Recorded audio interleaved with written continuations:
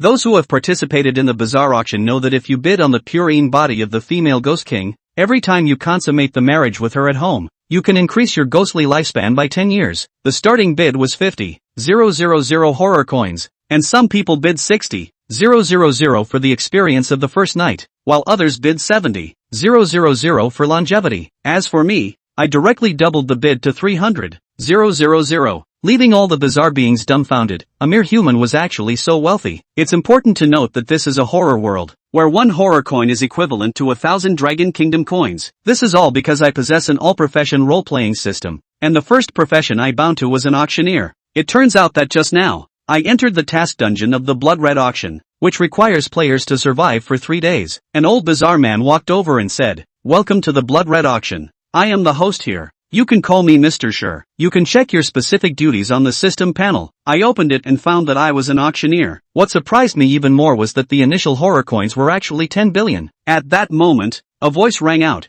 "You have a new bazaar order. Please handle it in a timely manner." The next second, a huge cage appeared in my mind, and inside was a female ghost bound by dozens of iron chains. The female ghost king Zybier. I was suddenly shocked. It was the ghost king. After all the players officially entered the ancient castle, a bizarre being dressed in a maid outfit walked up to me and said, "Respected Mr. Auctioneer, please take out the goods you have prepared for auction. If your goods do not satisfy the bidders present, you will be deemed negligent. I can give you a small piece of advice. The bizarre beings are very interested in human kidneys." Hearing this, I chuckled and then lightly snapped my fingers. The next second, a huge iron cage covered with black cloth appeared out of thin air behind me. The faintly eerie aura it emitted caused a flash of shock in the maid's eyes. She thought to herself, "What on earth is this human's background? Why does the thing in the cage make me so uneasy?" After a moment, she adjusted her emotions and said, "Please follow me." Under the maid's guidance, I arrived at a pitch-black room. The maid said, "Respected auctioneer, you may begin your auction now." Although I couldn't see the things in the room,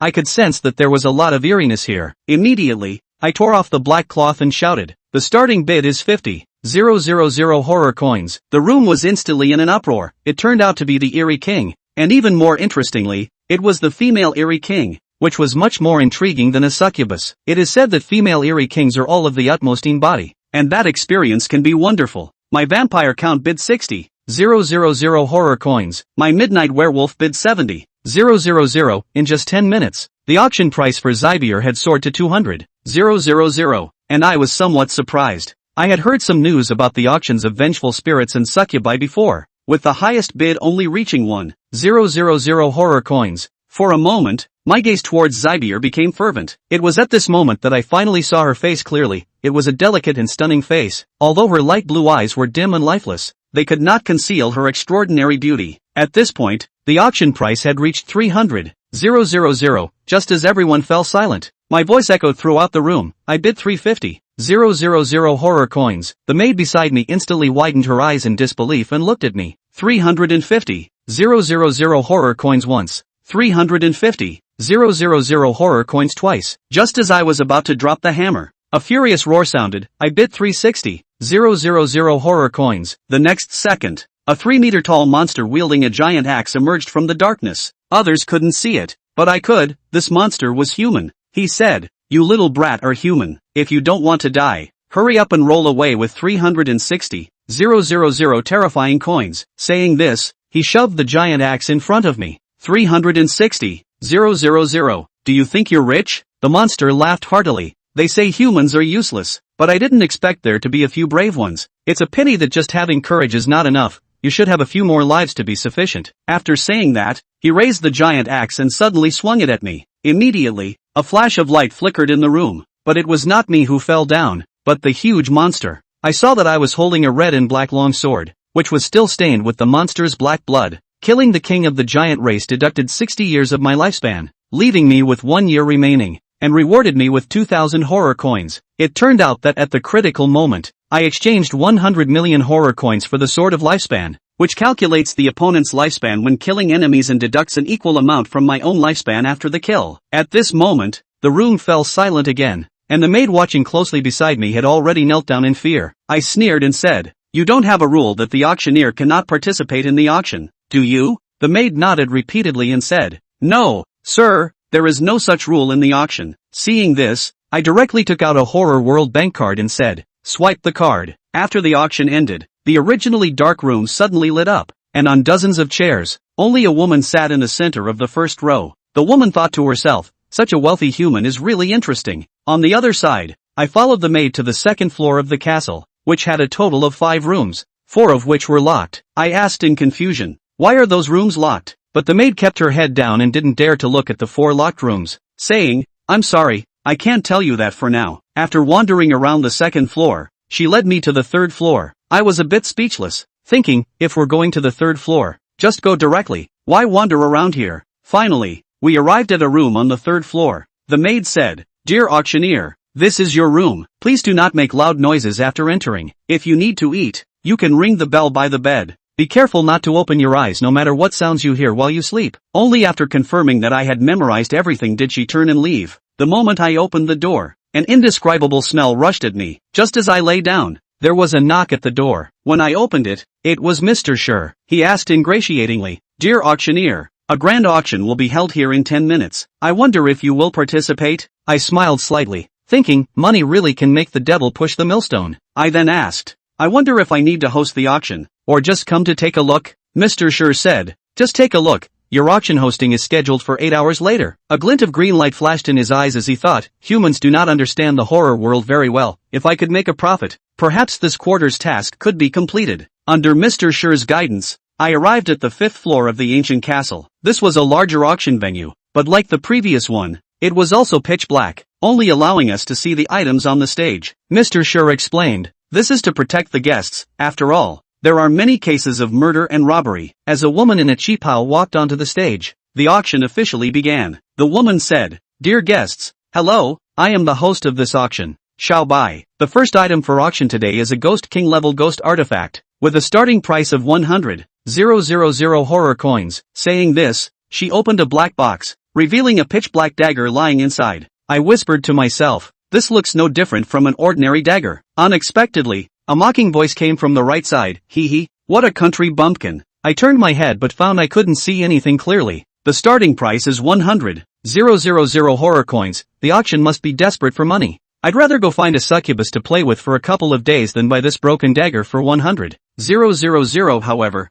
there were both those who complained and those who bid. I bid 110,000, I bid 120,000. Suddenly, the voice on my right spoke again. I bid 150,000 horror coins. I smiled slightly, thinking, so you just called me a country bumpkin? Ha, let's see who the real country bumpkin is. And I immediately shouted, I bid 160,000 horror coins. At that moment, everyone fell silent, although the strange item was good. Going over that price would be a loss. At this time, the voice on the right spoke again, 200,000 horror coins. He directly raised the price by 40,000. I couldn't help but exclaim, what a big spender, and immediately quoted 210,000 horror coins. Even a fool can see that I'm targeting him now. The other party said, don't think you can do whatever you want just because you have a bit of money. There are many existences in this world that you can't afford to provoke. Hearing this threatening remark, I scoffed and said, then I'll offer 220,000 horror coins. If no one else bids, I'll gladly accept this first auction item. All the bidders on site were shocked, buying a strange item for 220,000. Isn't that a huge loss? The strange person on the right cursed in dissatisfaction. You have some guts, I'll remember you. The auctioneer clapped with delight, just from the commission, she could earn 20,000, which was a huge profit. Mr. Schur, not far away, was also overjoyed, thinking to himself, buying a piece of a king-level cursed artifact for such a high premium. People really are foolish with too much money. After a few more rounds, the auction reached the final item. Xiao Bai said, Dear guests, this is the finale item of this auction. As she spoke, Xiao Bai took out a completely black box, which had a lock on it, and occasionally emitted black mist from inside. She introduced, the value of this item is definitely no less than a king-level cursed artifact, but what is inside remains unknown to this day. The starting bid is 50,000 horror coins. The audience immediately erupted in an uproar. This thing can be called the finale? Is the auction unable to present anything good? It's just a broken box that can't be opened. And it's 50,000 horror coins. Why not just rob it? Detected special item, horror cursed object blind box. Usage and method of use are for the host size only. Upon hearing this, I unhesitatingly bid 60,000 horror coins. It seems that because someone made a bid, The others also started to bid, but since no one knows what this thing actually is, the price increases very slowly. After a full 10 minutes, it finally reached 100,000 horror coins, and the person making the bid was me. Xiaobai felt a bit uncomfortable. This was the first time at the auction that a finale item had no bids. After all, even they themselves didn't know what this thing was useful for. The reason it was placed as the finale was also to seek novelty, in case a big spender took a liking to it. At this moment, in her eyes, I was that big spender. 100,000 horror coins once, 100,000 horror coins twice, 100,000 horror coins 3 times. Deal. After the auction ended, Mr. Sure was about to take me away when a tall figure blocked my way. The other party said, "Kid, you are from the auction venue. Ha, so you are human. Just wait, you will pay the price for your foolish actions." After saying that, the tall figure disappeared. I had not been back in the room for 2 minutes when the maid knocked on the door again. The maid said, "Respected auctioneer, I am here to deliver the auction items to you. These 2 are the items you just won on the 5th floor." After saying that, she took out a ring. "This is a gift we are giving you. Please accept it." I focused my gaze and found it was a storage ring. Even the most ordinary one could sell for a high price of 10 million in the human world. She introduced, "You just need to drop a drop of your blood into the ring to use it." After the maid left, I signaled Zybier to bring over the 2 auction items, and she nodded blankly and did as instructed. The King of Tricks level trick weapon. The trick knife originates from the horror world King of Tricks Zybier. When using this trick weapon, one can borrow 1% of the owner's strength for 1 minute, with a 5-hour cooldown. Looking at the introduction, I was secretly delighted. It turned out to be Zybier's trick weapon. My luck is truly unmatched. I then picked up the final auction item to study it. It seemed to require a key to open. At that moment, a prompt sounded, "Drop the blood of the King of Tricks into the keyhole to unlock." Hearing this, I looked up at Zybier, and she seemed to understand my meaning. She gently sliced her left index finger, and a drop of black blood drilled into the keyhole. Immediately, an indescribable smell emerged from inside, a thrilling and eerie mystery box, where you can randomly draw a strange creature to become your pet. I reached my hand inside and quickly felt a sticky substance. When I pulled it out, it turned out to be a black meatball. "What the hell is this?" Before I could react, the meatball started to tremble, and in the next second, it gradually turned red and hot, and with a whoosh, it directly burrowed into my hand. The meatball said, "You only have 1 year left to live. Ha, lucky for you to meet me. Otherwise, you would be doomed. Congratulations, host, you have obtained a strange pet. Lifespan replenished. Current remaining lifespan 50 years. I was slightly taken aback. It could actually replenish my lifespan. The meatball continued, "This is the reserve energy I have saved up for several years. If it weren't for you being my master, I wouldn't be willing to use it.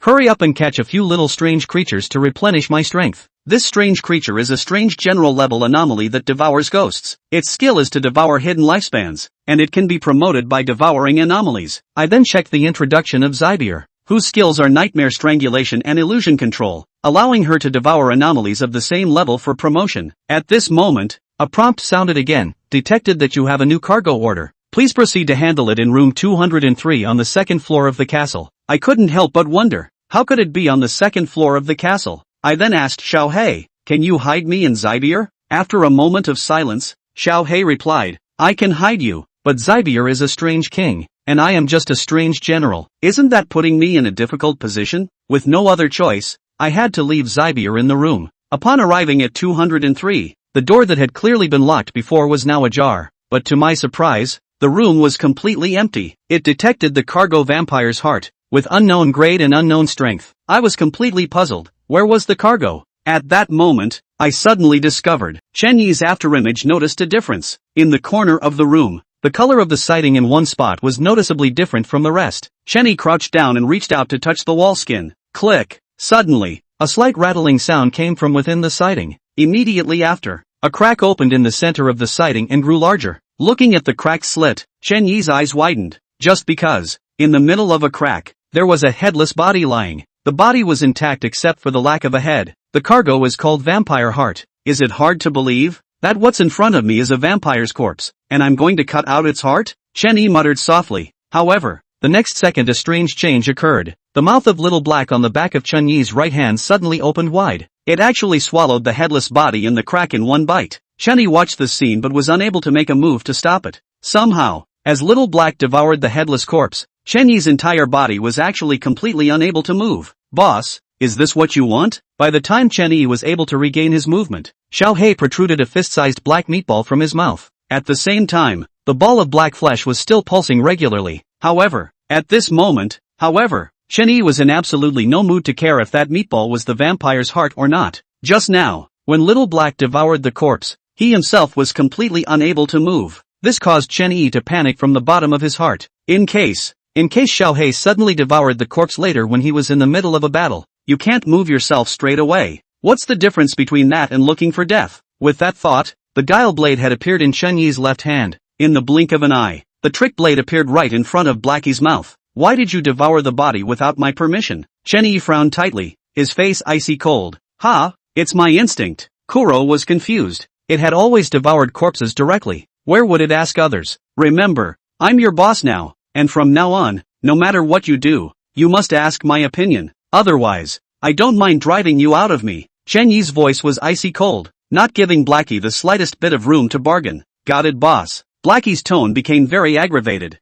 Ding. Lifespan replenishment in progress. Additions complete. Current lifespan, 100 years. Don't be angry, boss. I'll ask boss for his opinion first in the future. Kuro spoke pitifully. At this time, Chen-Yi also came back to his senses from his anger and panic. The feeling of his entire body being out of control just now really scared Chen-Yi. This is, after all, the frightening world of thriller games. The slightest misstep could result in death. Next time, don't worry, I'll find you enough corpses to feed you. In the world of thriller games, the last thing you need is a dead body. Chapter 9, Auctioning a Human Woman. The Virgin Mary will die. Is this the heart of a vampire? Looking at the heart that was still beating in front of him, Chen-Yi couldn't help but ask. However, the system did not answer Chen-Yi's question and seemed to have acquiesced. Why is the lock on the door to this room missing? Somebody, the lock on the door to room 203 is missing. Suddenly, a maid walked up to the 203 door. After realizing that the door lock was missing, he shouted out in a hurry. Holy, what's with the people?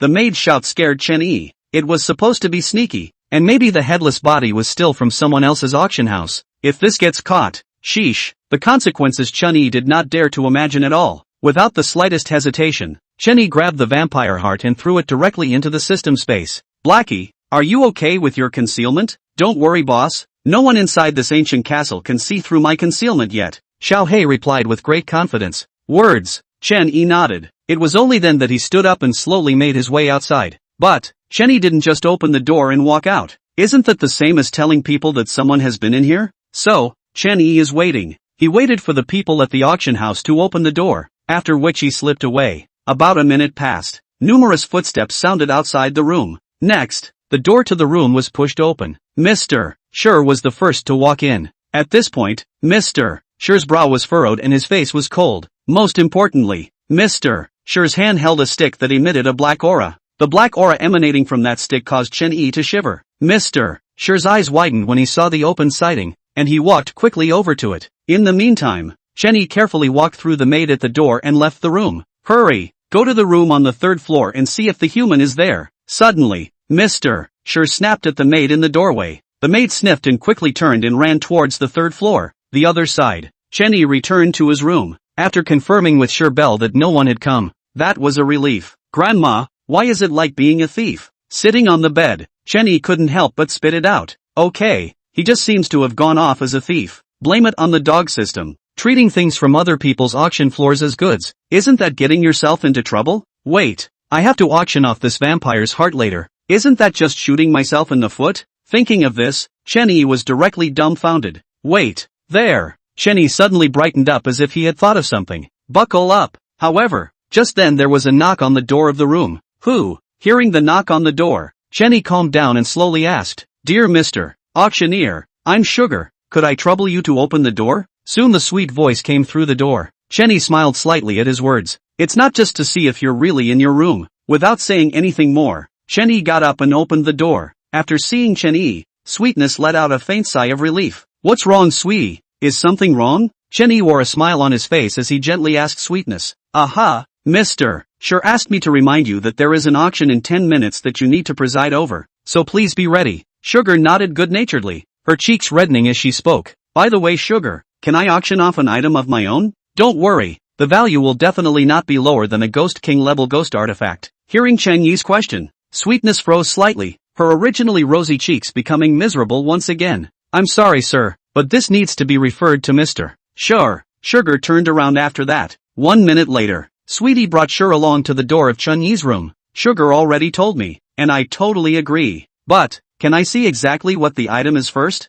Mr. Sure had an excellent attitude and pleaded with Chen-Yi. Sure, in fact, you've all seen this thing before. Chen-Yi nodded and turned around to return to his room. In no time at all he came out holding a metal box. A flash of disappointment flashed under Sure's eyes the moment he saw the metal box. I really can't do anything about this iron box, so I'll have to auction it off again. Don't worry, I don't care about the money. I just don't want to see this, Chen-Yi said as he threw the iron box into the house. See the situation. Mr. Sure couldn't be bothered to say anything more. 5 minutes later, the first floor of the old castle, led by Sweetness, Chen-Yi once again came to the room he had just come from. The room remained dark, with only a light shining on the auction table. To introduce myself, I am the auctioneer of this auction, Ling Chen. Chen-Yi smiled faintly and spoke his name. This was the first time Chen-Yi had spoken his name in the thriller game world. Without further ado, the auction officially begins. Today's first lot is people, human, woman. Upon seeing the auction list,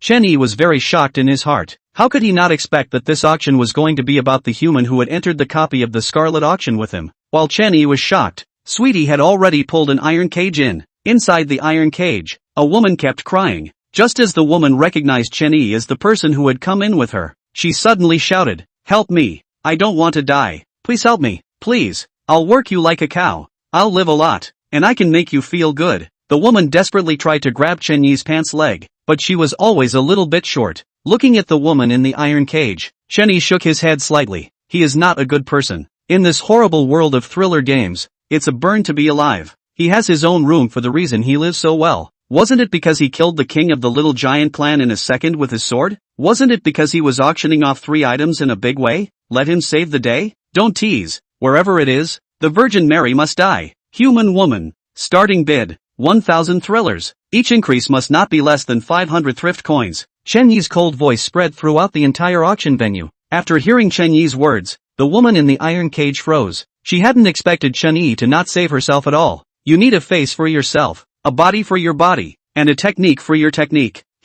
What's not to move? However, as the bidding began, the woman finally realized that Chen-Yi would not save herself. Immediately, he broke into a fit of rage. You are weird enough, scum of the human race. You shall not die. The woman frantically insulted Chen-Yi. Sweetie on the side, however, acted as if she didn't see it. Her gaze always fixed on Chen-Yi. Just 5 minutes ago, when Sugar went to pick up the goods, Mr. Sure suddenly stopped him. Tell her, if Chen-Yi wants to save this human woman, so, kill him. Sweetness was naturally incapable of killing Chen-Yi. But, this is one of the most terrifying A-rank copies. The Scarlet Auction. How could it be rated as an A-ranked replica and not have a Ghost King sitting on it? To know, in the thriller game world, A-rank copies need to have 2 Ghost Kings sitting at the lowest minimum. Chapter 10, The Owner of the Auction. Another female Ghost King? I'll give you 2,000 thrills. I'll give 3,000. I'll offer 5,000 thrill coins. I haven't played with a human woman in a year. I'll see who dares to rob me. Asterisk asterisk asterisk asterisk you. I haven't played in 5 years. I'll give you 6,000 thriller coins. 10 short minutes. The bidding had then increased to 7,500 thrillers. 7,500 thrift coins a time. 7,500 thrift coins twice. 7,500 thrift coins 3 times. Deal. As Chen-Yi dropped the gavel, Sugar finally moved, pulling the cage towards the outside. From start to finish, the women were all constantly abusing Chen-Yi. In the woman's mind, everything that happened to her was because of Chen-Yi. He himself would not let Chen-Yi go even if he died. So, next up is the second lot of the day. Mystery Iron Box. No one knows exactly what's in this metal box, but I can guarantee that the value of the items inside won't be lower than a Ghost King grade ghost artifact. As Chen-Yi's voice fell, the entire audience was in an uproar. A broken iron box is worth no less than a Ghost King class ghost artifact? That's just it. Who are you fooling? 2 more human women for the old man to shoot back and juggle. Ha ha ha ha ha ha ha ha. Yes. Seeing that no one believed it, Chen-Yi didn't bother to say anything else. Big deal. Just shoot it back yourself. Starting price, 888 thrill coins. Each increase shall not be less than 1,000. Chen-Yi's voice fell, but not a single person shouted the price. Seeing this, Chen-Yi's heart rejoiced. Originally, he hadn't planned to auction off the vampire heart. But, this is, after all, a task of the system, and not auctioning it is not an option. Now, since no one was bidding, The auction was considered complete when he himself made a direct bid. If no one else bids, then this lot will be put up for auction. Although Chenny said so with his mouth, in his heart, he couldn't wait for no one to shoot. Alas, in that case, I'll offer 888 thrill coins to auction it off. Chenny sighed alas. 888 thrill coins at a time. 888 thrift coins twice. Deal. Chenny wasn't in a hurry. Everything still followed the process. Ding. Congratulations to the host for completing the mission. During the play period, conduct 20 item auctions. The mission reward has been issued to the system space. Please pay attention to receive. Suddenly, the system's beep sounded. Upon hearing the beep, Chenny was first stunned, and then suddenly overjoyed. Originally, he had forgotten that there was such a thing as a system mission. I also wonder what quest rewards will be given. After all, this was not the time to check out the rewards, so Chenny continued to start auctioning off the subsequent lots. Ancient Castle, 7th floor, top floor. There are only 2 rooms on the entire 7th floor. At this point Mr. Sure was kneeling on the floor of room 701. You said, he's rich? And, there's a Ghost King level servant? A long-haired woman with her back to Mr. Sure asked faintly. Yes master, he's very rich and has spent over 300,000 thrillers so far. That maid he had with him, I couldn't beat her. Mr. Sure lowered his head as he spoke. Oh, can't even beat you. Interesting, it's so much fun. When the auction is over, bring that Ling Chen to see me. The woman's voice was inaudible. After saying that, he waved his hand to signal Mr. Sure to go out. Rich? I hope you're really rich. The woman couldn't help but sigh after Mr. Sure left. The old castle, 1st floor. Deal. Congratulations to this honored guest for winning the last lot of the day. This auction ends here. Thank you all for your patronage. Chenny bowed to the darkened room before following Sweetie out. As soon as he stepped out of the room, Mr. Sure stopped Chenny. Mr. Ling Chen, please follow me. The master wants to see you. Mr. Sure respectfully said to Chenny. Before Chenny could agree, Mr. Sure had already turned towards the stairs. Master? The owner of the Scarlet Auction? Ghost King. Chenny thought very clearly and quickly analyzed the identity of Mr. Sure's owner. When he thought that he was about to face a Ghost King, Chenny not only hesitated a little. Mr. Ling Chen, this way. Seeing that Chenny didn't move, Mr. Sure turned around and reminded him. Whatever, dude is new to the horror game for the first time after all and has one chance to escape, Chenny said and followed. After a long flight of stairs, Chenny and Mr. Sure finally arrived at the 7th floor of the ancient castle. Master, Ling Chen is here. Mr. Sure stood in the doorway of 701 and said carefully, looking at Mr. Sure's attitude. Chenny once again strengthened the idea in his heart. In the room in front of me was really a Ghost King, although Hibble was also a Ghost King. But, Hibble's only as strong as a Ghost General. Ha, come in, soon. A female voice came out and the door to room 701 opened with it. Surprisingly, it's another female Ghost King. Chenny was slightly startled in his heart. They say there are few female Ghost Kings in the world of thriller games. How come I ran into 2 of them the first time I came in? Chapter 11 by Xian. Master, please swipe your card. When Chenny entered the room, Mr. Sure thoughtfully closed the door outside. Ling Chen, I hear you're rich? The woman still hadn't turned around. It's a little bit of money. Chenny touched his nose in embarrassment. Didn't realize it was already known that you were rich? So,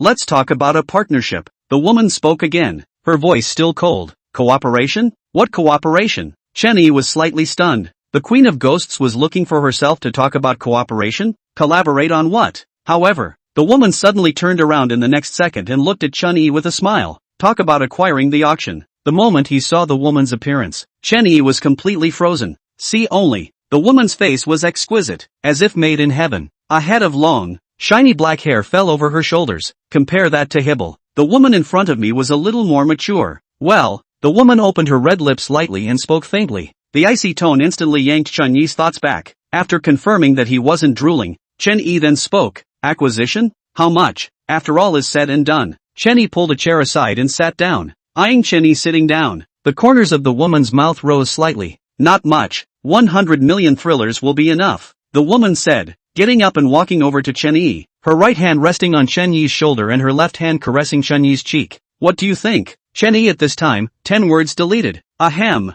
No way. 100 million thrillers is absolutely impossible? From what I've seen, auctions are very lucrative. But, again, losing money, Chen Yi said, twisting his head to look at the woman. Only after locking eyes with Chen Yi for a moment did the woman slowly speak. Oh, is that so? Whether it is or not, you know in your heart. Chenny smiled faintly and did not directly say that he saw something. Ha, so how much do you think is appropriate? 70 million thrift coins. One more point is off the table. Deal. As soon as Chen Yi's words fell, the woman immediately opened her mouth to agree. Holy, why did you say yes? You're not overbidding, are you? Holy, this damn auction is really losing money, isn't it? Originally, Chenny was just making a casual remark. The other side of the bargaining must be said to be bad. Ah, who knows? It really made Chenny guess right. Come on, swipe your card and sign the contract. The woman smiled and clapped her hands, and a blank sheet of paper appeared out of nowhere. After hesitating for a moment, Chenny picked up the pen, but did not sign it.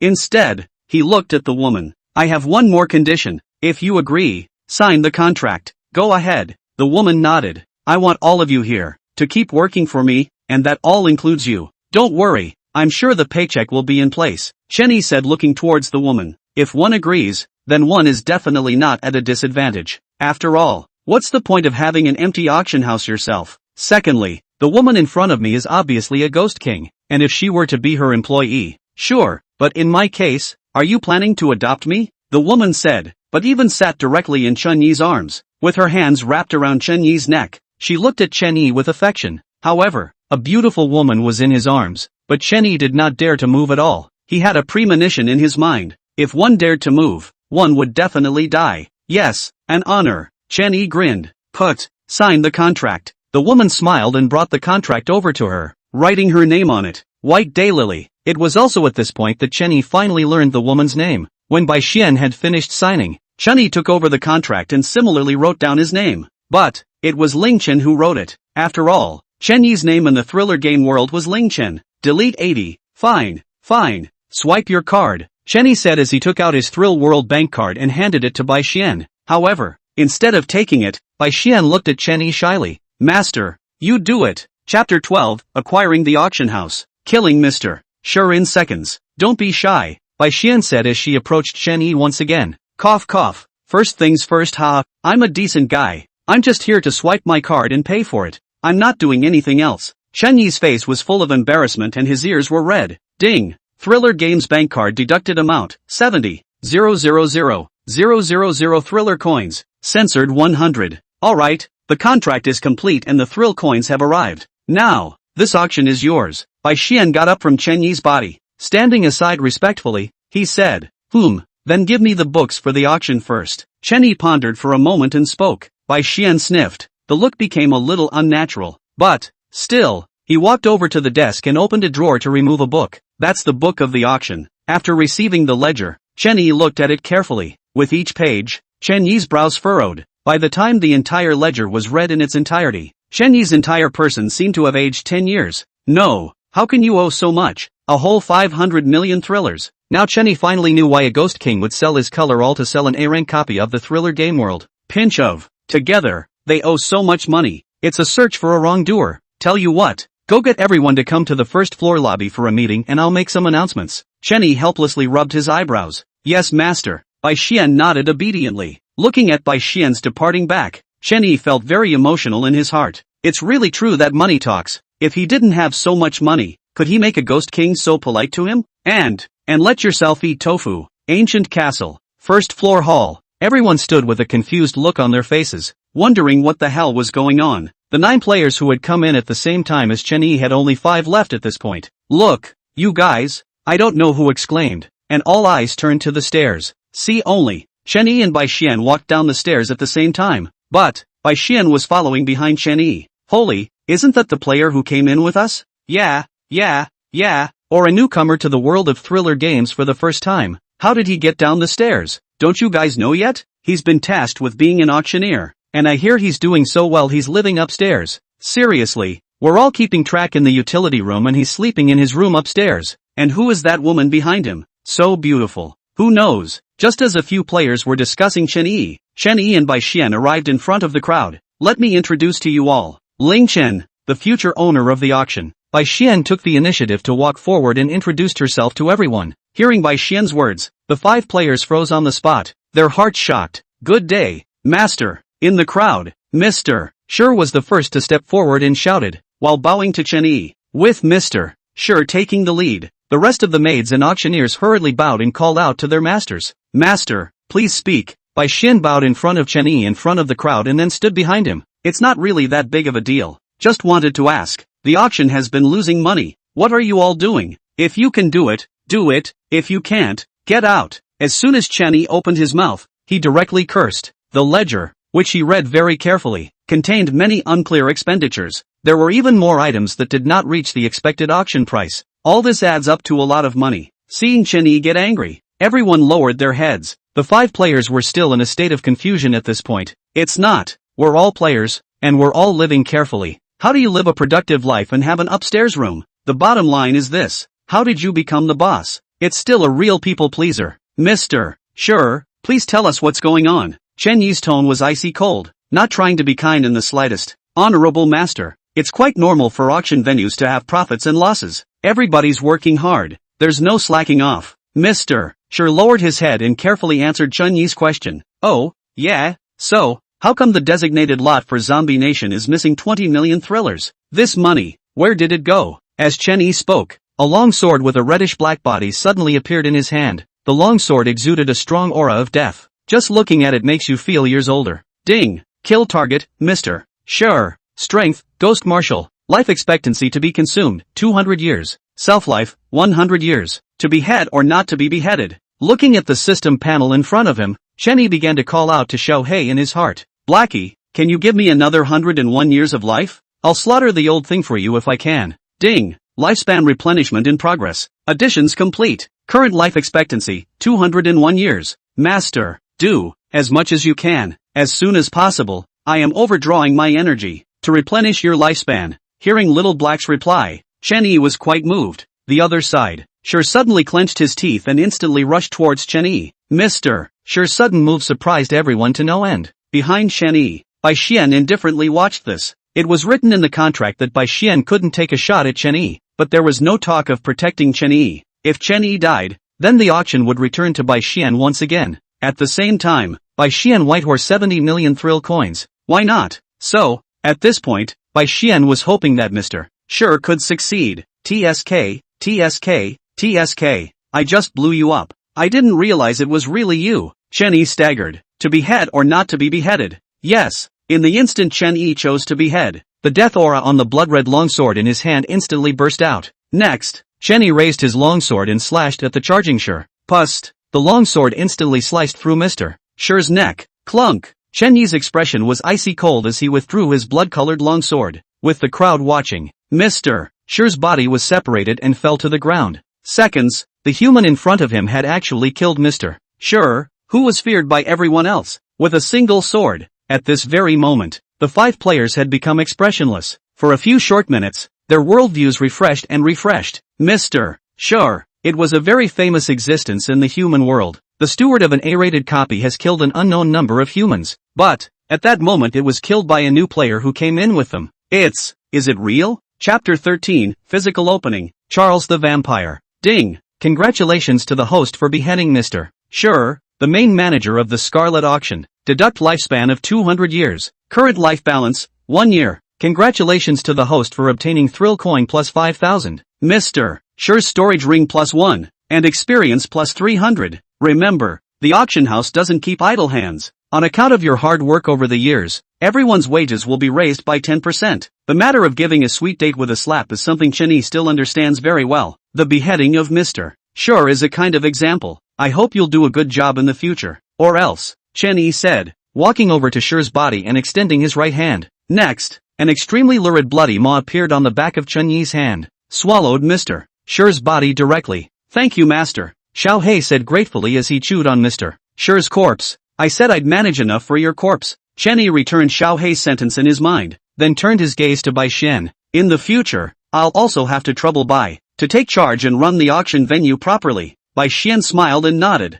Don't worry, master. This is what people should do. After instructing some more things, Chen Yi returned to his room on the 3rd floor. Inside the room, Hibble sat quietly on the edge of the bed. The godless eyes were motionless. Do you need to eat? Seeing how quiet Hebier was, Chen Yi was very satisfied and immediately asked, I want to eat, master. Sherbel twisted her head to look at Chen Yi and said in a single word, Ding, plea from Sybil, eat, master. She'll die of lust. Chen Yi was a bit confused. He's a little less understanding. This eating, is it decent? TCH, not only women are troublesome, but female ghosts are troublesome too. Chen Yi shook his head breathlessly and walked over to the bed to ring the bed bell. After about 10 seconds had passed, there was a knock at the door. Master, what is your business? Sugar, go prepare a meal for me. Hearing that it was Sweetness' voice, Chen Yi spoke directly. Right, for the ghosts. Seemingly afraid that Sweetness would serve up human food, Chen Yi hastily added. Yes master, please wait. During the time he was waiting for his meal, Chen Yi opened the system space and began to check it out. What is the use of this token of the king of the Little Giant clan?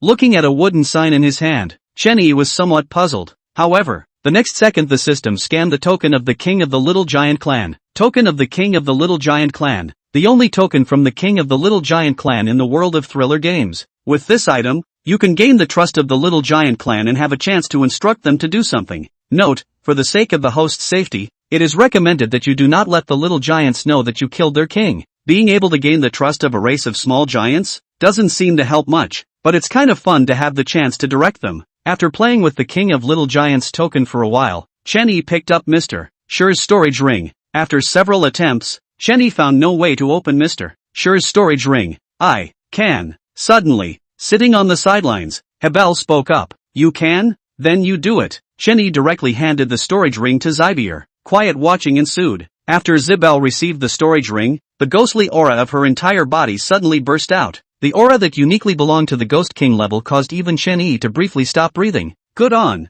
It was all just 3 seconds. After all, the ghostly aura in the room was apparent. Hebel lay down on the bed and fainted. I'll go. Worthy of being a Ghost King, this ghost this aura, it's too powerful, Chen Yi said with a palpitating heart. However, it seems that she can only last 3 seconds in this current state. Thinking of this, Chen Yi could not help but feel much more at ease. It is? Open? Looking at the things scattered all over the place, the corners of Chen Yi's mouth twitched slightly, and then look at Hibble. There was clearly no more storage ring in his hand. Hoping to be able to open is so open. Originally, I thought that Hibble had some special ability to open the storage ring. Who knows? Straight up physically open.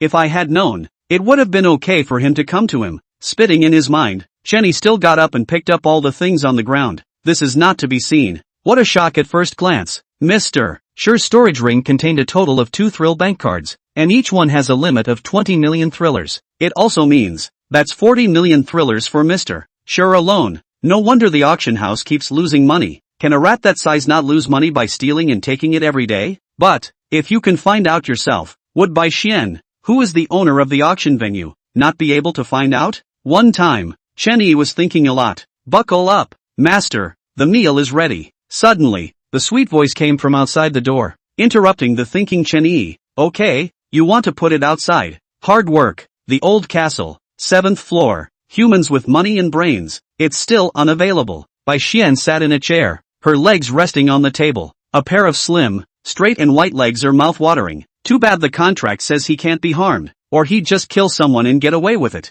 That punk Mr. Sure, the hallowed ghost marshal was actually killed by a human in seconds, and I don't know what's the point of raising him all these years. The more Bai Xian spoke, the angrier she became, and her entire body trembled. Lord White, someone's looking. Suddenly, there was a knock on the door of the room and the maid's voice came. Come in. Bai Xian adjusted her breathing and put her legs down. At the same time, the door to the room was pushed open and a tall man walked in. It's been a long time, Bai Xian. The man was 2 meters tall, his muscles nearly bursting out of his clothes. You are? Bai Xian frowned. Her impression was that she didn't recognize the man in front of her. Forgot to introduce myself. My name is Charles and I'm from the vampire world. There was a child in the house earlier who said he was going to come over here to play and never went back. So, I came to pick him up today. Charles bowed slightly to Bai Xian and explained why he had come. Upon hearing the 3 words vampire, Bai Xian visibly blushed, but it was soon back to business as usual. Chapter 14, Troublemakers, Slave Contracts. Oh, there are just too many guests coming to the auction. The vampire world is not a small number of people who have come. So, it's hard for me if you want to simply find someone. Bai Xian tapped her fingers on the table, her words cold to the core. What? Is the auction house trying to cut ties with my vampire world? Charles frowned and scowled. Can it represent the vampire world? Bai Xian stared into Charles's eyes and said word for word. At the same time, a rich ghostly aura burst out from within Bai Xian's body. Look at yourself. This is my place. And what are you? Bai Xian crossed her legs and looked Charles up and down with disdain. Oomph. I'll convey your attitude back. Charles grunted and turned away. Bah, garbage. Don't pretend if you don't have that strength. Bai Xian's strength had long reached the Ghost King for many years, and she had even been in charge of the auction venue for decades. Nowadays, a little vampire dared to threaten her, so unaware of death. I'd have to be gentler if I were on a normal day. But, it's not like I'm the owner of the auction house right now. Cluck cluck cluck. There's still 5 hours left before the game ends, so let's hope there aren't any surprises.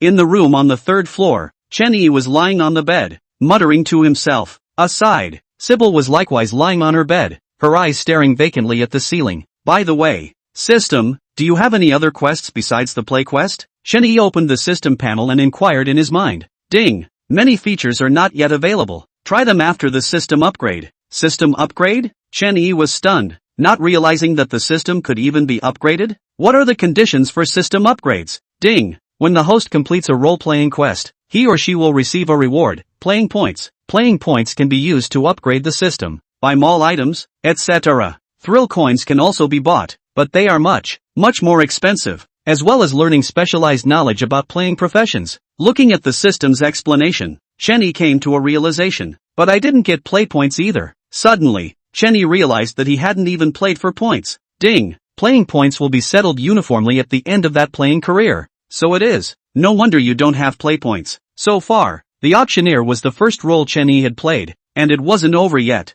Just as Chen Yi was about to ask the system when the auctioneer profession play would end, the door to the room was suddenly knocked on. Buckle up, master. There's a disturbance in the 1st floor hall. Come out and take a look. Sugar's anxious voice came through the door. Someone making trouble? Chen Yi was a bit confused, but quickly came back to his senses and took Hibble downstairs with him. When Chen Yi arrived on the 1st floor, blood was found everywhere in the 1st floor lobby. There were even 2 bodies lying on the ground. Those 2 bodies Chen Yi recognized. One was a player who came in with him. The other body was the auction house's original maid. Directly in front of the corpse, a muscular, green-faced and fanged monster held a pitch-black wolfsbane in its hands as it stared at Chen Yi with a deadly glare. I smell it. I smell it. The smell of vampire hearts. It was you. Killed the vampire and cut out his heart. Wait. You're the brute who robbed my old man's auction. The monster yelled out in surprise at Chen Yi. All of the surrounding maids were trembling with fear, not daring to raise their heads. Bai Xian is not here? Chen Yi was surprised to find that Bai Xian hadn't appeared after such a big commotion. TCH, looks like we'll have to discipline her after this is over. As Chen Yi spoke, the sword of lifespan had appeared in his hand.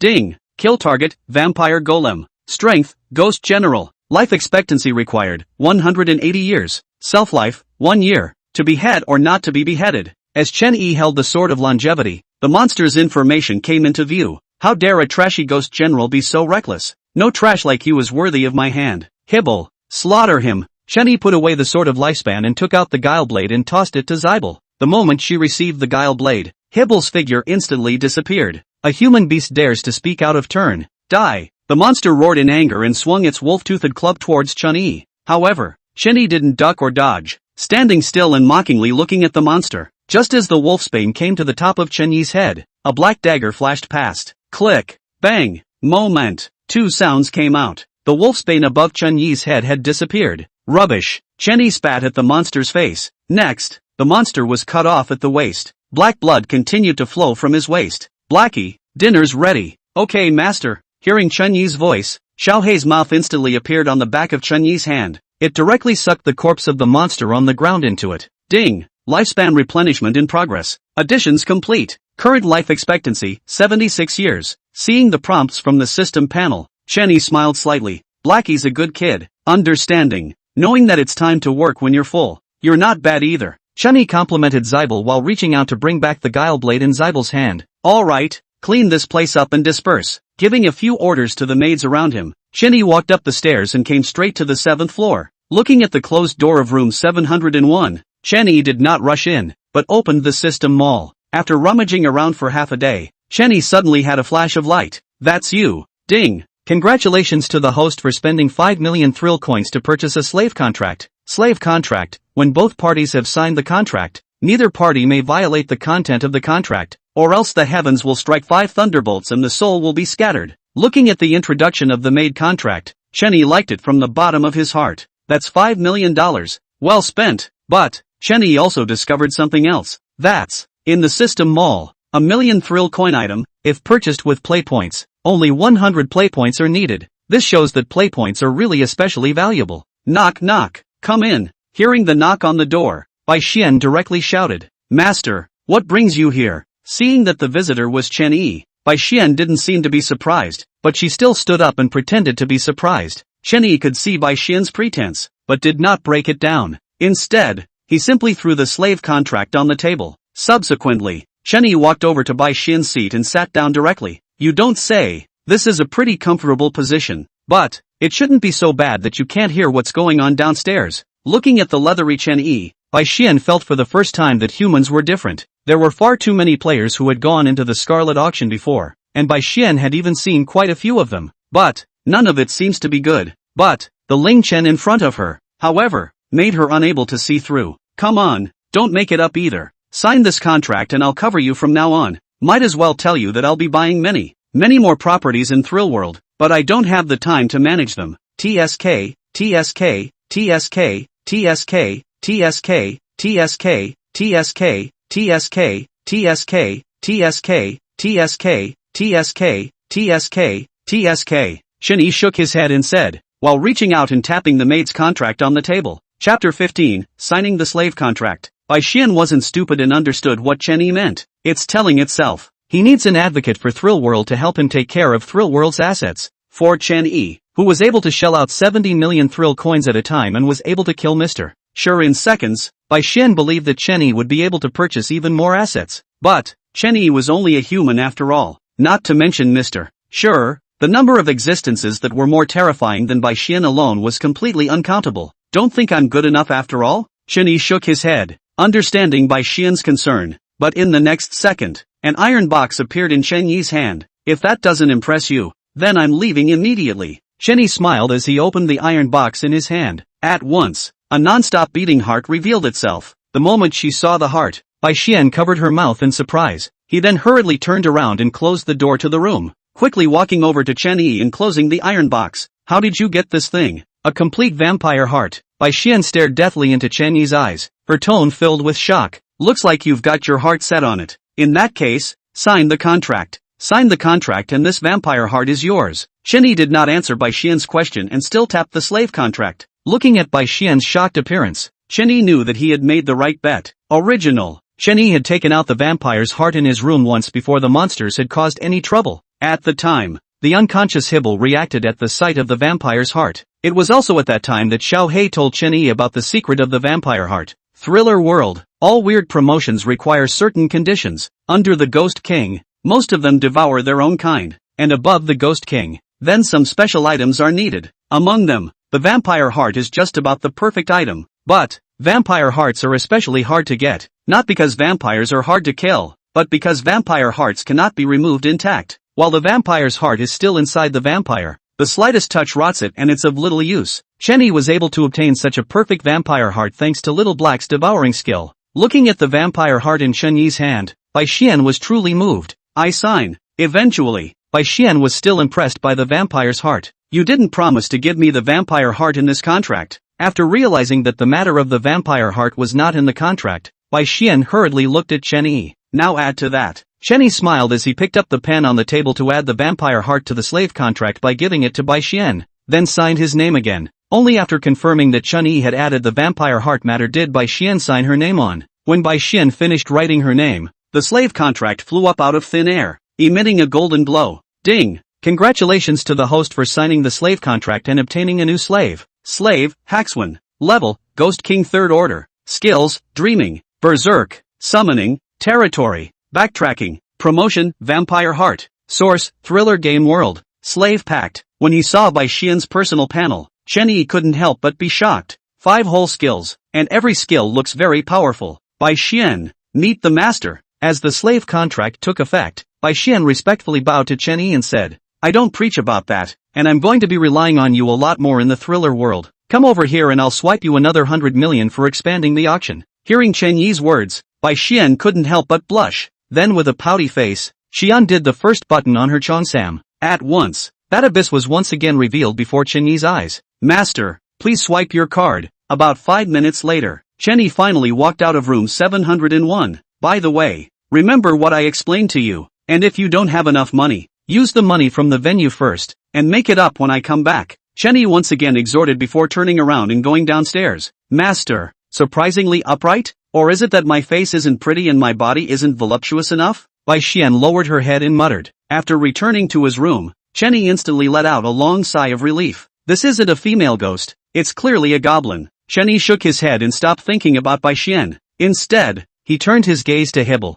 I'm leaving here in a little while, and I don't know if I can take you with me. If that's not possible, I've asked Bai Xian to take care of you, so just stay here, Chenny said, purchasing a slave contract once again. After writing his name on it, Chenny had Sherbel sign her name as well. Ding! Congratulations to the host for signing the slave contract and obtaining a new slave. Slave, Sybil. Rank, Ghost King First Order. Ghost General Strength. Since he already had Zabel's personal panel before, Chenny didn't continue to check it this time. The author doesn't want to water down the word count. Hebel's personal panel is detailed in Chapter 7. Blackie, will you leave with me? After collecting Sherbel's maid contract, Chenny asked Shohei. I've never been to the human world before. I don't know if I can leave together. Kuro quickly replied. Okay. Ding. This thriller game's A Copy Scarlet auction is about to end, so please get ready. Countdown, 10, 9, 8, 3, 2, 1. As the countdown ended, Chenny suddenly went black. When he opened his eyes again, Chenny realized that he was in a completely black space. Player name, Lingchen. Progress settlement in progress? Please wait. Settlement complete. Game rating, SSS. Perfect. Game reward, 100 thrill coins, 10 points. Reward reset in progress due to over-excellent player performance. Congratulations to the player who has been rewarded, 10,000 thrill coins, 100 points, and a Lich-grade ghost weapon. Chapter 16, Doing Bad Things? Returning to reality. In the dark space, a black box suddenly appeared in front of Chenny. Is this how rewards are handed out in the thriller game world? Muttering, he reached down and opened the box in front of him. Inside the box lay quietly a wrist-thick, 10-centimeter long stick. A Night-class ghost weapon? It's not even close to Hibble's Ghost King-class ghost artifact. While spitting, Chenny casually picked up the stick and threw it into the system space. Ding! Congratulations to the host for completing the Auctioneer Profession Play Quest. Mission reward settlement in progress. Settlement complete. Congratulations to the host for gaining play points plus 50 and full career upgrade plus 1. Just after collecting the rewards from the thriller game world,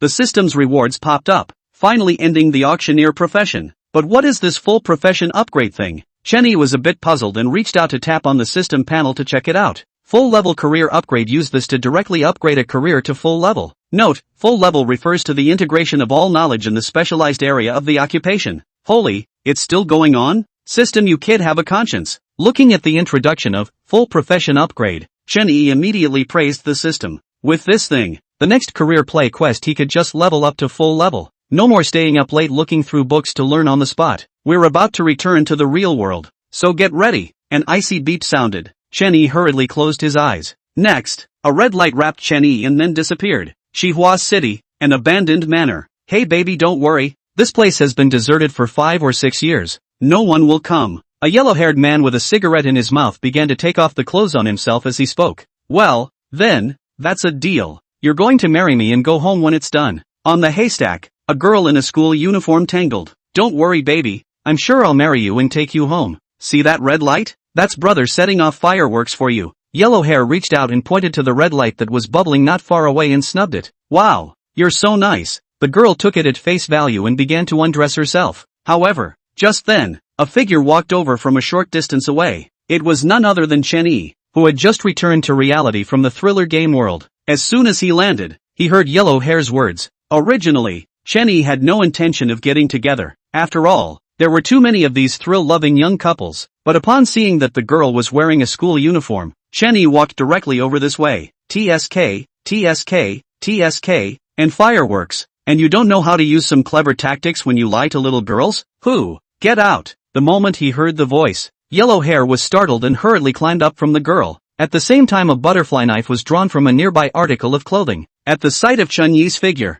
Yellow Hair was instantly relieved. Waving his hand, he said impatiently, "Where's the brat from? Get the hell out of here." However, Chenny didn't bother with Yellow Hair at all. He was at that moment directing his gaze to the girl lying on the haystack. You believe the words of such a man? What do you want? To have a good time? The girl was unable to speak at Chunyi's question, her cheeks and ears reddening. Where are the dogs from? stop ing barking here. Yellow Hair gripped the butterfly knife and viciously stabbed at Chun-Yi. TSK. Chen-Yi was a bit impatient. He only wanted to persuade the girl to leave, but he didn't expect this Yellow Hair to try to kill himself. Next, something weird happened. A blood-drenched mouth suddenly grew out of his right hand, devouring the rushing Yellow Hair in one bite. Ah. Seeing this scene, the girl suddenly screamed loudly and then fainted from fear. Blackie? Seeing the mouth on the back of his hand, Chen-Yi was instantly elated. Originally, there was some regret that neither Habel nor Blackie could come to the real world. I didn't expect Blackie to follow him. Boss, is this human edible?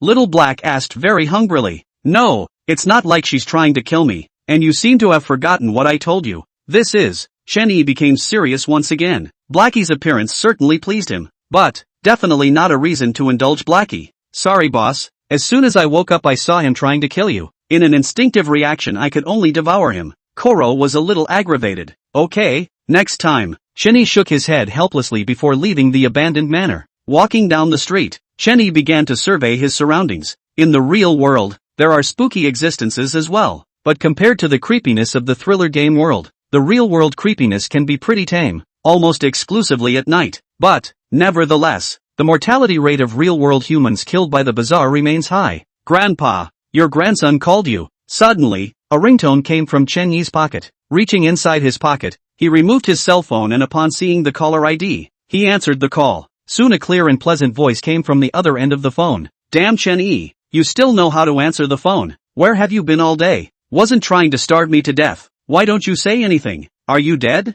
Say something. Don't scare me. I was wrong. I shouldn't have scolded you. Say something. Hearing the anxious voice on the other end of the phone, the corner of Chun-Yi's mouth rose slightly. Wait for me at home and take you to eat beef noodles. After saying that he directly hung up the phone, not giving the opposite side a chance to scold him again. Half an hour later, Chen-Yi took a taxi to an old neighborhood gate. Yo, Xiao-Yi, why didn't you come home yesterday? Seeing Chen-Yi's return, the neighborhood's doorman asked with concern. Thank you Master Lu for your concern. I had nothing to do yesterday and went to the thriller game world to take a stroll. Don't tell me. These are weirdly good. Chen-Yi grinned and joked. Master Lu has been childless all his life, and has completely treated Chun-Yi as his grandson. Brat, don't make such jokes. Hurry up and go home. Be careful of getting beaten up later. Grandpa Lu slapped Chen-Yi's head without a good reason. Okay, you old man rest. I'll go back first. After saying that, Chen-Yi walked towards the small area. This kid, why does he make all the jokes? Looking at Chun-Yi's back, Grandpa Lu smiled and shook his head. Building 3, room 502. Looking at the closed door of the room, Chen-Yi actually hesitated. I wasn't this nervous when I faced the Ghost King. At this moment, Chen-Yi seemed to be standing at the door of the Ghost Gate. Stepping in was death. If you don't go in, you're dead. However, just then, the door to room 502 slowly opened, and a petite figure was revealed. Damn Chen-Yi, stinky Chen-Yi, bad Chen-Yi, you still know to come back. Chapter 17, Shen-Shi, beef noodles, bad Chen-Yi, you still know how to go home. The door opens. A young girl who was 5'5" came out from behind the door. The young girl's head was tied in a ponytail. Her pale skin was as smooth as sheep's fat, and her soulful eyes showed worry. Say, what wild woman's house did you fool around at last night? I can't believe you've learned to stay out at night at such a young age. Chen-Shi crossed her arms and looked Chen-Yi up and down, pouting. Didn't go fooling around with wild women to earn money. No, as soon as I earn money, I'll hurry back to take you to eat beef noodles. Chen-Yi touched his nose in embarrassment, not realizing that a woman's sixth sense was so strong. Surprisingly, it all feels like you're with a woman, but it's not a woman exactly. It's just a female ghost. Really? Are you really going to take me to eat beef noodles? Upon hearing the words beef noodle, Chen-Shi's eyes instantly lit up. Go, go, go, go, the noodle shop should get off work in a while. As soon as Chen-Shi closed the door to the room, she pulled Chun-Yi's arm and headed out. Looking at his sister in front of him, who was more than a head shorter than himself, Chen-Yi did not intend to spill the beans about the thriller game world. Chen-Shi, who was walking in front, kept rubbing his nose and frowning. It seemed to smell something particularly bad. Yat, going for beef noodles again? When Grandpa Lu saw Chen-Yi and Chen-Shi come out together, it seemed as if he had already gotten used to it. Yes, I'll bring one to your old man in a moment. Chen-Yi smiled and nodded. Soon, the two Chen-Yi arrived at the beef noodle restaurant across the neighborhood. Boss, 2 bowls of beef noodles with extra meat. Okay, wait a minute. There had been fewer and fewer stores open on the streets due to the bazaar present. Like this beef noodle,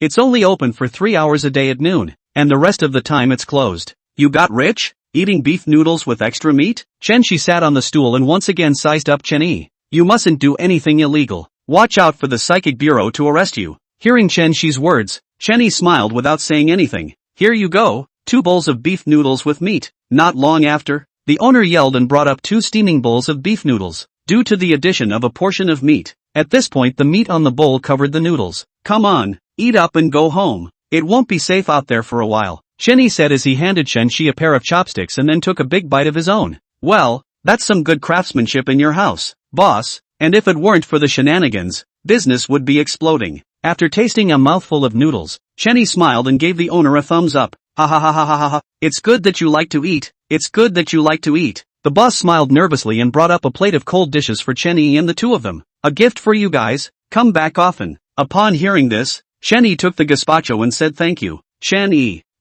As she was eating her noodles, Chen Shi suddenly called out Chen Yi's name. I could actually do without the beef noodles. Chen Shi lowered her head as her chopsticks kept stirring the noodles. Why don't you eat it? It's delicious. Chen Yi was a bit puzzled. Ever since she was a little girl, Chen Shi's favorite food was beef noodles. In the past, I didn't have any money, so I could only have beef noodles on New Year's Eve and birthdays. Now that he had money, Chen Yi naturally wouldn't treat his sister poorly. After all, in this world, his sister was the only family he had left. But I don't want to tire you out that much. I don't want you to take risks. I can skip the beef noodles. I'll just eat the buns really. Chen Shi still kept her head lowered, only that her body and tone of voice began to tremble slightly. Noticing that his sister was out of sorts, Chen Yi put down his chopsticks and reached out to touch his sister's head. Good girl. Brother is fine. Brother is always there. Have you forgotten? I promised you all along. Chen Shi has been very smart since she was a child and was always first in her grade when she was in school, so it didn't surprise him to be able to guess what was going on. Only, what he didn't expect was that his arrogant sister would take the initiative to say it. That's a pretty groundbreaking first. Hearing Chen Yi's reply, Chen Shi did not speak again and lowered her head as she quickly ate her beef noodles. The boss pays the bill. After finishing the beef noodles, Chen Yi shouted towards the back kitchen. Just give 40. The owner came out of the back kitchen, wiping his hands and smiling. Thanks boss, the beef noodles are delicious. After paying the money, Chen Yi took Chen Shi to the supermarket to buy some daily necessities and water before going straight home. The home is not large. 2 bedrooms, 1 kitchen and 1 bath. Your school is closed. I heard a teacher died. Upon returning home, Chen Yi had just sat down when he heard Chen Shi's voice coming from within the room. Classes were suspended? And a dead teacher? Chen Yi was a bit surprised. You know, every high school is staffed by people from the psychic bureau. It's usually impossible to die. After all, classes are during the day and school ends at 4 p.m. Well, so you can continue to stay out at night and go out and fool around with wild women. Chen Shi's voice once again came from within the room, but her tone had clearly become harsh. The little girl is quite talkative. Muttering, Chen Yi returned to his room. After returning to his room, he then checked up on his gains from this foray into the thriller game world. Player, Chen Yi. Ling Chen. Sex, male. Grade, 2. 700/2000. Thrill coin, 980. 000. No more details. Points, 100. Playing points, 50. Occupation, owner of the Scarlet Auction. Items, Ghost King level Ghost Weapon +1. Stern Ghost level Ghost Weapon +1. King of the Little Giant Clan token. Sword of Longevity. Looking at his personal panel, Chen Yi was still very satisfied. Humans who have entered the world of the thriller game. The levels work just as well in the real world. Rank is equivalent to one's own strength and fame. The higher the rank, the higher the strength, the more they will be respected. But what's the point of this thriller game world? After studying it for half a day he couldn't figure out what the points were for. Finally decided to swing for the fences. Whatever. There's a ghost in him. There must be a ghost. I can't smell wrong. Curled up under the covers, Chen Shi muttered under her breath. At the first sight of Chen Yi, she could smell that the odor of Chen Yi's body had changed. It smells like a woman, and more than one woman. The bottom line is this. Chen Yi's body had a foul odor that was uniquely bizarre. She was sure she couldn't smell it wrong. Chapter 18, The Trickster Slayer Alliance. King of the Realistic Ghosts. 5 o'clock in the afternoon. The sky was dark and the streets were wrapped in fog. It's getting dark really early. Lying by the window, Chen Yi scanned the situation outside. But nowadays, my strength, plus the ghost weapon and Little Black. You won't be devoured by weirdness in the real world either. And you can protect yourself and Chen Shi better. Somehow, the Ghost King grade ghost weapon Guile Blade Chen Yi was never able to utilize it. The only thing that can be used is the copy of the rewarded Night grade ghost weapon. It's a good thing there aren't many real world spooks that go beyond the nightmare. After continuing to watch the streets for a while, Chen Yi pulled the curtains closed and turned on his computer. Quickly, he opened his browser and typed in a URL. After a short while, a red and black interface revealed itself on the computer screen. The Trickster Slayer Alliance. One of the only two official organizations left. The Trickster Slayer Alliance is more civic-oriented than the Psychic Bureau, the members of which are basically ordinary people who came out of the thriller game world alive and powerless. Chen Yi muttered under his breath, tapping his mouse and clicking into the forum. There are all kinds of threads in the forum. The most posts about thriller game world copy clearance tips, real-world decapitation spooky hacks, supply purchase swaps and more. Soon, Chen Yi's eyes locked onto a post. There are ghost kings in the real world, with pictures. The post opens with just 2 short videos. The first short video showed a 5-meter-tall figure holding something in his hand on a street full of fog. The thing glowed red and was demonic and weird. Next, the camera pans out and the figure in the mist suddenly comes into view. Countless faces gathered on one body, howling in rage. This is the end of the video. Chen Yi frowned, his left hand rubbing his chin. He couldn't tell what the weirdness in the video actually was, much less what class it was, but one thing is beyond doubt. This creepy is especially scary and powerful. Immediately afterward, Chen Yi clicked on the second short video. The video shows a baby crying from time to time in a house that is out of reach. Uncle, play with me. Suddenly, a baby appears in the shot, grinning. As the baby appears, the camera starts to go backwards, but very slowly. Uncle, let's play kickball. The baby giggled playfully, reaching up and removing his head, followed by a kick. It slammed right into the lens and the lens fell. At this point, the baby's body is no longer visible in the video. Only a head dripping black blood grinning. The words kept coming out of his mouth. Uncle, it's your turn. This is the end of the video. After closing the video, Chen Yi began to check up on the comments below the post. Holy, really? There's Ghost King level shenanigans in the real world. What's the point of playing? The baby in the second video is so creepy. It scared me. TSK, TSK, TSK. If that monster in the first video was real, I guess everyone but the level 8 or 9 bigwigs would have to die, right? Not so much, but it's hard to tell if that stuff is even real. After looking at it for a while, Chen Yi closed the computer and sat on the chair rubbing his temples. The weirdness of the video shook him to his core. Originally, he was still complacent because he had a night-class ghost weapon and Xiao Hei, and now 2 suspected Ghost King level creepy things popped up at once. Forget it, take a shower and go to bed. Shaking his head, he didn't think much of it and went straight to the bathroom.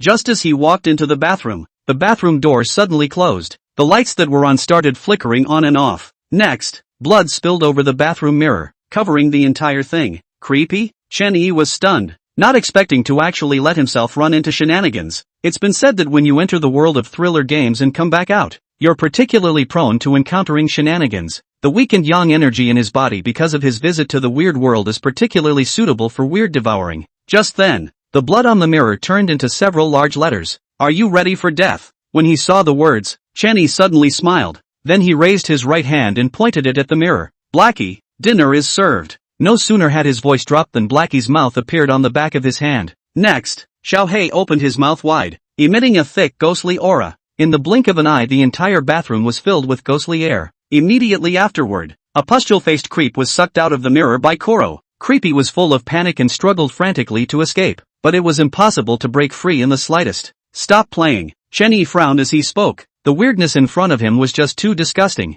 I didn't realize that Blackie had this kind of bad taste, like to tangle with the disgusting weirdness for a while. Yes boss, Blackie returned, instantly engulfing Creepy in it. Ding, lifespan replenishment in progress. Additions complete. Current lifespan, 100 years. After the ghostly aura in the bathroom dissipated, Chen Yi continued to bathe. It stinks. There's a ghost. Inside the bedroom. Chen Shi sat on the bed, her hands covering her mouth and nose. Ha, aren't you a ghost? Suddenly, an eerie, icy voice sounded in Chen Shi's mind. I'm not. I'm human. Chen Shi seemed to have gotten used to that voice a long time ago and directly opened her mouth to dislike it. Ha ha ha, time will tell. The voice sneered and then disappeared, seemingly smelling the stench disappear. Chen Shi put her hand down. As for the voice, one night back 3 years ago, sleep suddenly awoke her. At the time, in her dream, an unreadable figure kept speaking to her. You're a ghost. You're a powerful creep. Unleash your nature. Slaughter and devour all humans. The figure hadn't appeared since then, but the voice rang in her head from time to time.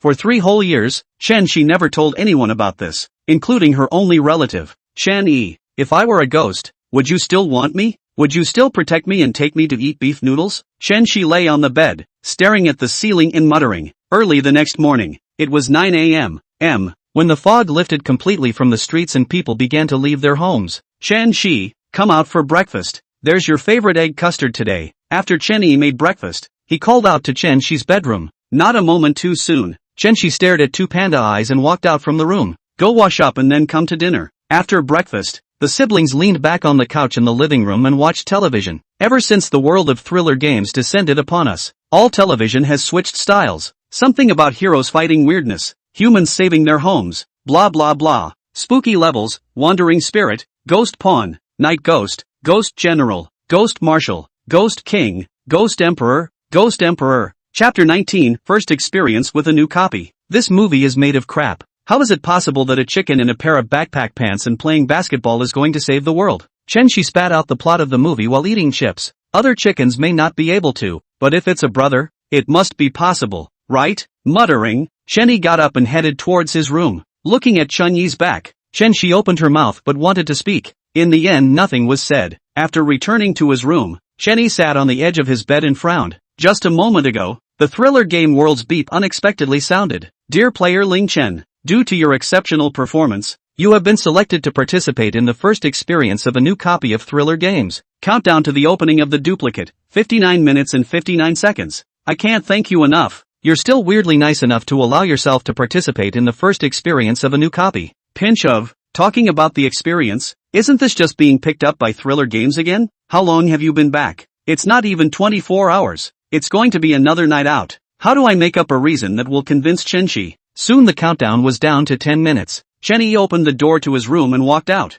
I've got to go out for a bit, and I might not be back tonight. After he finished speaking, he was a little afraid to look at Chen Shi. Oh, take care of your body. Chen Shi nodded, not asking what Chen Yi was going to do at all. This in turn caused all of Chen Yi's prepared remarks to be scrapped. Okay, you remember to eat on time. After a couple of instructions, he didn't make a stop and quickly walked out and left the neighborhood. The streets are crowded with pedestrians. Chen Yi took a cab and prepared to head to the abandoned villa in the suburbs. Little brother, you're still running to the suburbs in this situation. You've got a lot of guts. The driver's elder brother was a middle-aged man in his 40s, and after the car was started, he chatted with Chen Yi enthusiastically. Something came up, had to go for a bit. Chen Yi chuckled. It's not often that you can meet such cheerful and warm people in the world these days. Not long after, the cab slowed to a stop. That's as far as it goes. I'll pass on the front, the driver said, taking out the collection code. After paying the money, Chen Yi walked towards the abandoned villa alone. Just as they approached the villa, three people suddenly sprang out from around them. Kid, you're the one who killed Yellow Hair, aren't you? How dare you come back? How dare you? Since you dare to come back, suffer death. The three murderous-looking young men held machetes in their hands as they intimidated Chen Yi with your words. Strange, didn't that girl tell you guys how I killed Yellow Hair? Chen Yi's eyes carried surprise. That girl had seen it with her own eyes when Blackie devoured Yellow Hair. Hadn't she told them? That's a pretty brave trio if you tell it. Asterisk asterisk asterisk asterisk you killed Yellow Hair with a knife and attempted to violate that girl. And now you have the nerve to ask. One of the killjoys was so furious that his entire body trembled. I violated that girl? Chen Yi was a bit confused. When the two stunningly demonic female ghost kings were in front of him, he didn't even do anything. Would you violate a schoolgirl? Countdown, 3, 2, 1. He had been about to open his mouth when the countdown to the thriller game world went off. Next, a red light locked Chen Yi in place, and immediately afterward, Chen Yi disappeared. The three killmongers looked at this scene dumbfounded, and the machetes in their hands were thrown to the ground in fear. Ghosts, welcome to the world of thriller games. C-Class copy, Thriller Apartment 404. Number of copies, 5. This is one of the newest copies of Thriller Game World, and there are 6 tenants living in apartment 404, so please live with them peacefully. Game quest, survive for 1 day and 2 nights in apartment 404 and gain more than 50% favorability from the landlord. Quest reward, 500 thrill coins, 50 points. High reward for new copies. Thriller cell. When Chen Yi opened his eyes, he found himself standing in front of a dilapidated neighborhood. Countless crows stood on the walls of the neighborhood. The raven's eyes were bloodshot and his feathers were dripping blood. Yo, it's funny that humans are coming over here to rent a room. The doorman of the neighborhood excitedly looked Chen Yi up and down. You're going to die anyway, so why don't you just let me eat it? The doorman licked his lips as a ghostly aura began to emanate from his body. Yeah, come on then. Chen Yi smiled faintly, playing with the guile blade in his hands. Ghost King level ghost weapon. You should have said so if you had a background. Recognizing the rank of the dagger in Chen Yi's hand, The doorman instantly put his ghostly aura away and smiled playfully. Which way is apartment 404? Chun-Yi lazily ignored the doorman and asked directly. Apartment 404? The doorman's expression became odd, and then without turning his head, he pointed toward his back. After pointing out the way, the doorman directly lay down in the doorman's room and slept, seemingly unwilling to take care of Chun-Yi in general. Seeing the change in the doorman's attitude, Chun-Yi put away his guile blade and walked towards apartment 404. Not much longer, Chun-Yi arrived at the innermost part of the thrilling neighborhood and finally saw apartment 404. It says it's apartment 404, but it's actually a 3-story single-family home. Apartment 404 looked very new and out of place in the shabby thrift neighborhood. Arriving at the door of apartment 404, Chun-Yi had just raised his hand in preparation to knock when the door opened on its own. The living room was empty and the door seemed to open automatically. After observing for a while, Chun-Yi lifted his leg and stepped into the apartment. Bang! Just as he entered the apartment, the door to the room behind him closed instantly. Immediately afterward, all the lights in the hall came on, blindingly bright. New here, right, and remember to stay put, don't move anyone else's stuff, and don't talk to anyone. On the sofa, a white-haired grandmother threw Chun-Yi a key while admonishing. Chun-Yi nodded without saying anything, and after seeing that 302 was written on the key, he directly turned around and headed upstairs. After Chun-Yi went upstairs, all the lights in the living room were instantly turned off. The gray-haired grandmother on the couch also disappeared. Apartment 404, 3rd floor, room 302. Chun-Yi opened the door to the room and walked straight in. The room was fully furnished, and I don't know how much better it was compared to the room at the Scarlet Auction. After checking the room, Chun-Yi directly laid down on the bed, his eyes staring at the ceiling without knowing what he was thinking. Chapter 20, Crying Stick. Players arrive. The game's mission is to survive for 1 day and 2 nights and also to gain 50% favorability with your landlord. But who is the landlord? The old woman downstairs? Lying in bed, Chun-Yi became idle. Knock knock. Suddenly, there was a knock on the door of the room and an envelope was slipped through the doorway. Seeing this, Chun-Yi was somewhat surprised. He got up and came to the door, not picking up the envelope directly. Soon, the sound of departing footsteps sounded outside the door. Only then did he take out his night-class ghost weapon and pick at the envelope on the ground. After confirming that the envelope hadn't been tampered with in any way, Chun-Yi picked it up. The envelope was new and smelled like formaldehyde. Soon, Chun-Yi opened the envelope and took out the letterhead inside. As soon as the letter paper was removed, a drop of blood flowed down Chun-Yi's arm. Playing with these? Chun-Yi frowned. The letter paper was so hard and sharp that it cut his palm just as soon as he held it in his hand. Welcome to apartment 404. This is a meet and greet gift. I hope you'll like it. Even if you don't like it, it's okay, we've got other surprises for you. There's always something you'll like. Looking at the words written in blood on the letter paper, the corners of Chun-Yi's mouth slowly rose. Threatening letters? It's a bit childish, but well, the people of the Dragon Kingdom are most particular about courtesy. As he spoke, he took out a thriller bill with a face value of 1,000 and wrote 2 large words on the thriller bill with the blood on his palm. After writing, Chun-Yi put the thriller bill into the envelope and shoved it through the doorway again. After getting everything done, he turned around and laid down on the bed once again. By the way, I haven't been able to check what this night ghost grade ghost artifact is good for. Ding. Item scanning in progress, please wait. Scanning complete. Name, Crowbar. Grade, Liger grade ghost weapon. Source, Thriller Game World Copy Reward. Use, when using this ghost weapon against a spooky, that spooky will receive a cry from the soul. With a crowing sound, the creep will be briefly stunned and have a chance to turn into a cutie. Stun time depends on the creep's level. Seeing the information scanned out by the system, Chun-Yi was somewhat surprised. That looks strong. I didn't realize that it was only a night ghost level ghost weapon, but the fact that the exact number of seconds of stun is not explicitly stated is not so good. After muttering, Chun-Yi put the crowing stick back. Thriller 404 apartment 1st floor living room. As the door to the room opened again, the remaining 4 players participating in the replica walked in at the same time. This new copy is only C-ranked. As to let us 4 level 4 players participate together? A tall boy with gold-rimmed glasses frowned. That's not a requirement from above. Either that or you're getting paid to do it, so don't complain. Next to him, the player nicknamed Fatty patted the man with the golden glasses on the shoulder and said, he, Rue is just here to play. The pass is up to you guys. A short-haired loli came out from behind the 2. Very cute. Don't worry Rue. A small C-rank copy. I can break it with just my hands. The last young man with a shaved head rubbed his bald head and said, click, click, click. Suddenly, the lights in the living room were all turned on, and the gray-haired grandmother was still sitting on the couch with her cane. Be quiet. It's dark and you're still making noise. Be careful of being eaten by the guys up there later. the grandmother said, throwing a key to each of the 4 players. Remember, don't talk to anyone, don't walk around, don't touch, and stay quietly in your room. After the admonition, the grandmother sat down on the couch and closed her eyes. All 4 of us are on the 3rd floor. Go upstairs. The man with the gold glasses glanced at the keys in the hands of the 4 men and spoke. Subsequently, the 4 turned toward the stairs. When the 4 left, the lights in the living room turned off again and the white-haired grandmother disappeared. So far, all 5 players have arrived. Room 302. At this time, Chenny had already covered the quilt and closed his eyes, breathing evenly, as if asleep.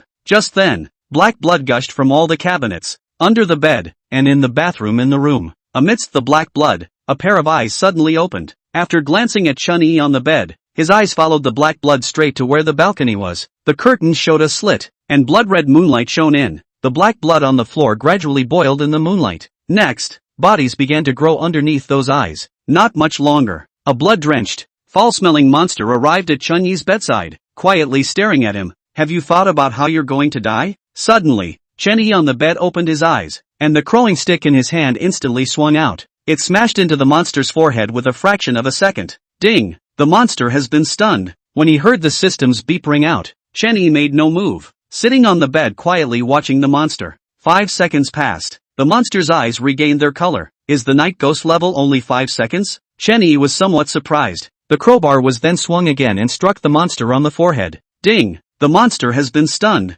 Another 5 seconds passed and the monster once again recovered even. Immediately after that, Chun-Yi knocked them together again. After repeating the whole thing 20 times, Chun-Yi then called out for Little Black to devour the monster in front of him. Night class creepiness is 5 seconds at a time, and it doesn't weaken, it even stacks. In that case, this thing might even be a godly weapon. Looking at the crowing stick in his hand, Chun-Yi was very pleased. After the monster was devoured by Blackie, the black blood on the ground returned the way it came and disappeared. It's been 2 hours so far. It's time to go out and have some fun. Muttering to himself, he got out of bed, put on his shoes, opened the door to his room and walked out. In the meantime, a murmur rang out from the darkened halls of the 1st floor. There are always disobedient rats. Alas, never mind. Let them be. The ghost coin scent is on the 2nd floor, so it looks like a trip to the 2nd floor is in order. With that in mind, the crowing stick had appeared in his hand. Soon, Chun-Yi arrived on the 2nd floor. The corridor was dark and out of reach. The faint odor of blood hung in the air. This way? Chun-Yi wrinkled his nose and sniffed,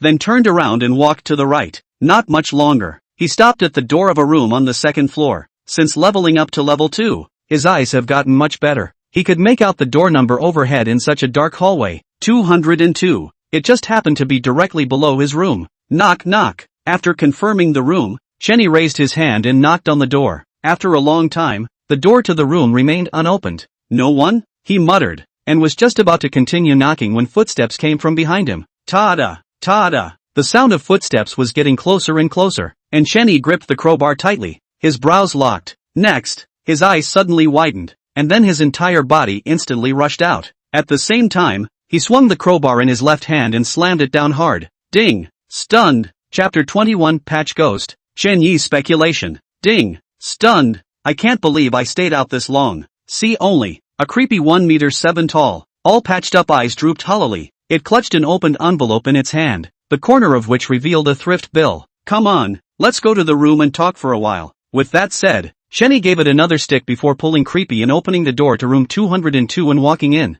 Creepy gradually came to his senses as the door to the room closed. The moment he saw Chun-Yi, Creepy instantly bared his teeth, and ghostly chi surged from the patched areas of his body. Are you fierce? Chun-Yi smiled faintly, and the crowing stick in his hand was replaced with a guile blade. I don't know why I can't use the trick blade, but it's still fine to scare this unseen Creepy. Fruity. After the patch ghost sensed that the guile blade emitted the aura of a ghost king, it immediately trembled. The ghostly aura emanating from the patch had all but disappeared as well. Be a good boy and answer me a few questions and I'll let you go. Chun-Yi sat on his butt on the bed and crossed his legs to look Patch Ghost up and down. Let's start with the residents here. Hearing Chun-Yi's question, Patch Ghost fell into deep thought. A few moments passed. Patch Ghost crouched down and spoke slowly. There are 6 tenants here. One of the tenants was a little girl, about as strong as me. The other 3 are triplets that look exactly the same. And the oldest is especially scary and has already eaten a lot of people. As he said this, Patch Ghost's body shuddered imperceptibly. The oldest rarely spoke. Not when I met him anyway, but I never heard him speak. The oldest talks a lot,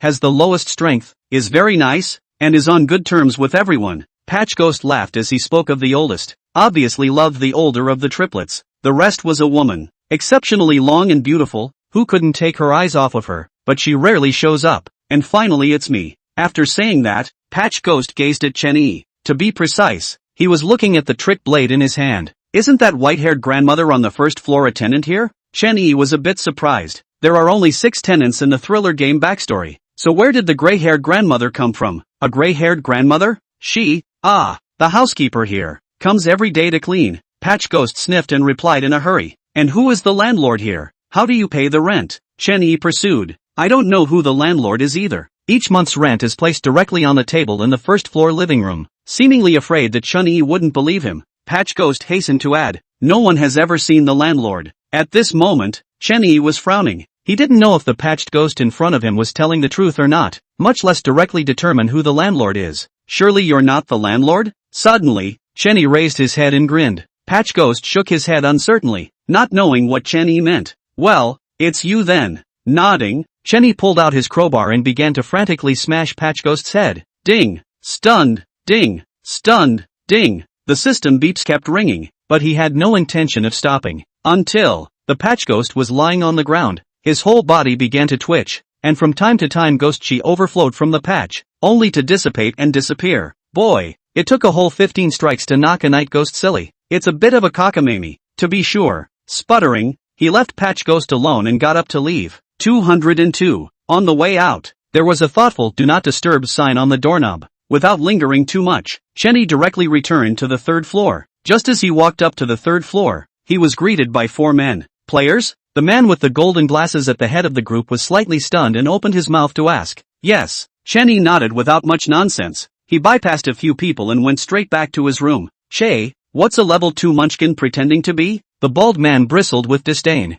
Humph, but other people's little brother looks handsome. Face value is the truth. Rue clenched her pink fists, her face full of excitement, her eyes still staring at the door of Chen-Yi's room. Okay, stop arguing. Business is important. Early clearance early to go back to get the money now. Fatty couldn't help but mutter and took the lead towards the stairs. The rest of the few people saw this and rushed to follow. Chen-Yi, who had returned to his room, directly laid down on his bed, his eyes staring at the ceiling, his mouth muttering. The rent is uniformly placed on a table on the 1st floor. Never met the landlord. He kept recalling the information that Patch Ghost had said, judging which was true and which was false, but since the information was in so little, he couldn't tell. So, the information spoken by the Patch Ghost can only be believed in its entirety, and at the same time, it cannot be believed in its entirety. That old granny, is she really just a regular janitor? Underestimating, Chen-Yi closed his eyes and began to recall the scene when he first entered the apartment. Thinking about it, Chen-Yi suddenly opened his eyes and instantly bounced up from the bed. Then he opened the door to his room and headed downstairs. Soon,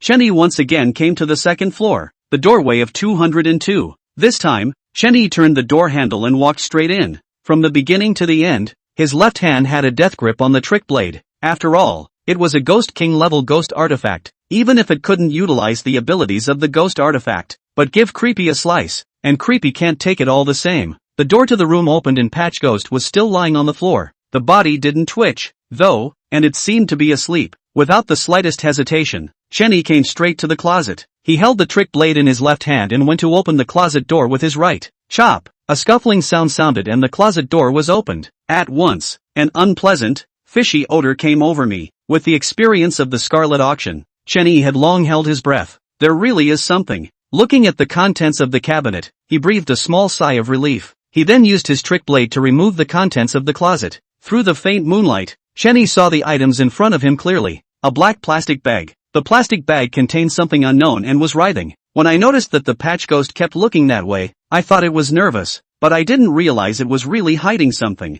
Chapter 22, National Face, Split Corpse. The black plastic bag kept shaking, and Chen-Yi gripped the guile blade tightly to cut it open. Next, a head rolled out of a plastic bag. A faint ghostly aura emanated from the head, and there were fingernail-sized bulges writhing on the head and face. This is? Chen-Yi was a bit surprised, not understanding why Patch Ghost was hiding such a head. But, soon he realized something. The head has no eyes. The eye socket was empty and oozing black blood outward. Eyes? It's not supposed to be that, is it? Soon Chen-Yi thought of the pair of eyes that appeared in his room. The black blood turns into a body, but there is no head. I suppose the head is what it is. After examining the head, Chenny got it into a plastic bag and put it back into the closet. Knock knock. Suddenly, there was a sharp knock on the door. An instant cold sweat ran down Chenyi's back. Open the door. An angry shout came from outside the door and then started kicking up the door to the room. After confirming that the closet door was closed, Chenny quickly arrived in front of Patch Ghost. Pick up Patch Ghost and sit on the bed with his back to the door. Who? Chenny shouted impatiently and reached out to open the door to the room. A big angry face squeezed in. You're not it. Where did it die? A man as tall as the doorframe and with a country face was full of anger. It? Isn't that right there? Chenny frowned and pointed at Patch Ghost sitting on the bed. Seeing the Patch Ghost, an extremely dense ghostly aura instantly erupted from the country face. In the blink of an eye, the ghostly aura filled the entire hallway but did not flood into the room. Get out of the way or I'll eat you. The country face licked his lips menacingly, revealing blood-stained teeth. Is it? I don't believe it. Suddenly, Chen-Yi grinned, mockingly looking towards the country face, ready to take out the sword of longevity at any time. Seemingly not expecting Chen-Yi to be so death-defying, the country face froze. The ghostly aura on his body couldn't help but fluctuate. What's all the noise? Let's not let anyone sleep. Just then, a da-da-da sound was heard. The grandmother who had been in the living room on the first floor had appeared at some point. The grandmother frowned and scowled. What Chenny didn't expect was that the grandmother swung her cane and directly struck Guazafang's leg. What if I tell you to settle down and scare people away? Get your ass back to bed. The grandmother's voice fell, and the ghostly aura in the corridor instantly dissipated and disappeared. The country face glared viciously at Chen-Yi before turning to leave. You're not leaving yet? After the country face left, the grandmother turned her gaze towards Chen-Yi, her words carrying a threat. Without saying anything more, Chen-Yi closed the door to his room and walked towards the third floor. Just as I reached the stairway, the grandmother's voice came again. Stay in your room honestly, or die without complaining. After returning to 302, Chen-Yi went straight to the closet, holding the trick blade in his left hand. He opened the cabinet door with his right. Chop! A scuffling sound sounded and the cabinet door was opened. The moment the cabinet door opened, Chen-Yi stared at the inside of the closet with wide eyes in disbelief. See only, inside the closet, 2 newspapers, rolled up in who knows what, lay quietly. The newspaper was completely drenched in blood and looked eerie in the moonlight. In the next second, Chen-Yi lifted his guile blade and slit the 2 newspapers apart. At once, 2 things that had rotted beyond recognition were revealed. Is this arm? He murmured, taking a closer look. It was eventually confirmed that these were 2 arms without hands, eyes, head, arms, split up, but why separate them? And it's in the closet. Most notably, he checked the entire room once he entered it. The arms were not in the closet at the time. It also means that someone entered the room after he or she left and put down these 2 arms. Thinking of this, Chen-Yi wrapped the 2 arms without putting them in the closet again and threw them directly into the system space. After getting everything done, he lay down on his bed and began to think. That country face, I think he's the boss of the triplets that Patch Ghost was talking about, right? Look at its strength. It's at least a ghost general. How could it be afraid of a janitor? Looks like Patch Ghost lied after all. Chen-Yi shook his head slightly, a little thankful in his heart. Luckily, he wasn't conceited enough to go straight to the first floor and get in trouble with housekeeping. No, those 4 players went downstairs too. How come they weren't seen on the second floor? It's hard not to. Living room on the first floor of the apartment. There's nothing here. Should we go to the second floor? A faint voice rang out in the darkness. The fat man looked around nervously. The second floor are stepping on the horse's bazaar. To find clues must first come to the first floor. The bald man spat out without a word of humor. Come on, cut the crap. There's still a lot of places left to check. The man with the gold glasses frowned and glared at the 2 men. Ah. Suddenly, a scream rang out in the darkened first-floor living room. Before a few people could react, a head rolled from a short distance to the feet of a few people. Yes, it's a bald head. After recognizing the owner of the head, Rue almost cried out of fear and her body kept shaking up. Don't panic, take out the ghost weapon. This is just a C-rank copy. The man with the gold glasses said as a baseball bat emitting a ghostly aura appeared in his hand. Upon hearing this, Fatty and Rue hurriedly took out their own ghost weapons, a piece of twine and a comb, respectively. These 3 ghost artifacts, without exception, were all Liege-class ghost artifacts, something that is simply not available to the common man. Bang! Just then, something was thrown towards the trio from a short distance away. The man with the gold glasses was the first to react, pushing Fatty and Rue away. The next moment, the entire first floor was flooded with ghostly aura. In the ghostly aura, a figure slowly stood up and raised its hands towards Rue.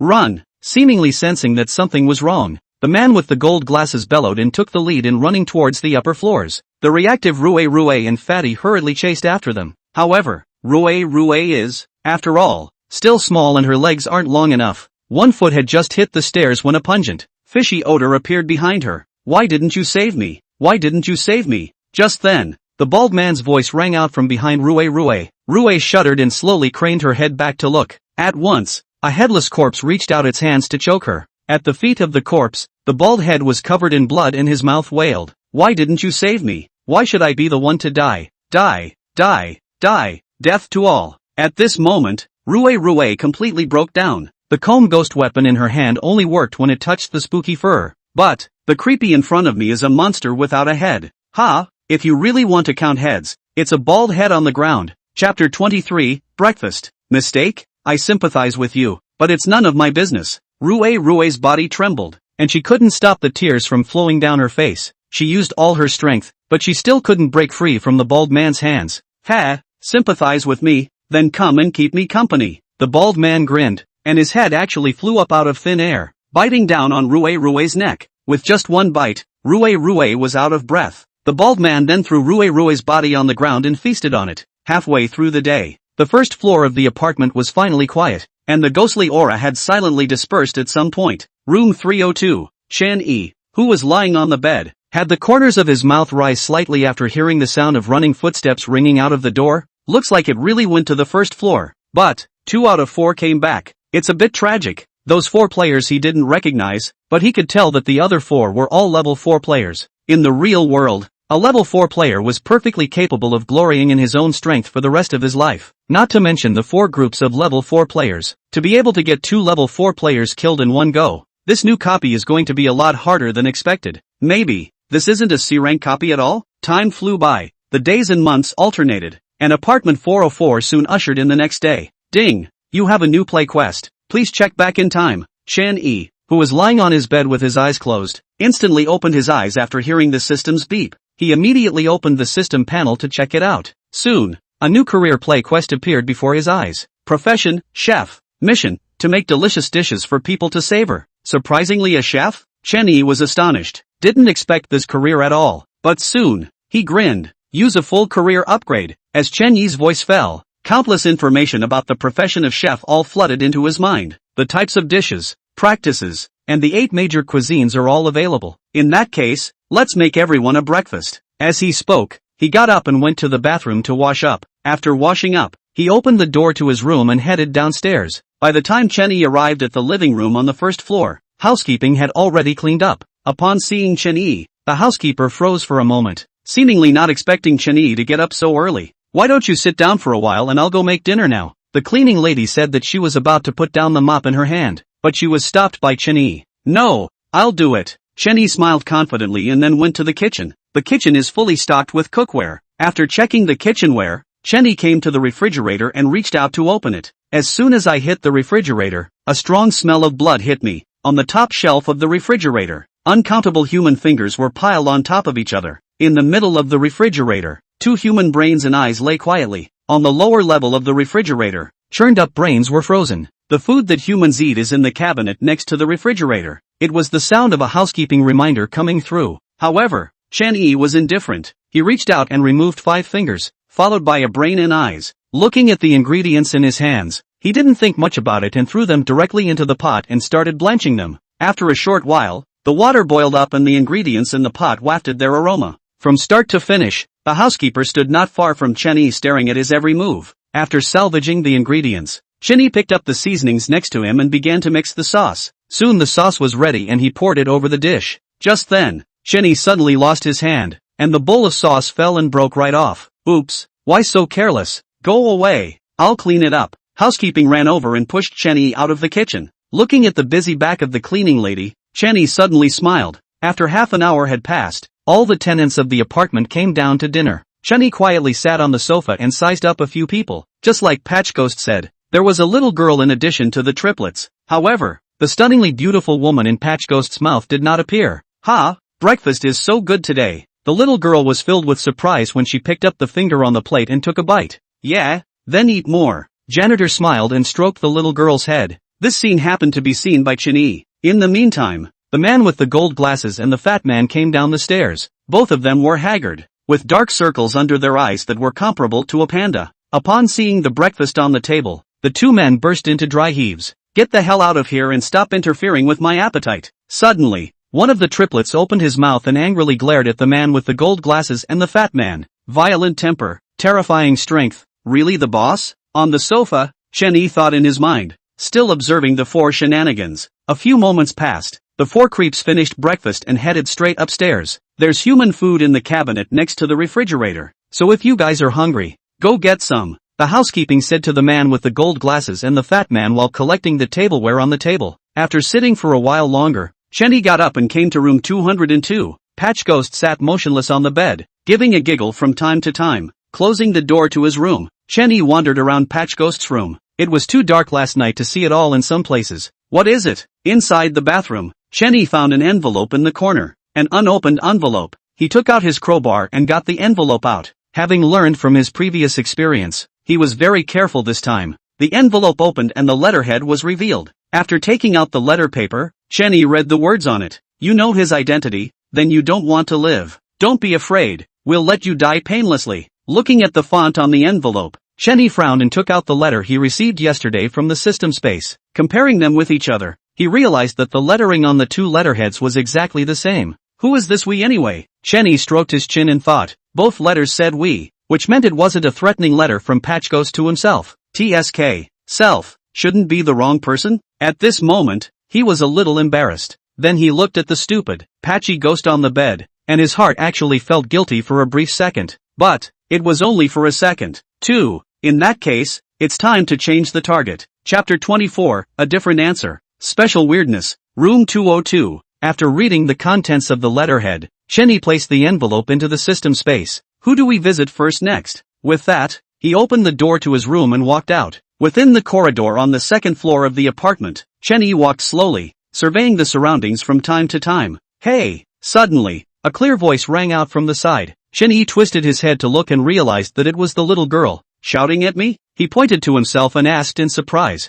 "I have something I want to ask you for. Can you come to my room?" The little girl looked flustered and kept looking to the sides of the hallway as she spoke. "Sure, there's nothing I like more than helping people." Chen-Yi grinned. Was worried about who to call first. It's really a case of a pillow coming when you're sleepy. Room 206. Under the little girl's warm invitation, Chen-Yi walked into the pink room. The walls of the room were painted pink and the sheets and covers were all cute cartoon characters. "Can I help you?" After roughly scanning the room, Chen-Yi took the initiative to ask. That's it. The little girl looked shy and stammered. In the end, the little girl summoned up her courage and looked at Chen-Yi with pitiful eyes. "Can you be eaten by me?" As soon as the little girl's words left her mouth, thick black liquid instantly oozed out of the pink on the walls of the room. The cartoon characters on the sheet covers wailed in agony as if they had come to life. "I want to eat you and make you into a doll and sew you onto a pillowcase. You see, with just a pillowcase and no doll, it will be lonely," the little girl said, reaching out and pointing to the perfectly white pillowcase. "Eat me? Sure, but you have to answer a few questions for me first." Chen-Yi smiled and came straight to the bed and sat down. Just sat down. A desperate creepy cry instantly stirred in his head. Yeah, go ahead and ask." Hearing Chen-Yi's agreement, the little girl immediately applauded happily. Standing obediently in front of Chen-Yi, he waited for Chen-Yi to ask questions. "Let's start with the tenants here." "Tenants?" The little girl sniffed, her finger on her lips and thought. "Excluding you humans, there are 7 tenants here. That cutie from 202, the triplets of 203, 204, and 205. And by the way, don't mess with the second of the triplets. He's really scary." At the mention of the penis, the little girl crouched down and curled up in fear. "And then there's that woman in 207. She's really ugly, but that little cutie in 202, love her, can't understand it. And then the next one is me, the beautiful and kind-hearted cutie. He. The little girl smiled and stood up, taking the pillow from the bed and placing it in Chen-Yi's arms. "You two familiarize yourselves first." Looking at the pillow in his hand, Chen-Yi was shocked. This extremely inconspicuous-looking pillow was actually a Leech-class ghost artifact. Then these quilts and sheets. While he was thinking, the little girl spoke again. "The last one is the old granny on the first floor. She's really super nice and cooks good food for us every day. Isn't she the housekeeper here?" Chen-Yi was a bit surprised. What the little girl said was so much different than what Patch Ghost said. Totally belongs to one heaven and one earth. How? The little girl was shocked and looked at Chen-Yi incredulously. Granny was the first tenant of the apartment. How could she be the cleaning lady? Okay, I've answered my question. You should be a pillowcase doll now. Suddenly, the little girl bared her teeth and grinned up, an ugly corpse patch emerging from her exposed arms and neck. Inside the room, the black liquid oozing from the walls grew thicker and more foul-smelling, and even gurgled and boiled. Last question. Who is the landlord of the apartment? Chenny didn't move at all and opened his mouth to ask. There is no landlord for the apartment, and the monthly rent payment is left on a table in the living room on the first floor. Hearing the little girl's reply, he nodded. That's exactly what Patch Ghost said. It seems that these tenants may not have actually met the landlord of the apartment. Well, I kept my promise, so come and eat me. Chenny grinned. He had always been a good man who kept his word, even in the face of shenanigans. And likewise, he, eat you dry and make you into a doll to keep the pillowcase company. The little girl stretched out her corpse-stained hands and violently grabbed towards Chenny. The black liquid on the walls boiled madly, and the cartoon dolls on the sheet covers laughed wickedly, as if welcoming a new companion. However, the next second everything in the room stood still. The black liquid stopped boiling and burrowed into the wall. The walls turned pink again. The blood oozing from the bedspread disappeared and the cartoon doll returned to its usual self. What is this? The little girl was filled with horror as she looked at the bizarre blade that had suddenly appeared in Chunyi's hand. The black dagger exuded an aura of death as if it could devour her. She's scared. Ha? Aren't you going to eat me? Why aren't you eating? Chenny let out a light eep and smiled in a harmless manner. He keeps his promises, but if the other guy doesn't want to, he can't be blamed. Can he? No. No more food. The little girl shivered and stepped back, crouching on the ground and curling up and shaking. Woo-woo. Within moments, the little girl was crying softly. So scary. So horrible. A dagger that big. If you stabbed it in, you'd have to be stabbed yourself, right? Whoa.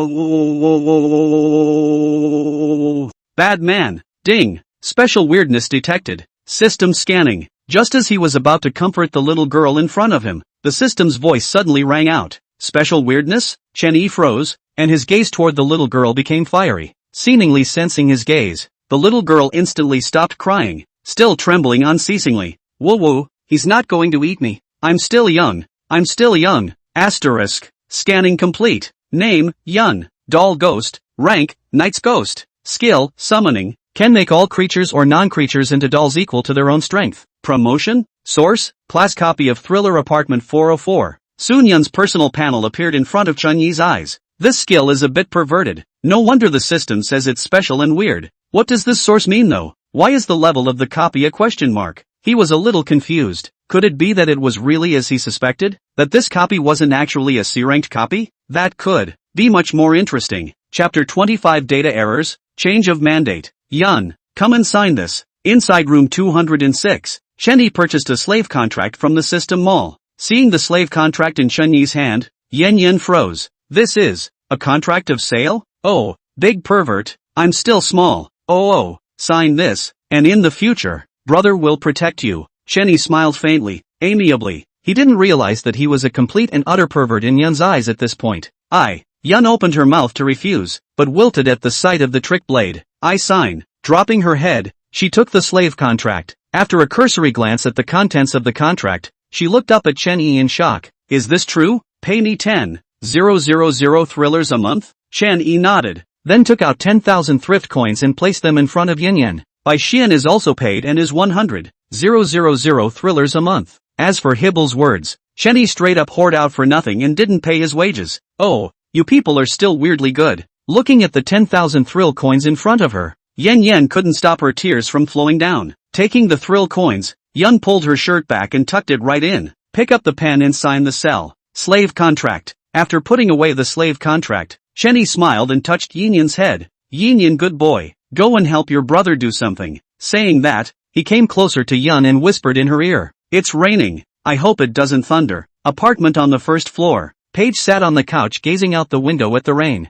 Come out. Don't hide. Suddenly, the janitor frowned and shouted. Next, the man with the gold glasses and the fat man came out of the kitchen. The two men, ghost weapons in hand, stared cautiously at the janitor. You're the landlord here. The fat man flung up his whip and snapped. Of course not. I'm just a dead old woman. Janitorial smiled and shook her head. Did you kill Baldhead and Rue? Fatty continued to ask. Wifey, I've never killed anyone and I'm not capable of killing anyone. Janitorial still shook her head. But, I know you two are dying. Hearing the cleaning words, the man with the gold glasses frowned. From the beginning he felt something was wrong, but couldn't put his finger on it. Click. Suddenly, a door opened. The door to the apartment was opened from the outside. The wind howled and blew the rain in, except that it was blindingly bright red. Next, a figure walked in through the door. He was wet and carrying a machete in his hand. Liquid kept dripping from the machete, and it was impossible to tell if it was rain or blood. You guys are quite bold. The figure grinned, and a dense ghostly aura instantly erupted from his body. The machete in his hand seemed to come to life, hissing non-stop at the man with the gold glasses and the fat man. Just for a moment, the first floor of the apartment was covered in a ghostly aura,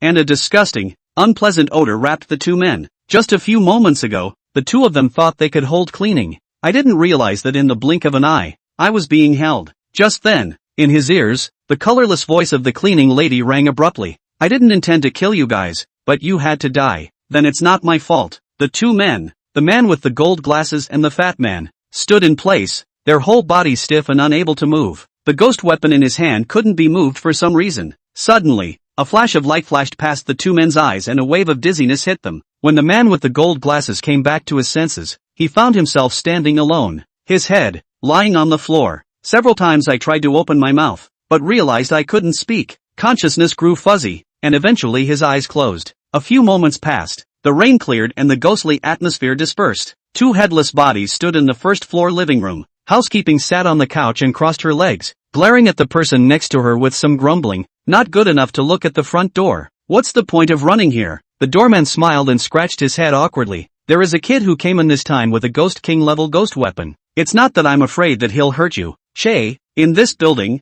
no one can hurt me yet, not even if the Ghost King comes. In the meantime, room 302, Chenny lay comfortably on the bed, playing with a black heart in his hands. From time to time, a ghostly aura radiates from the heart, only to disappear again. Tell me, how old are you? Suddenly, he grinned and twisted his head to look at the side of the bed. See only, a country-faced man lay in a puddle of black blood and water, his heart except showing a hollow hole. Seeing that the country face didn't say anything, Chenny smiled faintly, and the hand playing with his heart suddenly exerted force. Ah! Country face screamed miserably and rolled wildly on the ground. I say, I'm the oldest.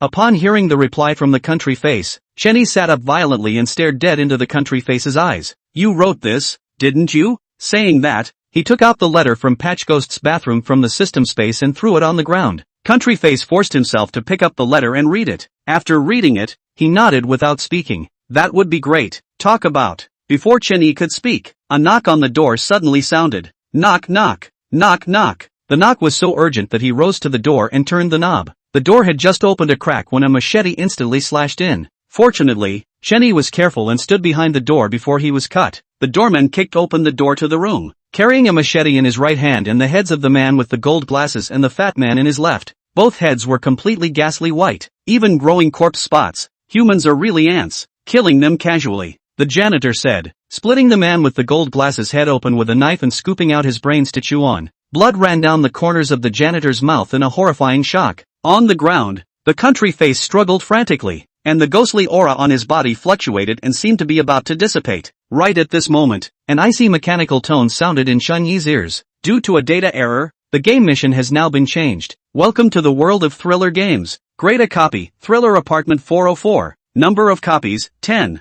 Now 1 person. This is one of the newest copies of Thriller Game World, and there are a total of 6 tenants living in apartment 404, so beware of them. Game quest, kill the landlord. Game reward, 10,000 thrill coins, 100 points. Looking at the introduction of the copy that suddenly popped up, Chen Yi's heart was startled. Surprisingly, it really wasn't a C-rank copy, but another A-rank copy. And the game's mission has also become to decapitate the landlord. The boss of an A-ranked copy is at the very least a Ghost King level. Anyone reading this, click for more. Chapter 26, Crazy Killing, Ghost King appears. Ready for death? Griffin from the human world. The doorman threw the fat man's head to the ground and grinned broadly. Ding! Kill target, Thriller Neighborhood Gatekeeper. Strength, Ghost General. Life expectancy required, 230 years. Self-life, 100 years. To behead or not to be beheaded. The sword of lifespan appeared in Chen Yi's hand after hearing about the duplicate quest update. Looking at the doorman's message, he shook his head helplessly. A ghost general dared to come to his door to kill himself.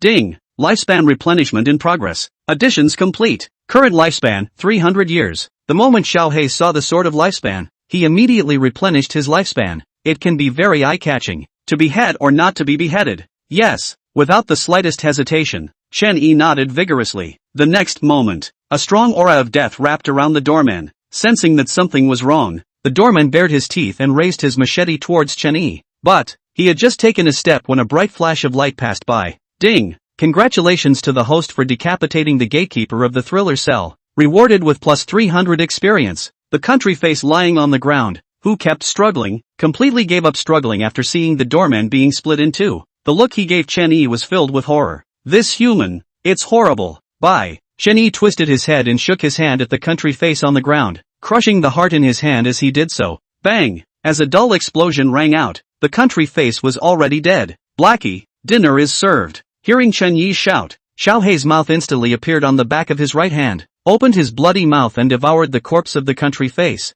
Xiao Hei licked his lips with intent. Boss, can I eat that one? Sure, but only half of it. With that, he lifted the sword of lifespan and chopped off the doorman's head. This time Xiao Hei had no worries, and instantly swallowed the body of the doorman and the fat man's head in their entirety. Ding! Lifespan replenishment in progress. Additions complete. Current lifespan, 500 years. The corpses of the two ghost generals directly allowed Little Black to replenish Chen Yi's lifespan by 500 years. Hearing the system's beep, he smiled in relief, then lifted the doorman's head and headed out. Just as he reached the second floor, he bumped into a figure head-on. Are you the oldest or the youngest? Upon hearing Chen Yi's voice, a country face with glasses looked up in confusion. At the sight of the janitor's head, the country face instantly exploded out of his clothes, revealing a body of dark muscle. The muscles were covered with necrotic spots, under which a fingernail-sized bulge kept writhing. Upon closer inspection, underneath the bulge was a strip of white maggots. Yoo-hoo! It seems like you're the one who did the splitting. Chen Yi was a bit surprised. Originally, he still didn't know who put the arm and head there, but after seeing the maggots on the country face his mind suddenly became clear. Roar! The country face roared in anger, clenching his fist and slamming it at Chen Yi. This time, Chen Yi did not use the sword of lifespan. Instead, he took out the guile blade and slashed at the neck of the country face. However, when a crack opened at the neck of the country face, countless black bugs flew out from it. What the hell is this? Chen Yi frowned, completely unsure of what the bug in front of him was. The bugs didn't fly towards him, instead they lay on the body of the country face. Soon, the body of the country face was wrapped in worms, and the worms opened their mouths to take a bite through the bulge in the country face. A disgusting white maggot spurted out. Only, as soon as the maggots came out they were swallowed openly and merrily chewed by the black bugs. Boss, these are trickster worms, specializing in parasitic trickery for a living. It's safe to say that any spooky under the Ghost King will have to take a detour when they see them. Just then, Little Black answered Chen Yi's doubts. But I'm not afraid of them. Xiao Hei's tone was very excited, much more exciting than seeing a dead body. Hearing Xiao Hei's words, Chen Yi didn't say anything more as he raised his right hand and aimed it at the country face. Next, Xiao Hei's mouth reappeared, and a powerful devouring force instantly swallowed the trickster worm on the country face into it. In the blink of an eye, the trickster worms disappeared into thin air, and Blackie closed his mouth in satisfaction, making pleasurable chewing noises from time to time. Only, that voice was a bit nauseating in Chen Yi's ears. Don't make barfing noises at dinner. Sputtering, he carried the janitor's head to room 202, kicking the door to his room open. Patch Ghost was sitting on his bed giggling at him. Alas, it's also bitter for you. Chen Yi once again observed a second of silence for Patch Ghost. Immediately after that, he raised his hand and resolved the Patch Ghost, incidentally directly allowing Little Black to devour it. Ding! Congratulations to the host for killing the Patch Ghost, rewarded with plus 100 experience. So little. Frowning and muttering, he turned and walked out of the room to room 206 again. Inside the room, Yen Yen shivered when she saw Chen Yi carrying the janitor's head in his hands.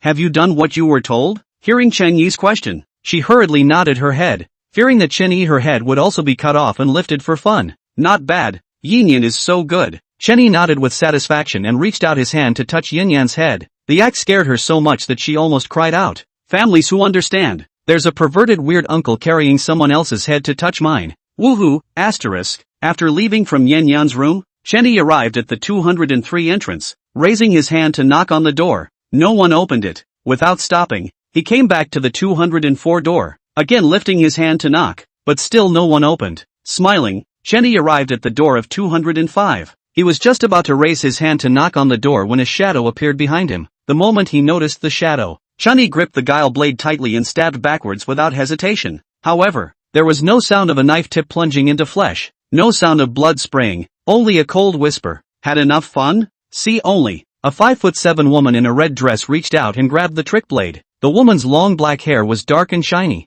and her slender white hands grasped the trick blade without taking any damage. "You're 207's woman?" Chenyi smiled and looked at the woman in front of him. There would be no other than the one in 207. Ding! Kill target, Linger. Strength, Ghost King second order. Life expectancy to be consumed, 799 years. Self-life, 500 years. To behead or not to be beheaded. Looking at the system panel that suddenly popped up in front of him, Chenyi was slightly stunned. Ghost King. It finally showed up. I didn't realize that the last tenant was the Ghost King of this copy. Is she the landlord? Why did you kill them? Spirit's complexion was icy cold, and she frowned gently. If I don't kill them, then I'm going to die, and I'm too young to die, he answered as a matter of course. Chenyi's words directly caused Linger to be speechless. Are you looking for a landlord? Linger glanced at the head of the gatekeeper in Chenyi's hand and opened her mouth to ask. Chapter 27, Ghost King, right? I'll show you. Apartment 404, first floor living room. Chenyi sat on the sofa and crossed his legs, the head of the janitor sitting on the table in front of him. In his hand, the sword of lifespan glistened in the sunlight. I'm letting them off the hook. Can we say who the landlord is now? He looked up at Spirit, who was leaning against the wall. Spirit nodded at his words, then raised his right hand and snapped his fingers. Next, the scene in the apartment turned upside down, and in the blink of an eye, the entire first-floor living room turned into a mountain of corpses and blood. Countless corpses were dismembered and piled up horizontally. Blood dripped down from the broken arm stumps and gathered into a stream of blood. Countless maggots wriggled and churned in the stream of blood. The scene was appalling. Looking at the scene in front of him, Chenyi's brows tightened as he gripped the lifespan sword in his hand. In fact, there is no landlord at all.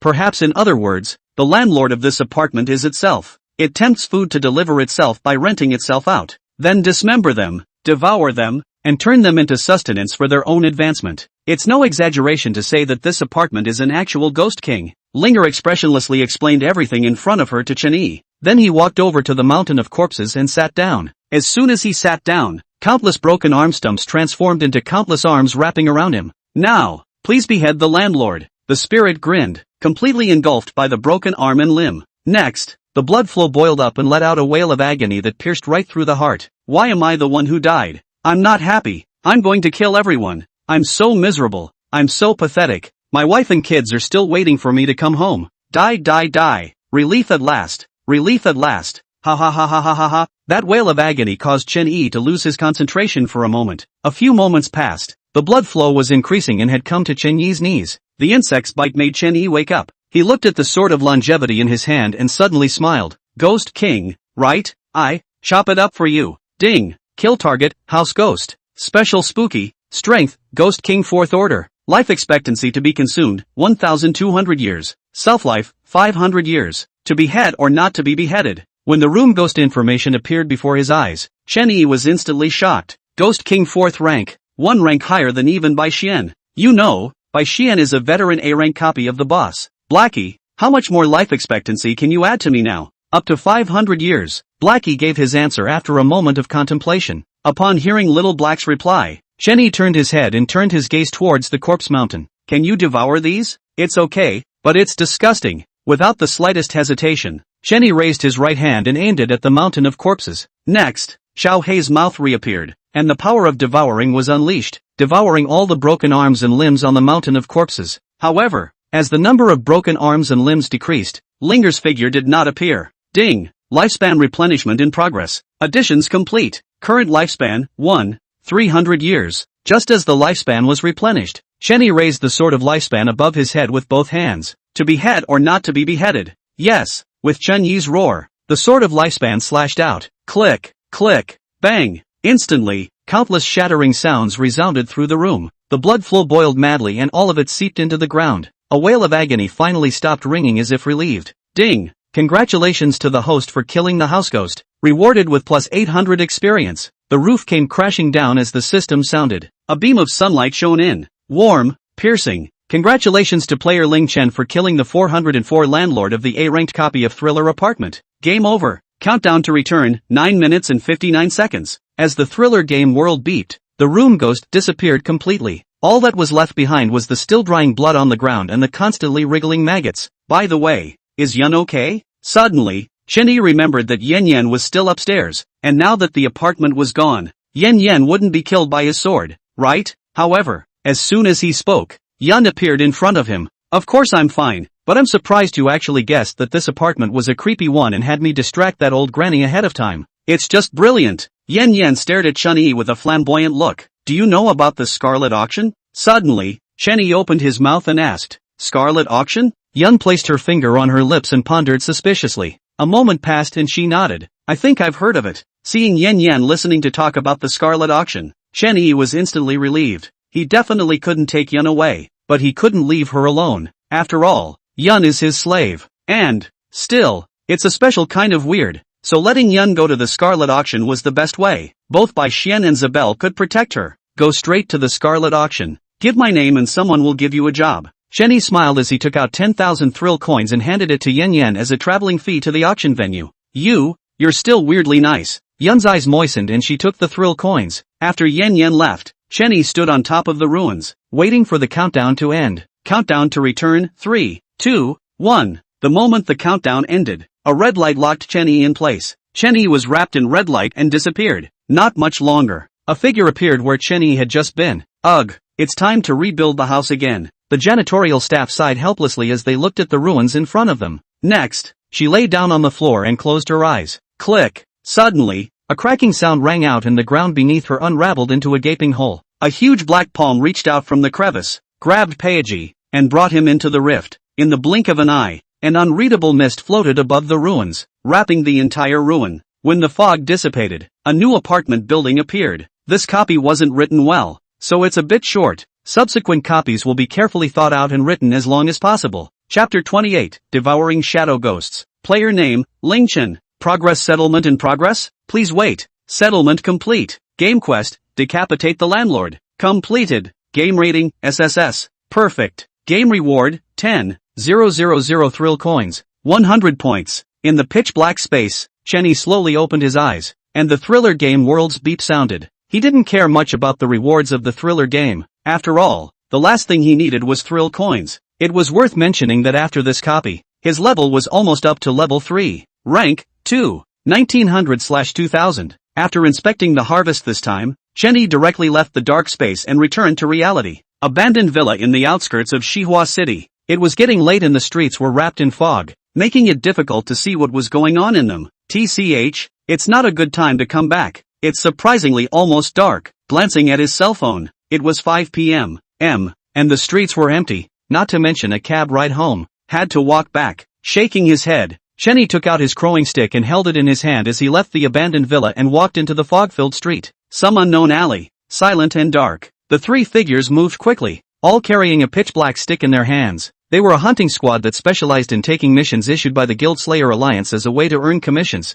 Commissions, that is, thrill coins. This time, their mission was to hunt a ghost general-level shadow ghost. The three of them had been crouching for a week, and finally there was a sign of the shadow ghost. But, the shadow ghost was extremely good at dodging, and after a whole hour had passed, they still hadn't caught the shadow ghost. One could only rely on the slight traces left by the shadow ghost to keep pursuing. Just then, a figure revealed itself in the mist, and it raised its middle finger at the three of the hunting squad with a disdainful smile. Seeing this, one of them instantly reddened, gripping the ghost weapon in his hand and rushing towards the figure in the mist. Idiot! The teammate beside him cursed, but it was too late to stop him. Not far away, the figure in the mist suddenly disappeared into thin air, and the person who rushed out instantly regained consciousness and broke out in a cold sweat. Run! Suddenly, two teammates not far away waved their hands frantically toward him, but he couldn't hear anything. Next, a large dark shadow appeared at his feet, and two withered hands reached out from the shadows to grab his ankles. Whoosh! The hands in the shadows suddenly exerted force and yanked him right in.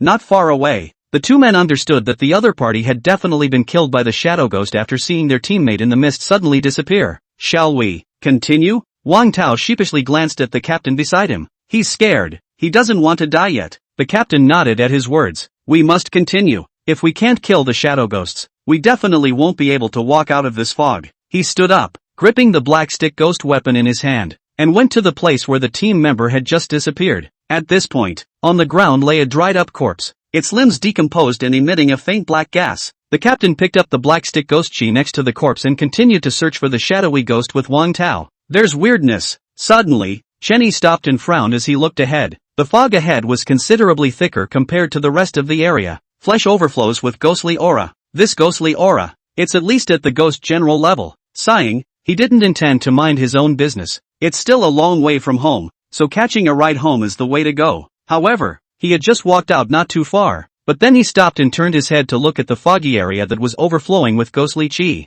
Little Black, are you sure you can be promoted by devouring this weirdness? I'm sure. I can feel that by devouring it I can be promoted to Ghost Marshal. Blackie was very excited. Alright, let's go in and have some fun then. Chenny smiled faintly, gripping the crowbar in his hand tightly as he walked into the fog area. One foot had just stepped into the foggy area when his figure disappeared. In the meantime, inside a dark alley, a dark figure wiped its mouth. Another bug delivered to my door. I can really report a meal today. The shadow ghost grinned and kicked the two dry corpses off the ground with a single stroke. Next to the body, two black sticks swayed slightly. It's kinda runnin'. Chenny frowned slightly. Several times he had sensed a bizarre presence nearby. But, as soon as he came over, that weird aura disappeared again. Argusth. It was like playing hide and seek with him. Suddenly, Chenny squatted down and held his head with both hands as his body trembled unceasingly, muttering, "Don't kill me, don't kill me." Just then, a huge piece of black shadow emerged underneath him, emitting a dense ghostly aura. Immediately afterward, two withered wood-like hands reached out from the dark shadows and grabbed Chenyi's ankles. Instantly, the withered wood hand pushed hard, trying to yank Chenyi into the dark shadow. But, Chenyi, however, did not move at all. Sensing that something was wrong, Shadow Ghost instantly tried to bolt. But where would Chenyi give it this opportunity? Lifting his crowing stick and slamming it into the black shadow. Ding! Stunned, when he heard the system's beep ring out, Chenyi did not stop. Like to run, do you? Like to hide and seek, do you? Come on, run! He swung his crowing stick and frantically slammed it into the dark shadows 10 times before he stopped. If it wasn't for the fact that Blackie had just reminded him to stay alive, he might have actually smashed the Shadow Ghost to death. Setting the crowing stick aside, Chenyi reached into the dark shadows with his right hand. As soon as his right hand touched the black shadow, he felt a burning sensation hit him. However, in just an instant, Xiao Hei exuded a ghostly aura, protecting Chenyi's right hand. Got you! Chenyi grinned and pushed hard. Next, a black figure was yanked out of the dark shadows on the ground by him. Immediately afterward, the black shadow on the ground disappeared. Looking at the figure in his hands, Chenyi had an odd expression on his face.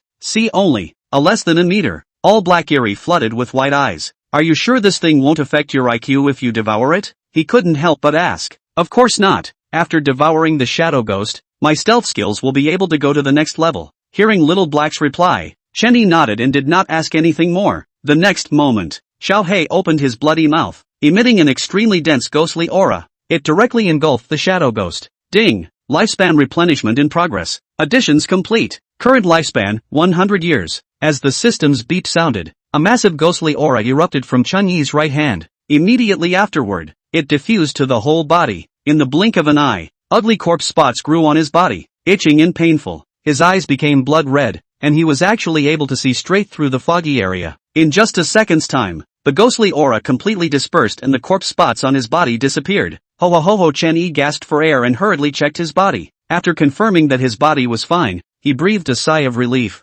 System, what's going on? Ding! The host's pet has successfully promoted to Ghost Marshal and has given back its own abilities to the host. From this moment on, the host can borrow all of Blackie's abilities except for devouring, including ghost energy. What is the cost? Chenyi asked in surprise. He wouldn't think that there was a free lunch in the world, and any benefit was surely predicated on a price. Chapter 29, Thriller Game World Map. Soon, the system's voice sounded again, answering Chenyi's question. Ding! When you use your weird ability, you will briefly consume your own lifespan. Hearing the system's reply, Chenyi froze. Totally didn't realize it would be so easy, just simply consuming life expectancy. He was not afraid of consuming his lifespan. After all, there was an automatic lifespan replenishing machine like Xiao Hei, so he didn't have to worry about it at all. I just don't know how much life expectancy it will consume. Speaking, ugly corpse spots once again grew on his body, while his entire body was wrapped in ghostly aura, especially in his right hand. The dense ghostly aura was close to condensing into substance. Just try stealth first. In the next second, his figure suddenly disappeared into thin air, and even the floating ghost chi likewise vanished without a trace. Half an hour later, Chenyi's figure was revealed. He frowned. Half an hour of concealment is a year of lifespan. It seems a bit uneconomical. Never mind. Something is better than nothing. Muttering a few words, he left the foggy area and headed for home once more. 8:30 in the evening. Chenyi finally walked to the entrance of the neighborhood. Lu has long been off work. The whole neighborhood is dark. Without stopping, he went straight to the door of room 502 in the third building. Then he raised his hand and knocked on the door of the room. However, the door to the room did not open and no sound came out. Seeing this, Chenny smiled faintly. Fortunately, this girl is more obedient. Immediately afterward, he knocked on the door of the room again and spoke. Open the door. It's me. As soon as the words fell, the door to the room opened instantly. She glared at him full of resentment. Thought someone wasn't coming back tonight. Throwing down a sentence, she turned and went straight to her room. Chenny smiled and shook his head, closing the door to his room and heading to the bathroom to take a shower. After washing up, he changed into clean clothes, grabbed a snack and a drink and went back to the bedroom. Opened a Coca-Cola and slammed it down, cozying up to the bed. Chenny still preferred the real world to the thriller game world. After all, there are no snacks or cokes in the thriller game world, and even human food is scarce and rare. The next room, she was lying on the bed, the quilt covered tightly, revealing nothing. Is he creepy? He stinks so bad, so much worse than unusual weirdness. She closed her eyes and muttered in a small voice, this brother of yours is a powerful guy. If I had to define it, then it would pretty much be a ghost general, right? Suddenly, a cold, teasing voice sounded in Shenxi's mind. She shook her head and said firmly, no matter what he becomes, he's my brother. Brother? Creepy doesn't need a relative. Just like you are perfectly capable of being yourself as the unique king of creepy in the human world. The icy voice swirled around in her head as if trying to carve the words into her brain. I told you. No way. She sat up violently and snapped. Instantly, the icy voice disappeared. In the meantime, Chenny opened his computer and logged onto the website of the Trickster Slayer Alliance to browse around. It's pretty much the same as the last time I looked, with some sharing and help posts. Then there's the official announcement of the mission. But, Chenny quickly noticed a slight difference. In the bottom right corner of the site, there is an additional board. Black Market. He moved his mouse and clicked on Black Market, but a line popped up. Please authenticate your personal information before reopening. Seeing the message that popped up, he clicked on Personal Information to begin authentication. After seeing the column of personal information, he frowned, just because. Personal information is only required to fill in the nickname of Thriller Game World. Without much thought, he slowly typed the word Lingchen, and a line instantly popped up on the computer. Certification success. Quickly, he clicked on the Black Market board again, and this time there was no more blocking it. It opened right up. Immediately after, a barrage of transaction information comes to mind. Nightly Phantom, available for 3,10,000 thrillers, 1 ghost weapon, 2 million Longwa coins, 500 thrillers for information on a ghost. Not long after, his mouse stopped over a line of transaction information. Thriller World Map, 5,000 thriller dollars. He clicked on the transaction information, found the seller's contact information, and asked directly, how do I trade? Soon, the other party messaged back, call in the money and the map will be sent to you directly through the website. Seeing the seller's answer, Chenny was slightly stunned, not expecting that it could be sent directly through the website. In the next second, he slapped his head breathlessly. Pinch of, forgot the site could post pictures. After spitting out a couple sentences, he bound his Thriller bank card and directly transferred 5,000 Thriller coins to the other party. In just a second, the other person collects Thrill coins and sends over a picture. Chenny clicked on the image and realized that it was a map that detailed the location of the Thriller game world. The Scarlet Auction was located in the middle of it. I didn't realize that the Scarlet Auction was really far away from the Thriller district.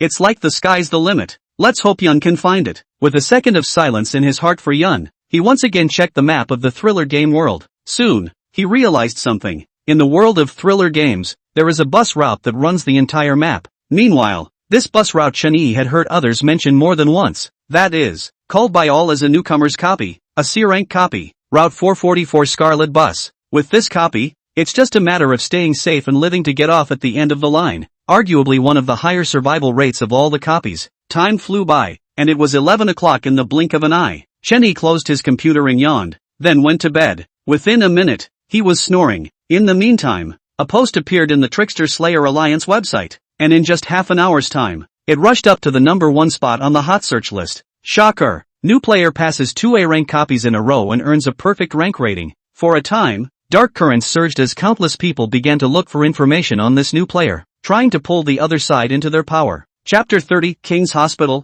Orthopedics, 2:30 in the morning. The dark night is silent and foggy. Inside the room, Chenny jolted awake, breathing heavily. What the hell was that? Just a moment ago, he had a nightmare. In his dream, a 10-meter tall, stocky, 3-headed, 6-armed monster sneered incessantly towards him. Each of the monster's hands held a Ghost King level ghost weapon that was terrifying. He tried to escape, but found that his body couldn't move at all. In the end, he was stomped to death by the creature. Rubbing his brow, Chenny got up and went to the living room to pour a glass of water. Suddenly, a pungent odor wafted over, and he frowned and sniffed, instantly turning his gaze to the door of the room. Blackie, there's food coming to the door. Xiaohei didn't say anything, but the ghostly aura emanating from his right hand said it all. Taking out the crowbar, Chenny tiptoed out of the house and into the hallway. The light overhead flickered on and off, drawing his shadow slender. Is it upstairs? A smell of blood wafted in, and Chenny muttered a sentence before arriving at the 6th floor from the stairs. As soon as he walked into the 6th floor, a stench of rotting mixed with the smell of blood hit him.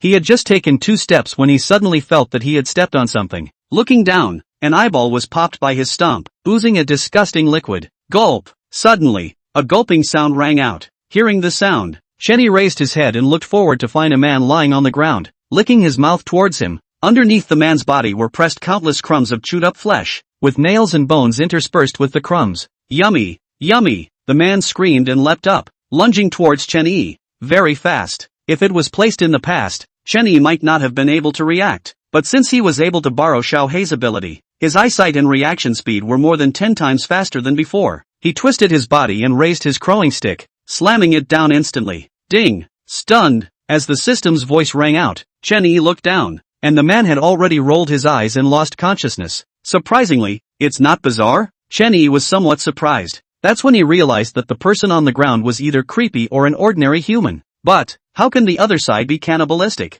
And the ability to split bodies. That look just now was more than creepy. Suddenly, Chenny froze and crouched down to peel off the clothes of the person on the ground. Next, a black bug the size of a fingernail cap instantly stirred its wings and tried to escape. However, just as it flew up, it was struck down by Chenny with a stick. It made a thud sound. Blackie, do you recognize this guy? Looking at the black bug on the ground that had been killed by his own stick, Chenny asked in confusion. This is indeed something from the bizarre world called the puppet worm. The bugs do this by possessing creatures as a way of controlling each other to fulfill their needs. Quickly, Black answered. Chenny nodded at his words and gave the puppet bug another kick in the pants. Then he continued to wander around the 6th floor. It was too close to his house, after all, in case he was chosen by the thriller game again and stayed out at night. At the very least, we must ensure Chen-Shi's safety. For an entire hour, Chenny checked the entire building. After confirming that there wasn't too much of a problem, it was time to go home. The following morning was bright and sunny. Since the thriller game world descended and the ghostly aura revived, the real world rarely had such a great sunny day. But, one man was in a very gloomy mood. At this moment,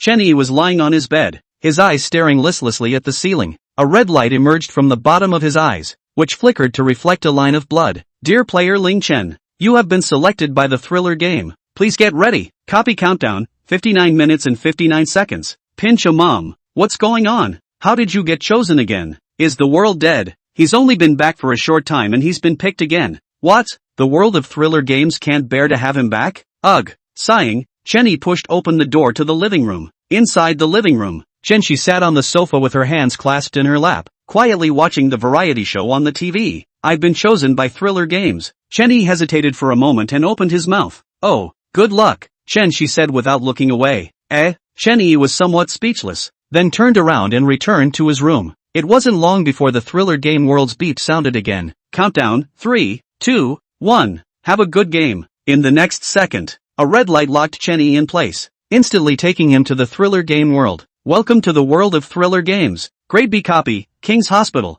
Number of copies, 20. Jing's Hospital is the largest chain of hospitals in the thriller world, and it's owned by the great evil god, Chan Jing. Game mission, survive for 3 days and receive heartfelt thanks from 20 patients. Quest reward, 1 discount coupon for King's Hospital, 2,000 thrill coins, and 100 points. The red moon hangs high, and the ghostly atmosphere is rampant. A luxurious hospital appeared before Chen Yi's eyes. Evil god? Chan Jing? I can't believe you have the same last name as me. It's quite a fate. Muttering a sentence to himself, Chen Yi looked up at the Jing's Hospital in front of him. Luxury. This was the first impression that Jing's Hospital gave Chen Yi. It was no exaggeration to say that in the real world, he hadn't even seen a hospital that was more luxurious than Jing's Hospital. It's worthy of being a hospital created by the evil god himself. Sighing, he walked into King's Hospital. As soon as he entered, the hospital's shenanigans turned their attention to him. The greed and desire in his eyes was undisguised. In this kind of hospital full of weirdness, Chen Yi's arrival was like a sheep entering a tiger's mouth. Just then, The appearance of a figure scared all the patients into averting their gazes. Many of the bazaar revealed their horror at the sight of this figure.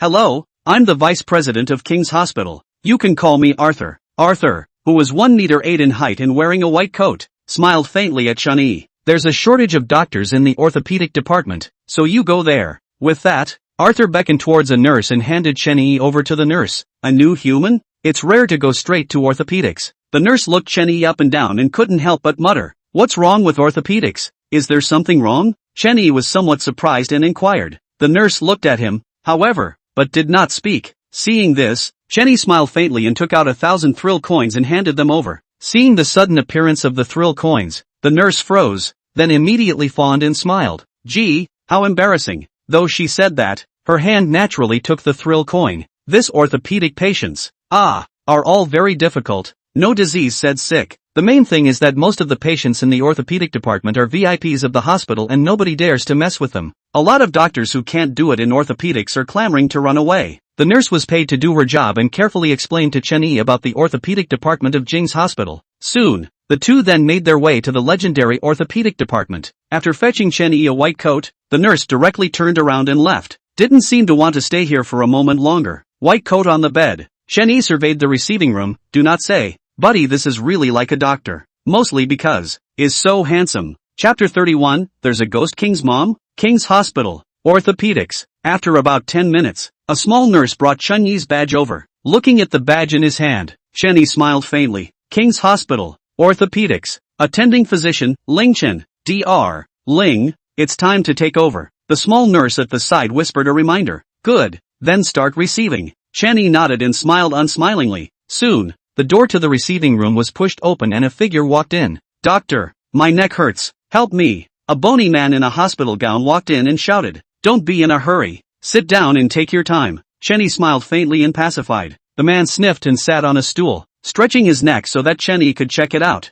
It was then that Chun-Yi realized that the other party's neck was completely ulcerated, revealing black bones. From time to time, black blood flows from the ulcers, which is very disgusting. "Wait, you're human?" Suddenly, the man looked at Chun-Yi with wide eyes. The same greed and desire showed in his eyes. "Right, the new human doctor." He smiled and nodded, reaching out and pointing to the badge on his chest. "Well, you're going to have to fix me up, or else, I'll eat you." The man grinned threateningly. "No problem. I'm the best at healing people." Chun-Yi similarly grinned while taking out his crowing stick. "What is this?" "It's a wonderful tool that will be used later on at the doctor's." With that, he stood up and swung his crowbar right over the man's head. Instantly, a bulge grew on the man's head. Ding! Stunned, the guile blade appeared in Chun-Yi's hand as the system beep sounded. As the nurse watched, he gripped the trick blade and slashed at the man's neck. Click! The sound of bones cracking rang out as the man was decapitated by Chun-Yi. He thoughtfully picked up the head that had rolled to the floor and placed it on the table. 10 seconds passed. The man slowly opened his eyes, bared his teeth and tried to feel his head, but only felt bone fragments. "Ah, why did my head fall off?" Suddenly, the man cried out in horror, surprised to see his own body standing there. "The main thing is that the body doesn't have a head above the neck." "Ah, well, does your neck still hurt?" Chun-Yi asked with a smile as he played with the guile blade. The man was just about to open his mouth to hurl insults when he saw the trick blade in Chun-Yi's hand that was emanating a deathly aura. He was too scared to speak again. "No, it doesn't hurt anymore." The man waved his hand in a huff. "Satisfied? Satisfied, satisfied. So satisfied." Unable to nod his head, the man could only blink frantically between blinks. Would he dare to be dissatisfied? The head is falling off, and if you're not happy with it, maybe the rest of it will have to fall off too. Seeing that the man was satisfied, Chun-Yi smiled contentedly. "Alright, go back. Remember to follow up on time." Hearing Chun-Yi's words, the man was relieved and hurriedly fled the place, clutching his head. "Gee, isn't this pretty easy?" Chun-Yi stretched his back and said casually. On the side, the little nurse had been dumbfounded and stood frozen in place. "You can still see a doctor like this? His neck hurts, so you cut his neck? And you ask if he's satisfied? Does he dare not be satisfied?" The little nurse spat madly in her mind, looking at Chun-Yi as if she was looking at a devil. 10 minutes later, the clinic finally received its second patient, a loli with a double ponytail and a red and black dress. "Only, what's wrong, little friend?" Chun-Yi sat up straight and gently asked the little loli. "Uncle, you smell so good." Suddenly, the little loli licked her lips at Chun-Yi. "You look so delicious." The little loli smiled sweetly and reached out to touch Chun-Yi's right hand. Looking at Lori, the nurse closed her eyes and prayed for her in her heart. "Nope, You have to call your brother. Chenny smiled as he reached out and touched the little lowly's head. He realized that the little lowly had no bones in her head. No sooner had his hand been placed on it than Lori's head was crushed into a puddle. The next moment, a ghost king's aura instantly filled the entire clinic room, and Lori's body emitted a blood-red ghostly aura. You compensate me, the head. A voice that seemed to come from the underworld emanated from Lori's body. Immediately afterward, her head returned to its original state as she stared fiercely at Chenny. Uncle, pay me for your head. Suddenly, the little lowly smiled sweetly and stretched out her hands to place them on Chenyi's head. From start to finish, Chenny did not move a bit. The nurses beside him thought Chenny had given up. Just then, he suddenly stretched out his hands and held Lori in a hug. Immediately afterward, he placed Lori on her back in his lap. Instantly, the clinic was eerily quiet. Both Lori and the nurse looked at Chenny incredulously, wondering on what basis he dared to make a move against a ghost king. I told you to call your brother, and you're still talking about your uncle. What a fight! With that, he hit it again with his ghost weapon. Pretending to me here that your head is boneless. Are you? You think your head is made of dough? Seeing that the little lowly's eyes were red and she almost cried out, Chenny then let her go. Standing up, Lori lowered her head and whimpered. You're bad. Throwing down a sentence, Lori turned and ran.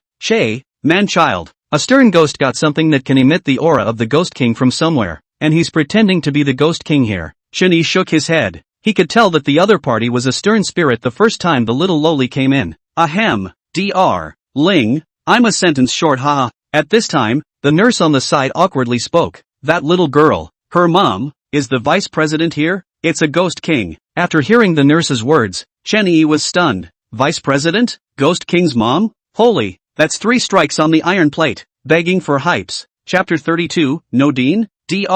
Ling, it's time to eat. When the last patient had left, the little nurse on the side reminded him in a hurry. Is lunch coming up so soon? Chenny was a bit surprised. He's only treated a total of 5 patients since he's been in orthopedics. Pity. None of the patients thanked him from the bottom of their hearts. That made him depressed. Obviously he was doing so well. Wasn't it just a neck cut, 3 slaps on the ass, legs removed, tailbone pulled out, and toes broken? It's sad that there wasn't a single heartfelt thank you. The real chill is not the fuss, but the patient's indifference. After changing his clothes, Chenny and the little nurse went to the cafeteria together. This is the best cafeteria in the hospital, and it contains many of the meals that humans eat. The little nurse was very well behaved and enthusiastic after seeing Chenyi's methods. Go hit up some random food. It's on me. With that, Chenny pulled out 1,000 thrill coins and stuffed them into the little nurse. Looking at the thrill coins in her hand, the little nurse was dumbfounded. 1,000 thrift coins, half her month's salary, just for dinner? What a luxury. Despite what was on her mind, the little nurse's hands were honest and went straight for the big purchase. Soon a table of dishes was bought, and for this reason, the staff of the cafeteria even specially served it to Chenny. Looking at the table of dishes in front of him, Chenny couldn't help but be shocked. Holy, I can't believe I bought so many groceries. See only, the table was filled with a variety of dishes, many of which are not always available in the real world. Then look at the little nurse's side. All human hearts, brains, palms, etc. Thank you, Ling. The little nurse thanked him and hastily took a big bite. Chenny nodded and didn't look at the little nurse's side anymore, fearing that he wouldn't be able to eat if he looked again. He picked up his chopsticks and enjoyed the luxurious lunch. The elbows in this sauce are fatty but not greasy, and the abalone and scallops are even fresher. It's kind of doubtful that evil god is even a human. Just as Chenny was speaking, a figure walked over from a short distance away. Hey, seeing as you're quite rich, treat this grandpa to a meal. A fat man in a hospital gown with a fat head knocked on Chenyi's table and said. Upon hearing this, Chenny looked up before lowering his head again and continuing to eat. Seeing this, the fat man froze and burst into anger. The fat on his body slid downward as if it were dirt, and a frightening corpse patch grew on his face. An aura of death mixed with ghostly aura emanated out. Believe it or not, I'll eat you. The fat man roared with terror. However, Chenny put down his chopsticks nonchalantly and wiped his mouth. Someone come and beat this fat pig up for 500 thrill coins. Saying that, he directly took out 500 thrill coins and still left them on the table, then continued to eat his meal. Damn rats, go to hell. Seeing Chenny humiliate himself in such a manner, the fatty immediately grew his mouth and bit towards Chenyi's neck. Next, a figure suddenly sprang out and kicked the fat man in the head. It actually directly kicked the 200 to 300 pound fat man out. Where's the fat pig from? Don't disturb my boss's meal. The bandaged ghost smiled fawningly and picked up the 500 thrift coins on the table. The other patients were envious and regretful when they saw the bandaged ghost take 500 thrill coins. Knew it. If I had known there was really money to be taken,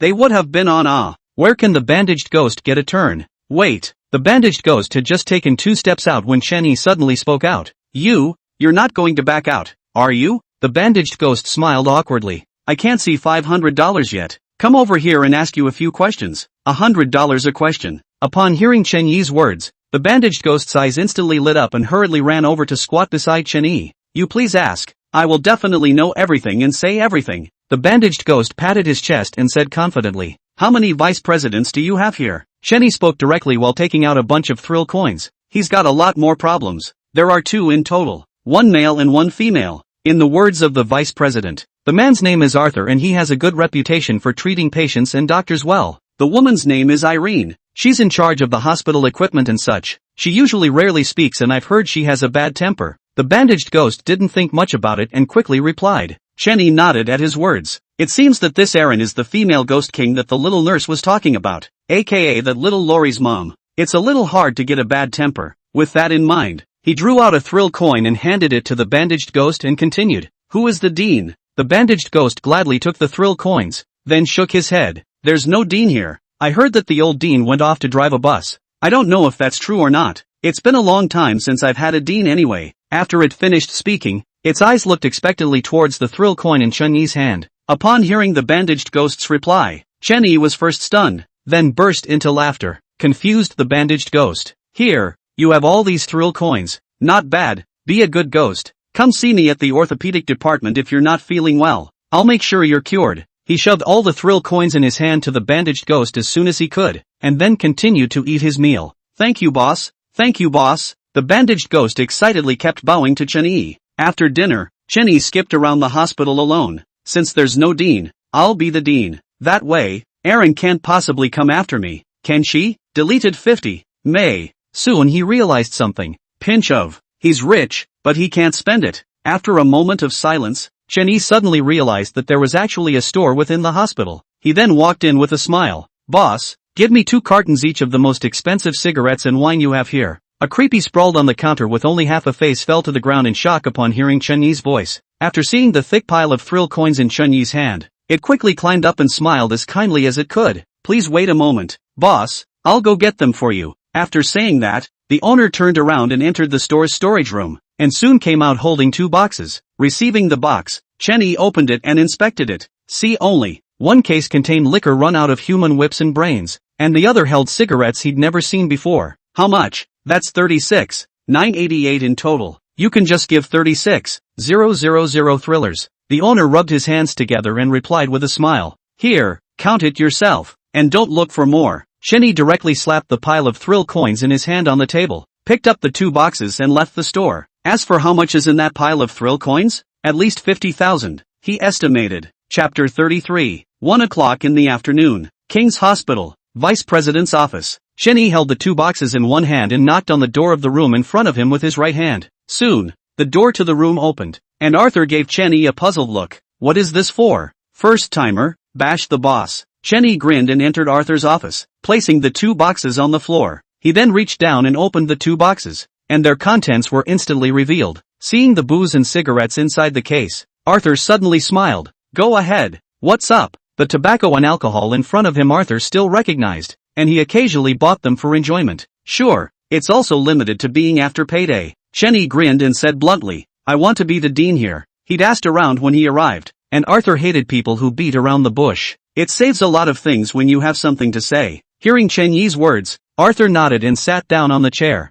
Dean isn't that easy to be. First of all, you have to pay all the employees. Secondly, to buy the medical equipment and medicines needed. The most important thing is that you have to be strong. After Arthur finished speaking, he quietly looked at Chen Yi. Chen Yi nodded. He understood the meaning of Arthur's words very well. 1. To have money. 2. Be very rich. Obviously, on both counts, he is very much in line. Tens of billions of thrill coins. Spent, simply spent. As for the third point, have the strength to protect yourself. Otherwise, you might be devoured by the weirdness one day. What's the point of being a ING dean? In the next second, Chen Yi took out the thriller bank card from the system space. He had asked Blackie where the bank card came from and what it was for. Blackie's answer was that his thrilling bank card was the equivalent of a black card in the human world, honorable and special. As it happened, Arthur couldn't even help but freeze at the sight of the thrill bank card. Immediately afterward, Chunyi pulled out the guile blade again and played with it in his hands. At the same time, a rich ghostly aura emanated from his body. Arthur,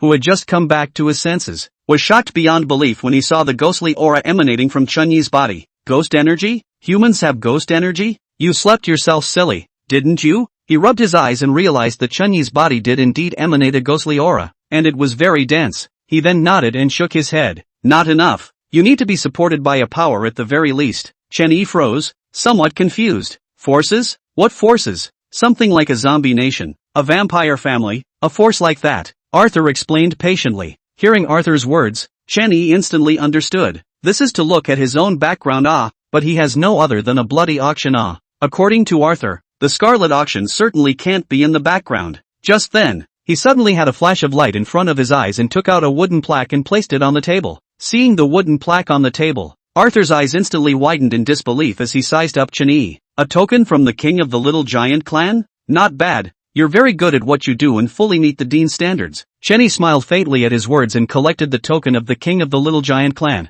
Originally, he thought that he would never be able to use this in his life, but he didn't expect to actually use it here. But, whether or not you can become a dean is not up to me alone. You'll also have to seek the approval of the other vice president. At this point, Arthur spoke again. Chunyi was a bit confused. He naturally knew who the other vice dean was that Arthur was talking about. May. He came to Arthur specifically so that he wouldn't run into Irene. He spanked someone's daughter's ass and then went back to them for consent. Isn't this purely suicidal? Seeing Chunyi's silence, Arthur seemed to have guessed something and smiled. You can make a breakthrough from her daughter. Hearing Arthur's words, Chunyi's eyes lit up. After leaving Arthur's office, Chunyi went straight to the orthopedic hospitalization department. Soon, led by the nurse, he came to a ward. Through the glass in the door, he saw Lori, who was sleeping. Don't blame your brother for being ruthless. Muttering, he pushed the door open and came up behind Lori, reaching out and nudging her in the neck. A small black dot appeared on Lori's neck, emitting a ghostly aura from time to time. After getting everything done, Chunyi breathed a sigh of relief and left the hospital room. Arriving at Aaron's office, as soon as he walked into the office, an angry killing intent locked him in place. Shasta, a blood-red ghostly aura filled the room. You, how dare you come to me? Aaron gritted her teeth in anger. Lori left the orthopedic clinic and went straight to telling Aaron what had happened. But since it was during office hours, Irene didn't bother with Chunyi for the time being. But,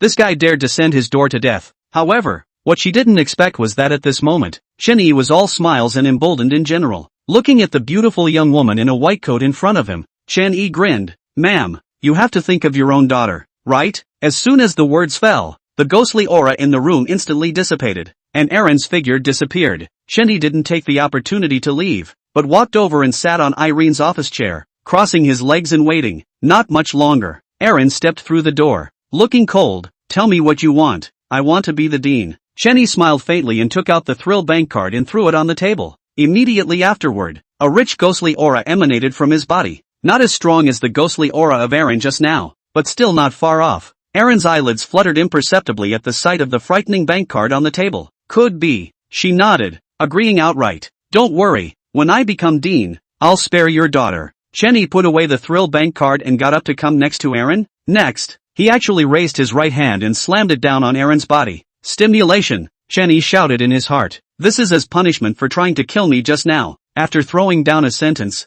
he walked out slowly. As soon as he stepped out of the office, Chunyi no longer pretended to be calm and ran away. In fact, he hadn't done anything to Lori, just casually clicked on a mole that emanated a ghostly aura. It's just that Aaron cares, and someone else might not have had the same effect. Inside the office, Aaron clenched her fists in shame. Chapter 34. It's normal for me, a human, to kill creeps, right? At 2 p.m., a light rain fell from the sky. Orthopedics. Chunyi put on his white coat, sat on a chair, and dozed off. There were almost no patients in the afternoon due to the rain. The little nurse on the sidelines almost fell asleep. Finally, at 3:30, a figure pushed open the door to the clinic and walked in. Dr. Ling, Dean AI wants you to report to the obstetrics and gynecology department, a nurse said hurriedly. Chunyi stood up at his words and followed the nurse towards the obstetrics and gynecology department. Not much longer. The three big words obstetrics and gynecology department caught Chunyi's eyes, and Irene was standing there waiting for him.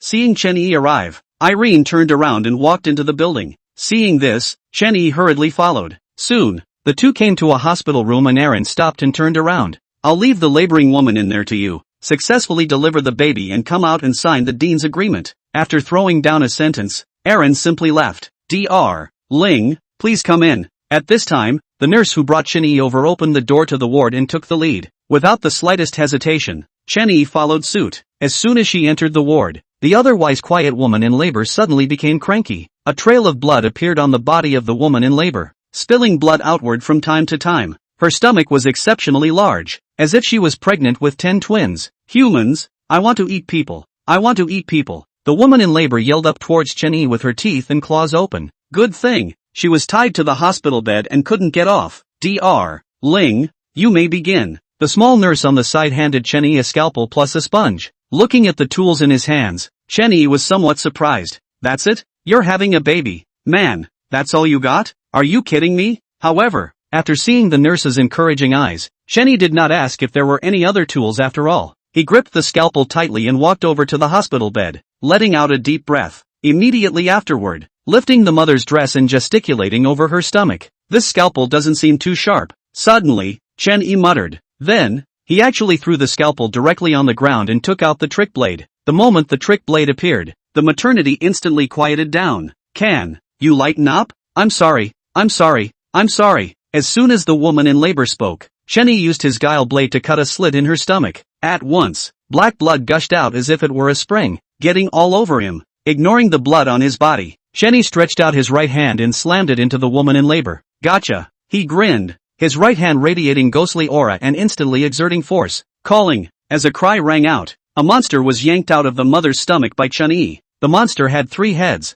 6 arms, 4 eyes, and was covered in dense necrotic spots. On those corpse spots, Chen-yi saw countless tentacles writhing, trying to draw blood from the laboring woman. Mommy hug. The woman in labor was pale and weak. Seeing this, Chen-yi handed the monster to the woman in labor. A happy smile as the mother holds her baby. However, in the next second, the corpse spots on the monster's body grew 5-centimeter long tentacles, crazily sucking the blood from the maternal body. When the blood spewing out from the surface was absorbed, those tentacles unexpectedly drilled directly into the flesh of the woman in labor and crazily drew on it. Mommy, I'm so hungry. Suddenly, the newly born monster opens its mouth to make a sound, then opens its mouth wide and takes a bite out of the mother's neck. From start to finish, the woman in labor was smiling. Chen-yi's brows tightened as he gripped the guile blade in his hand. A ghostly aura emanates from his right hand from time to time. The nurse on the side saw that Chen-yi was out of sorts and reached out to tug on Chen-yi's arm. Don't care, that's their fate, doomed to be eaten from the moment they are conceived. At those words, Chen-yi fell silent. He put away the trick blade, put his hands in his pockets, and left the hospital room.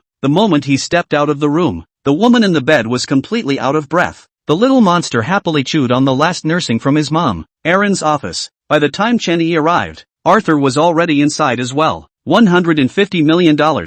Agree and sign the contract. Aaron poked the contract on the table with an expressionless face. No problem. Chen-yi shrugged. Originally he had thought it would cost $500 or $600 million. I didn't realize it was only 150 million thrillers. That's a good deal. After glancing at the contract, he picked up the pen on Aaron's desk and signed his name. Ling Chen. How do I pay for it? Chen-yi grinned as his gaze went to Aaron's chest. When he was at the Scarlet auction, he could just swipe his card when paying. That taste, that treatment. TSK, TSK, TSK, TSK, TSK, TSK, TSK, TSK, TSK, TSK, TSK. Eileen naturally understood what Chen-yi meant and immediately glared at him, then picked up something on the table that was very similar to a computer mouse. Just swipe your card here. Upon hearing this, Chen-yi had some regrets, but did not say anything more. After swiping his card to pay, he officially became the director of this Jing's hospital. One question, am I allowed to do whatever I want in the hospital now? Putting the contract into the system space, Chen-yi asked with a smile. Aaron nodded uncertainly. Thanks a lot. Chen-yi grinned, and his entire body instantly emitted a dense ghostly aura. That ghostly aura was mixed with a rushing murderous intent that made even Aaron shiver coldly. In the next second, he took out the trick blade and turned to leave. Looking at Chen-yi's departing back, Aaron had already guessed a little. This new dean, he seems quite interesting. Arthur, who was beside him, stared in disbelief when he heard Aaron's words. then he shook his head and got up to leave. Obstetrics and gynecology. Chenny once again came to the ward where the surgery had just been performed. At this moment, the woman in labor on the bed has disappeared, leaving only black blood on the sheets and the monster with a mouth full of blood. Seeing Chen-Yi appear, the nurse froze and hurriedly blocked Chen-Yi. No, it's a patient. Patient? None of my business? Chen-Yi grinned, and his right hand, wrapped in ghostly chi, grabbed the satiated monster with one hand. The monster was a bit angry at being caught by Chen-Yi and spat out a mouthful of bloody foam towards Chen-Yi, the stench of which was incomparable. You see, it was the one that messed with me first. Chen-Yi twisted his head and smiled faintly at the nurse before lifting his guile blade and plunging it directly into the monster's head. Ah! Instantly, a miserable scream resounded throughout the entire floor. Seeing that the monster was still struggling, Chen-Yi raised his guile blade and frantically mended it. Ding! Congratulations to the host for killing the weird monster. Rewarded with plus 300 experience. Instantly, a bright light flashed as Chen-Yi's level was raised to level 3. Aren't you afraid that Dean and the others will come after you for this? The nurse at the side was trembling. How could she not expect Chen-Yi to actually dare to kill that monster? Though, she also looked at that monster with displeasure. Oh, yeah, I'm not really afraid, because I'm the director of this hospital now, and the two of them are just vice directors. Besides, it's normal for me, a human, to kill a creep, right? Chen-Yi grinned, appearing harmless. It would be more like it if, well, blood wasn't dripping from his body. Chapter 35, Legitimate Lori. Little Black, devour it. Chen-Yi put away the guile blade and raised his right hand. Little Black's mouth instantly appearing and devouring the monster's corpse. Ding! Lifespan replenishment in progress. Additions complete. Current life expectancy, 99 years. Without staying too long, Chen-Yi left the ward. As soon as they stepped out of the ward, the patients in the corridor turned their gazes towards Chen-Yi. The original creepy eyes that had greed flowing out of them turned away in fear when they noticed the black blood on Chen-Yi's body. Hello Dean, this way. Just then, the little nurse from the orthopedic department walked over and respectfully bent down to Chen-Yi. Without much thought, Chen-Yi followed. Soon, under the lead of the young nurse, Chen-Yi arrived at the rear of the hospital, which was the staff dormitory area. Among them was a two-story bungalow that sat on the outside, Dean's quarters. The little nurse took out the key and opened the door to the room. This is your residence. You can call out to me anytime you need me. After the little nurse left, Chen-Yi checked the room alone. After checking all the upper and lower floors, he sat down on his butt on the couch in the first-floor living room. Alas, the life of the rich is so plain and simple. Chen-Yi sighed with a cozy sigh. Open the personal panel. Player, Ling Chen. Sex, male. Rank, 3. 200/3000. Thrill coin, 960. 000. Points, 200. Playing points, 50. Occupation, owner of Scarlet Auction. Director of Jing's Hospital Branch. Chef, temporary. Items, sneaky blade, crowing stick, token of the king of the little giants, sword of longevity. At this moment, Chen-Yi's personal panel could be considered very luxurious. A branch hospital director? No wonder the hospital created by the evil god is only 150 million thrill coins. So how much does all of King's Hospital cost? He thought about it and felt that it was a bit unrealistic. How could the evil god sell all the hospital to him? That would just happen to be that the president of this branch ran for the bus, or he wouldn't have had a chance. Soon after, Chen-Yi turned his gaze to the personal quest of the copy. Received heartfelt thanks from the patient, 1/20th. Holy, there's even one. Chen-Yi was very surprised that a patient would thank him for this kind of medical treatment. It's still really perverted. Ding! Side quest triggered. Rescue the second personality. Suddenly, the thriller game world's beep sounded abruptly. The cold, piercing voice caused Chen-Yi to freeze. Side quest? Is there such a thing? How come I haven't come across it before? In the first two copies, he hadn't encountered the side quests, and completing the main quest had ended it straight away. What does it mean to free the second personality? Chen-Yi reached out and tapped on an open line quest, and a line of blood-colored fonts was immediately revealed. Name, Irene. Sex, female. Occupation, Vice President of King's Hospital. Etiology, schizophrenia. Second personality coexisting. Mission, rescue the second personality and let her be herself. Chen-Yi was a bit baffled, not realizing that the side quest was about Irene. And, this quest introduction is too concise, right? It just says rescue, but it doesn't say the method of rescue. He rubbed his head somewhat breathlessly. There are still 2 days and 3 nights left. Let's take one step at a time. At 5 p.m. The hospital was still open and the cafeteria was preparing dinner. At this time, Chen-Yi walked into the cafeteria with his hands behind his back. He glanced from side to side at the various windows in the cafeteria, finally stopping by one of them. Dude, let me fry up a couple dishes. Chenny smiled slightly towards the chef, but what he got in return was a blank stare from the chef. When he saw this, he didn't get angry and took 5,000 thrill coins out of his pocket and slapped them on the window. Can we speculate now? The chef turned around with a face full of impatience and was just about to open his mouth when he saw a thick pile of thriller coins. This master, inside please, do you see any favor I can do for you? Or maybe you step on my stir fry. The chef put away his thrill coins and was very flattering. Ahem, collect yourself. I still like the way you were just untamed. Chenny coughed lightly and put on his apron and walked over to the pot. Yes, the chef stood up straight and yelled. Within a short while, Chenny flipped the spatula and began to stir-fry the vegetables. The dish, of course, is some carrion, human brains, limbs and bones. Every time he finished frying a dish, Chenny would drop a drop of liquid into the pan. The cook on the side saw it and pretended not to see it, his eyes darting around. At 6 p.m., the hospital closes and the cafeteria opens. Soon, doctors, nurses and patients all flooded into the cafeteria to start buying food. Why are you here? Irene happened to pass by and was a bit surprised to see Chenny standing inside the window. This is not to experience life. DNA or you can eat at my place.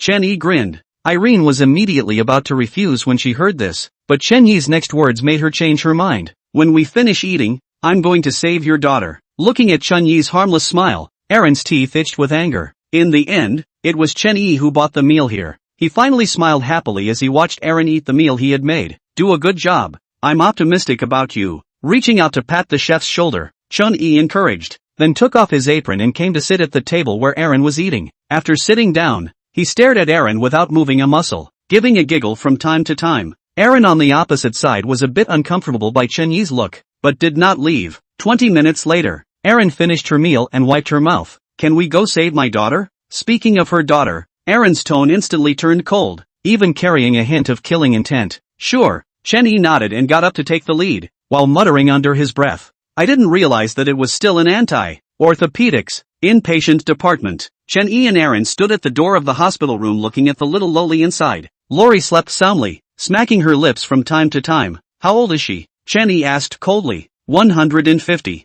Aaron replied with an expressionless face. TSK, TSK, TSK, it's hard to tell, but it's still a legal loli. Chapter 36, Irene, AI Chien, Tragic Childhood Experiences. Pushing open the door to the hospital room, Chenny walked in. Just as she entered the hospital room, Lori woke up and rubbed her sleepy, open eyes. At the sight of Chun-Yi's figure, he was startled. Pervert, why are you here? The little loli shrieked in shock. Those 3 slaps from Chun-Yi had really left a psychological shadow on her. Yoo-hoo, the name calling has changed again. It's still true. The reputation. It used to be. It's a perversion. Little sister, brother knows it's wrong, so he came to see you. Chun-Yi wore a smile on his face as he took out 2 lollipops he had bought at the store from his pocket. 10 thrift coins apiece then. The reason for this is still for that side quest of Aaron's. He could tell that Aaron thought highly of this daughter, so it was perfectly fine to start with this little loli. First, it's natural to have a good relationship. Lori hesitated for a moment,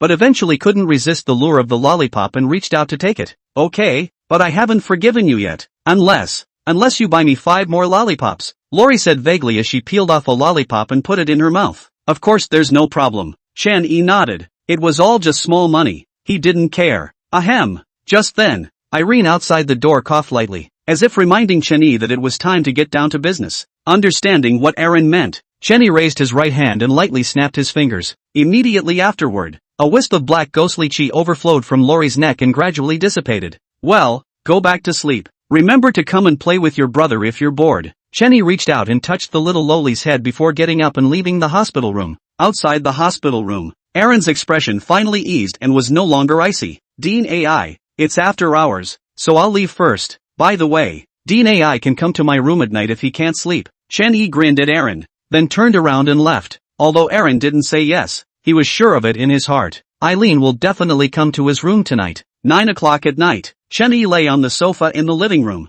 napping with his eyes closed. There are no TVs in the world of thriller games, let alone computers and cell phones. Knock knock. Suddenly, a knock sounded on the door. Chun-Yi slowly opened his eyes, the corners of his mouth rising. Finally, as he spoke, he got up and went to the door, reaching out and turning the doorknob to open it. Outside the door, Erin had shed her white lab coat and was wearing a seductive black leotard. Please come in. Chun-Yi smiled faintly and stepped aside. Without hesitation, Erin lifted her leg and walked in. sit down, and don't be offended by the hospitality. Chen took out the pre-prepared drinks from the refrigerator and placed them on the table in front of Irene. Did Dean AI miss me when he came here late at night? He asked softly as he sat down next to Aaron. As soon as the words left her mouth, Aaron's body trembled unnoticeably. No.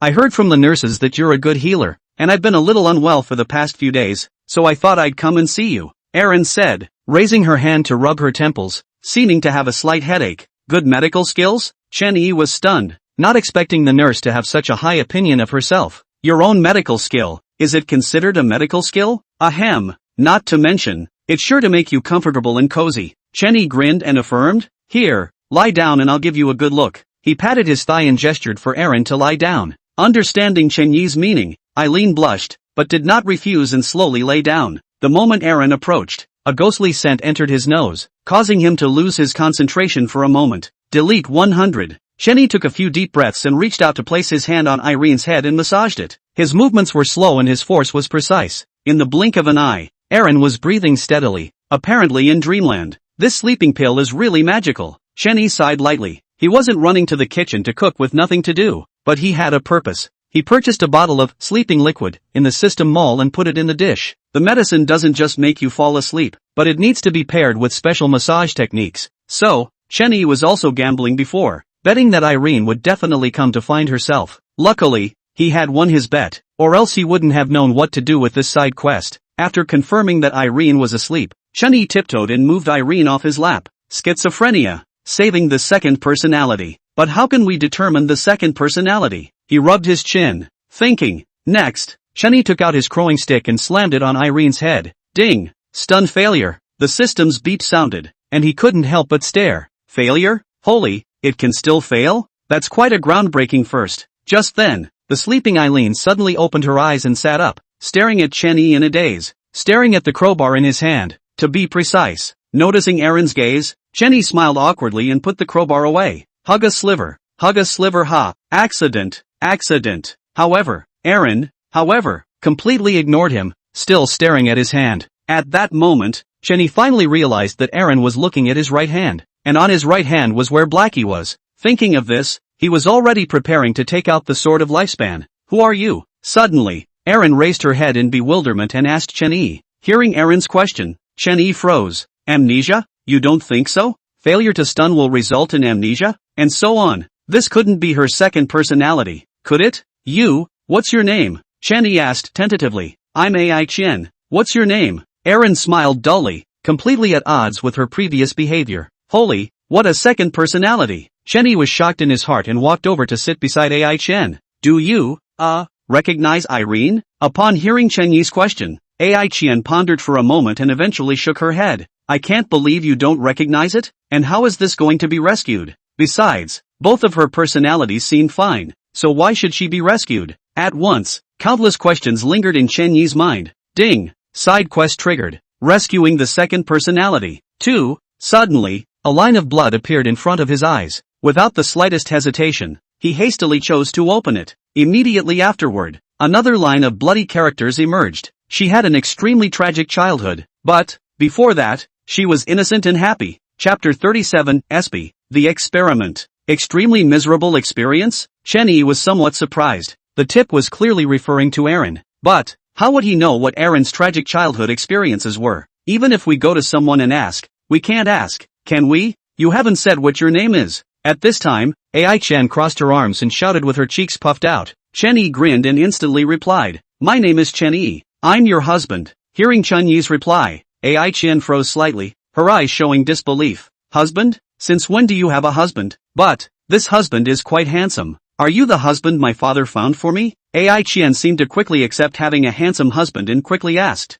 At the word father, she looked visibly agitated. Noticing this, Chen held AI Chen's hand in his. Yes, it was father who made me your husband. It's just that I don't know my father very well. Can you tell me more about him? For some reason, he had a premonition in his heart that the father that AI Chen spoke of might be the key to cracking the side quest. Father? AI Chen murmured softly in deep thought. It was a long time before she spoke again. My father used to be a doctor at the hospital as well, and he has a pretty good reputation for all his skills. He was a top man who gave much more for me, including his life. But, I hate him. Suddenly, AI Qian's eyes were bloodshot, her teeth bared, and a blood-red ghostly aura overflowed from her body, instantly knocking Chen Yi away. Chen Yi fell to the ground, somewhat surprised, but soon he reacted. Oh no, Aaron's out. He got up in a hurry and swung his crowbar to slam it on Aaron's head. Ding! Stunned. Good thing this one didn't fail. Otherwise, a frenzied Ghost King was really hard for him to deal with.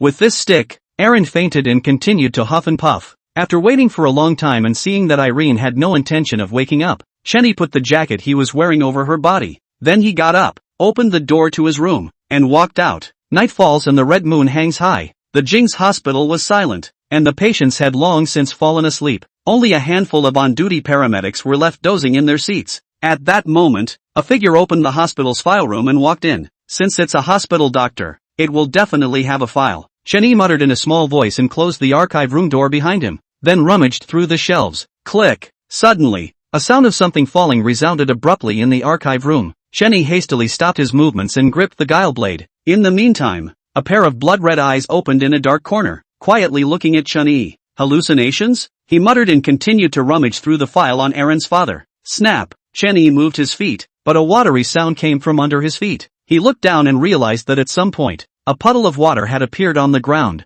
just got under his feet. Is it water? Something doesn't seem right. He bent down to get a closer look at the water at his feet. Just as he bent down, the smell of blood hit him. Immediately afterward, a large amount of ghostly aura locked him in place, and a black figure stepped out from the corner. There's a mouse sneaking in yet. The figure's voice was raspy, as if it were a rusty saw, and it made people grow goosebumps. It's been a long time since I've had meat, so I can finally have a full meal, it said, walking towards the crouching Chen Yi. However, when he arrived in front of Chen Yi, he suddenly froze. See only. Chen Yi wore a smile on his face as his right hand was wrapped in ghostly aura and gripped the guile blade tightly. I was too lazy to kill you, but you had to die. As the words fell, he instantly rose to his feet and sealed his throat with a knife. Before that creep could react, his corpse was already separated. Blackie, dinner's ready. Xiao Hei's mouth appeared instantly, devouring the bizarre corpse in one bite and chewing happily. After a small interlude, Chen Yi continued to rummage through the files. Finally, after half an hour, he found the file on Aaron's father. King's Hospital,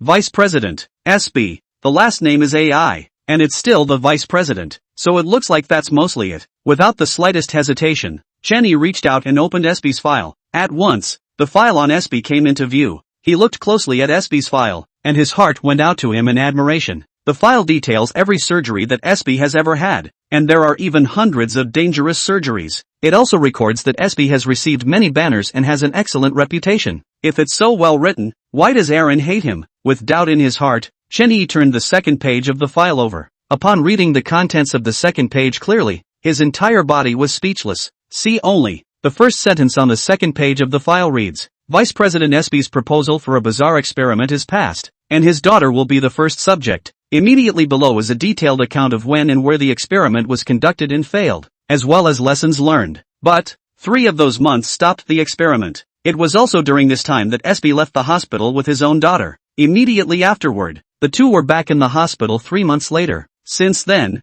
the experiment has gone very well, and the subject seems to be a different person. Silent. Eventually, a year into the experiment, SB suddenly dies and his daughter disappears. The experiment has since been forced to end. What is this experiment really about? Why is there no record of it? Chen Yi kept looking through it, but found that there wasn't the slightest record of what the ultimate purpose of this experiment was. I'm sorry. Suddenly, a piece of paper fell out of the file. Chen Yi bent down and picked up the paper that had fallen to the ground, realizing that it was written in a lot of weird fonts that he couldn't understand. There was no choice but to call out for Xiao Hei to translate. Listening to Little Black's words, Chen Yi's brows furrowed. This SB really isn't much of a father, to do that to your own daughter. The general meaning of the paper is, Dear Irene, Father is sorry for doing beastly things to you, but, Father is only trying to resurrect your mother through you. You know, Father really misses her too much. I hope you understand, Father. At this moment, Chen Yi finally understood the purpose of this experiment. That is, through Irene's body, SB's wife was reborn. Specifically, soul coexistence. So, Acehan is Aaron's mother. SB's wife? This is too messy, isn't it? Chapter 38, Grade 8 Player. Solomon. Click. Suddenly, the door to the archive room was opened from outside and a figure walked in. Chen Yi used Xiao Hei's concealment skill to lean against the wall and hide. Looking at the person who entered, he frowned. realizing he hadn't seen the other person before. No, he'd only been at the hospital for a day, but he'd basically gone around everywhere he could. The nurses and doctors at the hospital looked over the situation and there was absolutely no such person in front of them. The man went straight to the file racks and reached out to remove a file. It happened to be the file of SB that Chen-Yi had just finished reading. Picking up the file, the man turned and left the file room. Seeing this, Chen-Yi hurriedly followed, concealing his figure the entire time. Soon, he followed the man to the hospital accommodations and watched as the man walked into a staff dormitory. And accomplices? Chen-Yi muttered a sentence and came to the entrance of the staff quarters, listening quietly. Within a short time, the sound of arguing came from within the room, and from time to time, ghostly auras spilled out of the doorway. After a long time, a smell of blood wafted out of the house. Click! The door to the room opened and the man stepped out, covered in blood, still holding SB's dossier bag in his hand. Chen-Yi glanced through the doorway and realized that there was only a pool of blood in the house, but no body. Think it should have been devoured directly by the man. Without much thought, he continued to follow. Suddenly, the man walking in front stopped and turned to look at where Chen-Yi was. Come out, the smell of blood has just exposed you. However, Chen-Yi just quietly looked at the man without revealing his form. Want to follow? Then follow. The man shrugged and turned to continue on his way. About 10 minutes later, Chen-Yi followed the man to the hospital's morgue. The man opened the door to the morgue and came to a bed where the body was placed. The next second, he reached down and lifted the sheet covering the body. Seeing this scene, Chen-Yi immediately stared at the corpse on the bed with wide eyes in disbelief. Just because, the corpse looked, surprisingly, exactly like the photo on SB's file. TSK, TSK, TSK, I didn't think it would actually be here. Eren can really stand to not eat you all. The man shook his head and smacked it. Introduce yourself, Solomon, level 8 player. I suppose you also took on Eren's side quest? Suddenly, Solomon turned his head to where Chen-Yi was and introduced himself. At those words, Chen-Yi's figure was revealed. He knew that there was no longer the slightest point in hiding at this point. Yo, level 3 player,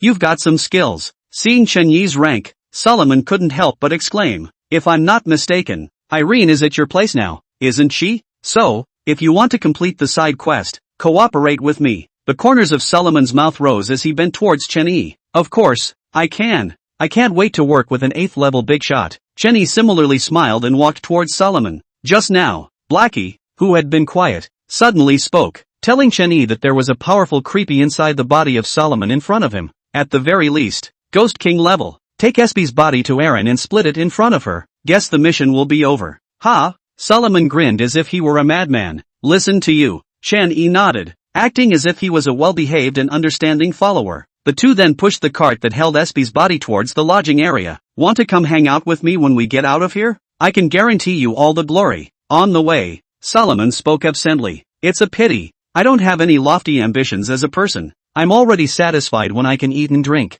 Chen-Yi smiled and politely declined Solomon's invitation. Just kidding. He had tens of billions of thrill coins, and he even had 2 Ghost King slaves. Even if a 9th level big shot came, he wouldn't be able to impress him. Solomon nodded, his eyes turning cold, and didn't speak again. 15 minutes later, the two men pushed the cart to the dean's quarters. Upon seeing the words dean's quarters, Solomon wasn't much surprised. Immediately afterward, Chen-Yi took the lead and walked over to open the door to the room. Inside the house, Eren lay on the couch huffing and puffing, not waking up for a while. Solomon lifted the cart with one hand and took it inside, put it in front of Eren's face. Eren, who was sleeping, suddenly smelled a familiar odor and frowned. Next, Eren's eyes snapped open just in time to see SB's body on the cart. In an instant, her eyes became bloodshot, and her entire body erupted with intense killing intent. The ghostly aura directly locked onto both Chen-Yi and Solomon. Honorable Dean Eren, please don't think too much of it. I'm just the one who came to free you. Solomon broke free of Eren's lock and spoke calmly. At the same time,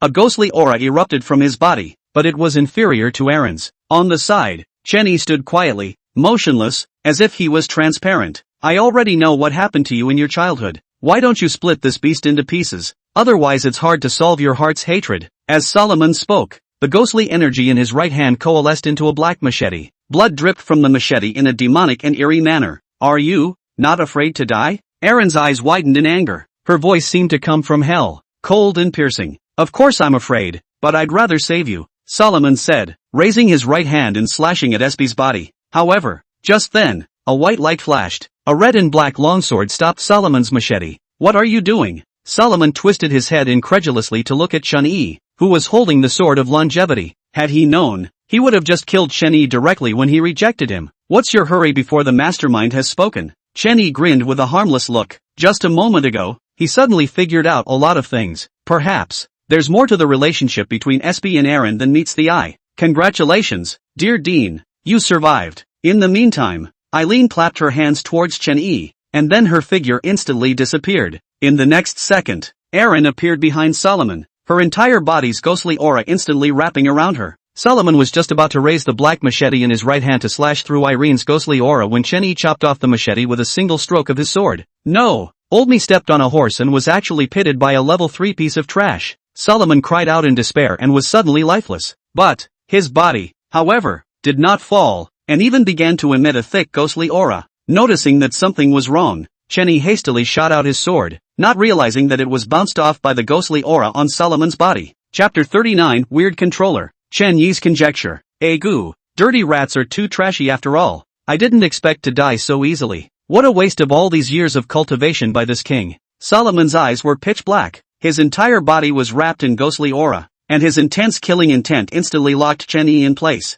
I really didn't expect that I would have this king's plan ruined by a mole like you. You can go to hell. Solomon sneered as the black machete in his right hand reappeared, slashing violently towards Chen Yi's head. However, just then, a pair of slender, white hands suddenly appeared in front of Chen Yi, grabbing Solomon's black machete. It's not your turn to be wild here. Erin's complexion was ice cold as cracks surfaced on her body, spilling black blood. Ding! Kill target, Solomon. Possessed ghost. Strength, Ghost King 3rd Order. Life expectancy to be consumed, 500 years. Self-life, 99 years. To behead or not to be beheaded. At that moment, the bizarre message within Solomon's body appeared before Chen Yi's eyes. He frowned, not realizing that the other party was a Ghost King 3rd stage, and the previous Hakashuans are pretty much the same. Immediately afterward, he turned his gaze back to Aaron. Ding! Kill target, Irene. Strength, Ghost King 2nd Order. Life expectancy required, 450 years. Self-life, 99 years. To behead or not to be beheaded.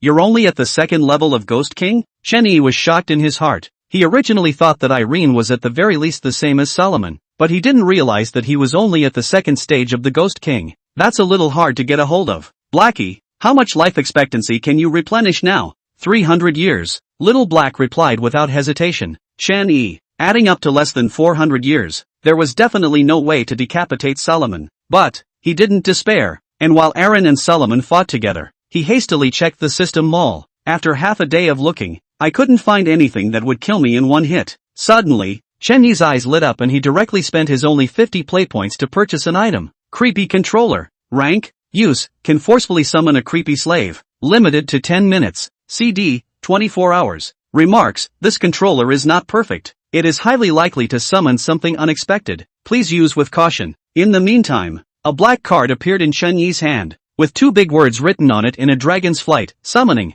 Without the slightest hesitation, Chen Yi hastily activated the bizarre controller. The next moment, a dazzling red light erupted from the black deck, cutting through the houses and into the clouds. Irene and Solomon, who were fighting, all looked towards Chen Yi when they heard the commotion. However, he was surprised to find that at some point, there was an additional figure beside Chen Yi. Holy, I can't believe it's you. Looking at the figure beside him, Chen Yi couldn't help but be shocked. See only, the red light on the black deck disappeared, and Zabel suddenly appeared beside Chen Yi. As before, at this time, Zabel was still standing quietly with her eyes lifeless. It's you, right? Go on, that guy. With that, he handed the trick blade to Hibble and raised his hand to point at Solomon. Moment. Hibble's figure disappeared. Next, Solomon suddenly turned around and the black machete in his right hand slashed away. The slash, however, was completely on the empty hand. At the same time, a red and black dagger appeared on Solomon's neck. I'm sorry. The dagger slid and a stream of blood spurted from Solomon's neck. Immediately after that, his whole body's ghostly aura shook up and drilled out from the wound at his neck. Quick, get it dead, Chen Yi shouted in a hurry. Sherbel and Aaron made their moves at the same time, intercepting the ghostly aura that was trying to escape. Seeing that he couldn't escape, the ghostly chi stopped struggling and stopped where it was and turned into a silhouette. Let me go and I can give you untold riches and honor. The possessed ghost was pitch black, its eyes were empty and lifeless, and the machete in its right hand was full of slits. Suri, the last thing I need is money. Chen Yi grinned and nodded at Zabel. Seeing this, Hibble lifted the trick blade with an expressionless face, hands up and tackled the possessed ghost. Why does it feel as if Zabel has gotten stronger? Chen Yi muttered to himself. Originally, he had wanted to summon Bai Xian. After all, Bai Xian was a solid Ghost King 3rd order, while Hibble was only a Ghost King 1st rank, and could only exert Ghost General strength. At this moment when Zabel played it out, it wasn't at all inferior to a possessed ghost of the 3rd rank of Ghost King. It's hard not to. Suddenly, Chen Yi realized that Zabel kept looking at the guile blade in her hand, seemingly very much in love with it. That seems to be the reason. He nodded and walked over to Hebel to retrieve the trick blade. The creepy controller summons are only 10 minutes long, and after 10 minutes Hebel will return the way she came. If he took the guile blade with him, then he would have one less Ghost King level ghost weapon to pretend to be. Just then, Irene walked up to Chen Yi. Mr. Ling Chen, thank you so much. If it wasn't for you, father's body would have been destroyed for sure. Gee, I'm the dean. It's all worth it for the staff. Chen Yi nodded with a righteous face. He sighed in his heart. But on the other side, Zabel suddenly disappeared. Ding! Spooky controller cooldown countdown, 23 hours, 59 minutes and 59 seconds. Chen Yi didn't bother with Zabel, enjoying the softness to the fullest. Dean, I have to put my father's body back first. Sorry. After a moment had passed, Irene let go of Chen Yi's hand with a red face. Chen Yi retracted his hand with a sigh of relief. Go on. As Irene pushed the cart to the door, she suddenly turned her head to look at Chen Yi. Tomorrow night, wait for me. Hearing these words, Chen Yi's heart beat violently. What do you mean? Late at night, alone, dry wood, blah blah blah. Maybe they have business? Yeah, business. Hey.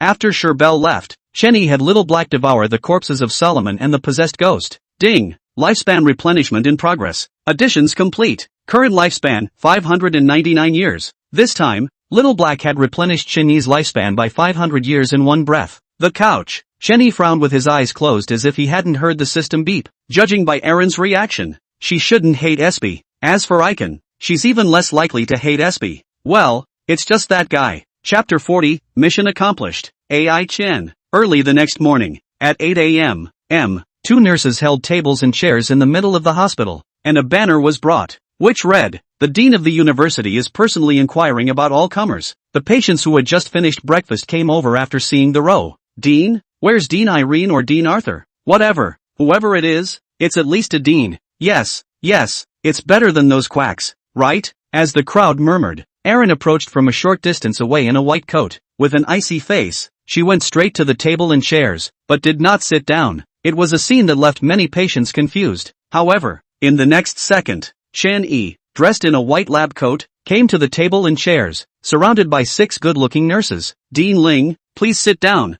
Erin bowed slightly towards Chen Yi and respectfully said. Seeing this scene, all the patients were shocked beyond belief. Irene they all know, the vice president of King's Hospital. A short-tempered man who pulls out his patient's loins at the drop of a hat and puts all his male patients on the scent. But, at this moment, Irene was actually bowing to a man, and with great respect, the most over the top. The man was surprisingly still a human being. Ahem, introduce yourself. My humble self, the president of Jing's Hospital, Ling Chen. Note that it's the president, not the vice president. Chen Yi grinned, revealing a mouthful of white teeth. A harmless look plus a handsome face immediately provoked not a girl patient's secret eye. What about today? This dean is free to see anyone, with any illness. I know you have concerns. See that patient? Originally had neck pain, but after this dean's wonderful hands, it doesn't hurt at all now, Chen Yi said, raising his finger to point at Creepy, who was holding his head to the side. It was the first patient he had seen since coming to orthopedics. Many of the other patients believed Chen Yi when they saw him speak with conviction. The queue to wait for the doctor's appointment begins under the management of the nurse. The first patient was a Creepy with bandages all over his body.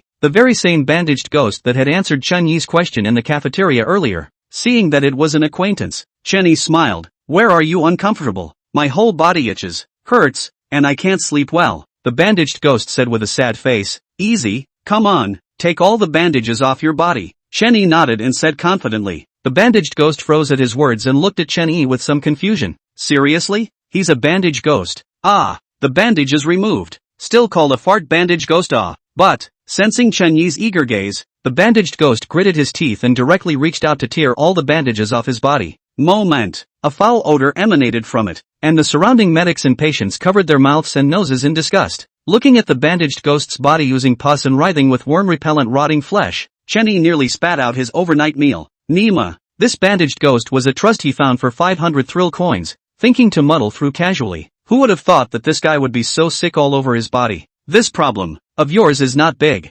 Chenny pondered for a moment and slowly spoke. The moment these words were uttered, everyone in the surroundings turned their gazes towards Chenny. This carrion, they're a bunch of creeps looking at it and feeling sick. That's not a big problem? What? Do you have to be dead to be a problem? In the next second, Chenny suddenly pulled out his guile blade and looked at the bandaged ghost with a smile. Trust me, I'm afraid it's a bit painful. The bandaged ghost shook his head madly. It's really hard to make money and it wouldn't pay to put your life on the line for 500 thrill coins. But suddenly a voice like heavenly music reached the ears of the bandaged ghost. 10,000 thrift coins. Hearing Chenyi's voice, the bandaged ghost sat up straight at once. Come on, Dean. I'll trust you. Chenny couldn't help but roll his eyes. Really believing the hell out of you. If it weren't for 10,000 thrillers, could you have gone to war like this? However, since the bandaged ghost agreed, he didn't hesitate and directly lifted his trick blade and began to cut the rotting flesh of the bandaged ghost's body. Instantly, the bandaged ghost bared its teeth and screamed, but did not leave. The mind kept thinking, 10,000 thrift coins, 10,000 thrift coins, that's 10,000 thrillers. The creeps around them all watched the whole thing with narrowed eyes. After about half an hour, Chenny finally stopped the trick blade and let out a sigh of relief. At this moment, the bandaged ghost was covered in blood and dying. Alas, for the sake of the mission, Chenny shook his head and spent 100,000 thrill coins in the system mall to purchase a bottle of recovery potion. Immediately after that, he poured the recovery potion on the bandaged ghost. In a flash, a green light rose from the bandaged ghost's body, and his flesh began to wriggle and repair itself. I'll be damned. It can actually be cured. This is too powerful. Dean deserves to be Dean. Awesome. Just kidding. That's a human who could make Aaron grovel. This Dean is so handsome. I want to give him a ghost doll. Bull asterisk asterisk asterisk asterisk. Can you be as handsome as the readers who read this book? While the crowd was talking, the injuries on the bandaged ghost had completely healed.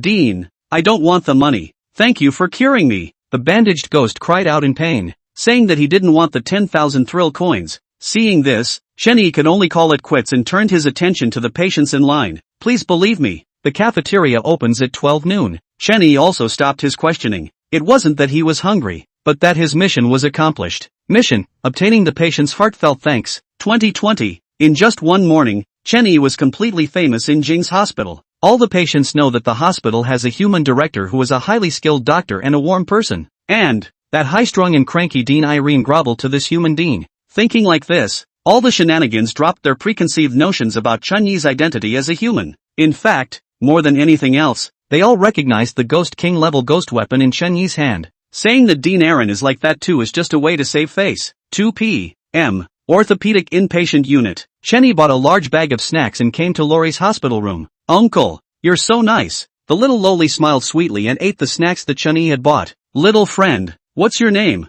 Chenny asked with a smile. I'm Aaron. Laurie slurred with her mouth full of snacks. Bang! Suddenly, the door to the hospital room was kicked open and Dean Aaron came panting in. Without saying a word, she pulled Chun-Yi's arm and headed out. Chenny didn't struggle and allowed her to pull. After a long time, the two men arrived at the hospital's archives. Bang! Dean Aaron slammed the door shut as she instantly erupted a strong killing intent from her body. The red ghostly aura instantly filled the entire archive room. You, don't be nosy. Aaron's eyes were bloodshot, her voice cold and piercing, her words full of threats. Gee, should I call you Aaron now, or Ace Hen? Chenny staggered, staring at the woman in front of him with a look of interest. My name is Icon, Vice President, AI Chien. Chapter 41 Mission accomplished. Night visit. Hearing AI Chien's reply, Chenny didn't seem surprised and nodded calmly. So, Aaron, is that your older or younger sister? Sister. Aaron's tone remained cold, as if she was trying desperately to restrain herself from killing the man in front of her. The Zybel that suddenly appeared that day. She knew very well in her heart that she couldn't beat her opponent. Plus, Chenny was still the head of Jing's hospital and had a Ghost King level ghost weapon in his hands. But, last night, why did you play the dual personality yourself? Chenny frowned and kept opening his mouth. The clues for this mission were really too few and far between. So few that he didn't even know where to start looking into it. Because I guessed you wanted to investigate father. And of course I didn't. Hearing AI Chien's reply, Chen-Yi's mind instantly became clear. But don't you think you're being selfish? Do you, really, think you're doing the right thing? He kept all the records of the experiment in his mind. And it could be said that everything was done by SB for his own selfish desires. You know. Suddenly, AI Chien growled. a line of bloody tears running from the corner of her eyes. She's still mine. As the words fell, the hallowed one Ghost King actually crouched down and sobbed. At this moment, Chen-Yi was completely dumbfounded. He was silent for a moment and sighed. People can't come back from the dead, and neither can weirdness.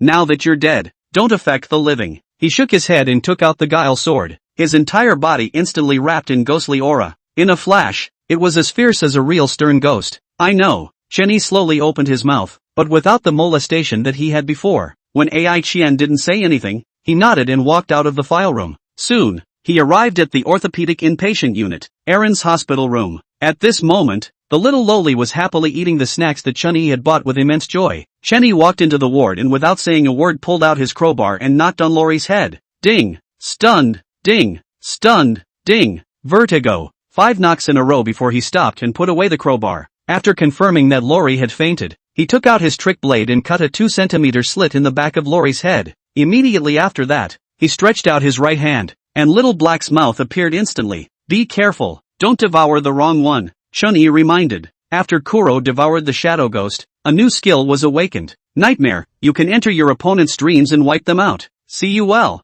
Xiao Hei smiled confidently, and immediately a strand of ghostly chi flew out of his mouth and drilled into the wound at the back of Lori's head. Next, Lori frowned, her face full of pain. A chaotic ghostly aura immediately overflowed from his body. Found it. Suddenly, Blackie's voice came, followed closely by a chewing sound. Not long after, Blackie's mouth disappeared and withdrew his ghostly aura. Sure you didn't devour the wrong one? Chen-Yi asked uneasily. Don't worry boss, this kind of thing is simple for me. Blackie was very confident. That is to say, no flesh, or else it has to be a pat on the back. Chen-Yi nodded at his words, taking out the recovery potion and dropping it on the back of Lori's head. In the blink of an eye, the wound on the back of Lori's head was back as good as new. In the meantime, Lori slowly opened her eyes and came to her senses. Uncle, what just happened? Why does my head hurt a little? Lori rubbed the place where she had been hit by the crowbar. Aggravated. It's okay, I think I just had a nightmare. Chen-Yi's face was filled with tenderness as he reached out and rubbed the little lowly's head.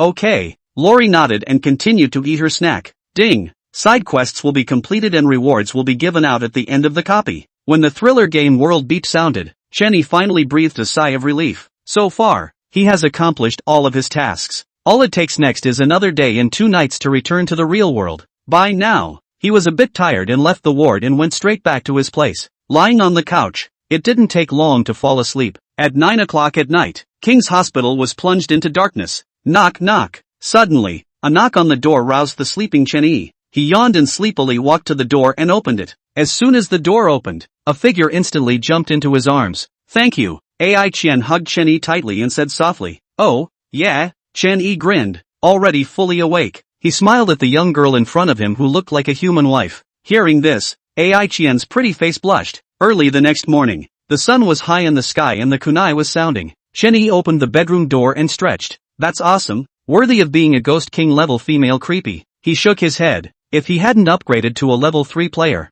there might have been a real possibility that he wouldn't be able to resist. After all, Ai Qian had lived for more than 100 years, and this kind of thing was unprecedented for the first time. Naturally, he was thrilled. Not getting up yet? Chen-Yi leaned against the doorframe and asked with a smile. Inside the room Ai Qian couldn't help but blankly glance at Chen-Yi. Humph. Beast. Cough cough. Chen-Yi was a bit embarrassed. However, he instantly disliked back. Each other. Chapter 42, Get Out of Here. Treat the patient. Since Ai Qian still had a job, she left for work after breakfast, leaving Chen-Yi alone to stay in the room in a boring manner. There's still a day and a night left, so go out and have a look around. At that moment, he suddenly remembered that the Scarlet Auction didn't seem to be far from here on that thriller game world map. Not long after, Chen-Yi changed his clothes and left Jing's hospital. Soon, he found the bus stop sign and started waiting for the bus. Just then, a light rain suddenly fell from the sky and the streets became foggy. TSK, so unlucky? The rain wasn't heavy, but it kind of affected his mood. Chen-Yi muttered, still waiting for the bus. Suddenly, an umbrella covered his head, shielding him from the rain. Chen-Yi looked up and realized that it was an extremely good-looking red umbrella. Thanks. He smiled and turned his head to the well-wisher beside him. See only, a ghostly bride in a red wedding gown, wearing a red head, nod slightly. Tick. A few moments passed before a car horn sounded out of the fog. Immediately afterward, a bus came slowly toward the two with its headlights on. Bus 444? Upon seeing the number lit up on the bus, Chen-Yi was slightly stunned. I didn't think he'd run into that C-rank copy even when he was out of the house. Going or not. The car door opened and the ghost driver impatiently shouted towards Chen-Yi and the ghost bride. Chen-Yi returned to his senses and walked onto bus number 444 with the ghost bride. Buy a ticket. The conductor on the sidelines voiced a reminder. At that, he took out 2 thrill coins with a face value of 100 and handed them to the conductor. The ticket conductor took the money and pulled out 2 tickets from his pocket and handed them to Chen-Yi without looking for the money. Sit down. Chen-Yi spoke to the ghost bride. The ghost bride had just given him an umbrella, and now he was repaying back by buying the other man a bus ticket. Besides, 100 thrift dollars a ticket isn't that expensive. On the bus, in addition to Chen-Yi and the ghost bride who had just come up, there was an old woman with a head full of white hair with her eyes closed, leaning against the window. Also, in the last row, a big man with a muscular body and wearing an undershirt kept staring at Chen-Yi. Glancing at the information on the bus, Chen-Yi realized that there were a total of 3 stops away from the Scarlet Auction. Feeling the gaze of the burly man, Chen-Yi didn't bother, provided that the other side doesn't die. Click. Drops. It wasn't long before the horn sounded again and the bus slowed to a stop and opened its doors. Immediately after that, 2 players walked up at the same time. After being a good boy and buying a ticket, he found a seat and sat down. Soon, a creepy with glasses walked up and grinned at Chen-Yi's 3 humans. The doors closed and the vehicle continued to move. Here, make up your ticket. 100 thrift dollars a stop. Suddenly, the ticket salesman got up and yelled loudly, but his eyes were only on Chen-Yi. It's the first time I've heard of a midway replacement ticket. Chen-Yi smiled slightly, seeing that this ticket agent was targeting himself. Oh, if you can't afford to sit down, get off. The ticket salesman sneered, and a ghostly aura instantly erupted from his body. The 2 players next to him all shook their heads towards Chen-Yi when they saw this, advised Chen-Yi to do more than one thing. However, Chen-Yi was rich in money, but not a human fool. If you want to treat him like an ingrate, all the people on this bus combined won't be able to do it. Can't afford to sit? Chen-Yi asked an expressionless rhetorical question before pulling out a bunch of thrill coins. Immediately afterward, he threw one at the conductor. These thrill coins, each with a face value of 1,000. Soon, a pile of about 30,000 thrill coins was thrown out by Chen-Yi. Can't afford to sit down without money? Now I have money, so shouldn't you get lost? Chen-Yi grinned and stared at the conductor dead in the face. At the same time, the trick blade appeared in his hand, poised to strike. Yeah, I'm sorry, I'm the dog's eye. The ticket salesman's entire body shivered up in fear, kneeling on the ground and frantically kowtowing to Chen-Yi. In no time at all,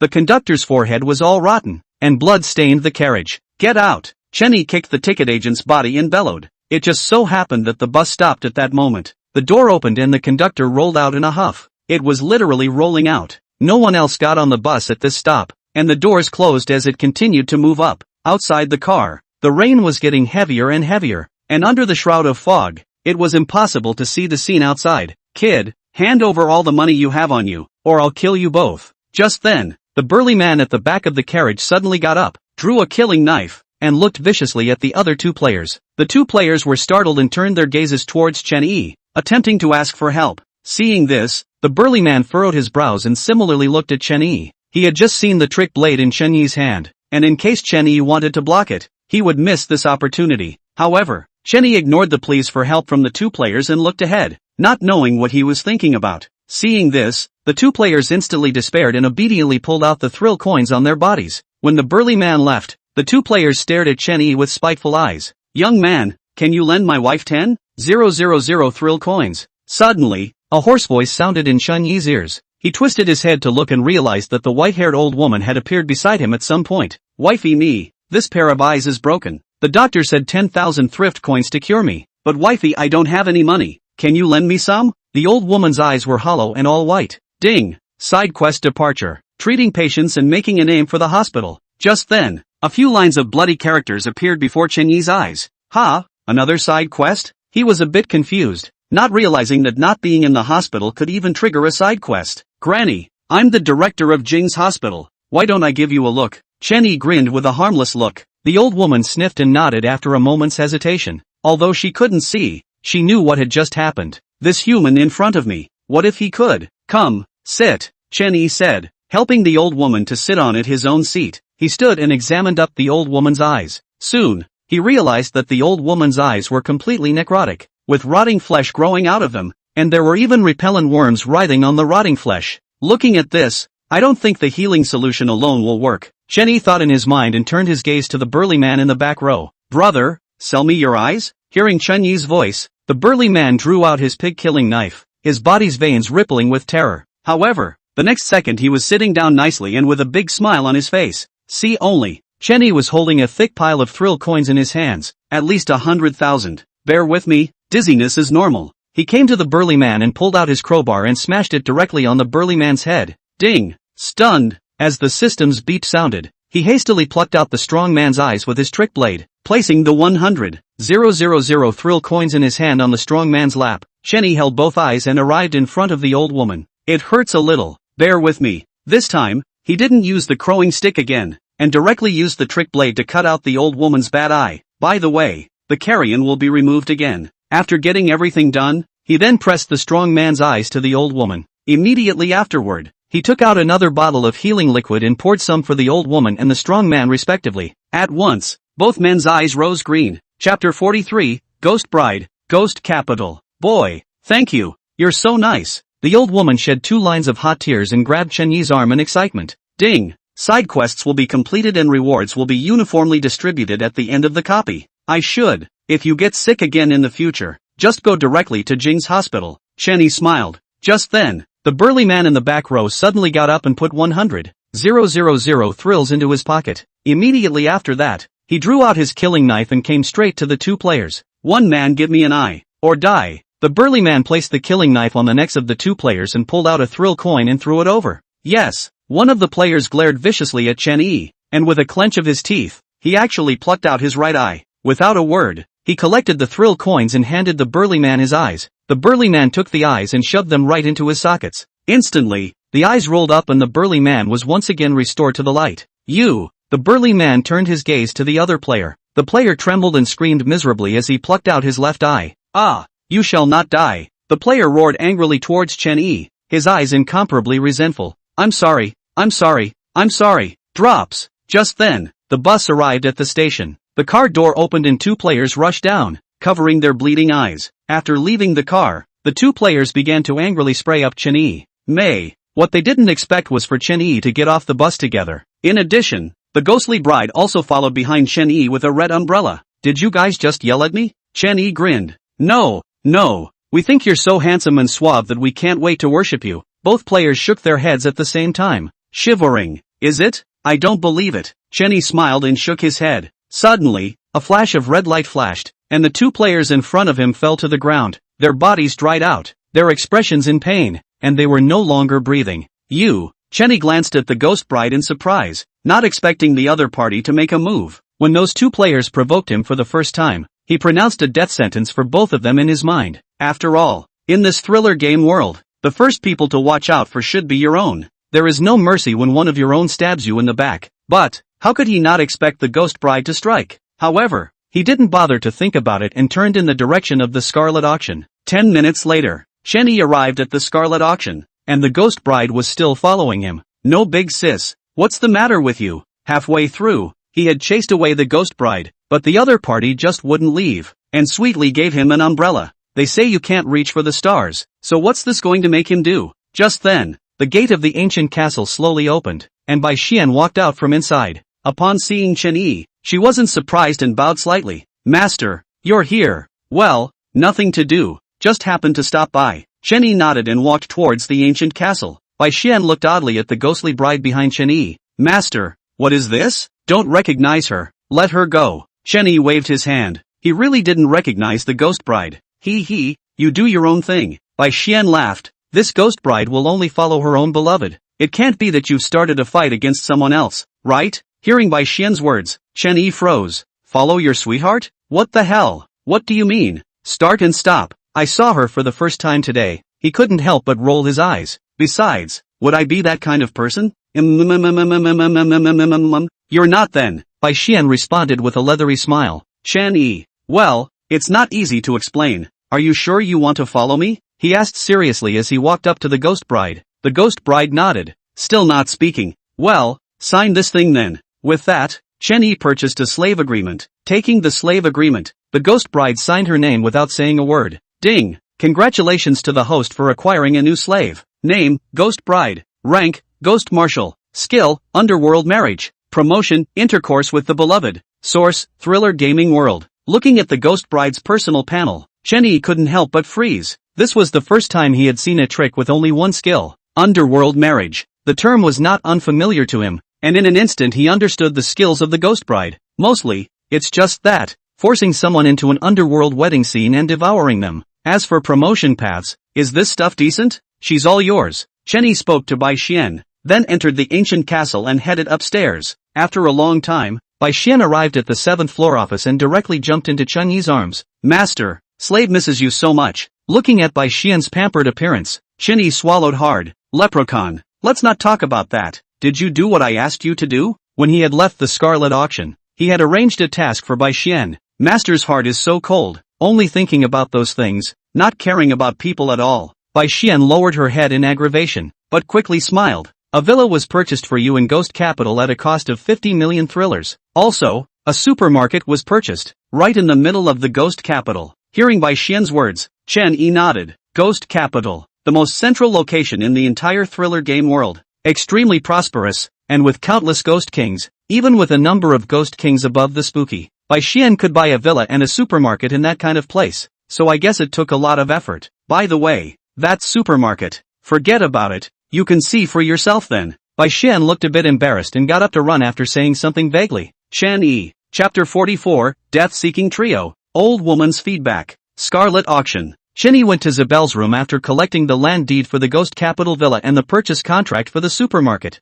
At this point, Hibble and the ghost bride sat facing each other, neither of them saying a word. But, Chen-yi realized that both of them seemed to be sizing each other up. If you two don't want to stay here, you can go to King's Hospital or to the supermarket in Ghost Capital. He said a few words to the two men and left the old castle. Now with the creepy controllers, it's not like they have to be followed around all the time. When he acquired more and more places, these ghost kings were going to sit in on them. Patience. It's still raining, but a lot less. Chen-yi stood under the bus stop sign, quietly waiting for the bus. I'm sorry. Drops. Just then, a brake sounded and the 444 bus stopped in front of him. The door of the car opened. Chen-yi walked up, did not buy a ticket, and directly found an empty seat and sat down. The ghost driver recognized Chen-yi and didn't say much. But, the passengers in the car were not happy. Why doesn't he have to buy a ticket? Differentiation, right? That's right. Everyone rides the bus and buys a ticket, so he's the only one who's special? At that moment, a man and a woman, two players, said in unison. The other 5 creeps in the car had their gazes over. They had all bought tickets. What made Chen-yi, a human, not buy a ticket? This guest is the most honored passenger of bus 444, and there is no way we can charge him. Collect them yourselves if you must, the ghost driver said with an expressionless face, leaving himself out of the equation. Chen-yi smiled at this, understanding that this was the ghost driver being afraid of himself. But, another attempt to get the other shenanigans to teach themselves a lesson. As expected, the passengers on the bus turned their gazes towards Chen-yi after hearing the ghost driver's last words. Everyone had greed and fervor in their eyes. Hey, pay up. Just then, the male player stood up and shouted at Chen-yi with a fierce face. Beside him, the female player looked at Chen-yi with disdain. Both of them were level 5 players, and they weren't at all afraid of these shenanigans in the car. Truly, it was only the ghost driver who gave them a hint of threat. Therefore, the Chen-yi of the 3rd level, they really didn't put it in their eyes. In the thriller game world, it was a common occurrence for high-level players to bully and rob low-level players. There's no way around it. If you fall behind, you'll be beaten. It's been true for ages. Look at how poor you are. Just take 500 thrift coins, the female player added dismissively. It's only going to be 500 thrift coins? So little? Chen-yi's face was filled with surprise as he looked incredulously at the man and woman in front of him. What do you mean? The man froze, a little confused. However, in the next second, he understood what Chen-yi meant. See only, in Chen-yi's hand, a bunch of thrill coins suddenly appeared, which should be 20,000 by visual estimation. Holy, that's a lot of money. The woman let out a cry of surprise and hurriedly reached for the thrill coin in Chen-yi's hand. Unexpectedly, Chen-yi took the money back. Little brother, give me the money. No one will dare touch you in this car. The man's eyes were full of frenzy as he said and scanned the 5 creeps in the car. Fruity. None of the 5 creeps dared to look up again. Whoa, really? So you can stop it too? Chen-yi clapped his hands as if he was a little fanboy, but suddenly reached out and pointed behind the man. I'm sorry. Drops. Brakes squealed as the vehicle came to a stop. The door opened and a hunched figure stepped in. The man turned at the words, only to see a cane stabbing at him. Before he could react, the cane was stabbed right into his head. Instantly, brains splattered and blood flew off to the side. The woman closest to the man was now covered in yellow and white stuff. Disgusting. Ah! Returning to her senses, the woman shrieked as the cane stabbed instantly. It stabbed right through the woman's mouth and into her head. TSK, TSK, TSK. Chenny couldn't help but smack his lips. He truly couldn't figure out how these two people had become level 5 players. Doctor, are you going back? The old woman put away her walking stick and asked Chenny with a smile. Back to the hospital. Chenny nodded. The old woman in front of him was the same one who had cured his eyes when he arrived. The 5 creeps in the car were even more afraid to look up when they realized the 2 players were dead. After the ghost driver glanced at Chenny and the old woman through the rearview mirror, he drove seriously. I'm sorry.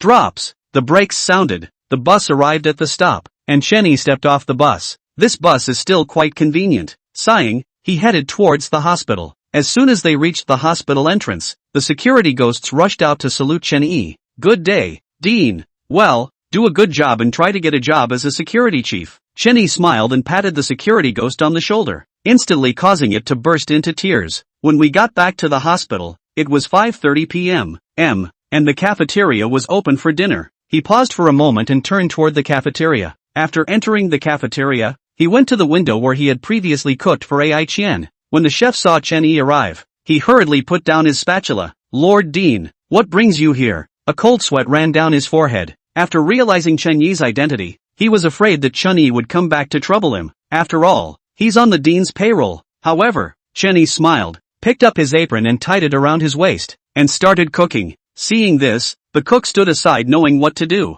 Soon, Chenyi found out the food that humans ate and cooked. Half an hour later, Ai Qian walked in from outside with Lori. At the sight of Chenyi, Ai Qian suddenly blushed and led Lori towards Chenyi's window. What are you doing here? Didn't you say you were going out? Uncle, the snacks you bought are so delicious. Hearing Ai Qian and Lori's voices, Chenyi smiled and served the dishes he had made. Come on, taste if your brother's cooking is good. You also come and try the noodles that brother just cooked to see if they are good. Soon, with the help of the chef, a large table was brought out. Lori's mouth watered as she looked at the colorful dishes. Hurry up and eat. Chenyi smiled and picked up his chopsticks to eat his meal. Ling Chen, the noodles you cook are absolutely the best, Ai Qian whispered with a red face. Noodles? It's good? I want some too. Lori yelled when she heard it. Put. Upon hearing the two women's words, Chenyi almost sprayed the rice out of his mouth. Ahem. You're still young. Eat your vegetables first, and the rest when you're older. He picked up a quick piece of meat and put it in Lori's bowl. Oh,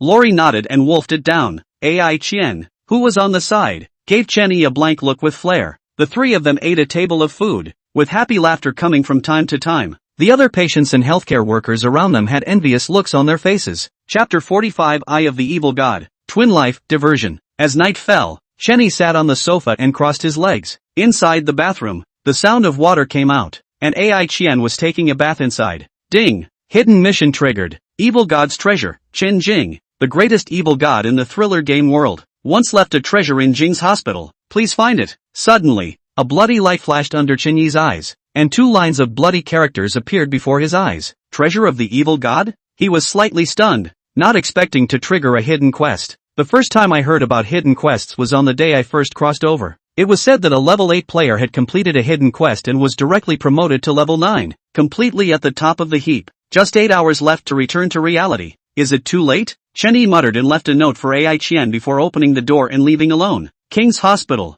Vice President's office. Arthur sat in his office chair and rubbed his brow, then took out a cigarette and lit it, exhaling a puff of smoke. His features relaxed, eyes closed. I wonder what the dean's business is in coming here so late at night. The office room door was closed, but Chenyi stood abruptly in the center of the office. It's not much of a big deal. Just came to inquire about something. He smiled and sat down in a side chair. Immediately afterward, he spoke again. In the beginning, did Lord Evil God leave anything behind? As soon as Chenyi's words fell, Arthur instantly opened his eyes, his bloodshot eyes staring at Chenyi in death. After a long moment, he sighed and got up to head outside. Seeing this, Chenyi also got up and followed. 10 minutes later, King's Hospital. Security room. The security guard was huffing and puffing at the moment, not realizing that 2 people were standing behind him. Arthur breezed over to a cabinet, removed the key from his belt, and opened the safe. Here, that's all your lordship kept, and nothing more. Well, the safe was a palm-sized jade box. Arthur handed the jade box to Chenyi and turned around to leave directly. Ding!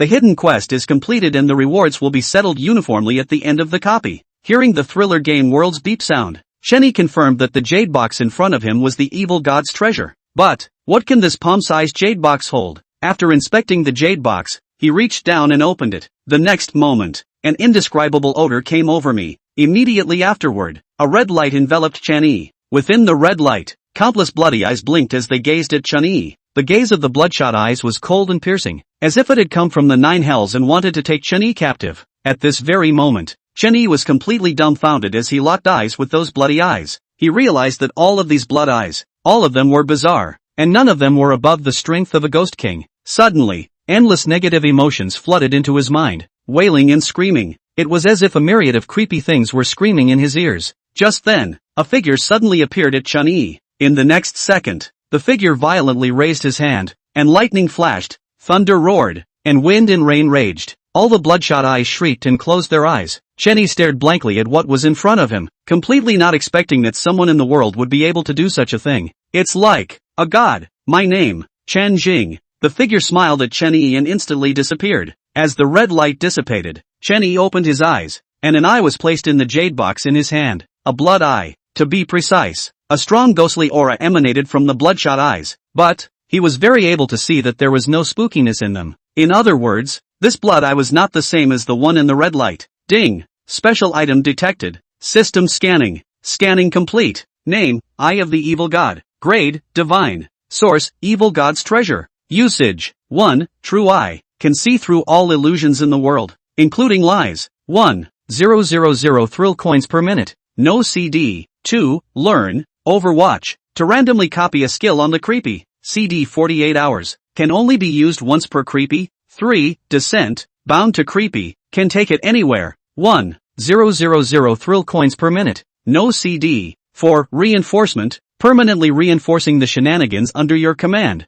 No requirements. 5, Looking at the introduction of the evil god's eye, Chun-Yi hastily rubbed his eyes for fear that he had misread it. Rubbing his eyes repeatedly, he slapped an excited hand on the soundly sleeping guard next to him when he realized that the introduction hadn't changed. Ah! The security guard shrieked in shock and jumped out of his chair. At the sight of Chun-Yi, a cold sweat broke out. But Chun-Yi, however, suddenly turned around and left. Too strong, worthy of being an evil god's treasure, so there's absolutely no need to be restricted by the weird controllers. You can summon a ghost king such as Hibble over any time, anywhere, even learning weird abilities. Chun-Yi kept giggling. It was just too much of a surprise and unexpected. But how come this last skill is 3 question marks? That's weird, he muttered in a small voice and went back to his room. Ai Qian had long since fallen asleep, so he didn't bother, lying on the sofa and taking out the eye of the evil god. Immediately afterward, Chun-Yi extended his left hand and picked up the eye of the evil god. Next, the evil god's eye suddenly drilled into Chun-Yi's palm and became one with his left hand. At the same time,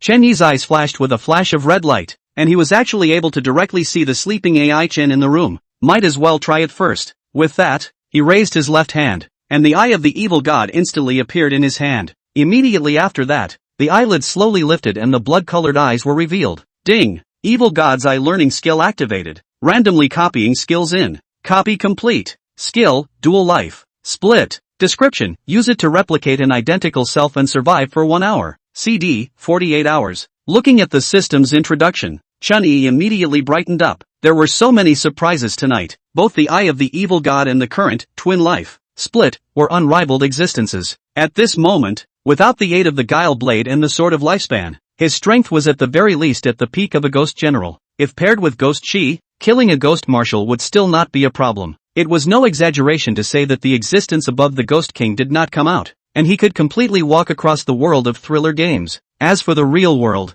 that's more than enough. So far, the strongest officially announced spooky has stopped at Ghost Marshal. However, Chun-Yi thought that the real world was definitely spooky at the Ghost King level. Otherwise, all the players above level 7 would have stepped in and killed all the shenanigans anyways. It seems like those 2 videos on the Trickster Slayer Alliance at the time should have been real. Chapter 46, Smokey. Hibble's first visit to reality. In a pitch-black space, Chun-Yi stood quietly. In front of his eyes were lines of blood, all from the world of thriller games. Player name, Ling Chen. Progress settlement in progress? Please wait. Settlement complete. Game quest, survive for 3 days and receive heartfelt thanks from 20 patients. Completed. Side quest, Save the second personality. 1, 2. Treat patients and make a name for yourself in the hospital. Completed. Hidden quest, finding the treasure of the evil god. Completed. Game rating, SSS. Perfect. Game reward, 1 discount coupon for King's Hospital. 2, 000 thrill coins, and 100 points. Side quest reward, 3, 000 thrill coins, 300 points, and a lifetime admission ticket to the Ghost Capital. Finally, Chen Yi's face took on an expression when he saw the last reward. Lifetime admission to the haunted capital? Do I still need an entrance ticket to the haunted city? He was a bit surprised, but he had never heard anyone mention the admission ticket before. Ghost Capital lifetime entrance ticket. With this ticket, you can enter any place in the Ghost Capital as many times as you want without any restrictions. Remarks, know what VIP means? Chen Yi. Real world. Xihua City. Alas, that weirdness is simply too terrifying. In just 3 days, it has already killed over 100 people. It said that almost half the people in one neighborhood died. By the side of the road, 2 middle-aged men squatted on the side of the road, smoking cigarettes and talking from time to time. Who says it isn't? It's a good thing my house is far away from that side or I'd have to move again. Just this year, I've moved 15 times. The middle-aged man at the side shook his head and got up to stomp out his cigarette. Okay, I'm going home, or my wife and kids will be worried in a while. He waved his hand and walked towards a short distance away. 10 minutes later, the man suddenly froze and looked around in confusion. How did I walk back again? Holy, this cigarette butt is still here. As expected, there were 2 extinguished cigarette butts on the floor. That's odd. I wasn't a roadie before. The man touched his nose, stood still and pulled out a cigarette and smoked it. This time, the cigarette was lit and he had just taken a drag when it instantly became all ash. Now, even if he was stupid, he knew something was wrong. Just then, a figure suddenly appeared in front of the man. Reaching into the man's pocket, he pulled out the remaining half of the carton of cigarettes, lit them with a lighter, and smoked them all in one breath. Ah, yes, the figure blurred and let out a soothing sound. At this point, the man stood shivering in place, trying to run away but finding it impossible to move at all. If you want to smoke, I'll go buy you. Buy Wazi, please let me live. Though unable to move, the man found that he could speak, and cried and begged in a hurry. However, the eyed figure held out his index finger and shook it in front of the man. The next moment, flames flared up on the figure's index finger, and the flames danced uneasily, actually popping right up onto the man's clothes. Wow! Suddenly, flames rose to the sky and wrapped the man in them. Help! The flames continued to burn and the man screamed loudly in agony. The figure to the side stretched its neck closer at that moment, greedily breathing in the stench of burning flesh. When the flames were extinguished, the figure had long since disappeared, leaving only 2 pieces of humanoid ash on the ground. In the meantime, Chen Yi opened his eyes, and the scene in front of him turned into his bedroom. He got up and went to the living room, realizing that Chen Shi wasn't there. Then he knocked on Chen Shi's bedroom door. I'm back. However, there was no sound of Chen Shi coming from inside. He frowned and found his cell phone, flipping out Chen Shi's phone number and calling it. A minute later, a blind tone came and the call went unanswered. I hope it's okay, he muttered and sat down on the couch. It was still daytime after all, and there was a good chance that Chen Shi had gone out to buy something. 5 o'clock in the afternoon. It was getting late and the fog was slowly emerging. But, at this time, Chen Shi has not yet returned, and the phone is still not working. The message was even more unreturned. During this time, Chen Yi opened Chen Shi's bedroom door and confirmed that she was indeed not there. Seeing the pedestrians on the streets hurrying home, Chen Yi couldn't sit still. Putting on his shoes he walked out and went in search of Chen Shi. Yat, you're still going out at this hour? When the doorman, Mr. Lu, saw Chen Yi, his eyes revealed disbelief. Well, there's something. Chen Yi smiled and nodded, fearing that Grandpa Lu would be worried. He added, come back before dark. Okay, be safe. Mr. Lu nodded and carried the kettle towards home. On the streets, everyone was running towards their homes, and Chen Yi was the only one walking towards the fog. Halfway through the day, the fog on the street grew, drowning Chen Yi in. In the mist, Chen Yi's eyes lit up with a flash of red light. He scanned up around, looking for Chen Shi. Suddenly, he stopped and wrinkled his nose. Creepy? After murmuring, he walked in the direction the smell came from. Not much longer, he came to the place where the odor had emanated from, but there was no sign of the spooky figure. The only thing that was on the ground was a piece of ash in the shape of a human. But, strangely, there was no burning odor in the empty hand. You could even say there is no odor. Chen Yi glanced at the ashes on the ground and continued to walk forward. About 10 minutes later, that familiar smell wafted in again. This time, without the slightest hesitation, Chen Yi quickly arrived at the place where the smell had drifted out. However, there was still no sign of creepy, only a patch of ash on the ground. Cigarette butts again? Chenny keenly realized that both pieces of ash had cigarette butts next to them. Frowning, he opened his system space and took out one of the cigarettes Arthur had handed him earlier. He then took out the lighter he had used to light the mosquito coils earlier and lit the ghost cigarettes. Chenny didn't know how to smoke, nor had he ever smoked, but for the sake of realism, he still held the cigarette in his mouth. Suddenly, his eyes lit up and he gazed ahead. Next, a figure stepped out of the mist and came in front of Chenny. It raised its hand and tried to snatch the ghost cigarette from Chenyi's mouth. But, just as he reached out, his body suddenly couldn't move. It was filled with panic and struggled frantically, but it still couldn't move. Stay honest. I'll ask you a few questions and let you go when you're done. Chenny removed the ghost cigarettes, his voice icy cold. Smokey nodded frantically, opening his mouth several times but unable to make a sound. Afterward, its eyes gestured frantically towards Chenny. When Chenny realized this, he immediately held his forehead. Sure Bell,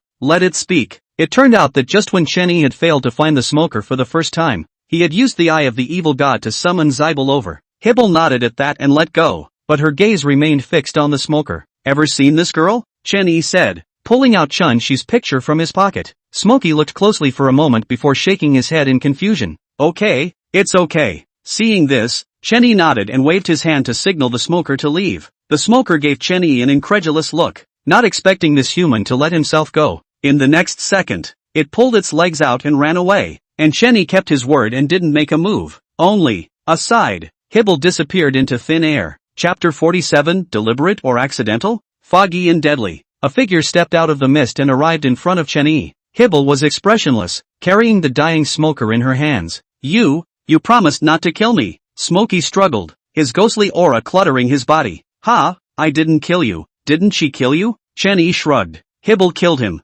What's it to him? Pust. Upon hearing Chenyi's words, the smoker immediately spewed out a mouthful of black blood in anger. Then both eyes rolled back and his head dropped. Holy, that's the first time I've seen being pissed off creepy. Surprised, Chenny poked the smoker to confirm that the other party was indeed dead. Shaking his head, he summoned Blackie to devour the smoker. Boss, there's another powerful creepy around here, so be careful. Kuro licked his mouth and said seriously. Chenny was stunned at his words, not expecting there to be any weirdness in the vicinity. The evil eye didn't hint at it. And, Hibble had been here and hadn't said a word. And so on. I don't think Hibble has been talking, has she? Chenny was a bit embarrassed and nodded, then continued walking towards the depths of the mist. I want to go home. Chenchi shouted towards the mist with an expressionless face. In the course of an hour, she had said that phrase a few times, I don't know how many times, but the response to her was always just a head. A bloodied head rolled out of the mist with great speed. In the hair, there was a conspicuous footprint. Speechless,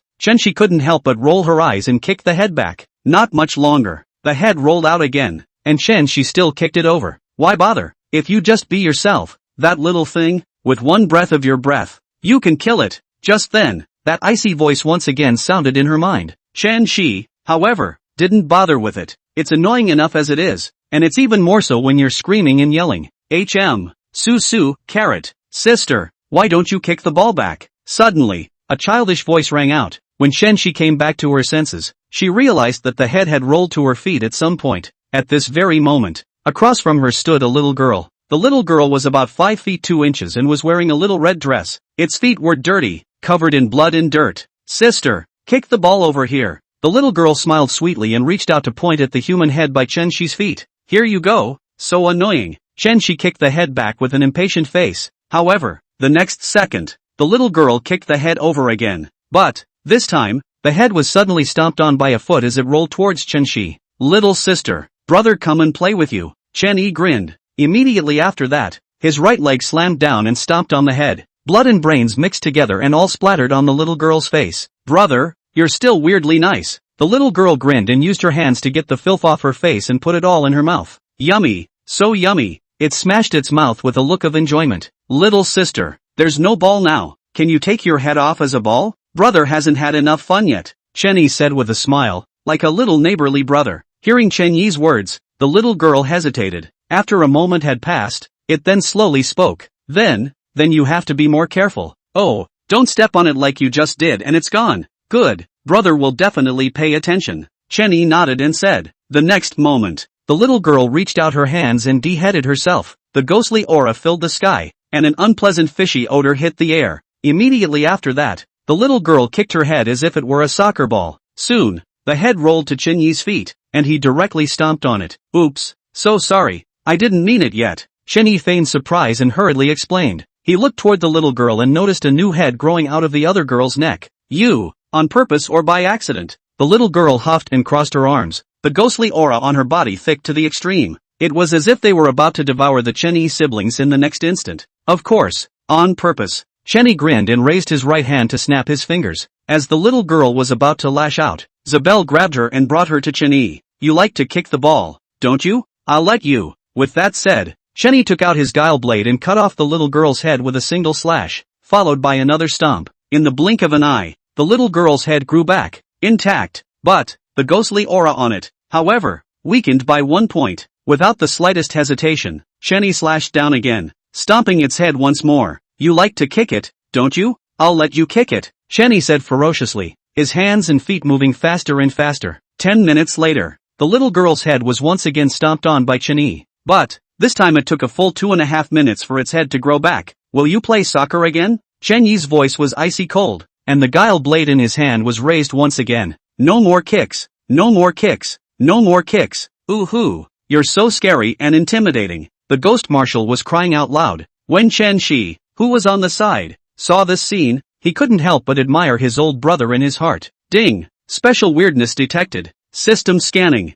Scanning complete. Name, head picker. Rank, ghost marshal. Current ghost. Skill, head removal. Can force one or more people to play soccer with him, or, if the ball is bad, she kicks the head. Promotion, kickball. Source, real world. Ghost revival. When he saw the system panel appear, Chen Yi turned his gaze towards Chen Shi. Did it hurt you? Chen Shi hastily shook her head. No, it's just that it has to play soccer with me, or let it be your slave, and protect you in the future when I'm not around. Chapter 48, Thinking into Fifi, the figure in the blood moon. Then let her follow you and protect you. Chen Yi glanced at the head-picking ghost that was being grabbed by Zybier and dying, and then turned his gaze back to his sister. He couldn't stay in the real world all the time, after all, much less be close enough to protect her. So, with a ghost marshal level creepy protecting her, Chen Yi could feel a bit more at ease. Yes, Chen Shi nodded her head obediently, understanding Chen Yi's meaning perfectly in her heart. Putting aside the weird identity of the little girl in front of her, it still looked quite cute. Aha, pretty cute.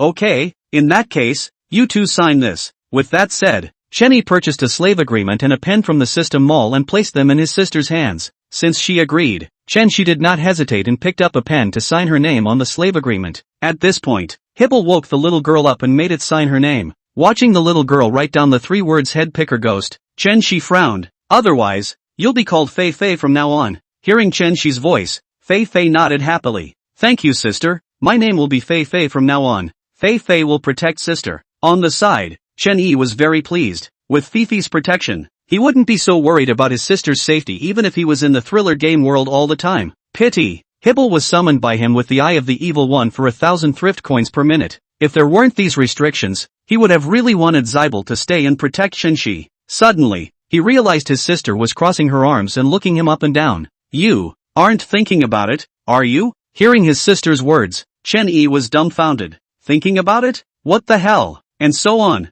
Want to get into Fifi? At the thought, he looked up at his sister in shock. I didn't think that a little girl who was only 15 could think about that kind of thing. Shaking his head helplessly, Chen Yi raised his right hand and bounced his brainlight on his sister's head. Yikes, what are you doing? Ouch. Chen Shi crossed her arms and her small mouth was aggravated. But, instead, her heart was sweet. Hey, my brother is worried about her. However, arrogance kept her from showing it. 7 o'clock in the evening, Chen Yi brought his sister and Fei Fei back home. As for Sherbel, she let the other go back to the thriller game world first. After all, what about 1,000 thrift coins per minute? Fifi, you can sleep on the couch in the living room at night. I'll have Chen Shi bring you a quilt later. After returning home, Chen Yi arranged it. Good drop. Fifi stood by obediently, usually winded and looking for someone to play soccer with in their spare time. Still, it's the first time I've ever lived peacefully with someone and lived with them. After sitting in the living room for a while, Chen Yi returned to his bedroom, turned on the computer and typed in the web address for the Trickster Slayer League. Not a moment too soon,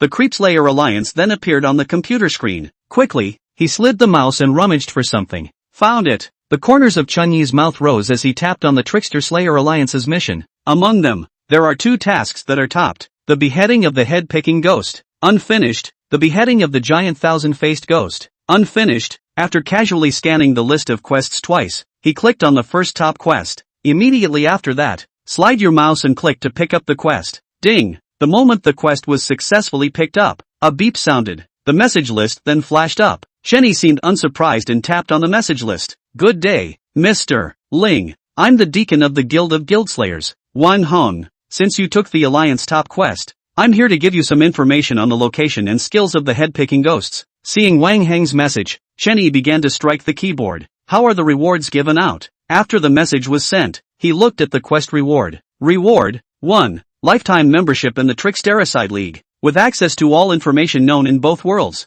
2. Ghost Bell, unknown grade ghost weapon, unknown method of use, unknown source. 3. 2,000 thrill coins, 100,000 Dragon Kingdom coins, and a number of food resources. Within these 3 rewards, Chenny was aiming for the first one. He lacked nothing now but information about both worlds. It's no exaggeration to say that in some ways, he's an open eye. Not long after, Wang Heng's message replied, Mr. Ling, after the mission is completed, there will be someone to deliver the goods to your door. Looking at Wang Heng's message, Chenny frowned slightly, but it quickly understood what Wang Hong meant. Presumably, it was because he was afraid that the reward would be lost. And in addition, if the mission was actually completed, the Guildslayer Alliance would surely try to pull him in any way they could. Home delivery is the easiest way to meet. Good. The mission has been completed. The reward, please send it as soon as possible. Chenny struck the keyboard and quickly replied. Immediately after that, he clicked to complete the task. The mission status also changed from incomplete to verifying information in progress. Dragon Nation. Somewhere deep in the mountains. The base of the Trickster Slayer Alliance. Finished? How is that possible? Just picked up and finished. Making fun of me? A burly man in a black uniform with a beard looked at the information on the computer in confusion. What's the matter? Someone else dares to make fun of you, Wang Hong? At that moment, to the side, a tall, white-skinned girl walked over with a smile. Team Leader Su, see for yourself. Wang Hong shook his head and stepped aside. Seeing this, Su Qingyan's gaze went to the computer and she quickly understood what was going on. It's not that simple. Tell him to verify it and then send someone to check it out tomorrow. If it's really done, then hand out the rewards. If it's not, then blackball him, Su Qingyan said, lazily stretching her waist. By the way, I asked you to look for that newcomer who was SSS ranked for 3 copies in a row. Have you found him yet? No, not even a hair's breadth. I don't know what the other guy's name is. How can I find him? Wang Hong leaned back in his chair disheveledly and raised his hand to pick up his cigarette case, but remembered that this team leader next to him didn't like the smell of cigarettes.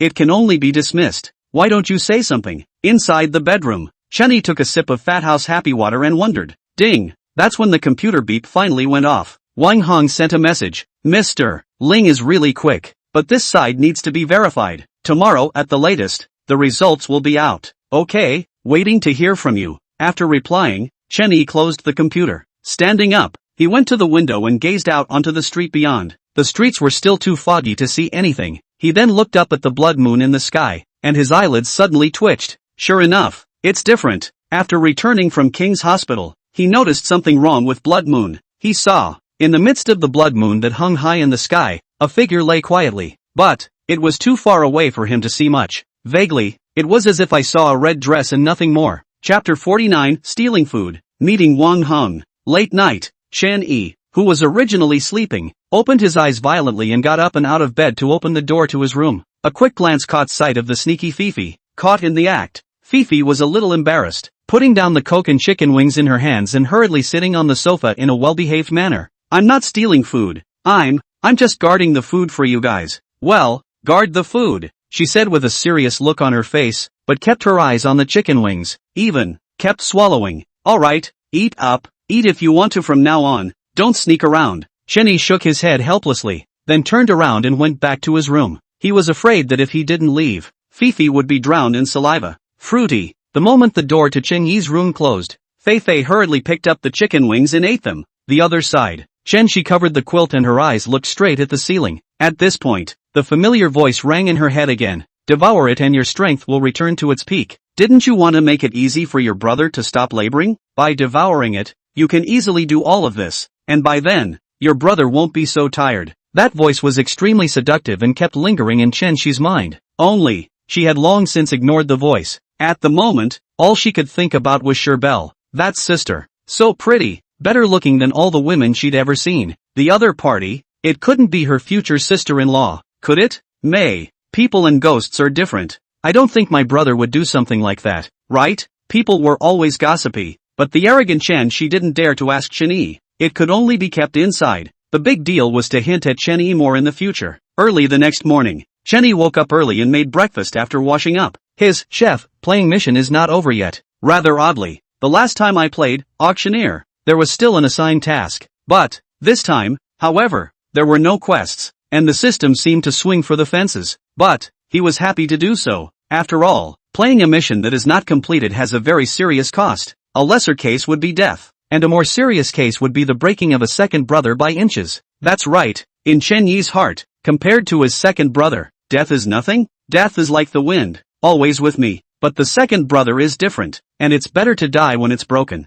Not much longer. Chen Yi served breakfast on the table. My sister and Fifi had already washed up and were sitting at the table waiting to eat. As soon as the rice was served, Fifi's eyes instantly glistened and drool ran down the corners of her mouth. Ha! When did you cook so well? She took a bite of the food and asked with some surprise. Just kidding, I'm your brother. Things like cooking, sprinkles law, being complimented by his sister. Chen Yi almost had his tail up in the air. Ha! Yeah, and I don't know how many women I've cooked for. Suddenly, she sneered and said in a conspiratorial manner, why are you so gloomy at a young age? Be careful you won't find a boyfriend in the future. Hurry up and eat. Sputtering, Chen Yi placed the peeled shrimp in his sister's bowl. And, of course, to Fifi. After finishing his meal, Chen Yi took a bottle of Reebies and returned to his bedroom. Turn on your computer and type in the URL for the Creepslayer Alliance. Just as soon as I opened it, a dozen messages popped up. 2/3 of these messages came from Wang Heng. The remaining few messages came from a man named Ouyang Qitian. He manipulated the mouse and clicked on Wang Heng's dialog box. After glancing at the message,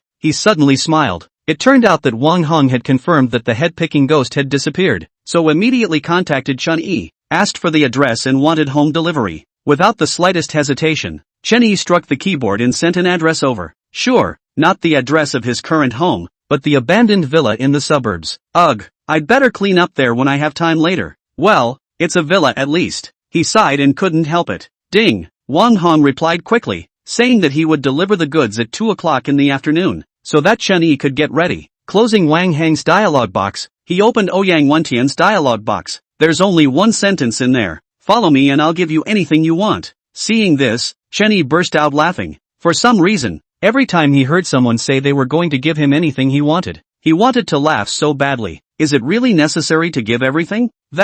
I want world peace. After directly replying to Ouyang Wentian with a sentence of not being interested, Chen Yi closed the computer. 12 noon. Chen Yi was too lazy to cook and took his sister and Fei Fei with him to eat beef noodles. Noteworthy. Ever since Fei Fei became Chen Shi's slave, the ghostly aura on her body seemed to have disappeared. Even the sun doesn't scare me anymore. This was not found on Chen Yi, Hibble and the others. It's still weird. Boss, 4 bowls of beef noodles, all with a side of meat, and one of them packed to go. Okay, have a seat. The owner yelled and got busy in the kitchen. Not much longer. 3 bowls of fragrant spiced beef noodles with meat were served. Eat up. Chen Yi smiled and picked up the vinegar jug and poured a little into all 3 bowls. Beef ramen without a little vinegar always feels like it's missing something. Fifi tasted it and stomped her Jiojio happily. Chen Shi on the side was also very happy and took a big bite of the beef noodles. 20 minutes later, 3 big bowls of beef noodles were all eaten up, while his sister and Fifi cozily patted their stomachs. Chen Yi got up to carry the packed portion.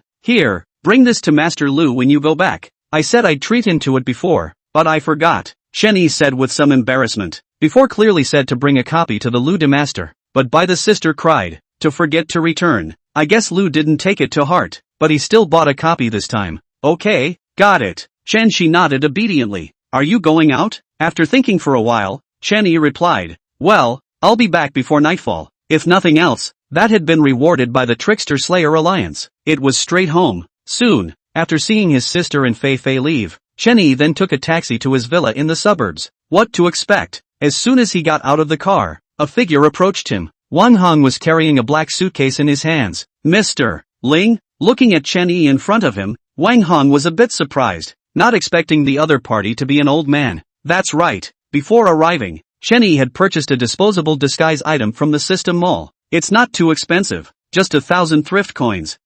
Deacon Wang Heng? Chen Yi nodded and opened his mouth to ask, Chapter 50. Ouyang went to heaven. Unexpected pleasure. Abandoned villa. Chen Yi and Wang Hong both sized each other up, neither expecting the other to look like this. After a few moments passed, Wang Hong smiled faintly. Mr. Ling, first of all, congratulations on completing the mission of picking the head of the ghost. This is the reward for the mission. You can check it out. With that, he handed the black leather case in his hand to Chen Yi. Receiving the suitcase, Chen Yi directly opened it and inspected it. He wasn't going to go and be polite and say something like no, I believe you or something like that. The suitcase opened and a pile of thrift coins and cash sat aside. On the other side, a palm-sized yellow bell was placed. On the bell, a faint aura of death emanated from it. Occasionally ding-dong. Well, thank you, Deacon Wang Hong. Chen Yi nodded and closed the leather case. Since Mr. Ling has finished his inspection, let's discuss another matter. It's like this. The Trickster Slayer Alliance would like to invite you to join and become the leader of the group directly. Wang Hong had a very sincere attitude and did not feel that there was anything wrong.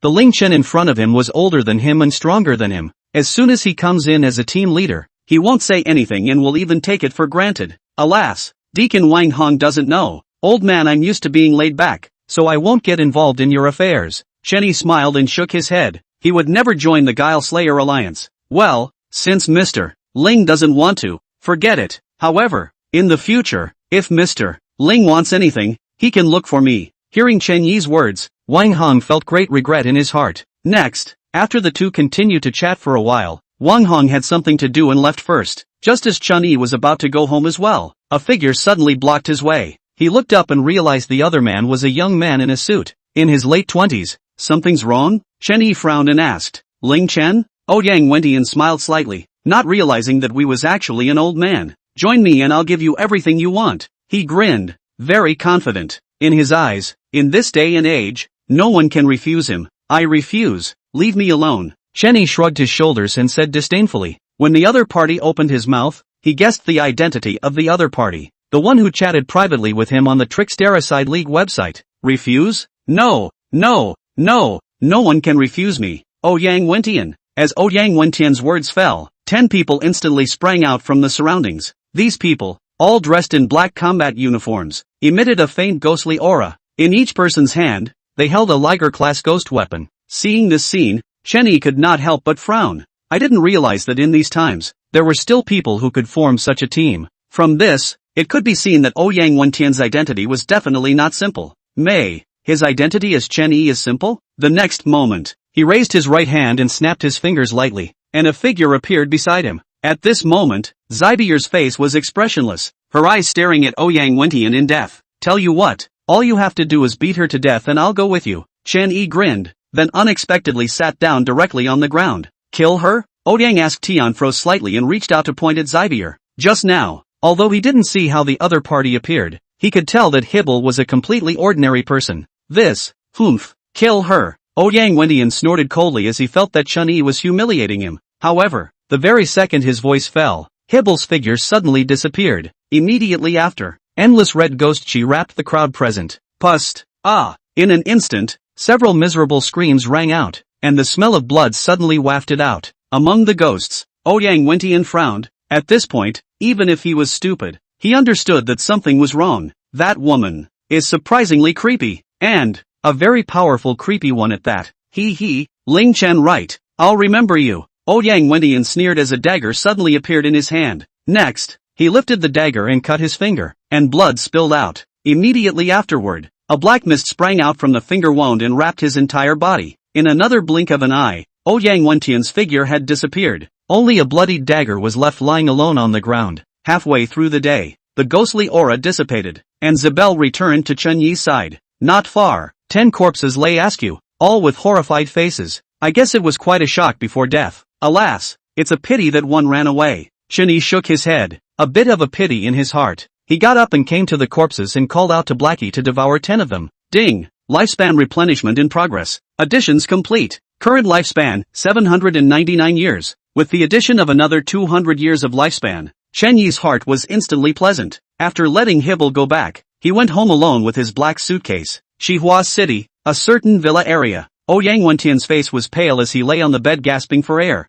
Just now, if he hadn't been ruthless enough, he'd more than likely be dead by now. Ling Chen, Ouyang Wentian clenched his teeth, and his entire body was incomparably angry. Since his birth, he has enjoyed all the glory and riches, and can be said to have been clothed and fed. The family had enough money to spend for 10 lifetimes. As a result, he's never had a setback in the last 20 years. And there's nothing that money can't fix. If there is, it's not enough money. That newcomer who has 3 consecutive copies that are SSS ranked hasn't been found yet? At that moment, he turned his gaze to the servant beside him. Back to young master. Not yet. That newcomer is especially cautious and hasn't even made his name public. The servant at the side shook his head and replied in a hurry. Imbeciles, get lost. Yang Wendian was instantly furious and kicked the servant away. Ding. Special item detected. System scanning. Scanning complete. Name, Ghost Bell. Rank, Source, Purpose, shake the bell. Make a sound. And hear the sound of the creepy force to stand still for 2 seconds. CD, 60 minutes. Remarks, the bell does not seem to be complete, so please use it with caution to avoid problems. Seeing the introduction of the Ghost Bell, Chen Yi's heart burst with joy. What a treasure to pick up.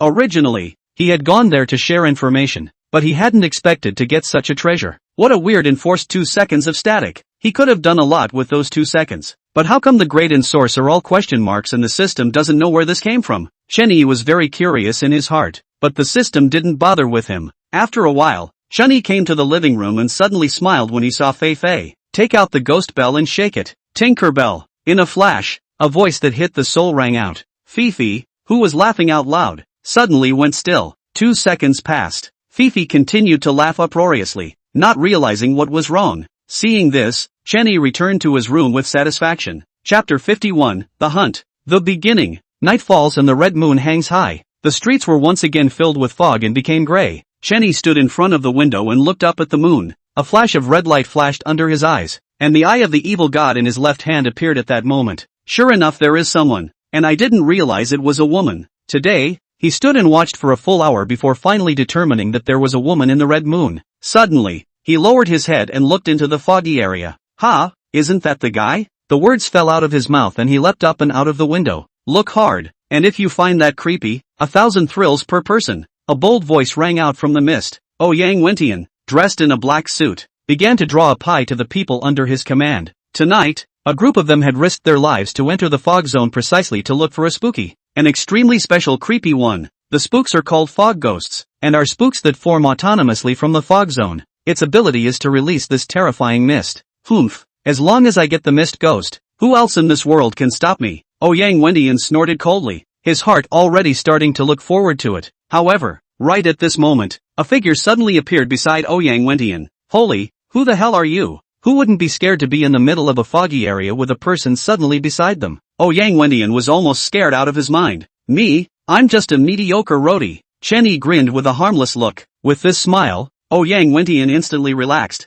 but his heart was still puzzled. What are you doing here? May I ask, are you young Master Yang? Chen Yi did not answer directly, but instead asked in return. Hearing that Chen Yi knew of himself, Yang Wendian nodded. Hey, that's right then. I'm here for you. Let me get this straight. I want to be with you. Chen Yi clapped his hands together and looked at Yang Wendian like a little fanboy. Follow me? Yang Wendian was a bit surprised. Who are you? What qualifications do you have to follow me? He smiled disdainfully and turned to leave. Being able to speak so much to Chen Yi was merely to confirm the other party's identity. Since the other guy doesn't have an identity, what do you care? Chen Yi did not move and just watched Yang Wendian leave. But, just as Yang Wendian was about to disappear into the foggy area, Chen Yi suddenly spoke. I'm the newcomer who has 3 consecutive copies of SSS ranked evaluations. Brush. Suddenly, a windy sound rang out. Yang Wendian, who had already disappeared, unexpectedly appeared in front of Chen Yi. He stared deathly into Chen Yi's eyes, wanting to see if the other party was lying. However, Chen Yi always smiled and locked eyes with him. After a long time,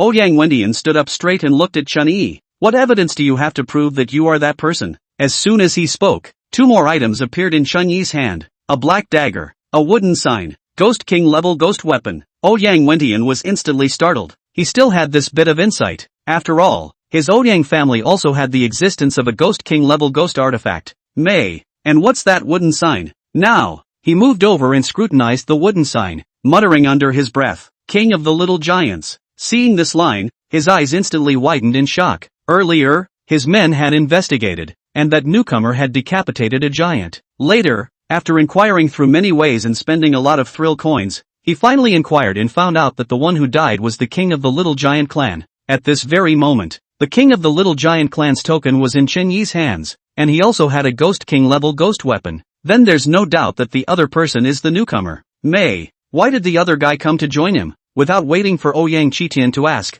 Chen Yi took the initiative to speak. Alas, I accidentally offended someone, and the other party is too much stronger than me. With that, he shook his head inside. Hearing Chen Yi's words, Ouyang Wentian nodded. In that case, it made sense. Who's on the other side? Level 8 player. Ouyang asked. Tian was silent. He also had level 8 players under his command, but only one. For a while, he began to weigh the pros and cons of taking Chen Yi, but he figured it out quickly. Collections. A newcomer who reads 3 consecutive copies evaluated at SSS level. The future must be a level 8 player, and may even reach the legendary 9th grade. Alright, then you can follow me. What level 8 player? This young man doesn't put it in his eyes yet. In the fog zone, Chen Yi joined Ouyang Qitian's search for the fog ghost.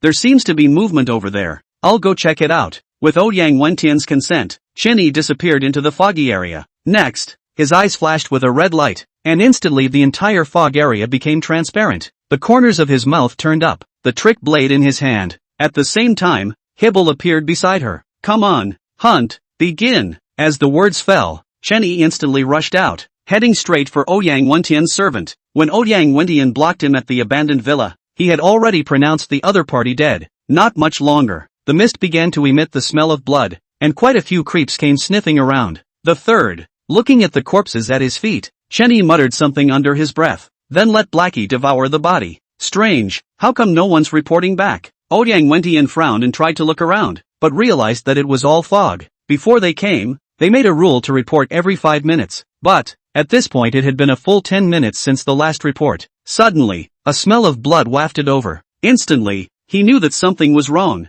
Young master, it's bad. Just then, Chen Yi's anxious voice came. There's a man who suddenly started killing our brothers. His face was full of panic and his legs kept shivering. People? What people? Ouyang Wentian frowned as a ghost weapon appeared in his hand. A chopstick. It's a white-haired old man, said Chen Yi, and began to describe the face he used to see Wang Hung in the morning. Hearing Chen Yi's description, Ouyang Wentian first frowned, then became incomparably angry. Ling Chen, I'll kill you. Say, is he followed by a beautiful woman? Pretty girl? No.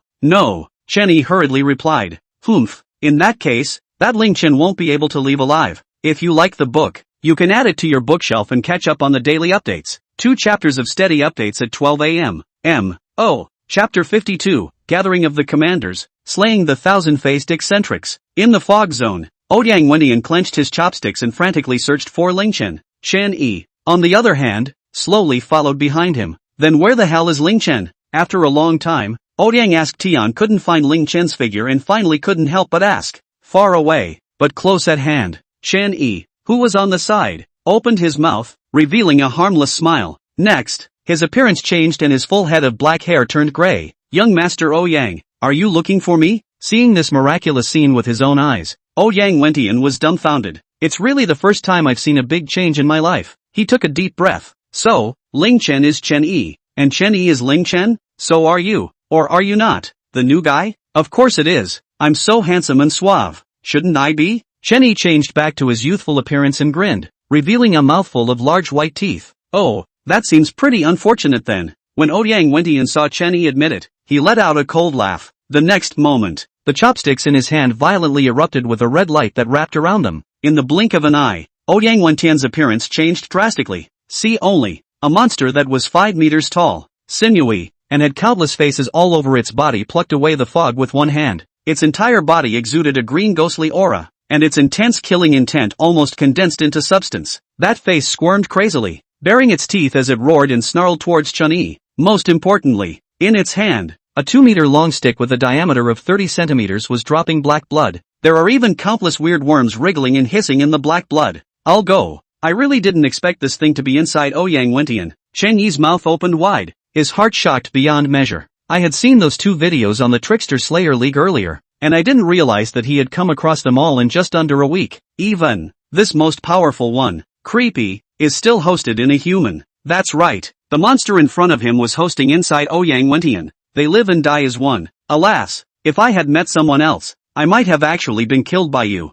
But, you don't even realize what kind of existence you're fighting against. Chen Yi shook his head helplessly. raising his left hand as the eye of the evil god instantly appeared. Immediately after, he snapped his fingers lightly, and Hibble's figure appeared instantly. Ghost King? Ha, who isn't? The monster sneered, the face on its body squirming. No, no, no, look again. Chenny smiled faintly as three figures appeared beside him once again. Bai Xian, Ai Qian, the Ghost Bride, the three Ghost Kings and the top Ghost Marshal. In the blink of an eye, the foggy area was instantly filled with ghostly chi, and the foggy area completely turned into a ghostly area. Three Ghost Kings. How is this possible? Recognizing the bizarre realm beside Chen Yi, countless faces on the monster simultaneously shrieked in shock. Shrieks of terror shattered the windows of the surrounding houses, even as the ground cracked open a seam. Well, what is impossible? Chen Yi murmured, spreading his hands innocently. Next, the four figures beside him struck out at the same time, their ghostly auras instantly locking onto the Thousand Faces creepy. No!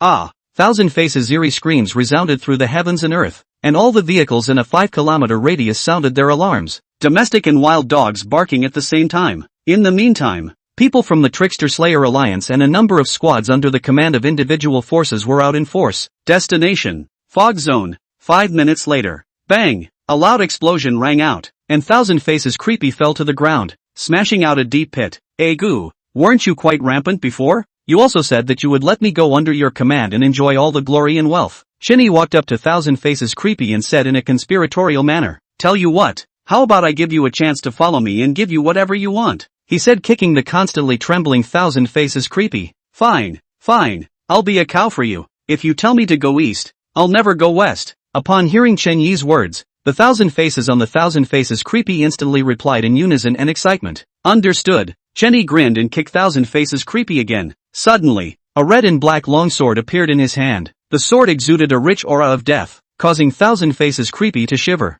Ding! Kill target, Thousand Faces creepy. Yang Wentian. Strength, Ghost King second order. Life expectancy to be consumed, 499 years. Self-life, 799 years. To behead or not to be beheaded.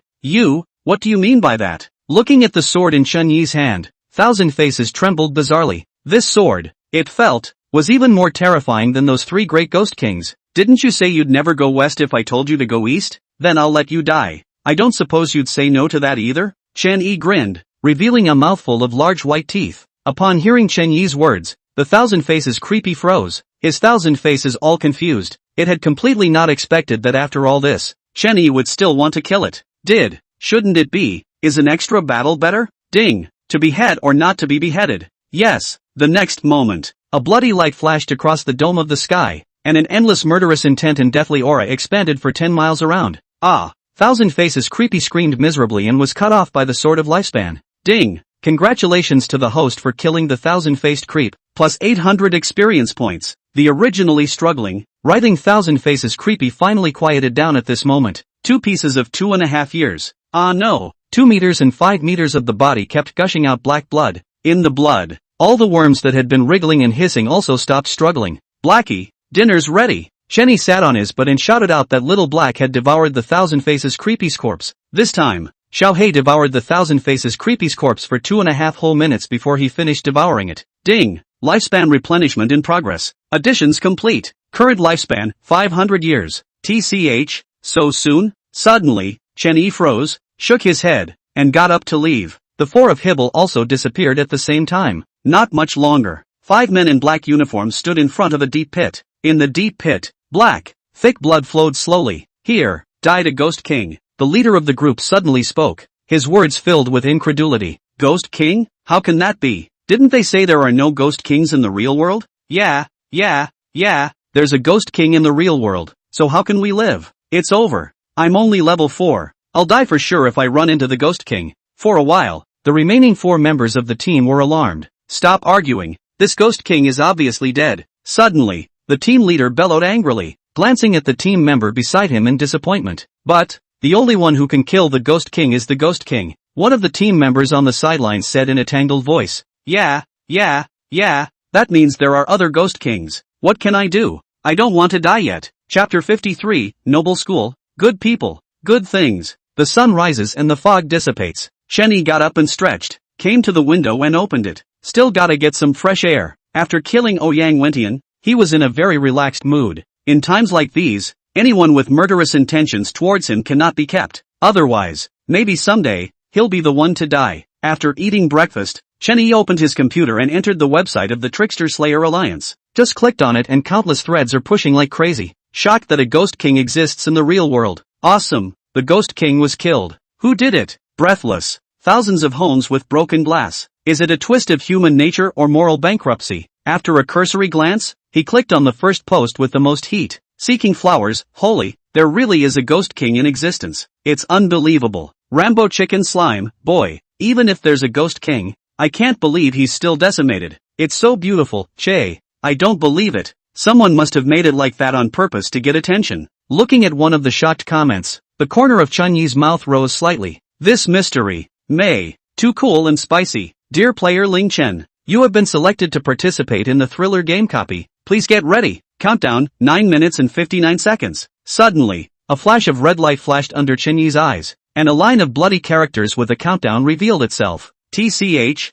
dude is really a bad luck body. Some people get picked once or twice in their lives. I'm getting picked every other day on my horse. He shook his head, but didn't react much. After all, he still knows that those who have been chosen once or twice in their lives, it's because they're just under 20 years in that lifetime. He got up and opened the door to his room to find his sister and Fifi leaning together, happily watching Variety. On TV, several humans and Creepy got together to film a show called Run. Humans, the variety show. Roughly, humans run away, Creepy comes and grabs them, and when he catches them, he dies. Of course, these humans are level 3 or 4 players, and if they don't end up dead, they are paid a significant amount of money. I've been chosen by the thriller game, so stay home for a few days and don't go anywhere. Got it. Go on your way in peace. Chen-Shi waved his hand impatiently. Chen-Yi, on your way? This ninny, she's so spoiled. Sighing, he returned to his bedroom and closed the door, waiting for the countdown to end. Ding! Countdown, 3, 2,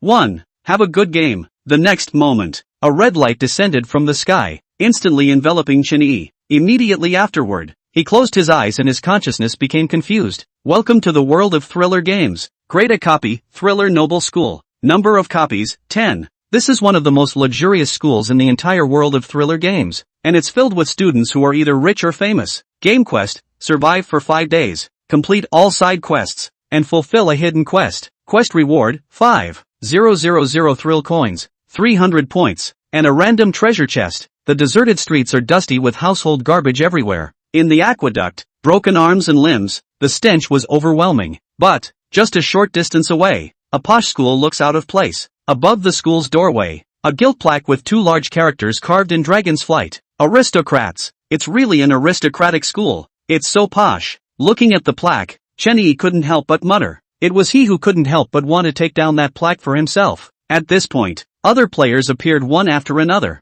both male and female, including Chen-Yi. There were 6 boys and 4 girls. Stop it. Suddenly, a disgruntled soft drink rang out. A man with a big belly, a shirt, and suit pants walked out of the school gates. The center button of the shirt nearly popped open due to the size of his stomach. Introduce yourself, Lu O-Xing, the director of this school. We are an aristocratic school. The teachers and students are very friendly. You can rest assured. Director Ro smiled, not seeming like a creep in general. Okay, next, your job titles are announced. Tang San, the school cafeteria raises rabbits. Kai Cohen, the school cafeteria raises chickens. Wang Erniu, sophomore class 8 math. Ling Chen, senior class 2 language. Within a short time, Director Ro read out everyone's job titles. One time. Some people are happy and some people are sad. The joy is going to the cafeteria to raise animals and weed the campus. These players don't have to face the shenanigans head-on and have a very low mortality rate. The sad ones, naturally, are those who go on to become teachers. You have to deal with students every day, not to mention other teachers. The main thing is, some of these people didn't even finish their 9 years of schooling to teach others. It's not more of a death wish. But, at this moment, Chen-Yi was in a very good mood. Just a moment ago, the chef play mission ended. The system rewarded 50 play points. Ding! Play quest trigger, teacher. During the play, please do what a teacher should do. All ears, right? Then, get to work. Director Luo smiled slightly and took the lead as he turned around and headed inside the school. May. As Director Law entered the school gates were suddenly closed. What's going on here? Why is it closed? Look, there's the doorman. It must be the doorman who's up to something. Soon, all the players spotted the doorman and ran over to ask him to open the door. Get out of my way, a filthy rat. the doorman slammed the table, instantly scaring several players backward. Is this the very friendly teachers and students that Director Rowe was talking about?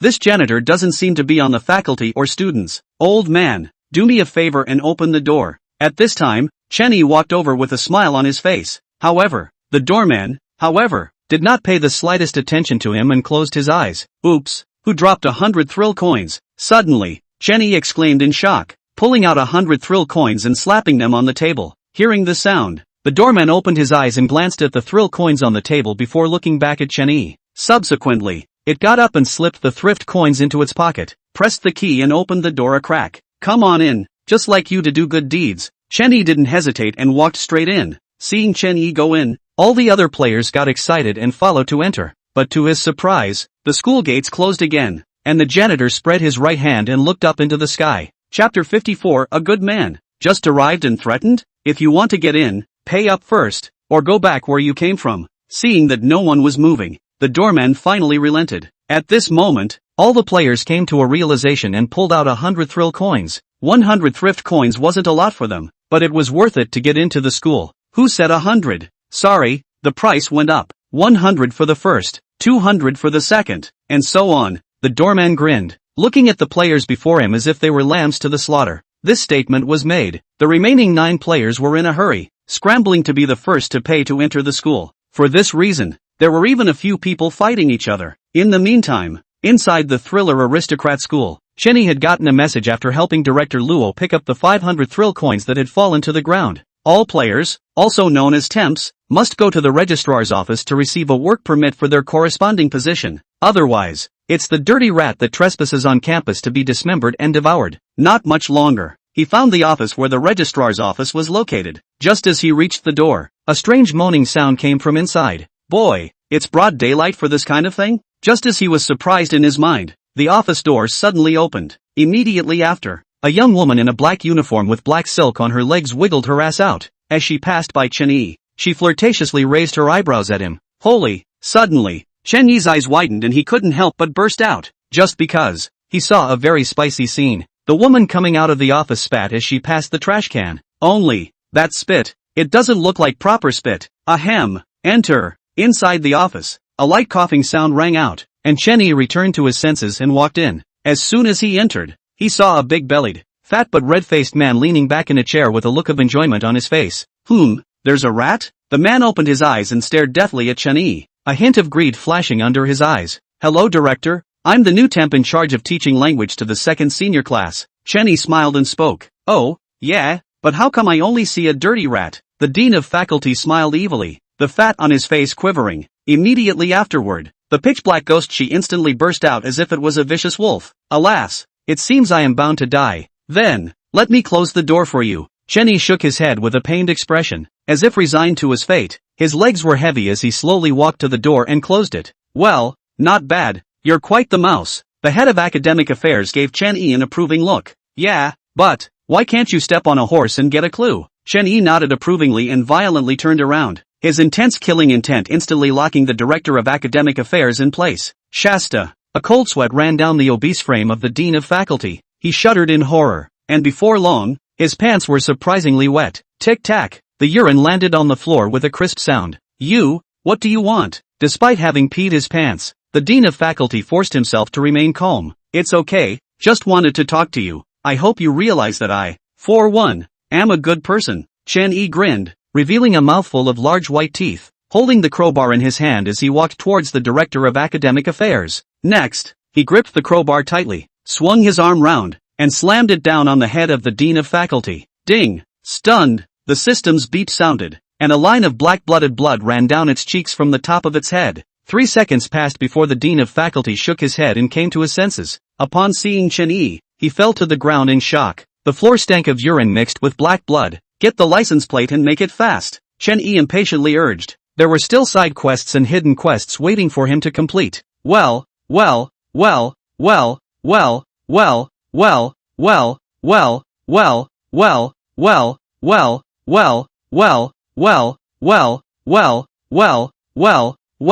the dean of faculty shuddered and tried to get up, but slipped on his urine. After 3 attempts, it finally stood up, without the slightest hesitation. In just a minute's time, It made a good job sign for Chen Yi. Name, Ling Chen. Temporary worker. Position, upper second class language. Looking at the work license in his hand, Chen Yi was very satisfied and pinned it to his chest. Okay, you're busy. I'll leave first. He grinned again, showing his trademark teeth. A harmless look, but the head of the faculty did not dare to look up. Campus. Chen Yi searches for the senior position. As he passed the entrance to the school, he realized that the other players at the entrance had disappeared. But, instead, there were several puddles of dried blood on the floor. He didn't bother with that group of people and continued to look up the location of the second senior class. Jingle bells. Jingle bells. Suddenly, a sharp bell rang. Chen Yi also finally found the classroom of the second senior class at this time. Letting out a deep breath, he pushed open the door and stepped inside. As soon as he entered the classroom, 32 pairs of eyes looked at him in unison. Teacher, you're late. Suddenly, a boy raised his hand and shouted, yes, and if you don't give us a reasonable explanation, then we will eat you and find a qualified teacher again. The boy's tablemate likewise raised his hand and exclaimed. As the two men's words fell, the entire class stared silently at Chen Yi. All of them exuded different auras and looked different. There are spooks, zombies, vampires, and none of them are exceptions to the aristocracy of the thriller game world. Ding! Side quest trigger, become a qualified teacher. Note, the task is completed when you receive heartfelt recognition from 3 students. The first side quest was triggered as Chen Yi walked up to the podium and scanned the crowd. In the next second, the corners of his mouth rose as he spoke slowly. Just now, teacher thought of an essay, but wasn't sure if he should give it to you. After all, the teacher doesn't know if your memory is good or not. As he said that, he sighed and sighed, seeming to be very sorry in general. Teacher, please tell us your article. If we can't remember it, then we won't change teachers. But, if remembered,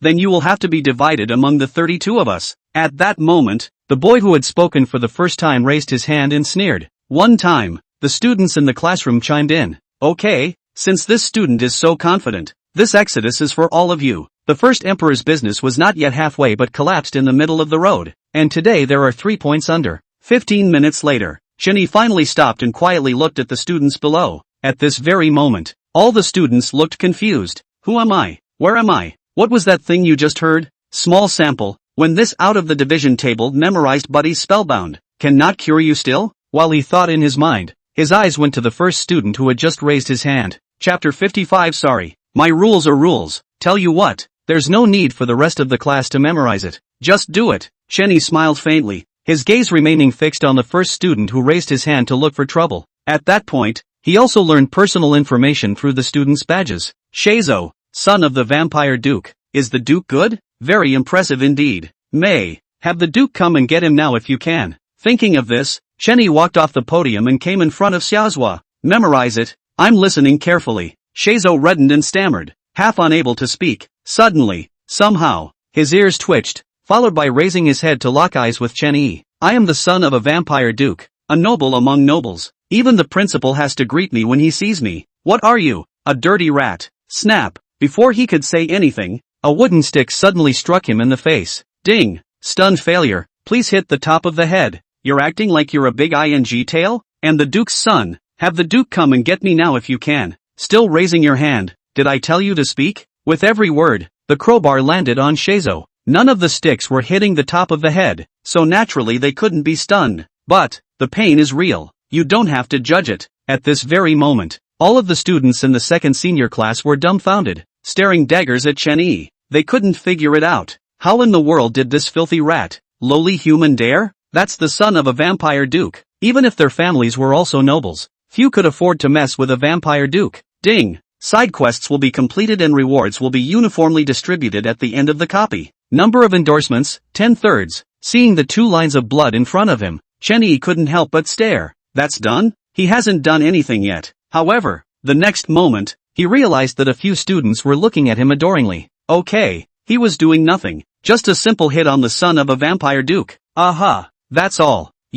I'm going to report the principal and have him kill you. Xiaozhua struggled to get up, but he didn't expect to be directly kicked to the ground by Chen Yi. Egu, Sheizo-san is so sorry. It's class time. No one is allowed to run around. Chen Yi grinned, his human and harmless appearance scaring Xiaozhua into shivering. It was a long time before he stammered. I've been here so long. How come I didn't know about this rule? Hearing Xiaozhua's words, Chen Yi turned towards the door. This action instantly made all the students feel that Chen Yi was afraid. He's trying to make a run for it. Bang! Suddenly, Chen Yi kicked the door shut, and the crowbar in his hand had somehow turned into a trick blade. He walked slowly to the podium, pulled out his chair and sat down. In his hands, he played with the ghostly aura that bubbled with death and murderous intent. Next, he suddenly grinned and scanned the crowd. Excuse me, around here, my rules are the rules. Ding! Side quests are completed in excess of normal. Rewards will be uniformly distributed at the end of the copy. Number of accreditations, 23rds.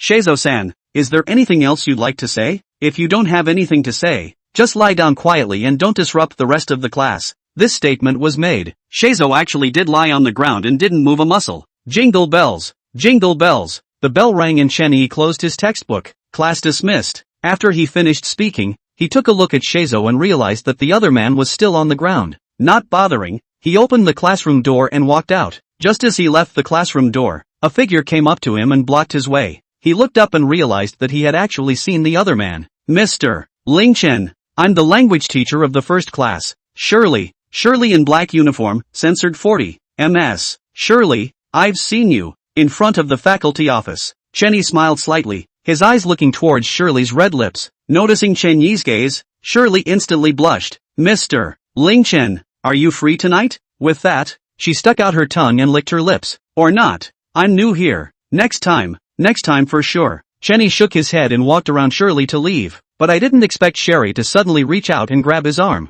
I heard that the vampire duke is coming over recently. Oh. One sentence instantly froze Chen Yi. By the time she came back to her senses, Shirley had long since disappeared. Vampire Duke, TSK, TSK, TSK, TSK, TSK, TSK, TSK, TSK, TSK, TSK, TSK, TSK, TSK, TSK, TSK. If you can beat it, you can beat it, but you can't. Just die. Hey, just play. He grinned and hummed a little tune as he headed downstairs. It was now the end of second period, yet it was already lunchtime. It's not that these 2 sessions are long. Instead, at Thriller Aristocrat School, the midday break is 4 hours long. Classes end at 10 a.m. and begin at 2 p.m.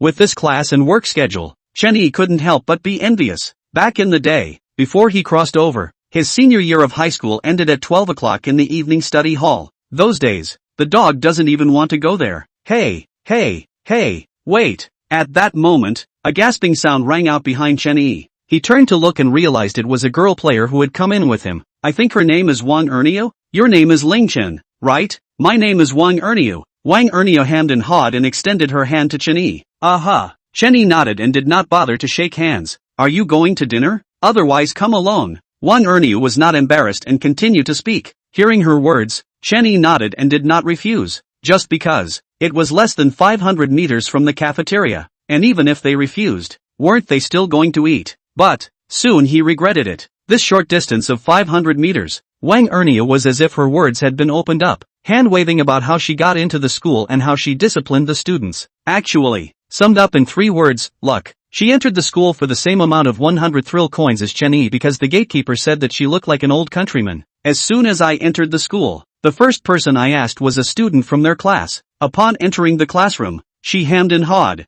and the students complimented her on her amiability. At this very moment, Chen Yi only wanted to say one thing. People are more angry than people. Request for hypes. Chapter 56 Help. Water Ghosts, Illusions, Thriller Noble School, Cafeteria. The moment Chen Yi and his duo appeared, they immediately attracted the attention of most of the teachers and students. But, after seeing the badges on the chests of the 2 men, they lost interest. Auntie, how do you sell this meal? Wang Ernio walked to a place where human food was sold and tilted her head to ask Auntie Rice. Auntie glanced at Wang Ernio expressionlessly. Only set meals are sold. 100 thrill coins for a set meal. 100 thrift coins? Wang Ernio was instantly shocked. I gave the doorman 100 thrift coins when I entered the school, and I didn't expect to have to pay another 100 thrift coins for a meal. She had brought a total of 500 thrill coins with her this time when she entered the copia. That's 4.5 days before the copies are finished. And the money, enough to spend? Ding. Side quest trigger. People are beautiful and helpful. Help 2 teachers and students. Rewarded with hidden quest clues +1.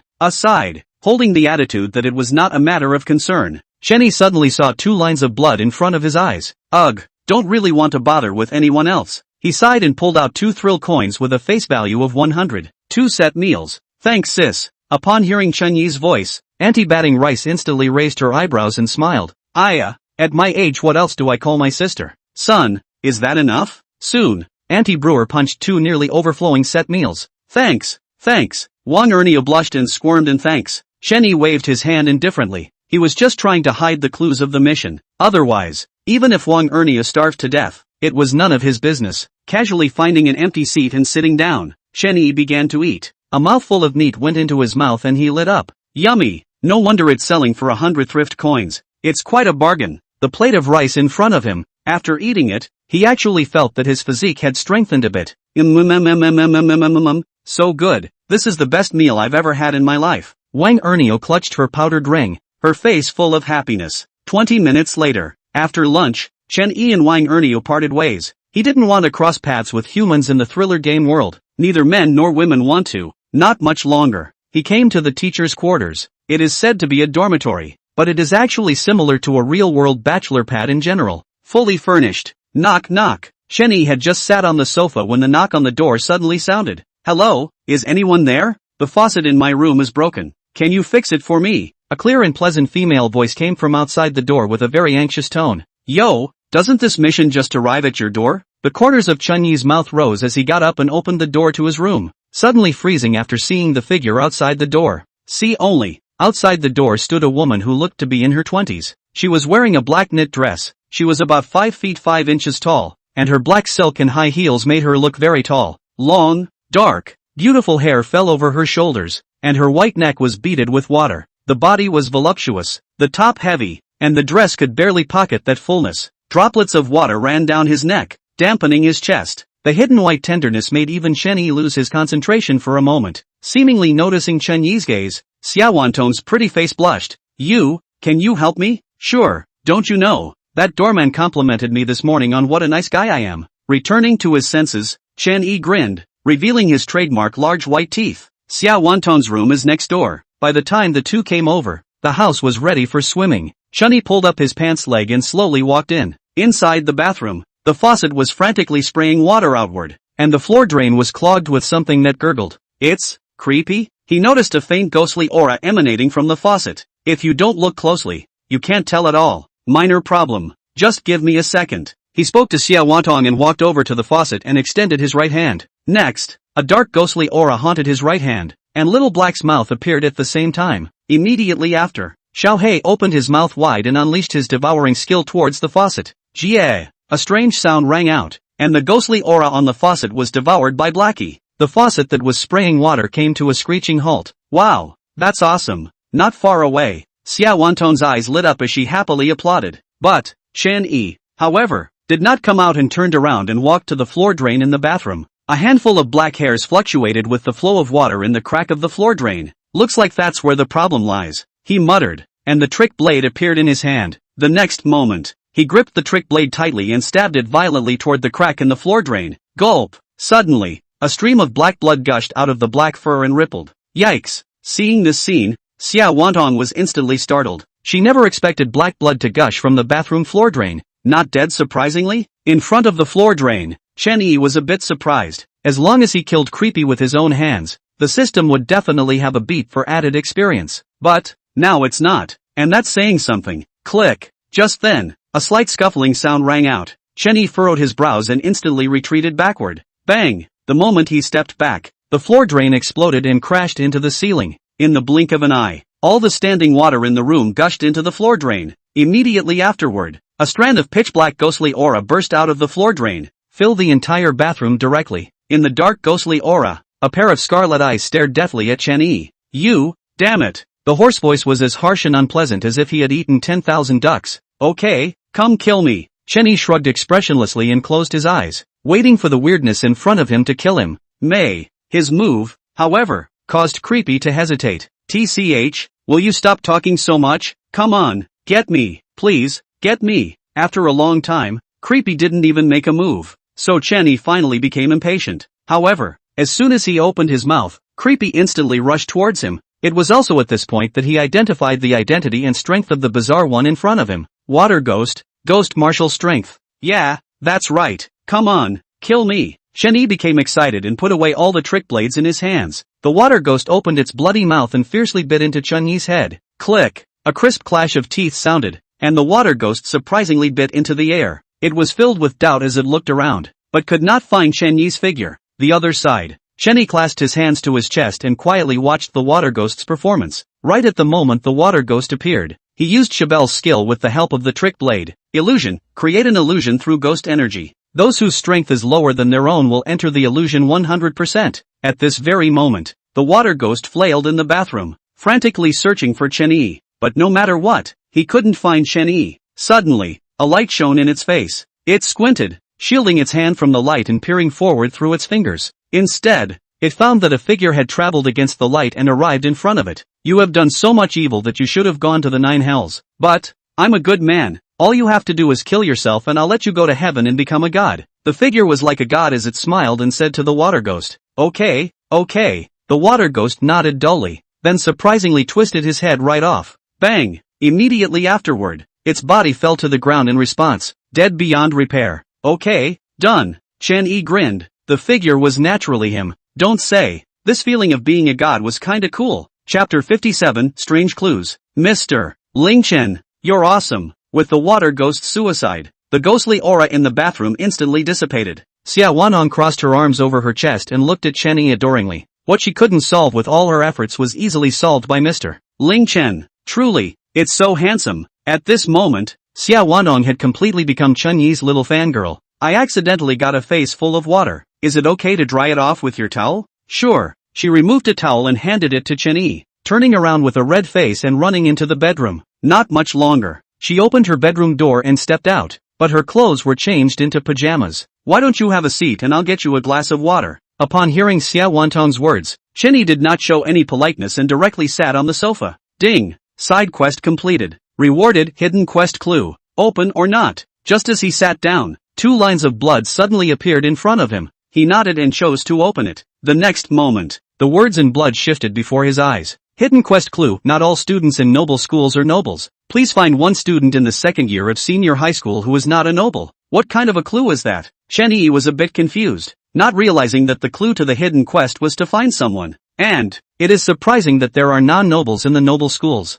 May, how does it enroll in school? It's been a long time coming, so drink up. Just then, Xia Wantong walked over with a cup of hot water. Mr. Ling Chen, water. Xia Wantong's pretty face blushed and reminded in a small voice. Ahem, drink water. Chen Yi looked embarrassed and took a small sip of the hot water. Putting down the glass of water, he looked up at Xia Wantong. The young girl in front of her was pure and beautiful, on par with both Xibier and Bai Xian. Mr. Shay, can I ask you a few questions? There's no need to be so formal. Just call me Wanong. It's thanks to you that things happen today. Otherwise I wouldn't know what to do. Xia Wanong sat beside Chen Yi and said with a smile. Okay, so, Wanton, can I ask you a few questions? Sure, go ahead and ask. She just didn't know how to repay Chen Yi yet. Answering a few questions would naturally do. Our school, are there any non-nobles? After a moment of contemplation, Chen Yi still asked. Hearing Chen Yi's question, Xia Wanong froze slightly and shook her head with some uncertainty. This is definitely not the case. The school will investigate the background of students when they enroll. That's right. Chen Yi nodded. The reply was the same as what he had in mind. But, there's absolutely no way to fake a thriller game copy of a hint. That, it would be up to him to investigate. Seeing Chen Yi's silence, Xia Wantong was instantly a bit anxious. It's so hard to have a chance to return the favor and not be of much help. Suddenly, she brightened up and grabbed Chen Yi's arm with both hands. I know, there is a home visit quota for new teachers at the school, so you can apply for a home visit at the faculty office. Doesn't that tell you who is non-noble? When she finished, she smiled happily, the dimples on her face mesmerizing. It can still be like this? Chen Yi was a bit surprised. He hadn't expected this at all. 1:50 p.m. Chen Yi appeared in the classroom of the second senior class on time. He stood at the podium and scanned the circle of students below. Found out that Sheizo didn't even show up for class. Why didn't Sheizo come to class? He asked to Sheizo's desk. I heard. He went to tell on the vampire duke. The same table paused for a moment to gloat and look at Chen Yi. Okay, got it. You, go stand in the back. He nodded and spoke faintly. Hearing Chen Yi's words, Xiaozuo's tablemates were suddenly dumbstruck. Tell him to go stand in the back? Are you kidding me? Doesn't he want to lose face? May. When he locked eyes with Chen Yi, he instantly wilted and obediently got up and stood at the back of the classroom. This new teacher wasn't even afraid of the son of a vampire duke. Where would he be afraid of him? Okay, class. Chen Yi tapped the lecture table. Officially starting the first afternoon session. 3 o'clock in the afternoon. Chen Yi, who had finished his classes, came to the faculty office. Unlike the last time, there were no strange noises heard this time, but the Dean of Academic Affairs, however, was not present. In was a woman, the language teacher of the senior class. Surely, Mr. Ling Chen, is there something wrong? Noticing Chen Yi's arrival, Shirley's eyes lit up and she hurriedly asked, "Oh, I'm here to see the director. If he's not there, forget it." Chen Yi waved his hand and turned around, ready to leave. Bang! Suddenly, a ghostly aura instantly slammed the office door shut, and Chen Yi almost crashed into it.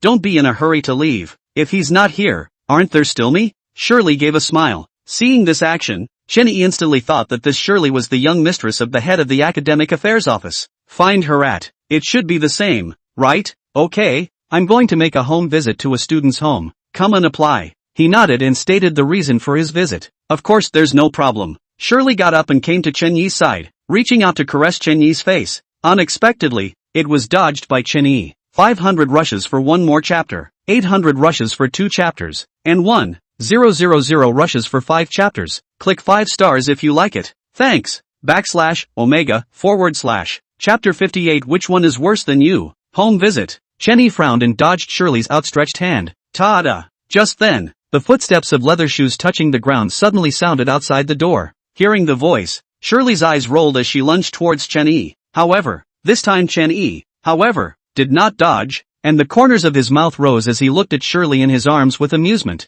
Click! The doorknob turned and the office door was opened from the outside. You guys are? The dean of faculty froze at the scene in front of him. Just when he wanted to get angry, he saw Chen Yi's harmless smiling face. With just one glance, cold sweat ran down its back. In the meantime, as soon as Shirley pushed Chen Yi away, she fell to the ground and said with tears in her voice, "Director, you're finally back. It's all because of this dirty rat who coveted my beauty and had to take me for himself." Yeah? Then you are truly blessed. The head of academic affairs smiled awkwardly and reached out to wipe the sweat from his forehead. Sherry, what do you mean? Are you not going to punish him? Strip him to the bone and break him into pieces. She smiled sinisterly, looking at Chen Yi as if she was looking at a dead man. However, to her surprise, the dean of faculty lifted the fat from her waist. Next, actually bending down violently, he bowed 90 degrees to Chen Yi. You are busy. Feel free to shout at me for anything. After saying that, it turned around and walked away, not even looking at Sherry on the ground. Now, Shirley was completely flabbergasted, and she had no idea what was going on. Why was the head of the faculty,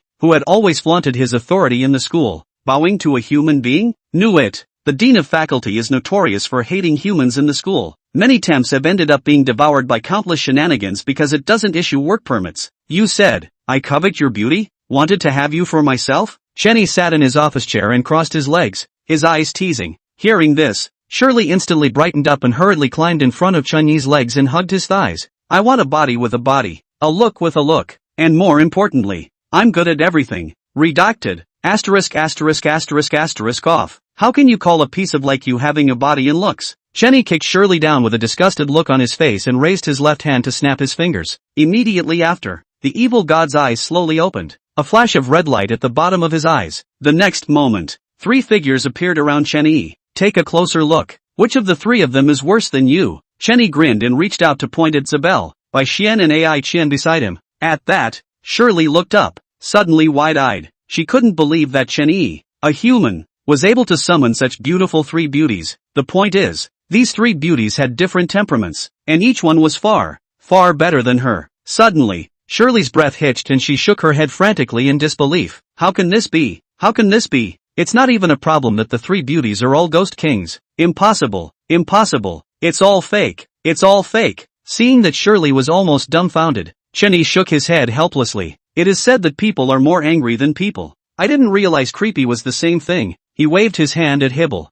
and the other man was instantly in front of Sherry. Reaching down, he choked Shirley right in the neck. Okay, you guys go back. At this point, Chen Yi got up and prepared for Little Black to devour Shirley's corpse. However, 3 seconds passed, but Bai Xian, Ai Qian and Zybier did not leave. He twisted his head in confusion, only to find Bai Xian and Ai Qian staring at him with disgruntled faces. Hibble remained expressionless, but her body emanated ghostly aura fluctuations. Master, you can't call us over every time to stay for a while and then leave, can you? At that moment, Bai Xian opened her mouth with a leathery smile. What? I'm still keeping you for dinner? Chen Yi froze and couldn't help but spit out. No need for dinner. Come and try something different. Bai Xian smiled brightly, the scent of a young girl drilling into Chen Yi's nostrils with the breeze. After what happened before, Ai Qian also knows everything. At the moment she was no longer squirming, and her whole appearance became more dignified. P.S. Almost blocked. Make do. Chen Yi can cut off the connection with Xiaohei, so it won't be self-discipline. I'm not sick yet. Ding. Lifespan replenishment in progress. Additions complete. Current lifespan, 800 years. Blackie, how much lifespan can you get from devouring a creepy here? Hearing the system's beep, Chen Yi became curious. Several times he'd wanted to ask, but he'd always been interrupted by something. Night ghosts are under 100 years old. Ghost generals are under 300 years old. Ghost marshals are under 500 years old. And ghost kings are under 800 years old. Soon, Little Black answered Chen Yi's question. So, that's okay. Okay, thanks. Looking at the home visit slip approved by the director of the faculty in his hand, Chen Yi's mood changed for the better. Not at all. You can call me anytime you need something. The head of the academic affairs office nodded his head, afraid of upsetting Chen Yi. Without stopping too long, Chen Yi arrived at the classroom of the second senior class. At that moment, the students were just about to finish school and were all packing up and ready to go home. But, after seeing Chen Yi enter the classroom, they all sat quietly in their seats. On a side note, the school has scheduled a home visit with a randomly selected student this evening. He stood at the podium and shook the home visit sheet in his hand and began scanning the students below. Home visits. It was not unfamiliar to this group of aristocratic students. After all, the school was required to investigate family backgrounds. In case, when a student's family falls apart during the school year, that's when they're dropped out. All the students waited quietly for Chen Yi to announce the names of the students for the home visit. Only one student in the back row, with his head down, looked a little flustered. Seeing this, Chen Yi smiled faintly. It's you, fellow Anqing. Upon hearing Chen Yi's voice, all the students turned their gazes to Anqing in the last row. How could it be Anqing? Isn't his family known to be nice? Who knows? Maybe this teacher is new and no one told. And yeah, whatever. Hurry up and get home. My dad's got some humans waiting for me to eat. Che, my dad just got me some rats from the human world. Did you? While everyone was talking, Anqing looked up at Chen Yi, then grabbed his book bag and walked over. Chapter 59, Strange Feeling. You're worthy of playing illusion? School entrance. With the home visit slip from the faculty office, this time the doorman didn't stop Chen Yi again. Looking at Chen Yi's departing back, the doorman sighed regretfully. It's okay, he has to come back sometime, right? Just collect. Pick up the money once more then. In the meantime, Chen Yi and Anqing walked side by side. There was a light breeze blowing in the streets and the occasional piece of trash rolling on the ground. The fishy odor still permeated the aqueduct. Is your house far from here? After walking for 10 minutes, Chen Yi finally couldn't help but ask. Coincidentally, just then, Anqing stopped and reached out to point to the side. Here it is. This is it. Hearing Anqing's voice, Chen Yi twisted his head to look and was stunned. See only. A luxurious 5-story villa stood off to the side. The courtyard of the villa is full of flowers,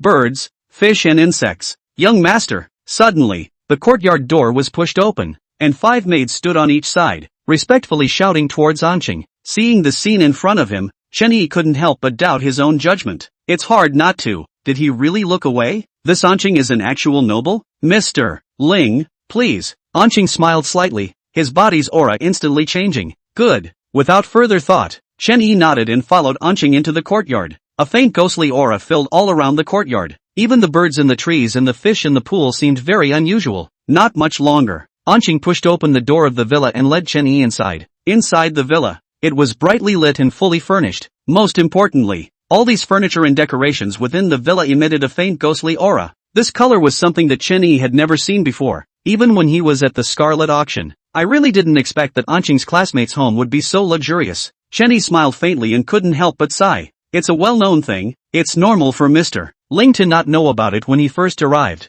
Make yourself comfortable. The underlings have gone to prepare dinner. 6:30 in the evening. On the dining table, delicious food was laid out all over the table, all of which was full of color and flavor. Where are your parents? Seeing that the food was about to be served, Anqing's parents hadn't shown up yet. Doubt rose in his mind. Somehow, from the moment he had entered the courtyard, he had always felt that something was wrong, but it just doesn't make sense. Upon entering the villa, that feeling intensified. They are so busy with their own industries that they don't have time to come home for dinner. Anqing lowered his head, his eyes dull. In the next second, he looked up at the stairway again. Still, there are elders at home. As soon as he spoke, a figure walked down the stairs. Is this the teacher from your school? What a handsome face. An old man with a full head of white hair, a cane, and a hunched back laughed. He looked Chenny up and down, then sat down on the chair in front of the dining table with Anqing's assistance. I hope you'll forgive me for the poor hospitality, teacher. After sitting down, the old man said smilingly to Chenny.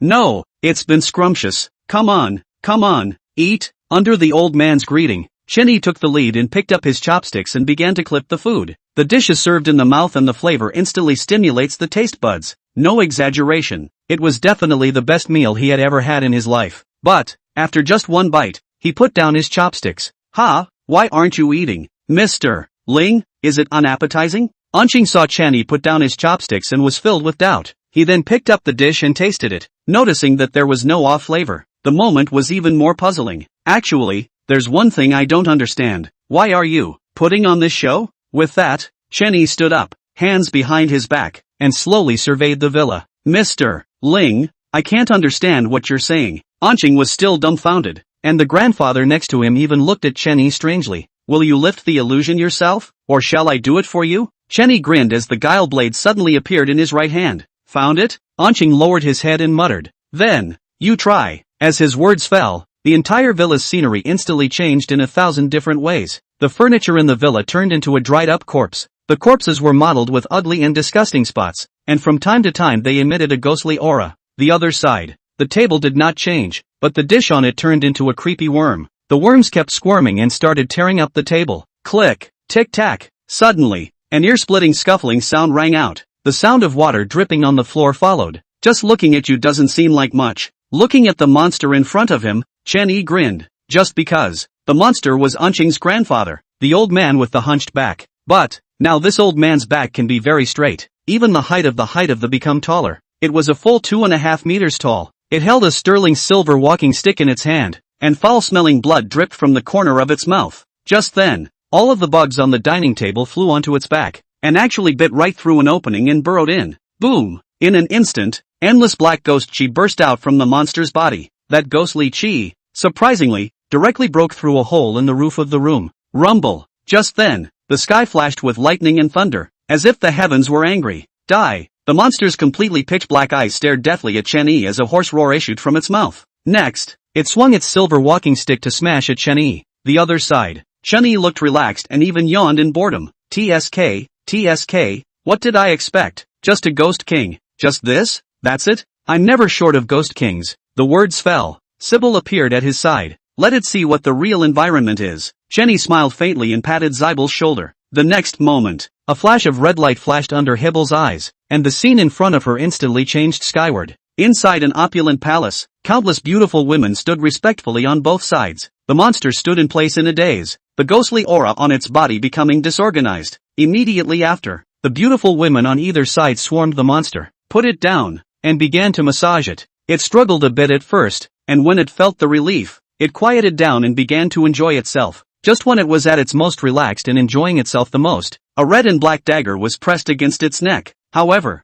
the dagger was a beautiful woman's arm in its eyes. Next, the dagger slid and its head was cut off. From start to finish, it was soothing and smiling. That's it? You deserve to play with illusions? Chenny grinned and suddenly turned his head to look at the open space to the side. Hyping it up. I really want to add more. 300 reminder plus 1, 500 reminder plus 2, 800 reminder plus 3, and gifts can be added as well. Chapter 60. Just because you're not human, you deserve to play with illusions too? Hearing these extremely mocking words, Anqing's figure revealed itself. Well, I've underestimated you. Kill or be killed as you wish. After saying that, he just sat down on his ass and started swinging. There's no way around it. It's not as skilled as it should be. Young man, don't be discouraged. At this time, Chenny came to sit beside Chang and patted his shoulder in a serious tone. Immediately afterward, it continued to speak. I can refrain from killing you, and I can even continue to help you keep the secrets of the non-nobles. When these words came out, Anqing instantly stared at Chun-Yi with wide eyes in disbelief. What conditions? Give me everything in your house. All of it. Everything? Anqing was once again stunned, not expecting Chen-Yi's conditions to be so simple. Even, none of this counts as a condition, because, as long as Chun-Yi killed him, he could still get everything. Thinking of this, he suddenly smiled. Okay, no problem. Immediately after, he got up and started packing up all the items in his home. 2.5 minutes later, he came to Chen Yi holding a paper box. That's all, absolutely nothing more. Okay, go ahead and do what you need to do. Chen Yi took the paper box and waved his hand in a hurry. When Anqing left, he then examined the contents of the box. Pens, rulers, combs, school uniforms, etc. All unremarkable things. This big box of stuff, surprisingly, none of it was worth anything. Suddenly, Chen Yi's movement stalled, and his gaze went to a notebook at the bottom of the cardboard box. The laptop is black in color and completely covered in dust. He picked up the notebook, blew off the dust, and opened it slowly. The yellowed paper shook slightly and nearly crumbled. Ding! Congratulations on obtaining the hidden quest clue, the worn-out diary. Worn-out diary, it contains many unknown secrets, and the time has changed so much that the writing on it is no longer legible. Looking at the 2 lines of bloody characters that suddenly appeared in front of him, Chen Yi's heart was delighted. The previous thread was looking for non-aristocratic students, but, after finding out about Anqing, no clues about the hidden quest popped up. So, the clue must be in Anqing's hands, but he himself just doesn't know it. That's one of the reasons he didn't kill Anqing. The other reason is that you don't want to get into trouble. It was common knowledge that he came to visit the house, so it was more trouble than it was worth. Sure, can't see much. Chen Yi looked carefully at the font on the diary, but found it hard to read. 10 minutes later, he closed the diary, the corners of his mouth rising slightly, in a very good mood. In those 10 minutes, he had fully understood what was written in the journal. In short, there is really only one sentence. Noble school, library. After throwing the entire carton into the system space, Chen Yi left Anqing's home. Looking back now, what was once an opulent villa has been transformed into a ramshackle cabin. The darkness of the thriller game world is very quiet. The wind in the streets stopped. Not long after, Chen Yi finally arrived at the entrance of the school. The gate was closed, and the only light that was on was a faint light in the janitor's room. That's 100 thrift coins you dropped, right? Open the door. Chen Yi pulled out 100 thrift coins and placed them on the table in the janitor's room. However, the doorman glanced up at the thrill coin, but then lowered his head and didn't open the door. I'm sorry, I seem to remember dropping 1,000 thrills during the night. You wouldn't have secretly hidden 900 thrill coins from me, would you? Hearing the doorman's words, Chen Yi was stunned. Soon, he realized that the doorman was thinking he was a bully. He's knocking him off. You said you dropped 1,000 thrashers, so it looks like the 100 isn't yours. He sighed and collected the 100 thrill coins from the table. Seeing this, the doorman immediately widened his eyes. Humph, less pretending to be a fool here. Without 1,000 thrill coins, you won't be able to enter today. I'm telling you, there's a lot of mindless creepiness outside of school at night. They don't care what you are. However, Chen Yi shrugged with an indifferent expression. It doesn't matter. Get me killed if you can. When he finished, he grinned, revealing a mouthful of white teeth. At this smile, the janitor instantly gasped. An ugly corpse spot surfaced all over his body. Both arms were even more bruised and black blood seeped out. For a while, the doorman became horribly creepy. Yo, ready to make your move? Chen Yi playfully looked the doorman up and down. At this, the doorman was completely enraged and jumped right out of the window. Baring his teeth, he attacked Chen Yi. But, just then, a red light flashed and the janitor's body split in two. Its eyes were wide with shock. Ugh, you clearly said I was a good person. But, why can't you be a good person? Just because you're not human? Chen Yi shook his head slightly and put away the guile blade, allowing Little Black to devour the gatekeeper. He then pressed the key.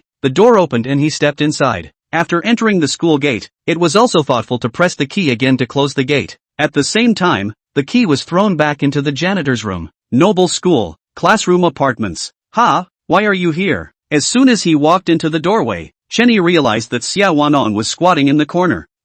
You're back. I'm going to bed then. Xia Wanong stood up and yawned as she went back to her room. Inexplicable. Unable to resist muttering, Chen Yi returned to his room and went straight to the bathroom. After taking a shower, he then laid down on the couch and took out his journal to continue reading. After viewing it again and again, he was sure that the journal was referring to the school library. Never mind, let's go to bed and the library tomorrow. The following morning, the sun shone down the window on Chen Yi's face. He opened his eyes and got up to wash up and get ready for a breakfast in the cafeteria. Ding! Side quest trigger, disappearing books. Disappearing book. In the history of the school there was a book that recorded everything about the school. But this book has disappeared for 2.5 years. Please find it. Just as he opened the door, 2 lines of bloody letters appeared abruptly. Just as he was checking out the blood words, Xia Wanong next door opened the door and walked out. As soon as she came out, she realized that Chen Yi was staring at her. A shy, pretty face blushed. You, what are you looking at? Xia Wantong's words instantly yanked Chen Yi's thoughts back.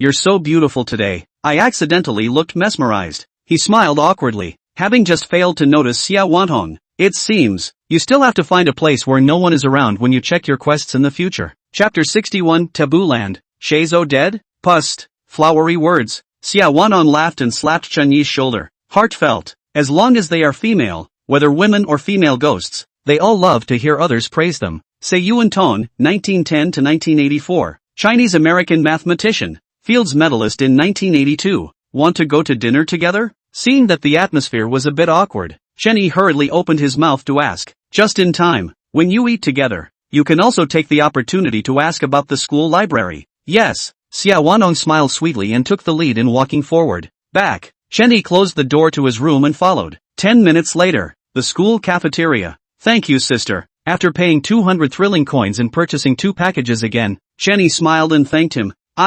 You're welcome. You're welcome. Don't have enough to eat and come back, haha. The auntie who beat the rice was full of light, and when Chen Yi left she hurriedly went to brag with her old sister on the side. Eat up. Placing a set meal in front of Xia Wanhong, Chen Yi sat down and began to eat. Thanks. She thanked him softly and picked up her chopsticks to start eating. Seeing that the rice on his plate was about to reach the bottom, Chen Yi finally spoke up. By the way, Mr. Xia, is there a place in our school where I can read books? I'd like to find a few books to read. What did you call me? Xia Wanhong's complexion turned cold as she looked at Chen Yi in dissatisfaction. Wantong, accidentally called it wrong. Next time it won't happen. She snorted coldly, but the corner of her mouth rose slightly. If you want to read a book, you'll have to go borrow it from another teacher. Borrow it from me. After she finished speaking, she looked at Chen Yi expectantly, waiting for the other party to ask to borrow a book. However, Chen Yi frowned and took a bite of his meal. Immediately after, he spoke again. Isn't there something like a library inside the school? There are more books I want to read that I don't think you have there. Upon hearing Chen Yi's words, Xia Wanhong froze, her body trembling slightly as she looked around in panic. After confirming that no one was nearby, she breathed a sigh of relief. Immediately afterward, approaching Chen Yi, he whispered, Don't ever mention the library, it's a forbidden place. Legend has it that a nobleman's child died there, and the library has been closed ever since. But, just a year ago, a certain member of the school board had to go into the library and ended up dying in there as well. As she spoke, her body trembled and her face was miserable. It seemed to be very scared in general. On the opposite side of the seat, Chen Yi's brows furrowed as he observed Xia Wanhong's reaction. But, the other man looked genuinely scared, even beating his heart against that place. It seems that this hidden quest really isn't that easy to accomplish. He couldn't help but sigh in his heart as he gathered his utensils and left the cafeteria. Xia Wanhong doesn't have class in the morning, but he does. Jingle bells. Jingle bells. At 9 a.m. The school bell rang right on time. Chen Yi also walked into the second senior class at this time. As soon as they entered the classroom, all the students turned their gazes over. Immediately after, a girl stood up, her eyes in tears and her fists clenched. At the sight of Chen Yi, a messy ghostly aura emanated from his body. Seeing this scene, Chen Yi froze. He was a little confused and didn't remember recognizing this girl. But, instead, the other party reacted as if he was the other party's father's murderer. Mr. Ling, please give our whole class an explanation. Just then, the girl cried out and sobbed close by. With this shout, a ghostly aura emanated from the entire class. It seems, in preparation to make a move on Chen Yi at any time. Explanation? Chen Yi was a bit surprised and really couldn't understand what the other party was saying. What explanation do you want? The words fell out of his mouth and he went up to the podium, sitting in his chair and crossing his legs. In his hand, he played with a crowing stick that emanated a black ghostly aura. A number of students shuddered slightly at the sight of the crowbar. Should have remembered Shizou's misery yesterday. It's worth noting that Shizou is still not here today. Is it hard to believe it's because of Shizou? He muttered in a small voice. Stop pretending. Shizou died out there yesterday. His head was obviously smashed in with a stick, and we don't know anyone else who would dare do that but you. When the girl saw that Chen Yi was full of concern, she became furious and growled. Holy, it's really because of Shizou. How did that guy die? After hearing that it was really because of Xia Zhua, Chen Yi couldn't help but be shocked. Shizou is the son of a vampire duke. He wasn't afraid of the vampire duke, but it would be a pain in the ass to kill. That's why he's not going to go and idly kill Shizou. He wouldn't do such a thing that had only cons and no pros. Dead. Ha! If you're dead, you're dead. You skipped school, and you deserve to die. Chen Yi nodded and stood up, full of concern. When these words came out, all the students were instantly furious. Shasta. The entire classroom was filled with ghostly aura. and a strong killing intent locked Chen Yi in place, wrapped in a ghostly aura and locked in a killing intent. Chen Yi did not move a muscle. Just then, he suddenly grinned, revealing a mouthful of white teeth. That harmless expression immediately frightened a few timid students. Actually, I don't really understand how you guys dare to provoke me when I have the guts to kill Sheizo, the son of a titular vampire duke. Is it hard to believe that your mommy and daddy are more powerful than a vampire duke? When these words came out, all the students instantly froze. Yeah, he had dared to kill the son of a vampire duke. Why wouldn't he dare to kill them? In the next instant, the ghostly aura inside the classroom became disorganized. The killing intent locked onto Chen Yi's body was more than half less. Don't be afraid, everyone. If he dares to kill the duke's son today, he'll dare to kill you and me tomorrow. As long as we work together, we can definitely kill him. Don't forget, he's nothing but a filthy human rat, and we're all nobles. The girl who had been the first to stand up shouted again after realizing that something was wrong. She was in tears, which instantly caused many students to release their ghostly auras once again. Ugh, I don't remember hitching a ride with you, do I? At this point, Chen Yi on the podium sighed and got up and came to the girl. Seeing Chen Yi walking towards her, the girl instantly tensed up, strongly pretending to be calm. He locked eyes with Chen Yi. I don't believe you dare to kill me here. She strained her neck and spat. Oh, what makes you think I wouldn't dare? Hearing the girl's words, Chen Yi grinned once again and raised his right hand, crowing stick poised to strike. Tell me who ordered you, and I can spare your life. He couldn't believe that such a girl would dare to come and challenge him, even incited other students against him. Chapter 62 Shocked Luo Xing, who is not a noble, plus more, beg for urges. Noble school, head of year's office. Luo Xing was reclining in his chair with an old spirit, the latest model of ghost cigarettes in his mouth. A cup of steaming brains sat on the table. It's all from the students' parents. Alas, inside this aristocratic school, my name, Luo Xing, is more aristocratic than an aristocrat. He gulped and looked proud. Since he became the school's grand director,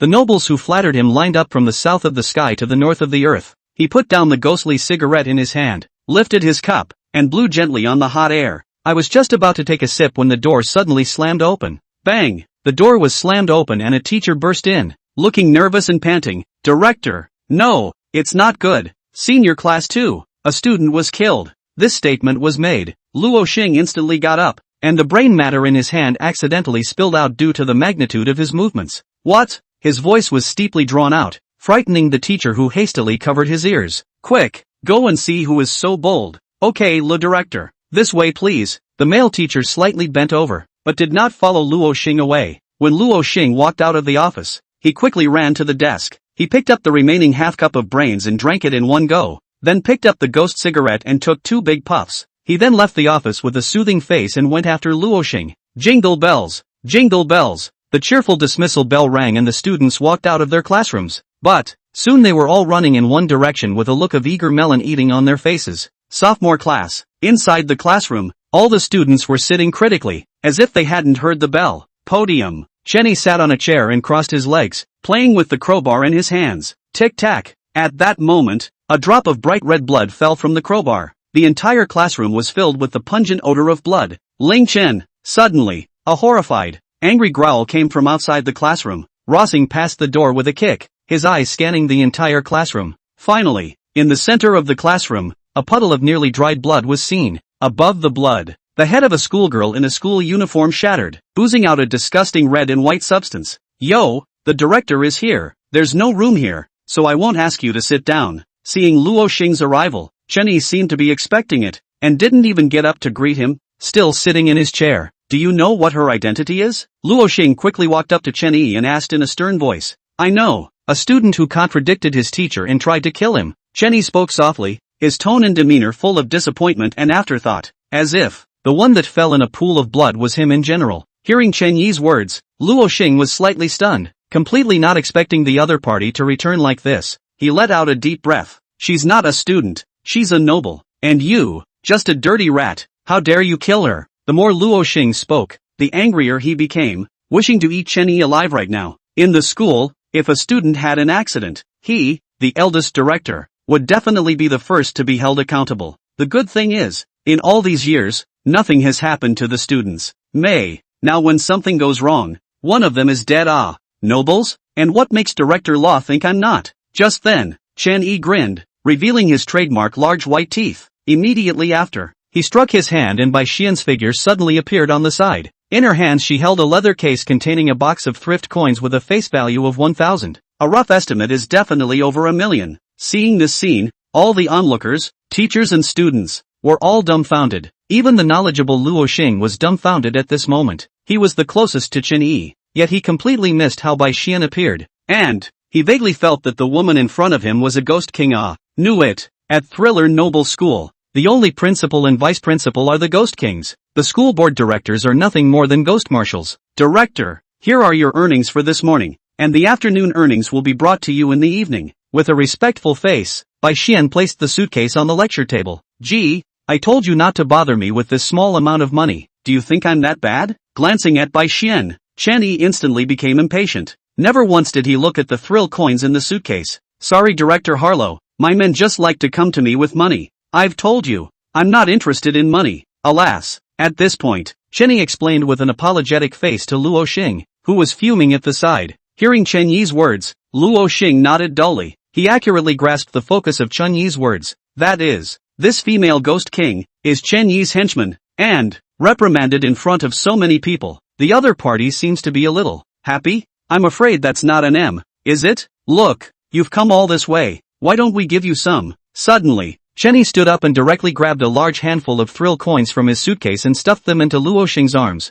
Looking at the brand new thrill coin in his hand, Luo Xing finally came back to his senses and turned his head to look at the teachers and students gathered outside the window. What are you looking at? Do what you need to do. Once these words came out, the teachers and students who had gathered around instantly disappeared. Not that I'm saying, Mr. Ling, you have such a good background. Where do you need to be a teacher here? In that case, starting tomorrow, the position of Dean of Faculty is yours. Luo Xing patted Chen Yi's shoulder with a leathery smile, but his gaze remained fixed on the open suitcase on the lecture table. Noticing his gaze, Chen Yi smiled faintly and directly picked up the suitcase and stuffed it into Luo Xing's arms. Gee, make it so. Just take it. I'll need your care in the future. The two of them pushed and shoved for a moment before Luo Xing finally accepted the 1,000,000 thrift coins with a difficult face. Director Luo, look at that. At that moment, Chen Yi reached out and pointed at the female student who was lying in a pool of blood, dead beyond repair. I didn't see anything, it has nothing to do with me. Luo Xing waved his hand and turned around, muttering, giving her family 500,000 thrill coins should solve it, right? How about, or 300,000? Forget it, $250,000. After Luo Xing left, Chen Yi scanned around the students in the classroom. Suddenly, he grinned with a harmless look. Don't worry, teacher is a kind person and never makes a move. As long as you behave yourselves, your teacher will never kill anyone. With that, he lifted the crowbar and wiped the blood from it. Plus one more chapter. Hyping it up, give away a freebie. Late really wants to add more so badly. Chapter 63, A Magical Scene. The Vampire Duke. At 11 o'clock noon, the school cafeteria opened for lunch. Chen Yi walked alone on campus, preparing to go to the cafeteria to eat. Hello Director Ling. Is Director Ling going to eat as well? Shall I treat you? Director Ling has become handsome again. Along the way, all the teachers greeted Chen Yi warmly. If it weren't for the ghostly aura they all exuded, Chen Yi might have actually taken this place for the real world. Director Ling? They're not calling out for you, are they? Just then, Xia Wantong appeared out of nowhere. With her hands behind her back, she cocked her head with a smile on her face and looked Chen Yi up and down curiously. Unsurprisingly, it should be shouting at me. Chen Yi replied with a smile. Wow, so handsome. Then, please take care of Director Ling in the future. Xia Wantong smiled sweetly, her two dimples looking very cute. Really? Then you had to bribe Director Ling? Let's go. I'm going to have that 100 thrift coin set. Chen Yi smiled faintly and took the lead. Of course there's no problem. 12 noon. After lunch, Chen Yi and Xia Wantong returned to their respective rooms. Inside the room, Chen Yi sat on the sofa, his eyes lifeless. Just then, he raised his left hand and the eye of the evil god emerged. Immediately afterward, a red light flashed under his eyes, and a map of the entire school appeared before his eyes. Evil god's eye, true eye, skill activated, can see through all the emptiness in the world. At this moment, the Thriller Noble School was like a person who had been stripped naked and stood in front of Chen Yi. It's surprisingly impenetrable here? Suddenly, he frowned with surprise, just because, on the school's map, there was one place that was surprisingly completely black. Not that there's nothing there. Instead, there is a building in that location. It's not very tall, probably around 2 or 3 stories of rooms. Unsurprisingly, this would be that library, right? As the words fell, he suddenly felt a heat at his heart. In a hurry, He opened the system space and took out the worn-out diary. After seeing the diary, Chen Yi's eyes widened in disbelief. See only, the journal, which had been worn out and nearly rotten, was now new somehow. Even a faint golden light shimmered on the cover of the journal. He tried to open the diary, but found that he couldn't open it at all. After thinking for a moment, a wisp of ghostly aura suddenly lingered on his right hand. Immediately afterward, he tried to open the diary again. This time, the journal was finally opened, and the faint golden light on the cover dispersed and burrowed into the journal. I can't believe there are no more words? Wait, no, it's not that there are no more words, it's that there are fewer words. That's right. The previously dense lettering on the journal had turned into 4 large golden letters. Long time no see. These 4 big words glittered and shone very brightly. May. Just the next second, the diary suddenly flew up from Chen Yi's hands, constantly overlapping with the school map in front of him. After the diary completely overlapped with the school map, the 4 large golden letters on the diary suddenly detached themselves. A brain dug into the only darkness on the map. Next, the golden light was loud and blinding. Chen Yi covered his eyes with both hands and looked towards the map through his fingers. At that moment, he vaguely saw that the darkness on the map was flooded with golden light and became bright. But, for just a second, a cloud of darkness instantly engulfed the golden light. The map became dark again. The diary detached itself from within the map just then, changing back to its previous worn and tattered form. This is pretty amazing. After a long time, Chen Yi finally couldn't help but sigh. The scene that had just happened was as vain as a miracle. Looks like a trip to the library is necessary tonight, he said, nodding and laying down on the couch for his lunch break. As for why not go this afternoon? Are you kidding? It's broad daylight. There are a lot of people. It wouldn't be good to lure all the teachers of the school, including the principal and vice principal. Since he became the head of the faculty, Chen Yi naturally didn't have to go to class in the afternoon. Slept on the couch in my room all afternoon. It wasn't until a knock on the door that he slowly woke up. Knock knock. Knock knock. Who? He got up and looked at the watch on the wall and realized it was only 5:30 p.m. There was a good-natured shout, before he put on his slippers and went forward to open the door. Click! He turned the doorknob to open the door to his room, only to see a fist slam down. Without the slightest hesitation, an instinctive reaction took hold of that fist. Instantly, a dense ghostly aura burst out from his right hand. Yikes! You're hurting me! Right at this moment, an exclamation sounded, and Xia Wanon looked at Chen Yi with tears in the corners of her eyes, looking at Chen Yi accusingly. Accident. I thought someone was going to hit me. Upon realizing that it was Xia Wanon, Chen Yi instantly looked embarrassed. Well, let's not talk about that for now. You should hurry up and pack up and run. Run as far away as you can and never, ever come back. Xia Wanong rubbed her pained hand and said anxiously. Run? Why would I run? Chen Yi was slightly stunned and somewhat confused. Why did you let him run away for a good reason? Could it be that he still had to make a run to Yunnan, Old Over, and Simplicity Cottage? Yes. Sheizo's father, Duke Shak, is here. He asked for you by name. Now who doesn't know that you killed Sheizo? People's fathers come. Surely they want to kill you to take revenge.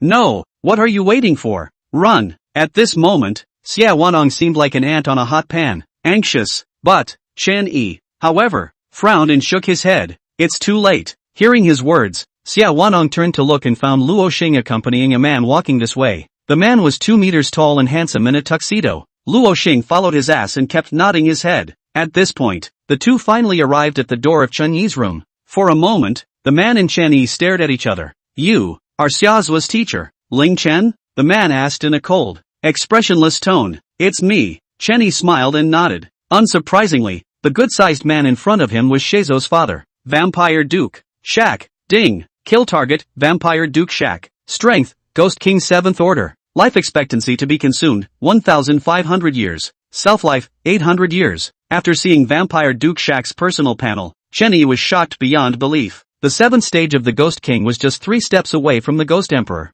Although these 3 steps were difficult as hell, they were relatively simple for the Vampire clan. As long as Shak doesn't die, he will eventually become the Ghost Emperor. So far, Shark was also the highest ranked creepy that Chen Yi had encountered. But, just then, a red light flashed under his eyes. When he looked at Shak again, he realized that a red light was coming from the other man's heart. Seeing this scene, he suddenly thought of the vampire heart from the previous Scarlet auction. It seems, as strong as Shak is, he still has a fatal weakness. Just right, he then has the ability to strike that Achilles heel. Chapter 64 Apologize. Or, die. Did you kill Sheizo? Shak stared Chen Yi dead in the eyes, the tuxedo on his body swaying without wind. The aura of a vampire clan alone erupted from his body. Not me. Chen Yi shrugged and replied seriously. He didn't do it, so naturally he won't take the blame. It's not like he's a backstabber. I don't think it was you either. How could a filthy rat have the guts to kill the Duke's son? Shaq sneered, looking at Chen Yi with a gaze full of disdain and mockery.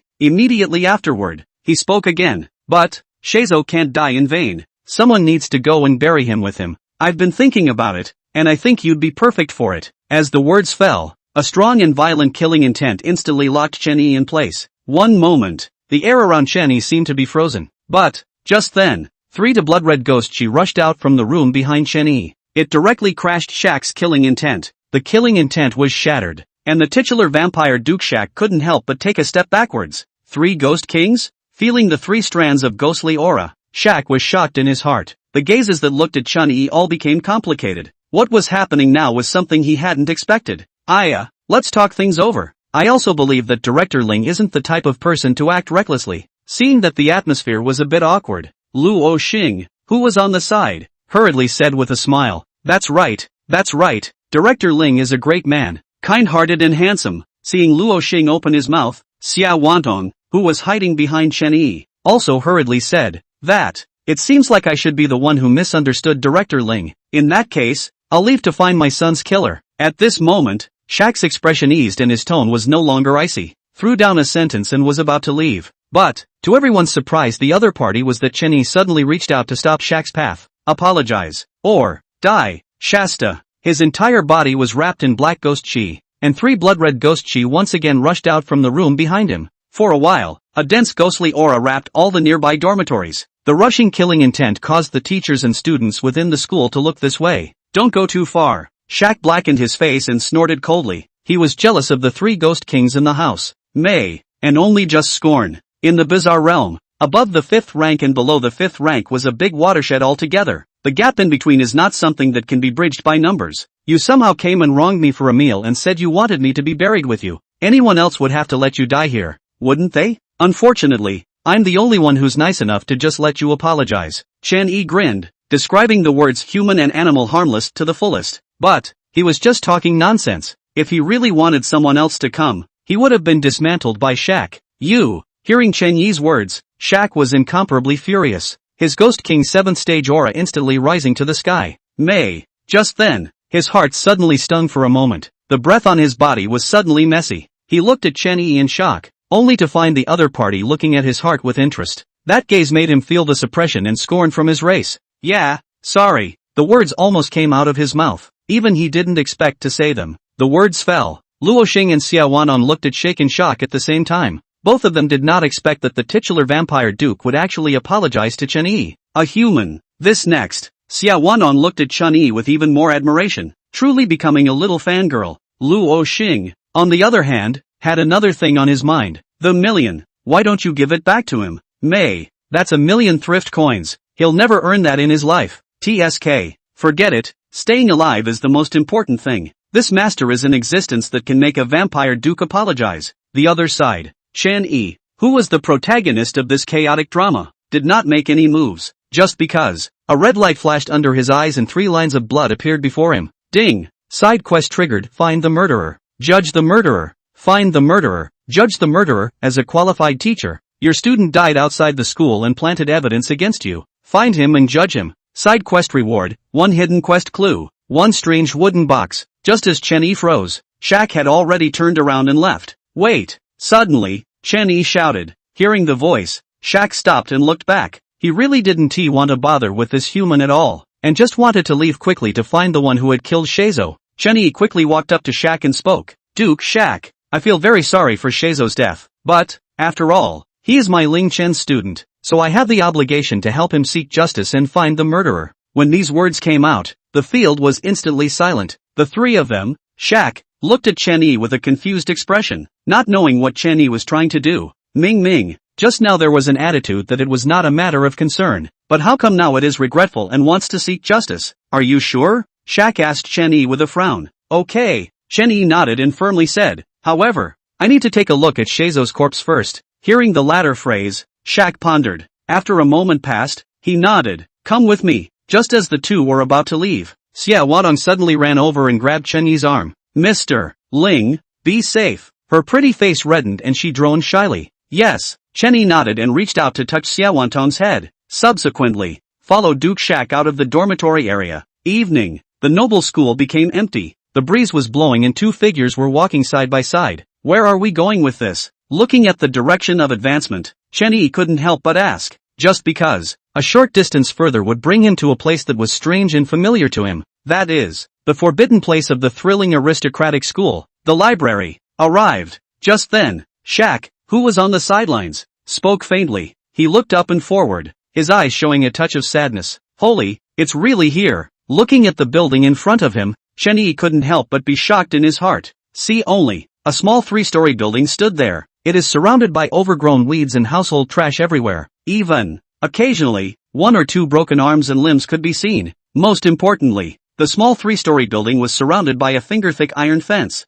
A wooden sign, almost rotted away, hung from the iron fence. The wooden sign reads in blood, "Forbidden place, teachers and students are not allowed to enter." This scene, under the added darkness of the night, seemed particularly quiet and eerie. Chapter 65, Chen Confidence. Poor sad Shak, extra. Seeking 5 stars. Forbidden place, teachers and students do not enter. Looking at the words on the wooden sign, Chenny couldn't help but read them out. He then turned his head to look at Duke Shak beside him. Is this where Sheizo died? He had just asked, but it seemed unlikely. After all, Sheizo had left school by then and was rumored to be dead outside. That, basically, it shouldn't have anything to do with the library. No, Shak shook his head, but it has something to do with this place. With that, he took a step forward, and the half-human tall weeds around him instantly withered and turned into ashes. Go! He spoke faintly and took the lead towards the library. Looking at the finger-thin iron fence, without the slightest hesitation, Shak raised his hand and shot a scarlet blood arrow. As the blood arrows hit the iron fence, wisps of black smoke rose and began to corrode the fence. In no time at all, the iron fence was corroded with a huge gash. Just then, a suffocating smell of death came over him. Chenny hastily reached out to cover his mouth and nose and looked around. Ahead, an even denser death aura burst out of Shak's body steeply, surprisingly swallowing up the death aura that was puffing out of the library directly. Sure enough, it has something to do with this place. He frowned and carefully felt the aura. Director Ling doesn't know, but Xiazhua has this deathly aura on his body. I think I teamed up with the school's principal and vice principal to seal this place back in the day. I never thought that a thoughtless act would implicate my juniors. He sighed, his words full of regret. Immediately after, he smiled and lifted his leg toward the library. Bang! Just the moment Shak approached the library, an extremely strong wave directly bounced him out. He sat down on the ground with a stunned look on his face, not expecting this to happen at all. First there was the passive apology to the humans, and now they're being bounced around by things they can't see. He was a vampire duke of the 7th rank of the Ghost King. Have you ever been so humiliated? Put, are you okay? Chenny forced a smile and feigned concern. Humph, it's fine. With an awkward grunt, Shak leapt to his feet and once again resumed his high-flying demeanor. The 2 piles of dust on the tails of the tuxedo looked a little solid. Why don't I try? After a moment of contemplation, Chenny spoke tentatively. Humph. Try it if you want, but don't blame me for not warning you. That rebound was immensely powerful. On your little body. TSK.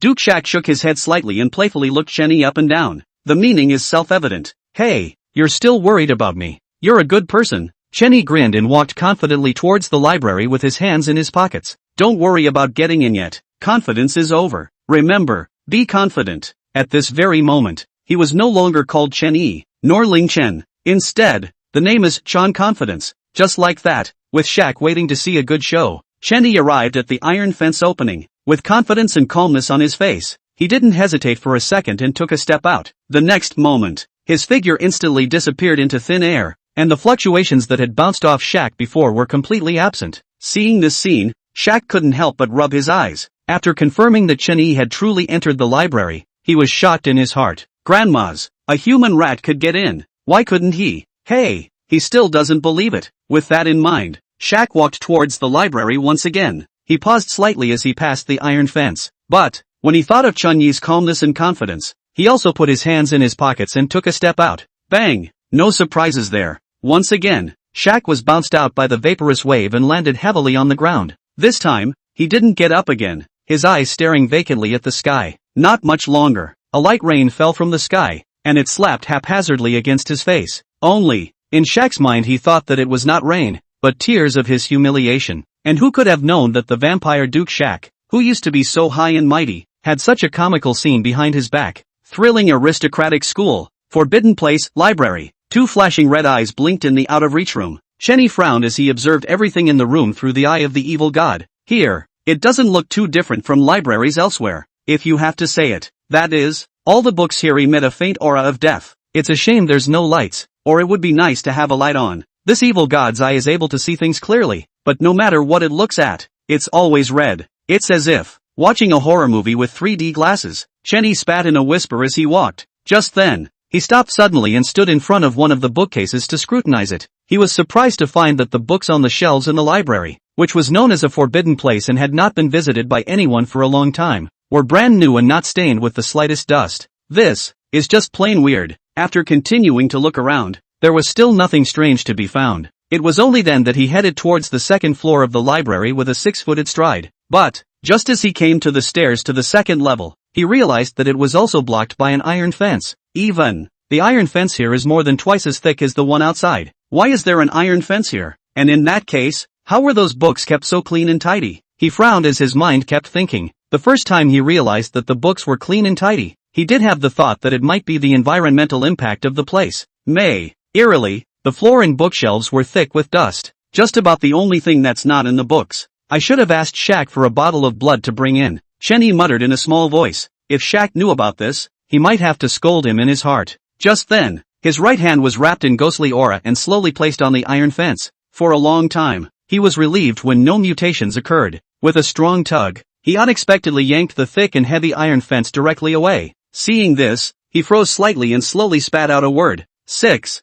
Here she comes. She walks in with a raise. Big brother sky. Big brother earth. Give a 5-star review plus is it okay to push for more? Chapter 66, The First Headmaster. Secrets of Noble Schools. 666. A vampire duke who was a 7th order ghost king can't even get in. I didn't realize the dude could open it casually. See, that's the difference between people. Alas, it's not really his fault. Who made us handsome, suave, loved by everyone and blossomed by flowers? Being special. Makes sense. Looking at the iron fence that was easily opened, Shenny grinned with a very beaten expression. Immediately after, he stepped onto the steps to the second level of the library. As soon as he walked up the stairs, a cold, biting, and gloomy wind blew down from the upper floors. He frowned and moved forward against the wind. Just then, he was surprised to find that the further up he went, the smaller the ghastly wind became instead. When he managed to arrive at the second level, the gloomy wind completely disappeared instead. At this point, a flash of red light lit up deep within Shenyi's eyes as he began to scan the environment of the second level. It's surprisingly identical to the first layer? He frowned, his heart startled. Just because,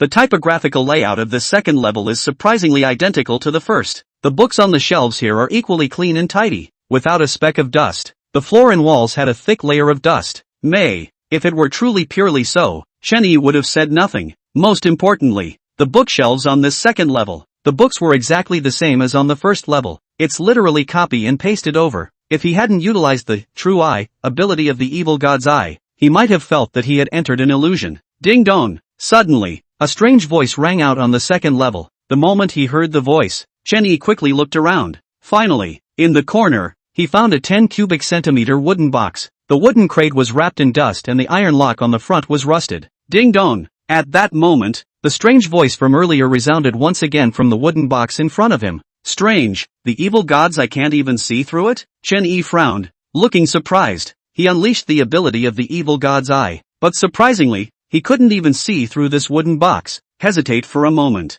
He pulled out his trick blade and slashed at the iron lock on the wooden chest. Click! The iron lock broke and split in two. Bang! Just then, the crate was suddenly opened and the lid fell heavily against the wall. A dark ghostly aura instantly rushed out from the wooden box, heading straight for Shenyi's head. Get out! Seeing this, Shenyi roared in anger and raised his guile blade to slash down. Jie! The guile blade slashed at the ghostly aura, and a mournful scream rang out. Immediately afterward, the pitch-black ghostly aura dissipated into thin air. Instead, the dusty floor was left with a thick pool of black blood. The black blood was steaming and writhing, corroding a bit of the ground in no time at all. Without bothering about the black blood on the ground, Shenyi looked into the wooden box. See only, a worn journal was lying quietly inside. Its cover was covered in dust, but Shenyi could tell that the diary was exactly the same as the one he had gotten from Munching earlier. It's been a long time, talking about it? Chenny muttered to himself and reached out to pick up the diary. Just as he took it in his hand, 3 lines of blood suddenly appeared before his eyes. Ding!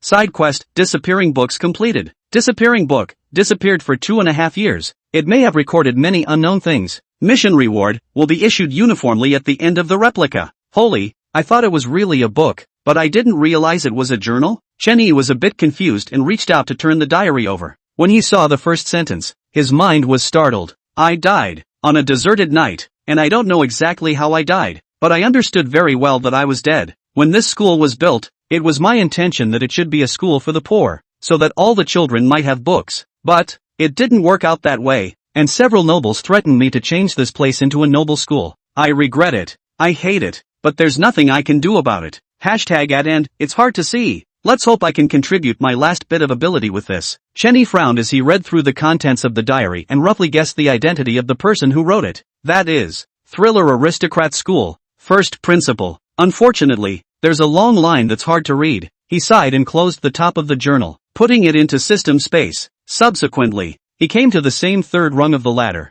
This time, he didn't rush to the door, but stopped to look upward. There was a premonition in his mind that perhaps the first principal of the thrilling aristocratic school was not dead. No, dead to be exact, but somehow surviving within the library. When he thought of this, the guile blade in his hand had turned into the sword of lifespan at some point. The ability of the evil god's eye was even more maximized. At this very moment, he's at the top of his form. The next second, he raised his left hand on the bars and opened them with one hand. Moment. An even colder and more sinister aura came over him. As if Chenny did not feel it, he took a step out and walked towards the 3rd floor of the library. The stairs weren't very long, but it took him a full 10 minutes to get to the 3rd floor. Finally, he saw a flash of light, shining from the very 3rd level. A candle flame flickered without wind on a worn, pitted wooden table. Coming? Suddenly, a cold, emotionless voice rang out. The moment the voice sounded, Chenny had already looked over there. See only, in front of the wooden table, a man was sitting on a chair,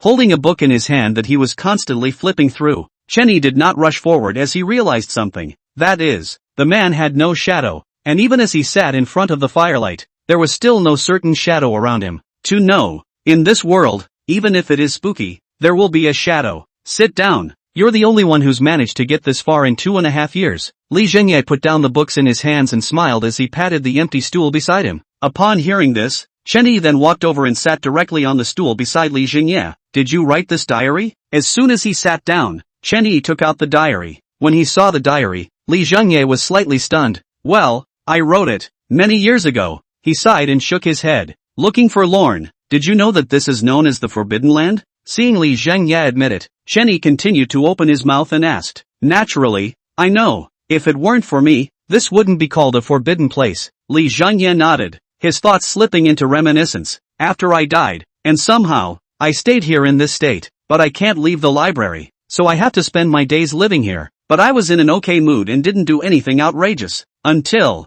that is, a student accidentally dies here and everything changes. And what was once a wonderful library becomes a forbidden place in the mouths of students and faculty. Hearing Li Zhengye's words, Chen Yi nodded. This was not far from what he had learned. So what's with the dead school board member? School manager Ah? Li Zhengye froze slightly and continued to speak. He was one of the few people who threatened me back then. Shouldn't I kill him? The words fell out of his mouth and he grinned. Chapter 67 Ghost King 9th Order? Mocking Shack. Ding. Kill target, Li Zhengye. Strength, Ghost King 9th rank. Currently a wandering spirit. Required consumption life, 1 year. Self-life, 800 years. To behead or not to be beheaded. While Li Zhengye was talking, Chenny was checking out his opponent's personal panel. Good boy. Ghost King 9th rank. One step short of becoming a ghost emperor's existence. This can even be killed by nobles? In that case, how powerful must those nobles be? Ghost emperor? Or maybe, ghost emperor? He kept sputtering in his mind, always feeling that something was strange, but he couldn't put his finger on it. What is the purpose of your visit here?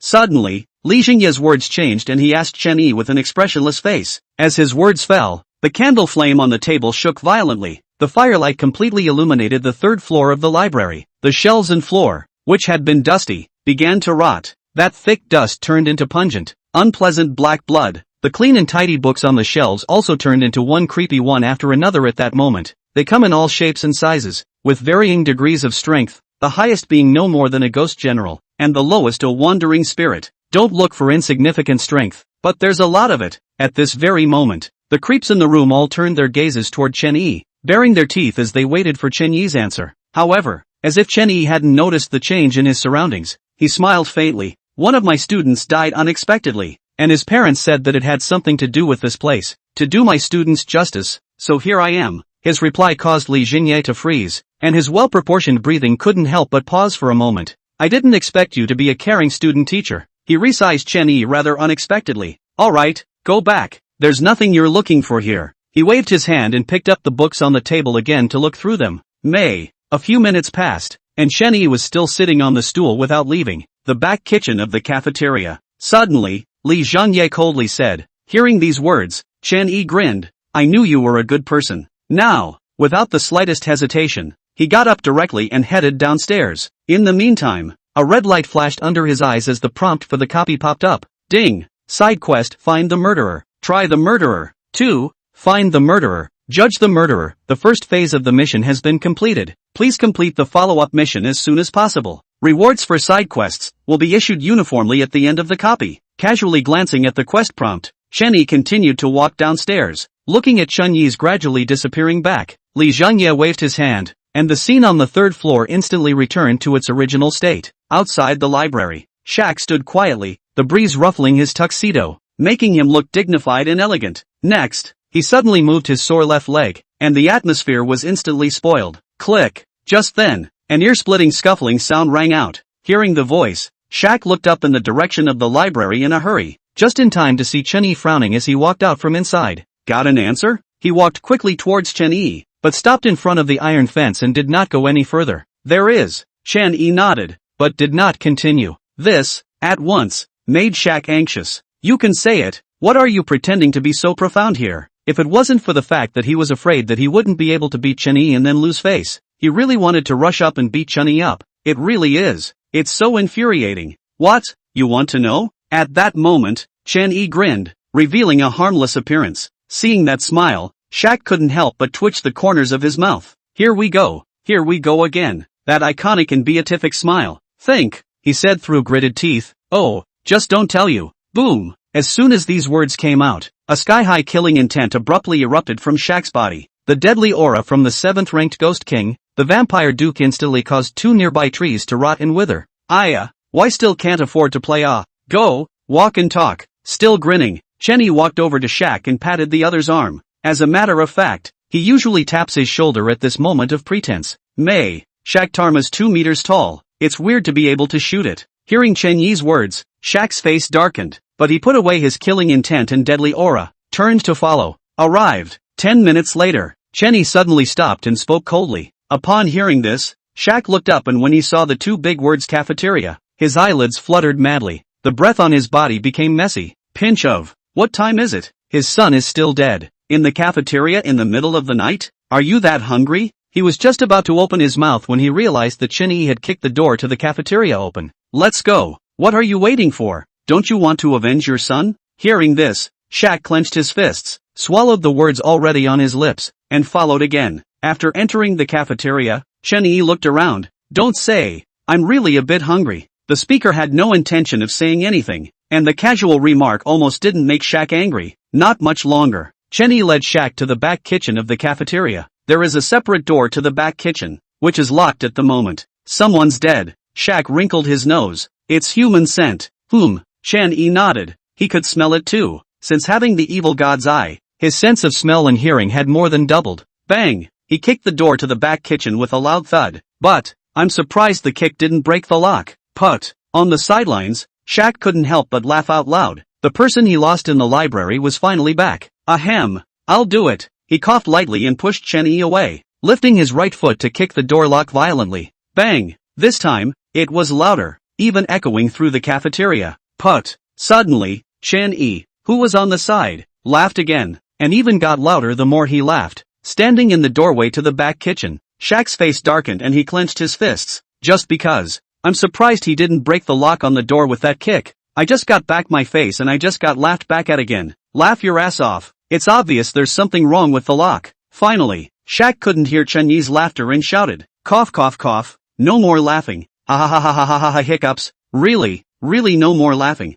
Chenny finally quieted down just as Shaq was about to explode. Taking out the sword of lifespan, he slashed at the door lock. Click! In the next instant, a shattering sound rang out as the door lock finally rotted away. Sure enough, it still takes a buddy to make a move. Chenny put away the sword of lifespan and looked at Shaq as if nothing had happened. Chapter 68, Backstage Kitchen. Time to judge the murderer, extra. 2:30 in the morning. The red moon was high in the sky and the campus was silent. Cafeteria backroom. Chenny yanked the lock off the door, pushed it open and walked in. As soon as I entered the back kitchen, the foul odor hit me. Just then, at the innermost part of the back kitchen, dozens of pairs of scarlet eyes slowly opened, staring motionlessly at Chen-Yi and his duo. This is Kai Koen and Tang San? Suddenly, Chenny found two dried-up corpses in the corner. Judging from their clothes, they should be the same two players who were assigned to raise chickens and rabbits in the back kitchen at that time. Gee, that's kind of tragic, he stammered. Just because. The two corpses on the ground were drained of blood,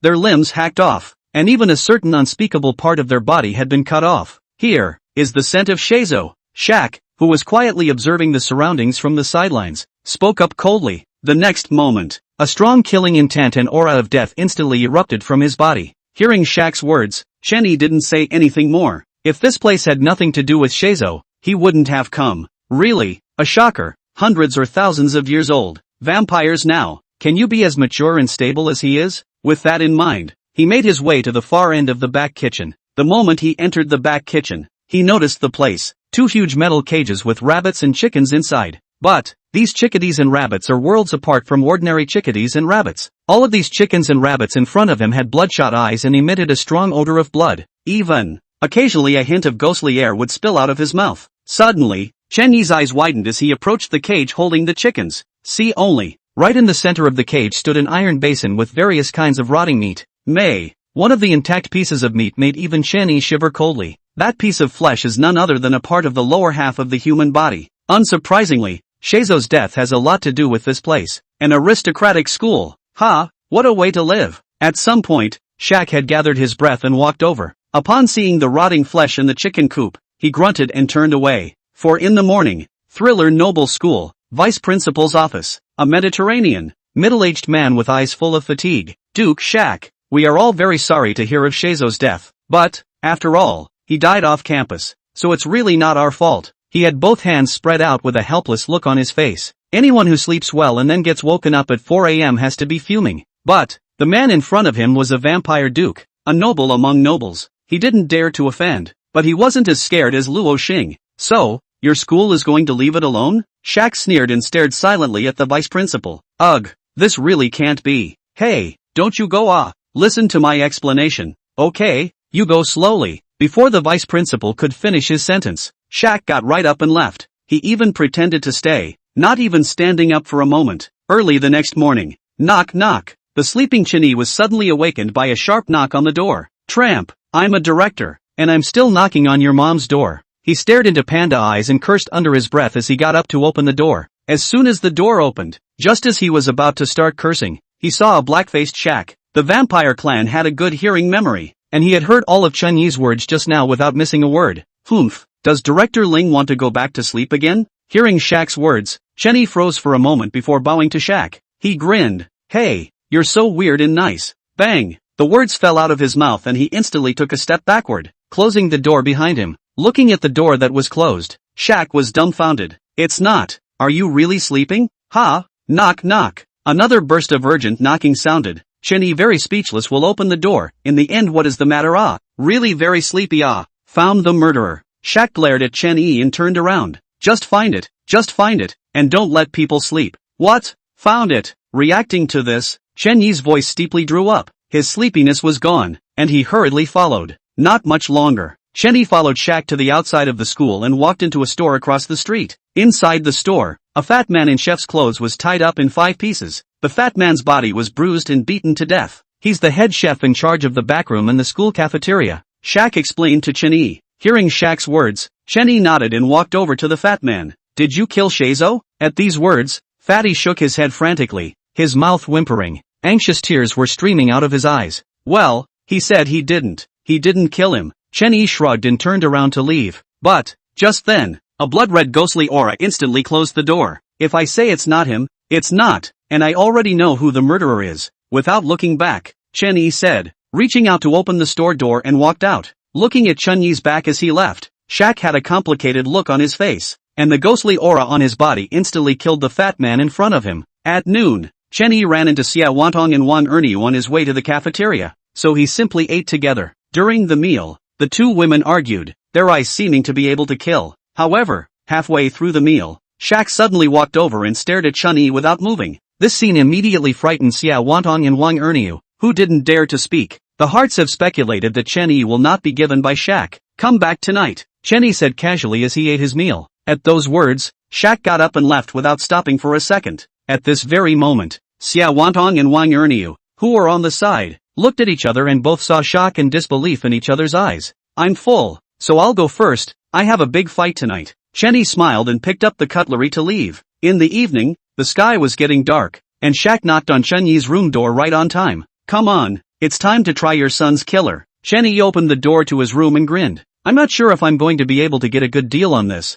but I'm sure I'll be able to get a good deal on this, and I'm sure I'll be able to get a good deal on this, and I'm sure I'll be able to get a good deal on this, and I'm sure I'll be able to get a good deal on this, and I'm sure I'll be able to get a good deal on this, and I'm sure I'll be able to get a good deal on this, and I'm sure I'll be able to get a good deal on this. I'm not sure if I'm going to be able to do that. Chapter 69, Reversal. Dust Settlement. What are you doing here? Looking at the familiar building in front of him that couldn't be any more familiar, Shaq frowned and asked, Trial of a murderer, or else I'd bring you to see a book? Chen Yi strangely glanced at Shaq, the look as if asking, Are you okay, murderer? But I can't get in. Shaq still frowned in disbelief. Why is he back in the library when he said the killer was in the cafeteria just yesterday? Can't get in? Chen Yi smiled and shook his head. So, if you cut it down, can you get in? Hearing Chen Yi's words, Shaq instantly brightened up. Next, the gale was so strong that suffocating killing intent and blood-colored ghost aura rose up to the sky. One time, all the teachers in the school all noticed this place and turned their gazes over. But, after sensing Shaq's scent, the teachers went back to doing what they were supposed to do. I admit I spoke too loudly before. You're not like other human rats. Very different. Shaq's eyes were bloodshot, and his signature fangs, unique to the vampire clan, stood out. The moment. Ghost King 7th Order, Duke of the Vampire Clan. He, the only king in this dark night. The next moment, endless ghost chi and killing intent rushed towards the library, instantly lifting the surrounding iron fences. At this time, the iffy fluctuation at the entrance of the library reappeared, and actually began to absorb and devour Shaq's ghostly chi. Seeing this scene, Chen Yi shook his head helplessly. Originally, he didn't want to do it tonight. After all, there was a Ghost King 7th Order free laborer next to him, so he didn't use it for nothing. Who would have thought that this guy is a hit or miss thing? A vampire duke, an aristocrat among aristocrats, can't even lift a broken library? That's it?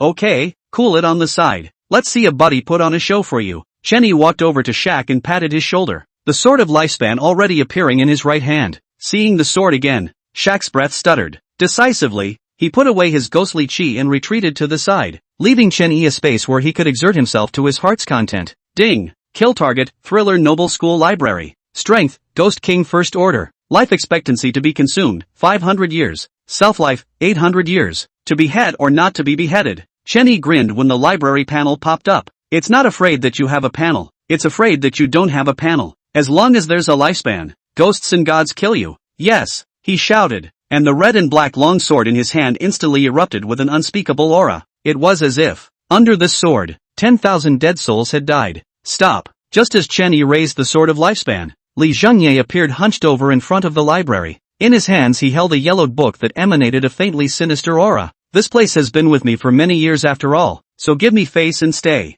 Li Zhengye looked at the library behind him and then to Chen Yi, pleading. Sure, but you'll have to answer a few questions for me first. Chen Yi grinned, but the sword of lifespan in his hand remained poised and not lowered. Please, you killed Shizou, his son, didn't you? With that, Chen Yi reached out and pointed at Shaq beside him. Hearing Chen Yi's question, Li Zhengye looked at Shaq, then nodded. I killed him. Old thing, I'm going to kill you. Xiaku instantly exploded, the ghostly aura and killing intent on his body all surging towards Li Zhengye in an instant. But, the iffy fluctuation at the entrance of the library reappeared, directly absorbing Shaq's ghostly aura and killing intent. Kill me? You can't. Li Zhengye laughed and shook his head before looking at Chen Yi. Only you can kill me here. So, your decision now? For a moment, Li Zhengye and Xiaka all looked at Chen Yi, both waiting for his answer. However, grinned, revealing a mouthful of large white teeth. As we all know, I'm a good person, and even more so, a good boy who respects the old and loves the young,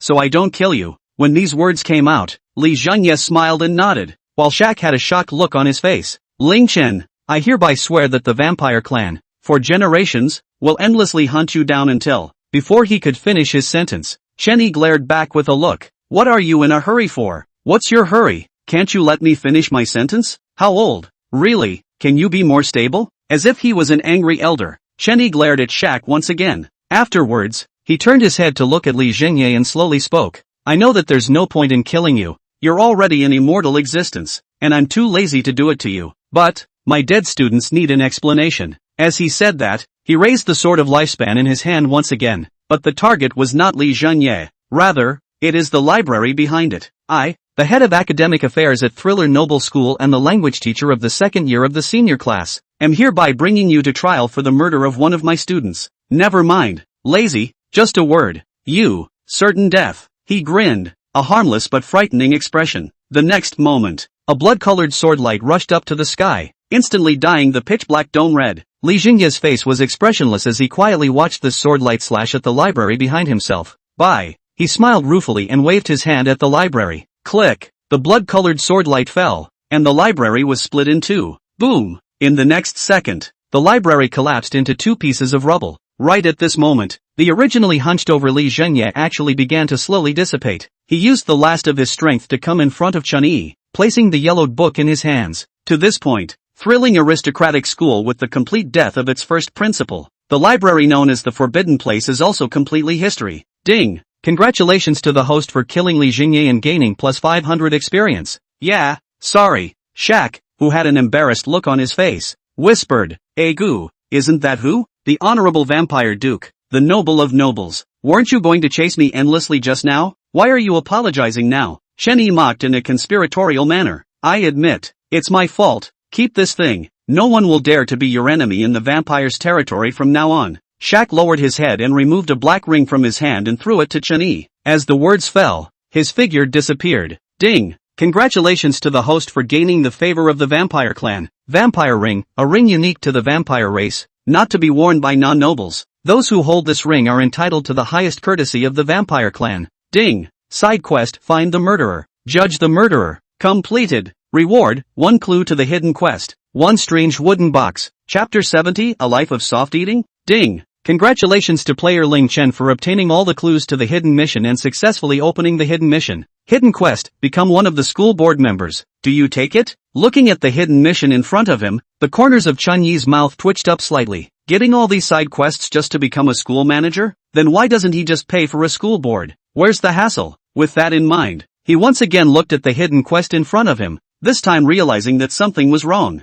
See only. After the 4 words, hidden quest, there were also 5 small words hidden, stage quest. This also means that becoming a school manager is simply just the first stage of the hidden quest. As for the subsequent phases of the mission, they are still unknown at this time. In that case, it's kind of interesting. Chen Yi smiled and looked down at the wooden box rewarded by the side quest. Strange wooden chest, open it and get a random item. Without the slightest hesitation, he directly chose to open it. The crate opens with no fancy light effects, just a key. A rusty, blood-stained bronze key. Item name, bronze key. Rank, source, Thriller Noble School copy side quest reward. Remarks, this is a key that no one knows what it does. Pretty boy, go and reveal it. Chen Yi, equals degree smiley face. Somehow, this short introduction seems so polished. After carefully surveying the bronze key for a while, he directly threw it into the system space. Now, he finally had time to read the book that Li Zhengye had slipped him. The yellowed books looked very dated, and Chen Yi carefully flipped through the cover,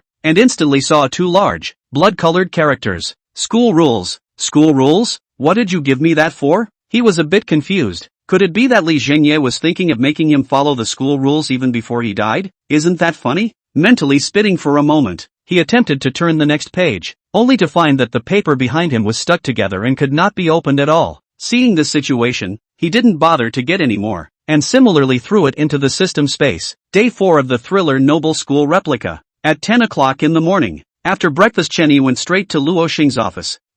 Why is Director Ling here? After realizing that the person coming was Chen Yi, Luo Xing's heart was suddenly shocked. It's hard not to. The other guy is here to ask him for the million thrillers back? LOL. Sure enough, what is not one's own is never. With that in mind, his hand was already reaching under the table, ready to take out the leather case containing 1,000,000 thrift coins. Having seen Duke Shaq apologize to Chen Yi with his own eyes, he immediately took the money when he returned. For this moment, however, before he could even get the money out, Chen Yi was the first to speak. Director Rowe, I want to be on the school board as a school board member. Is there anything I need to do? Hearing Chen Yi's words, Luo Xing was slightly stunned, and then he hurriedly spoke. There are only 2 ways to become a school manager. One is to call all the members of the school board, including the president and vice president, and all of them will vote by a show of hands, and 2/3 of them will become school board members if they pass. With that, he glanced at Chen Yi, but the principal isn't at the school right now, and hasn't appeared for a long time. As for the second approach, it's particularly simple.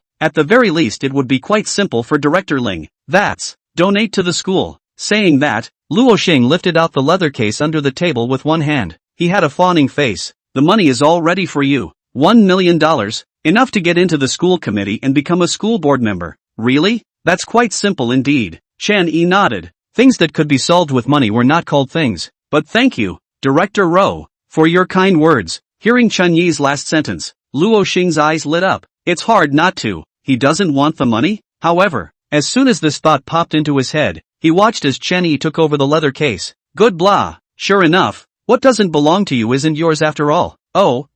At 12:30 p.m., Chen Yi appeared in the school cafeteria. In a chat with Rossing, the person told him that the donation needed to go to the vice-chancellor. But the vice-principal doesn't start work until 2:30, so who knows where he's been fooling around. Solely, Chen Yi came to eat first. Eating is the biggest thing in the world. If you are not active in eating, you have a problem with your thinking. Sister, a set meal. Coming to the window selling human food, Chen Yi smiled and shouted. When the auntie who beat the food saw that it was Chen Yi, she immediately smiled with her eyebrows. Quickly, he typed up a set meal and handed it over. Kid, not enough to eat before you come back. Enough to eat. Chen Yi nodded frantically. Today's portion was more than double the usual. Boy, it's good to be handsome, when others are still hungry. He has already started to eat soft food by virtue of his handsome face. Nope, he paid for it. Director Ling, over here. Just as Chen Yi was messing with his thoughts, Xiao Wantong, who was not far away, suddenly waved happily. Seeing this, Chen Yi walked towards Xiao Wantong with his set meal. I don't know. I really don't know. Eating with a beautiful woman makes your appetite much better. You're so late today. I'm almost done eating. Chen Yi had just sat down when Xiao Wantong's little mouth blazed. Ugh, I can't help it. That's just something. He shrugged and took a big bite of his meal. That smells good. Bring one to Chen Shi when the copy is over. And yes, Fifi, something? What is it? Why don't you tell me? Maybe I can help you? Hearing Chen Yi's words, Xiao Wantong immediately revealed a gossipy gaze. It's not much of a big deal. Just something I have to do with the vice principal in a little while. Chen Yi said casually, his eyes only on the meal in front of him. It's really delicious. Best of all, it's a strong body after eating it. Looking for the vice principal to do something? Xiao Wantong was slightly stunned. Then why don't you just go to the principal? Nonsense, because the principal isn't here. Hurry up and eat. Seeing Xiao Wantong ask one question after another without end, Chen Yi picked up his chopsticks and smacked her on the head. Che, ask and you won't be asked. Being hit, Xiao Wantong pouted her little mouth, aggrieved, then began to pick up the meal on his plate. As she was nearing the end of her meal, she suddenly whispered, I know where the principal is and can get her to do you a favor. Is sure to help. Oh, Chen Yi, who was eating, jerked his head up when he heard Xiao Wantong's words. Are you sure? However, by this time, Xiao Wantong had already gotten up and left with the cutlery, and without looking back, she said, come find me tonight. Let's see how you behave. This statement was made. Chen Yi completely froze. Could it be that he really only had one life as a soft eater? May, why does this feel kinda good? Chapter 71 Convince? Becoming a school manager, extra. After lunch, Chen Yi went back to the dormitory and took a nap, waiting for 3 o'clock in the afternoon before going to the vice principal. But strangely enough, the vice principal, who never takes leave, took an unprecedented leave of absence in the afternoon. Even Luo Xing was shocked when he told Chen Yi the news. That vice-chancellor was waiting to usurp the throne every day, and it was common knowledge that this was why he never took a vacation. Since he couldn't see the vice principal and the main principal wasn't there, Chen Yi had to go back to the dormitory to sleep. It wasn't until 6 in the evening that the protests of a hungry stomach finally woke Chen Yi up. He washed his face and went straight to the school cafeteria. Just as he had finished the meal, Xiao Wantong came over from the side. Thought you weren't coming to dinner. I've already finished, so go ahead and eat. By the way, remember to meet me in my room tonight. She smiled sweetly, her two dimples adorably sweet. Hearing Xia Wantong's words, Chen Yi nodded perfunctorily and hurriedly ran off to eat. It was, indeed, so hungry that it was as if a starving man had been born. After finishing his meal, Chen Yi patted his belly and burped, grabbed a toothpick from the table to penetrate the gap between his teeth, then got up to leave. Just as he returned to the dormitory door, he realized that the door to Xia Wantong's dormitory next door was hidden. Seeing this scene, he actually ghosted over. Come in. At that moment, Xia Wantong's sweet voice came out from inside. After hearing the sound, Chen Yi opened the door and walked in.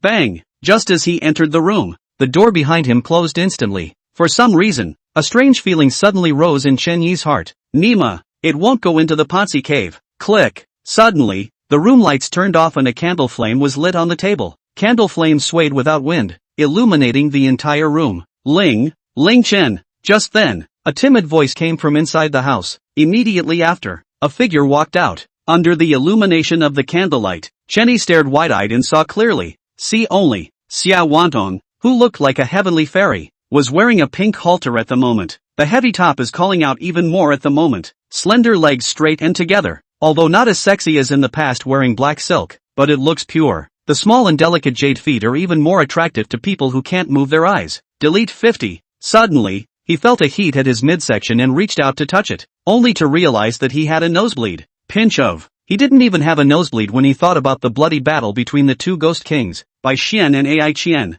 Now, what a shame. Director Ling, sit over here. Xia Wantong snorted when she saw Chen Yi's nosebleed. Greeting Chen Yi, he sat on the sofa. The two of them sat side by side, and a fresh fragrance drilled into Chen Yi's nostrils. Director Ling, I can help you find the principal. As for how to convince her, that's up to you, Xia Wantong said with a slight smile as she looked at Chen Yi. No problem, just take me to him. Hearing that business was being said, Chen Yi hastily wiped his nosebleed clean. Hey, no need to be so troublesome. Xia Wantong hemmed and hawed. The principal of this thrilling noble school is far away, but close at hand. As the words fell out of her mouth, she blinked her pretty eyes, looking playful and cute. Ha, you're the proper principal? Chen Yi's eyes widened in disbelief as he looked at Xia Wantong. He really didn't dare to believe it. I know what you're thinking. Why Rossing doesn't recognize me when he meets me? That's because I've never shown my face in front of people. And the only people who've seen me are the vice-chancellor and those few executives on the board of directors.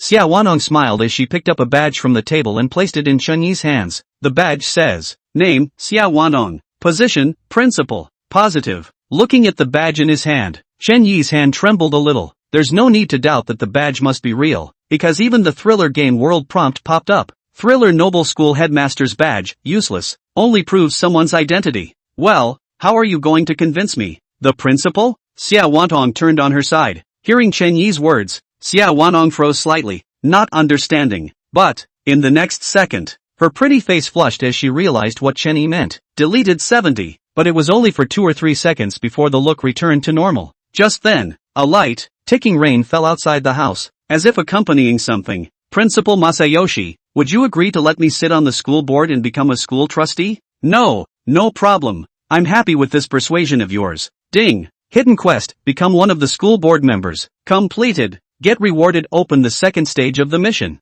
Phase 2 tasks, supplementary school rules. Copy of Thriller Noble School. Day 5. Chen Yi, who was sleeping, woke up with a jolt and hurriedly lifted the blanket, then saw Xia Wantong at a glance. It was close to noon when the two finally got up. Xia Wantong couldn't help but glare at Chen Yi. Chen Yi shrugged his shoulders with an innocent expression, as if he was a victim. At 2 p.m., all teachers, as well as school board members, received a notice. Ling Chen, the head of the Academic Affairs Office, passed the examination and entered the school committee. Principal, Xia Wantong. Everyone fell silent as they looked at the official seal on the notice. No one dared to refuse, much less to say something, but only to accept. For a while, everyone began to speculate about Ling Chen's identity. But, after realizing that he was human, everyone was instantly dumbfounded. These days to take exams, Xianyan try to add more every day. Still hope that you can take the initiative to point to urge more and 5-star praise. Send a free gift to support Xianyan. Asterisk. Chapter 72, Changing the School Rules. Becoming a Vice University.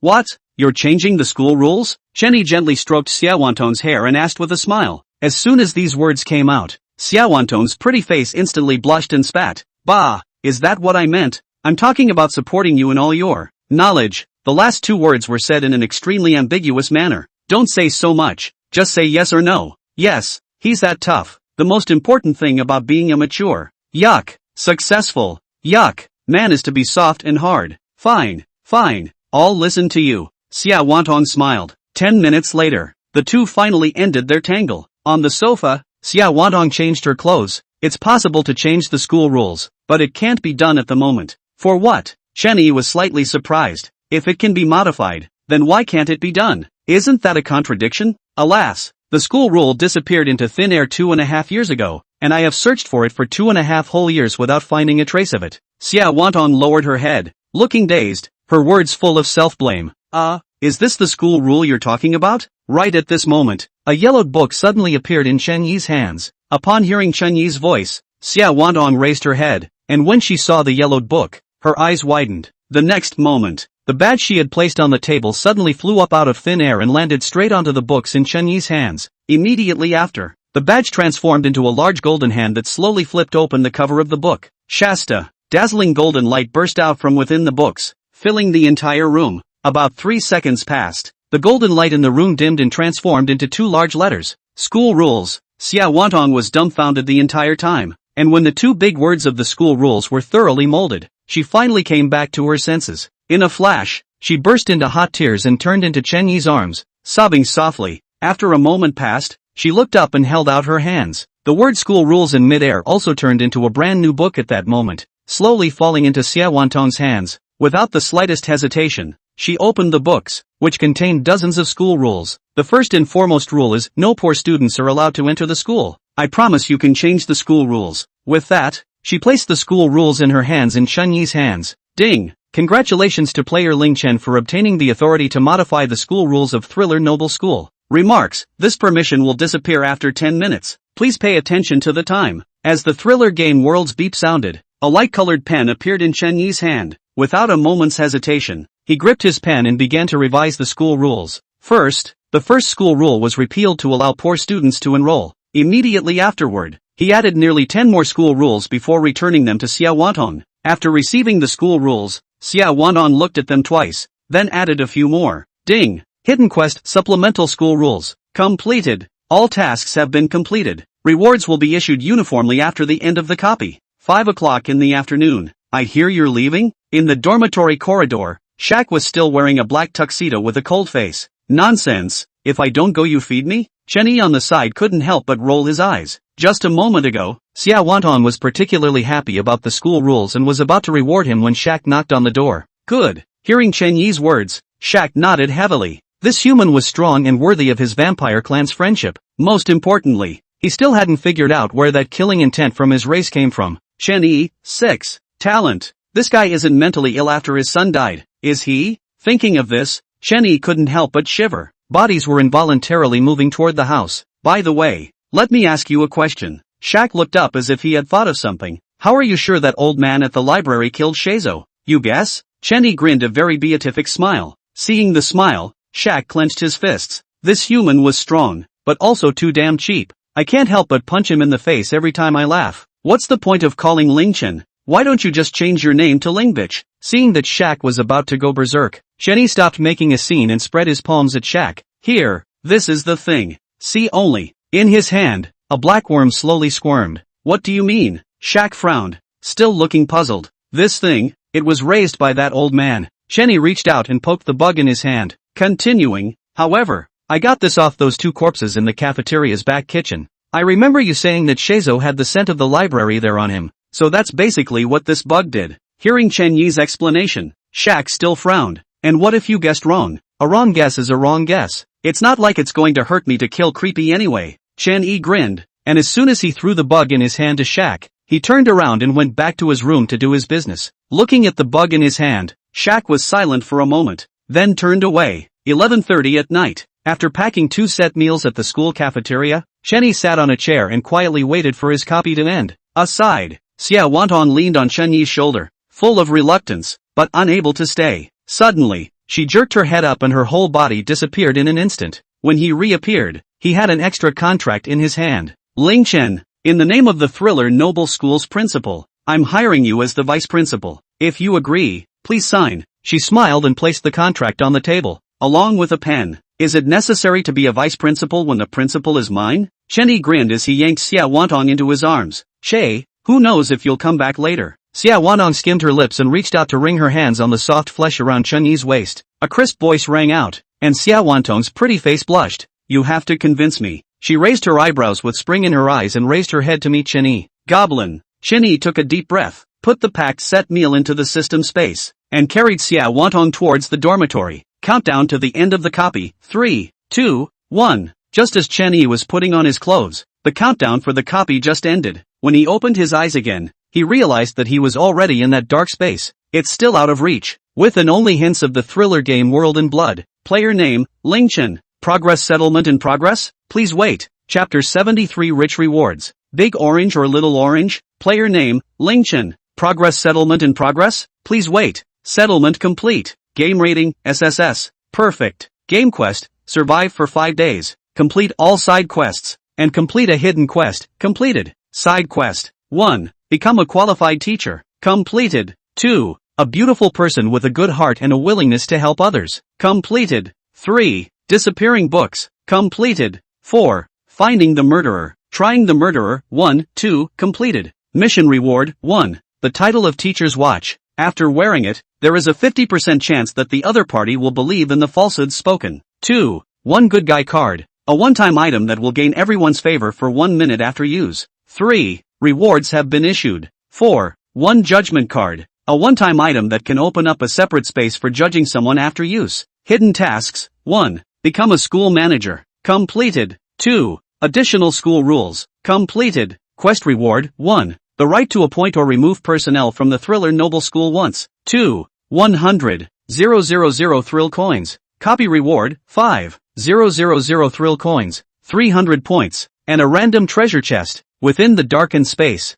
all the rewards of the replica were handed out for a full half hour. At this very moment, a bunch of cards and items flashed in front of Chen Yi. Among them, a golden box shone the brightest. Without the slightest hesitation, all the other rewards except for the chest were thrown into the system space by him. Only then did he turn his attention to the golden box. Ding! Special item detected. System scanning. Scanning complete. Item name, golden chest. Rank, source, Thriller Game World Copy Reward. Status, not turned on. Can be opened. Remarks, this is a magical chest with mind-boggling items inside, so please think carefully about whether to open it. The name is a little too perfunctory, isn't it? The corners of Chen Yi's mouth twitched slightly, and he was very skeptical that it wasn't the system that this guy was too lazy to name. But, knowing that the system wouldn't care about him, he simply didn't bother asking and simply chose to open the chest. Next, the golden box opened automatically, and a golden light shot up into the sky. But it did not illuminate this dark space. Roar!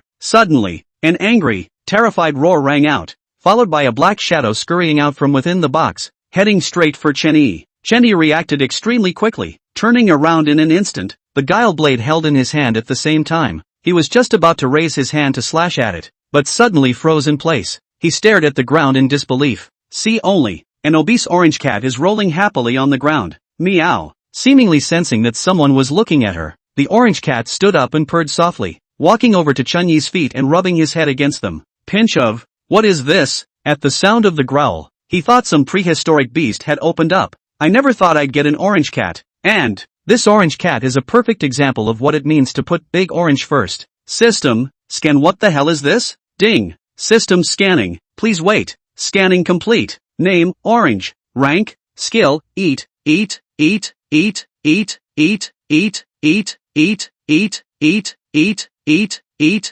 eat, eat, eat, eat. Promotion, eat. Source, Thriller Game World Copy Reward. Chen Yi. 6. Take a look at what the scan came up with. It's not such a fat cat called Orange. Is it right for its weight? Also, how is the strength unknown? That's even if. What the hell is this skill? Ah, hello. So you can eat, can't you? Even the promotion path is to eat, which is open to eat out. Ah. Just as Chen Yi was frantically spitting in his heart, Big Orange, ah no, Little Orange, was happily jumping on Chen Yi's shoes. Its mouth kept moving, and it seemed to eat Chen Yi's shoelace. Seeing this scene, Chen Yi's face darkened as his leg moved, directly kicking Little Orange out. The weird thing is, 2.5 seconds later, Jenny suddenly felt something move on his shoes. Looked down. Orange's plump body was down on the ground and was happily chewing on his shoelaces. Holy, instantaneous movement? He frowned, his mind startled. I was just about to try again, but the time for this pitch black space is up. Thriller Games World forced him to kick out. Opening his eyes again, Chenny finally returned to his familiar bedroom once more. Finally back. He breathed a light sigh of relief and collapsed straight onto the bed. As soon as he lay down, he felt his stomach sink as a heavy object pressed against it. Looking up, who else could it be but a fat little orange? Little Orange lay on Chen Yi's stomach, eyes closed, smashing his mouth from time to time. It seems, in dreams it's all about food all the time. What a qualified foodie. He sighed and gently lifted Orange off his body and placed her on the bed. Since Orange was open from the copy quest rewards, it was the same as belonging to him directly, so there's no need to get any more slave contracts or anything like that. Just then, the sound of Chen Shi and Fei Fei's laughter came from the living room. Upon hearing the sound, Chenny got up and opened the door to his room and walked out. The moment he opened the door, he had 2 extra packed meals in his hand. Come on, I've brought you goodies. He smiled and placed the set meal he had packed from the Thriller Noble School cafeteria on the table. Wow, yummy. On seeing that there was food, Chen Shi instantly brightened up, quickly getting off the sofa and running over with her bare little feet. Fifi followed suit with a happy face. The two of them opened their packed meals, and an aroma hit them. It smells so good, Chen Shi exclaimed, hastily picking up her chopsticks and grabbing a piece of meat, chewing it in her mouth. Aside, Fifi had no problem taking a big bite as well. Just then, Chenny was surprised to find that Fifi's own realm had improved after eating the meat inside the package. He was eating it then, but it was just a strong body. I didn't realize that Fifi could level up by eating it. It seems, this package is made to be eaten by humans, but Creepy gains more by eating it. After looking at Fei Fei for a while, he turned his gaze back to Chen Shi. It was surprising to find out that this ninny didn't feel anything other than that it was particularly delicious. Cats mewing. Suddenly, a catcall came from behind Chen Yi. Orange wriggled his fat body and took a catwalk to the table. Next, as the crowd watched, it leapt up and easily hit the corner of the table. Meow. Orange fell to the ground, yelping and cursing under his breath. Buffed. Ha ha ha ha ha ha. Where did you find such a stupid cat? Seeing Xiao Tangerine's actions, the gluttonous Chen Shi all put down her chopsticks and burst into laughter. Seemingly hearing Chen Shi's mockery, Orange got up and took a few steps backward. Immediately after, with a stomp of his hind legs, he accelerated his leap and managed to jump onto the table. It whitened Chen Shi as if it were a victor, then came close to the food and smelled it. Chapter 74, Is this really a cat? The sneaky one, extra. This silly cat is so cute. Chen Shi squinted happily and reached out to hug Orange.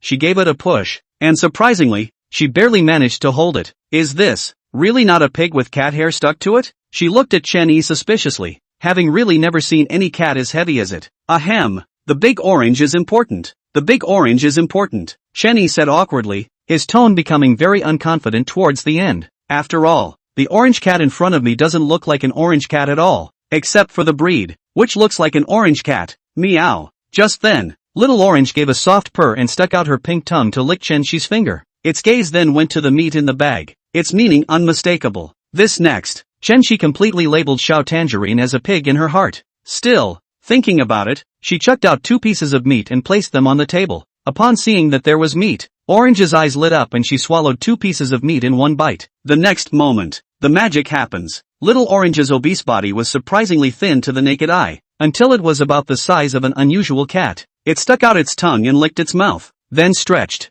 The slimmed-down Orange has a brightly colored coat, a slimmer body, and her eyes are all high-strung. It gave Chenny a disdainful look before leaping down from the table. Took a catwalk back to Chenyi's bedroom to sleep. Is this really an orange cat? Chen Shi looked surprised and couldn't help but ask again. Consider it done. Chenny shook his head helplessly. Does it matter? Not important. Just pretend it's an orange cat. Anyway, it appears to be an orange cat on the surface. Well, it's the orange cat. After Chen Shi and Fei Fei finished eating, Chen Yi went straight back to the bedroom. Orange lay on his back, turning his belly over and making a rumbling sound. It was also at this point that Chen Yi could see that this little Orange was actually still a small female cat. Before crossing over, he loved cats so much that he even had 2 at home. But, after crossing over, this side of the world is full of weirdness and humans can't eat. So where's the spare food to keep a fartless cat? But, he was different now, with over 9 billion thrillers in hand. Let's not talk about getting 1 cat, even if we get 10 more. So what? Opening a can of Coca-Cola, Chenny sat on a chair and turned on his computer. He skillfully typed in the Creepslayer Alliance URL and opened the site to check it out.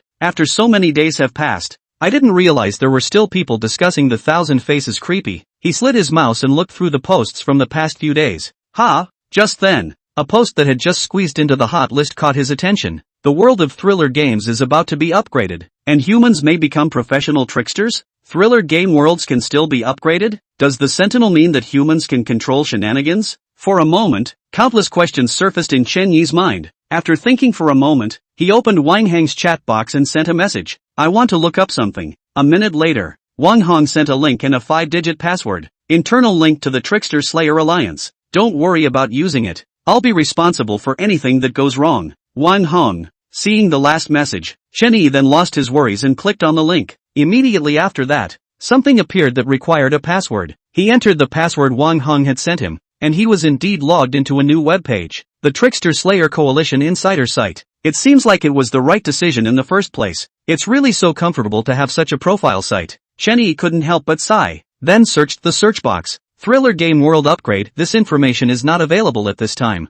but Ghostbusters found the following resources for you. Not long after, 5 messages came into Chen Yi's eyes. He quickly read through the message, then closed the computer. Roughly summarize what you just searched for. 1. The Sentinel is not an empty rumor. There have been humans who have succeeded and are from the Dragon Kingdom. 2. Successful Imperial Guile. Humans will be able to use the Guile part of the ability. The strength will be increased by more than 10 times. 3. Even if you succeed in Royal Guile, there is a high probability that you will be reversed by Guile. At this very moment, Chen Yi finished his Coke in one gulp and burped in relief, then lay back on the bed, eyes staring at the ceiling. It didn't really matter to him whether the Sentinel was real or not. The main thing is still the whole Thriller Game World upgrade thing. Pity, there is no information on this within the Trickster Slayer Alliance profile site. Suddenly, Chen Yi's eyes lit up and he sat up violently, shouting, Xiaohei awake. Blackie, have you noticed anything wrong with the Thriller Game World lately? Hearing Chen Yi's words, Little Black pondered seriously.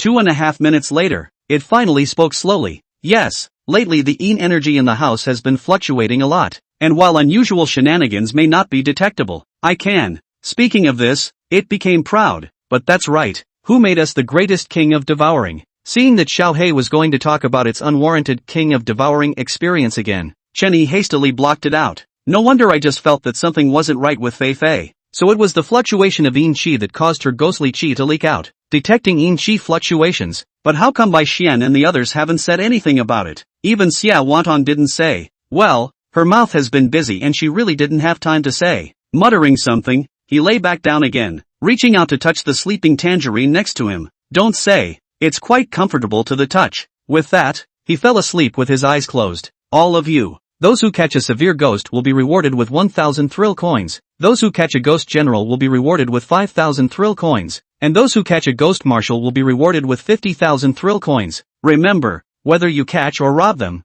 if you can get them back, you'll never lose your money. Inside a luxurious manor, dozens of people in combat uniforms stood with their arms folded. They have the same goal, to capture the shenanigans. Ask, does anyone want to enter the secret base in the homepage? Which will send some extra. Want to enter the first to the small evening homepage? Point attention. Remember to pay attention to the author first and then comment Also, begging for hypes and 5-star reviews, please. Chapter 75, System Upgrade and Advancement. What shall your excellency do? Chen Yi, who was asleep, vaguely heard a mechanical sound coming from his ears. He frowned and opened his eyes, only to find the system panel popping up on its own. Ding! Congratulations to the host for completing the teacher profession play, and gaining 100 play points. Ding! The current points balance has exceeded 100. The system's novice task has been completed, and 100 play points can be consumed to upgrade the advancement system. Whether to upgrade or not. Looking at the densely packed reminder messages on the system panel, Chen Yi was somewhat dumbfounded. What do you mean by newbie quest completed? It's fitting that he's been going through the newbie quests all this time. And, this bird system can even be advanced and upgraded? And what's the upgraded one? System, how long will this upgrade take? Ding! It takes a total of 150 minutes to upgrade and advance. Hearing the system's voice, Chen Yi nodded. 150 minutes, just 2.5 hours. Acceptable. Gee, what did you do for 2.5 hours? He rubbed his chin and got up to look out the window. At this moment, 3 o'clock in the afternoon, 2 hours before dark. How about ordering a fried chicken for dinner? But, I recently heard that the chicken coop collapsed. Can we still eat it? Ugh, I told you in the beginning that you should never put chicken essence in chicken. But, as the Black Armor Army I have to support a wave anyways, he whispered in a broken voice, then resolutely ordered 3 fried chickens. Half an hour later, Chen Yi received 3 fried chickens from the hands of the delivery man. Before he could say anything, Chen Shi and Fei Fei came sniffing around. Wow, it's fried chicken. Whenever there was something delicious to eat, Chen Shi was extra excited, pulling Fifi to sit down and start eating. Just then, Orange stomped out of the room with a catwalk. It yawned lazily and leapt up, landing firmly on the table. Ugh, looks like another foodie has been added to this family. Seeing this scene, Chen Yi shook his head helplessly and opened his own portion, tearing it in half and placing it in front of Xiao Orange. Orange had no qualms about swallowing half the fried chicken in one gulp, then licking his lips with intent. His gaze went back to Chen Shi and Fei Fei. No way, don't even think about it, it's mine. Chen Shi hurriedly protected the fried chicken in front of her and glared viciously at Orange. Fifi didn't show any weakness and followed suit. See the situation. Orange rolled her eyes and jumped off the table to go back to Chen Yi's bedroom. 2 hours later, as a cold mechanical voice sounded, Chen Yi's eyes lit up. In a hurry, he got up and went back to the bedroom, closing the door behind him. Ding! System upgrade and advancement completed. Please check it as soon as possible. Seeing this prompt, he directly reached out and tapped the system panel. The next moment, a brand new system panel appeared in front of him. See only, a faint golden light emanated from all around the equal height system panel. The 4 corners of the panel also occasionally have golden copper coins popping out and disappearing again. Most importantly, in the center of the panel are 5 large gilt letters. Having money is bull. Looking at the brand new system panel in front of him, the corners of Chen Yi's mouth involuntarily twitched. This panel, why does it smell like an advertisement for a kryptonite game? Ding! Welcome to the upgraded and advanced version of the all-professional role-playing system, the all-professional trenchless system. Remarks, still working as a laborer? Still in 1996? Ever wanted to experience the feeling of having money to spend? Would you like to feel the thrill of a chimera's service? So what are you waiting for? Come and use the all-pro trenching system. Looking at the system's introduction, Chen Yi was shocked and dumbfounded. This system, how does it feel to be getting unorthodox? But, he likes it. Hey, hey, hey, hey, hey, hey, hey, hey, hey, hey, hey, hey, hey, hey, hey, hey, hey, hey, hey, ding. Newbie mission released. Spend 100 million thrillers in 3 days. Reward, 1 trenchless treasure chest. Spend 100 million thrillers? Isn't that simple? Chen Yi grinned. Spending money? He's the best at it. Sure, this is the place? Amidst the thick fog, 2 men in black combat fatigue sneak around and, it's definitely here. There were informants reporting yesterday that there was a weird ghostly aura fluctuating here. A ghost general to say the least. Zhao Rong hammed and hawed and spoke excitedly. Ghost general? That's not bad, but it's not a big problem. Even if it's a ghost marshal, the 2 of us can easily take it down by joining forces. To the side, Zhao Song nodded. With 1 rank 5 and 1 rank 6, it was still easy for his brothers to join forces to deal with the ghost marshal. Even if they encountered some ghost kings with low strength, they still had the power to fight. Come on, this old neighborhood is so messy, I guess we'll have to look for a while, Zhao Rong said as he took the lead and walked into the old neighborhood in front of him, followed closely by Zhao Song. When the 2 left, the fog at the entrance to the neighborhood suddenly became a little lighter. Even a beef noodle shop in front of the neighborhood became visible. Ha, there's someone else in the building this late? Chen Yi was lying on the bed, his hand jerking a small orange, and his mouth suddenly muttered a sentence. Ever since he had the evil god's eye, his perception had been able to cover the entire neighborhood without using his true eye ability. After opening the true eye, not to mention covering the entire Xihua city, covering half of it was still no problem. Those 2, they're not coming for me, are they? I don't think so, he mumbled to himself as Orange snorted in comfort beside him. Knock knock. Suddenly, a knock sounded on the door, and Chen Yi's expression became odd. I didn't realize it was really coming at me. With that, he got up and opened the bedroom door and walked out. Little Orange also rolled over and jumped down at this time, following Chen Yi's feet. In the living room, Chen Shi and Fei Fei quietly watched TV, completely ignoring the knock on the door. Chen Yi walked to the door and reached out to open it. As soon as the door opened, the 2 brothers Zhao Song Zhao Rong saw Fei Fei on the sofa at a glance. Boy, this is a ghost marshal. Zhao Rong's eyes widened in excitement. From start to finish, it was as if the 2 had never seen Chen Yi. At this time, Chen Yi buttoned his ears and said impatiently, Hey, hey, hey, there's someone else here. Once these words came out, the Zhao brothers finally reacted to the fact that there was still someone standing at the door. Dude, 100 thrift coins, that creepy for me. Zhao Rong pulled out 5 thrill coins with a face value of $100 from his pocket and slapped them on Chen Yi's chest. Next, thrill coins scattered on the floor. Kid, I can see that you're a player who just got promoted to level 4. That's 500 thrift coins, enough to keep you dashing around for a while. Zhao Song's expression was icy cold, and there was a threat in his words. When he thought about it, where could his brothers have 500 thrill coins when they were at level 4? 100 is a lot of money. TSK, TSK, TSK, what about 500 thrill coins? That's a real heartstopper. Chen Yi leaned against the doorframe and couldn't help but sigh. Hearing Chen Yi's words, Zhao Rong sneered. He, if your heart is moved, get the hell out of here. However, Chen Yi, did not move at all. In the next second, he struck his hand and 5 thrill coins likewise appeared in his hand. But, the 5 thrift coins were brand new and emanated a strong, sinister aura from them. Even Fifi on the couch was attracted to look over by the shadowy aura. 500 thrift coins is mind-blowing. Available. I'm going to put up 5 million thrillers. What do you think, Your Excellency? Chen Yi grinned as he flung the 5 thrill coins with a face value of 1 million in his hand in Zhao Rong's face. Snap! The thrill coin flung itself in his face with a crisp sound. This one. Zhao Rong's face unexpectedly swelled up directly. Chapter 76. This person is not even a ghost. In the world of thriller games, thriller coins are actually the equivalent of alternative ghost weapons. The larger the face value, the higher the grade of the thrill coin. Looking at the 5 thrill coins with a face value of $1 million scattered on the ground, Zhao Rong couldn't care less about the pain on his face and hurriedly bent down to pick them up. Kid, I didn't think you were rich. The corner of Zhao Song's mouth on the side rose slightly, revealing a greedy smile. Originally, the two of them just wanted to catch a creepy only, but they didn't expect to have a windfall. Also, the little girl on the couch seems to be pretty good looking. Bang! Zhao Song had just masturbated for a second when he suddenly felt a pain in his abdomen, and his entire body flew out backwards, smashing heavily against the wall. Zhao Rong, who had bent down to pick up the money, stood up at this moment, his eyes full of the 5 million thrill coins in his hands. Ahem, boy, I was careless with this wave. I didn't blink. You're a tiny level 4 player. Send out that creepy and we'll let you go.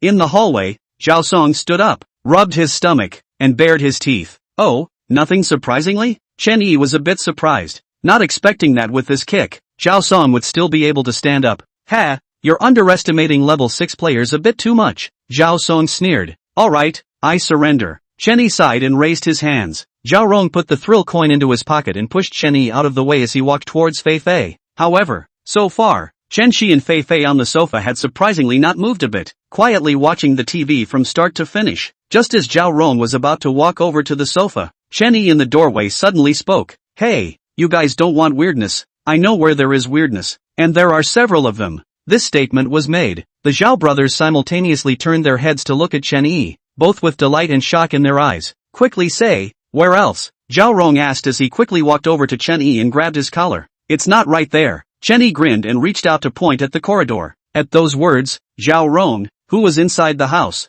turned around and walked out, looking towards the corridor. Fruity. The originally empty corridor was now standing with 3 creeps. And these 3 spooks are all female ghosts, and all of them have a great look and body. I don't know how many times better than the underdeveloped one in the house. Brother, look! Zhao Rong tapped Zhao Song's shoulder. Upon hearing this, Zhao Song also hurriedly looked over, and after seeing the 3 stunningly bizarre colors, harumphs immediately flowed from the corners of his mouth. You kid, know your stuff anon. With that, he patted Chen Yi's chest and walked towards the 3 creeps in the hallway. Only, he hadn't taken 2 steps when he felt a heat in his chest. Looking down, he found a slim, white hand sticking out of his heart. Bai Xian smiled faintly as she crushed Zhao Song's heart. The other side. Zhao Song witnessed the entire process and was stunned. It was at this moment that he realized that the 3 stunningly bizarre were all ghost kings. Even if he was stupid, he knew he had kicked the bucket this time. But, he reacted extremely quickly, instantly coming behind Chen Yi and grabbing Chen Yi's neck. If you don't want to die,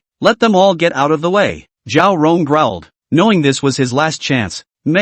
One thing he soon realized was that the 3 creeps and the 2 girls in the house were completely unworried. Just then, a dark and cold ghostly aura emerged from Chen Yi's right hand, instantly wrapping Zhao Rong up. Immediately after, this black aura transformed into a large hand and lifted Zhao Rong up. Chen Yi moved his body and looked at Zhao Rong, who was grabbed in midair by the large hand with interest. Should I say no? You're quite unlucky. He spoke from his heart. Ugh, I've always been a good guy coming in, was really not trying to kill you. As he spoke, he raised his right hand and gently clenched his fist. In the meantime, The large ghostly chi hand that was gripping Zhao Rong also gradually exerted itself. It instantly made Zhao Rong scream miserably. However, Chen Yi's movements, did not stop as his right hand continued to grip tightly. Bang! The next moment, the large hand of Ghost Chi fiercely exerted force and directly pinched Zhao Rong, turning him into a mist of blood. Chen Yi wiped his hands on his clothes in disgust, then walked towards the three women in the corridor. This time, Ai Qian didn't come. The ones who came were Xibeer, Bai Xian and the Ghost Bride. Yo, you turned out to be the Ghost King? After seeing the Ghost Bride's rank, Chen Yi was instantly shocked. He was remembering what the Ghost Bride's promotion path was. Just as he was about to get angry, the system's beep suddenly rang out. Ding! Name, Ghost Bride. Level, Ghost King First Order. Skill, Underworld Marriage. Promotion, Intercourse with the Beloved. Source, Thriller Gaming World. Remarks, she's in an extremely bad mood, feels that her beloved has abandoned her, and has leveled up due to being so angry. After seeing the remarks column, the corners of Chen Yi's mouth twitched. Pinch mom, isn't that, frankly, jealousy? Hibble and Ghost Bride were both currently in Ghost Capital, and he summoned Hibble over, so Ghost Bride naturally knew about it. But, she didn't know summoning Hibble was a fight. She thought it was a fight in bed, naturally angry and jealous over time.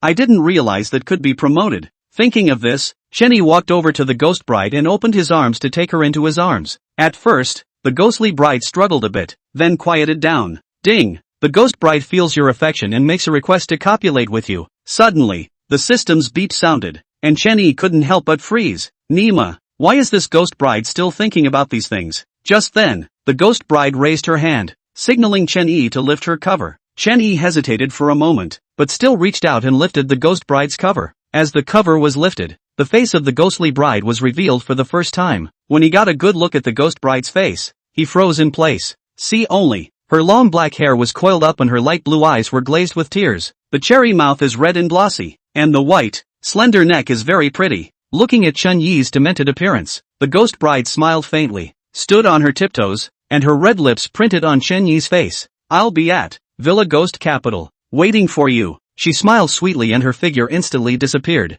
Ding! The Ghost Bride is in a good mood and has leveled up. Ghost Bride, Ghost King Second Order. As the system's beep sounded, Chen Yi finally came back to his senses. The corners of his mouth stayed raised in a constant giggle. Looking up, he realized that Bai Xian and Xibeer had long since disappeared. But, in front of the house, two little heads were stacked on top of each other, staring at him the whole time. Fifi, stay away from Chen Yi in the future. Why, this man is not even a ghost. Chapter 77 Deal. Copy designation card. Extra. Happy birthday to Little Knight. Meow. Little Orange squatted at Chen Yi's feet and softly called out. Let's go. Go home. Chen Yi shook his head helplessly. It seems that I'll have to find some time to talk to my sister later. He always felt, in Chen Shi's eyes, he doesn't seem to be a decent person. After the little episode, Chen Shi and Fei Fei didn't watch any more TV and went back to their room to sleep. As for Chen Yi, he also went back to his room to sleep. But, it is worth mentioning that in the middle of the night, Chen Yi,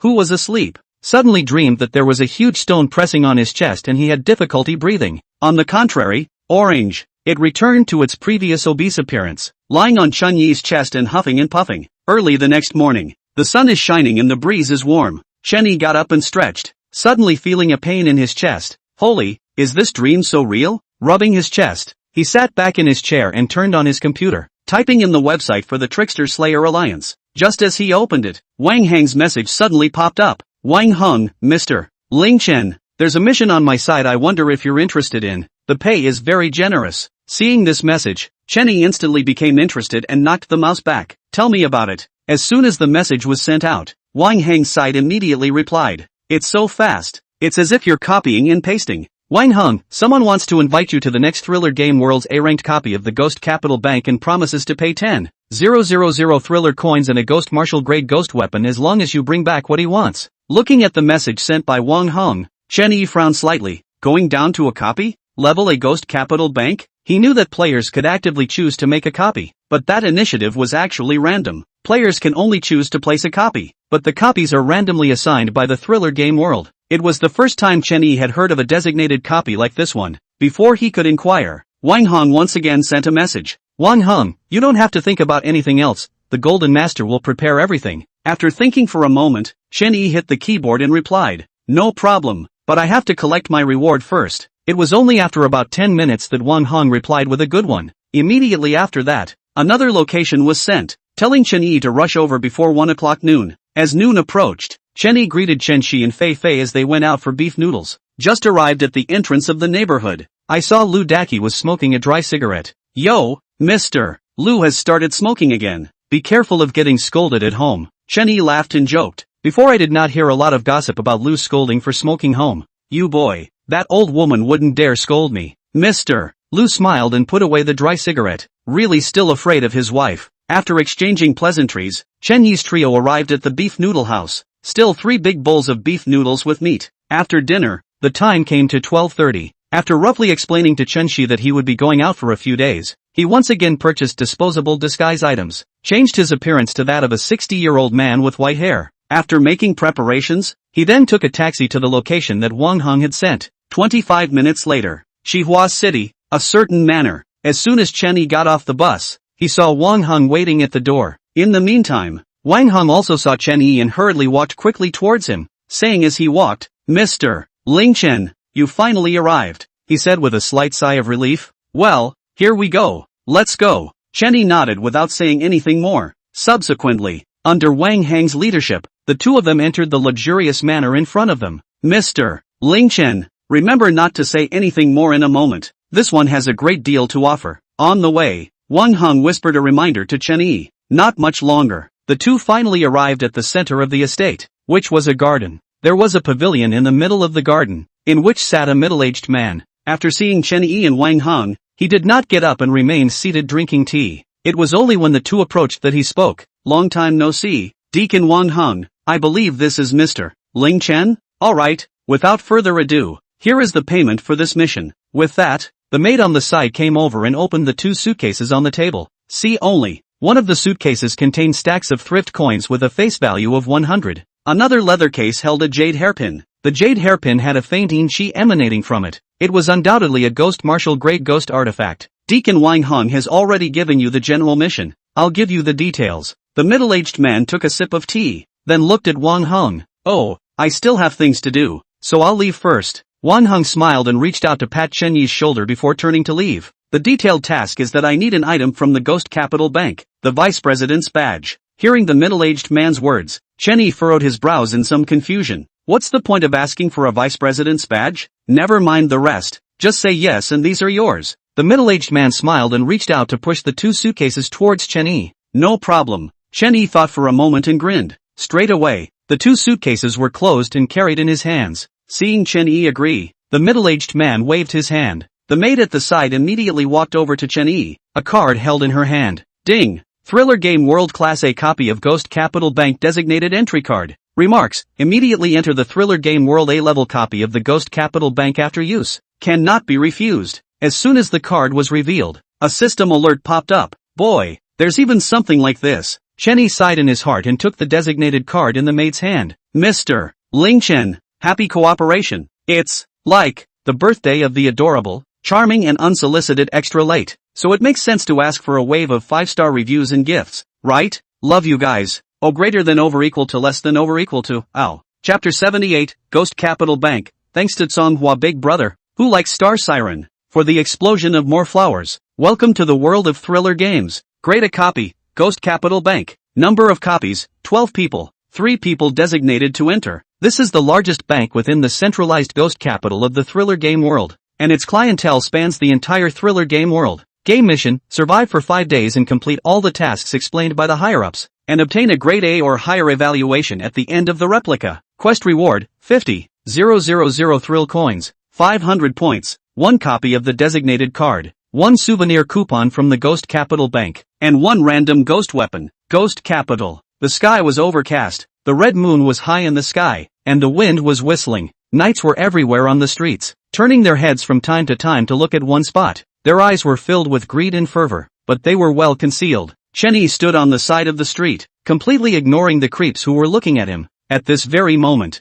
in front of him was a bank, a 5-story luxury bank. A plaque with 4 large, blood-colored letters hangs over the bank's door. Ghost Capital Bank. Is this the legendary Ghost Capital Bank? It's really better than seeing it. It looks just average. Just then, a 6'5" teenager in dark pajamas yawned and said casually, Yo, Dude, you're really unlucky to be chosen to come here as a level 4 player. The teenager glanced at Chen Yi and staggered and shook his head. Chen Yi smiled and didn't say anything. He could tell that the teenager in front of him was a level 6 player. It looked like he was only about 20 years old, yet he could reach level 6. Either his talent and chi were unbelievable or there was a big family behind him. But, either way, it had nothing to do with him, Chen Yi, and he didn't want to have anything to do with it. After about 10 minutes, all 12 players participating in this copy finally arrived. In the meantime, the door to the Ghost Capital Bank suddenly opened, and a young woman dressed in a black professional outfit stepped out from behind it. She swept a glance at the players and spoke with a smile. Hello everyone, my name is Li Mo.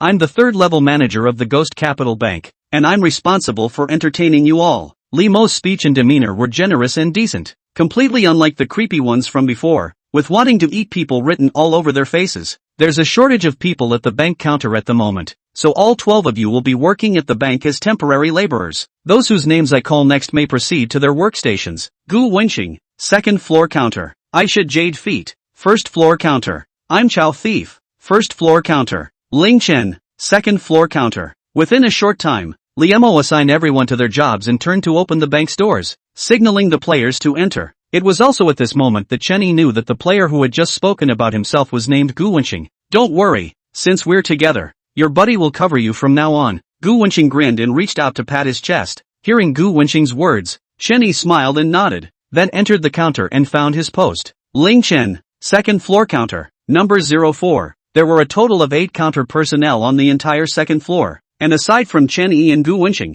the remaining 6 were all Li Xian ghosts. Ding dong, ding dong. Suddenly, a crisp bell rang inside the bank. Upon hearing the ringtone, Chen Yi frowned and turned his head to look at the old employee at the counter. He noticed that the old employees, who had come together, were now sitting critically, their bodies trembling slightly. Ta-da! Just then, there was a sound of footsteps, followed by a tall, straight, creepy man in a suit walking in. There was a 20-centimeter scar on its face, and wisps of ghostly aura spilled out of the scar from time to time. There was a black stick stuck in his waist, stained with foul-smelling black blood. Oh, a newcomer is here? It grinned, its mouth full of burnt teeth radiating a wisp of green gas. By way of introduction, I am the manager of the second floor. Moreover, the second-level manager of Ghost Capital Bank. You guys can call me Manager Go. Manager Go smiled and came to Chen Yi's counter, his hands propped up on the glass. Kid, since you're here, you have to finish the job. Ghost Capital Bank doesn't keep idle hands. You have 1 day to pull in a deposit of 1 million thrill coins or suffer the consequences. It stared with eyes so wide that its eyeballs were glazed over,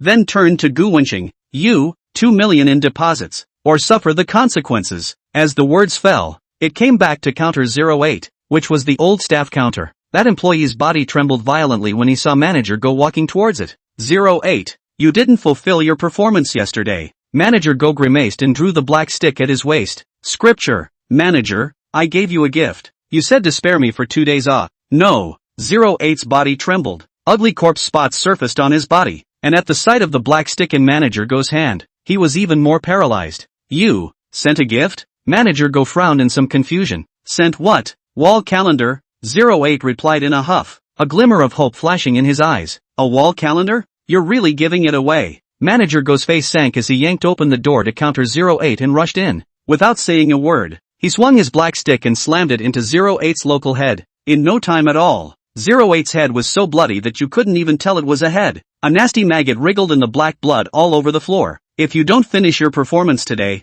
you'll die tomorrow. Yuck! What the hell? And a calendar. I feel la ass for wiping. Manager Go spat out a mouthful of thick phlegm, his face full of disgust. It walked out of counter 08 and scanned the other staff. Work honestly, and if you can't finish your performance, come and taste my big black stick. When Manager Go left, the Ghost Capital Bank officially opened for business. It didn't take long for a number of customers to crowd in. But, walking up to the second floor, however, there were very few customers. A few came up in the middle of the day, but they all went to a familiar teller. There were customers staying at Chen Yi and Gu Wenxing's place, but they were all craving for their bodies. Finally, after half an hour, a customer came and sat down in front of Chen Yi's counter 04. Kid, help me withdraw 100,000 thrillers. With a face full of flesh, it wrinkled and handed Chen Yi a bank card. Chen Yi smiled as he took the bank card and followed the instructions. 1 minute later, he looked at the numbers on the machine in deep thought. See only, the balance column on the machine read, 10,000 thrillers.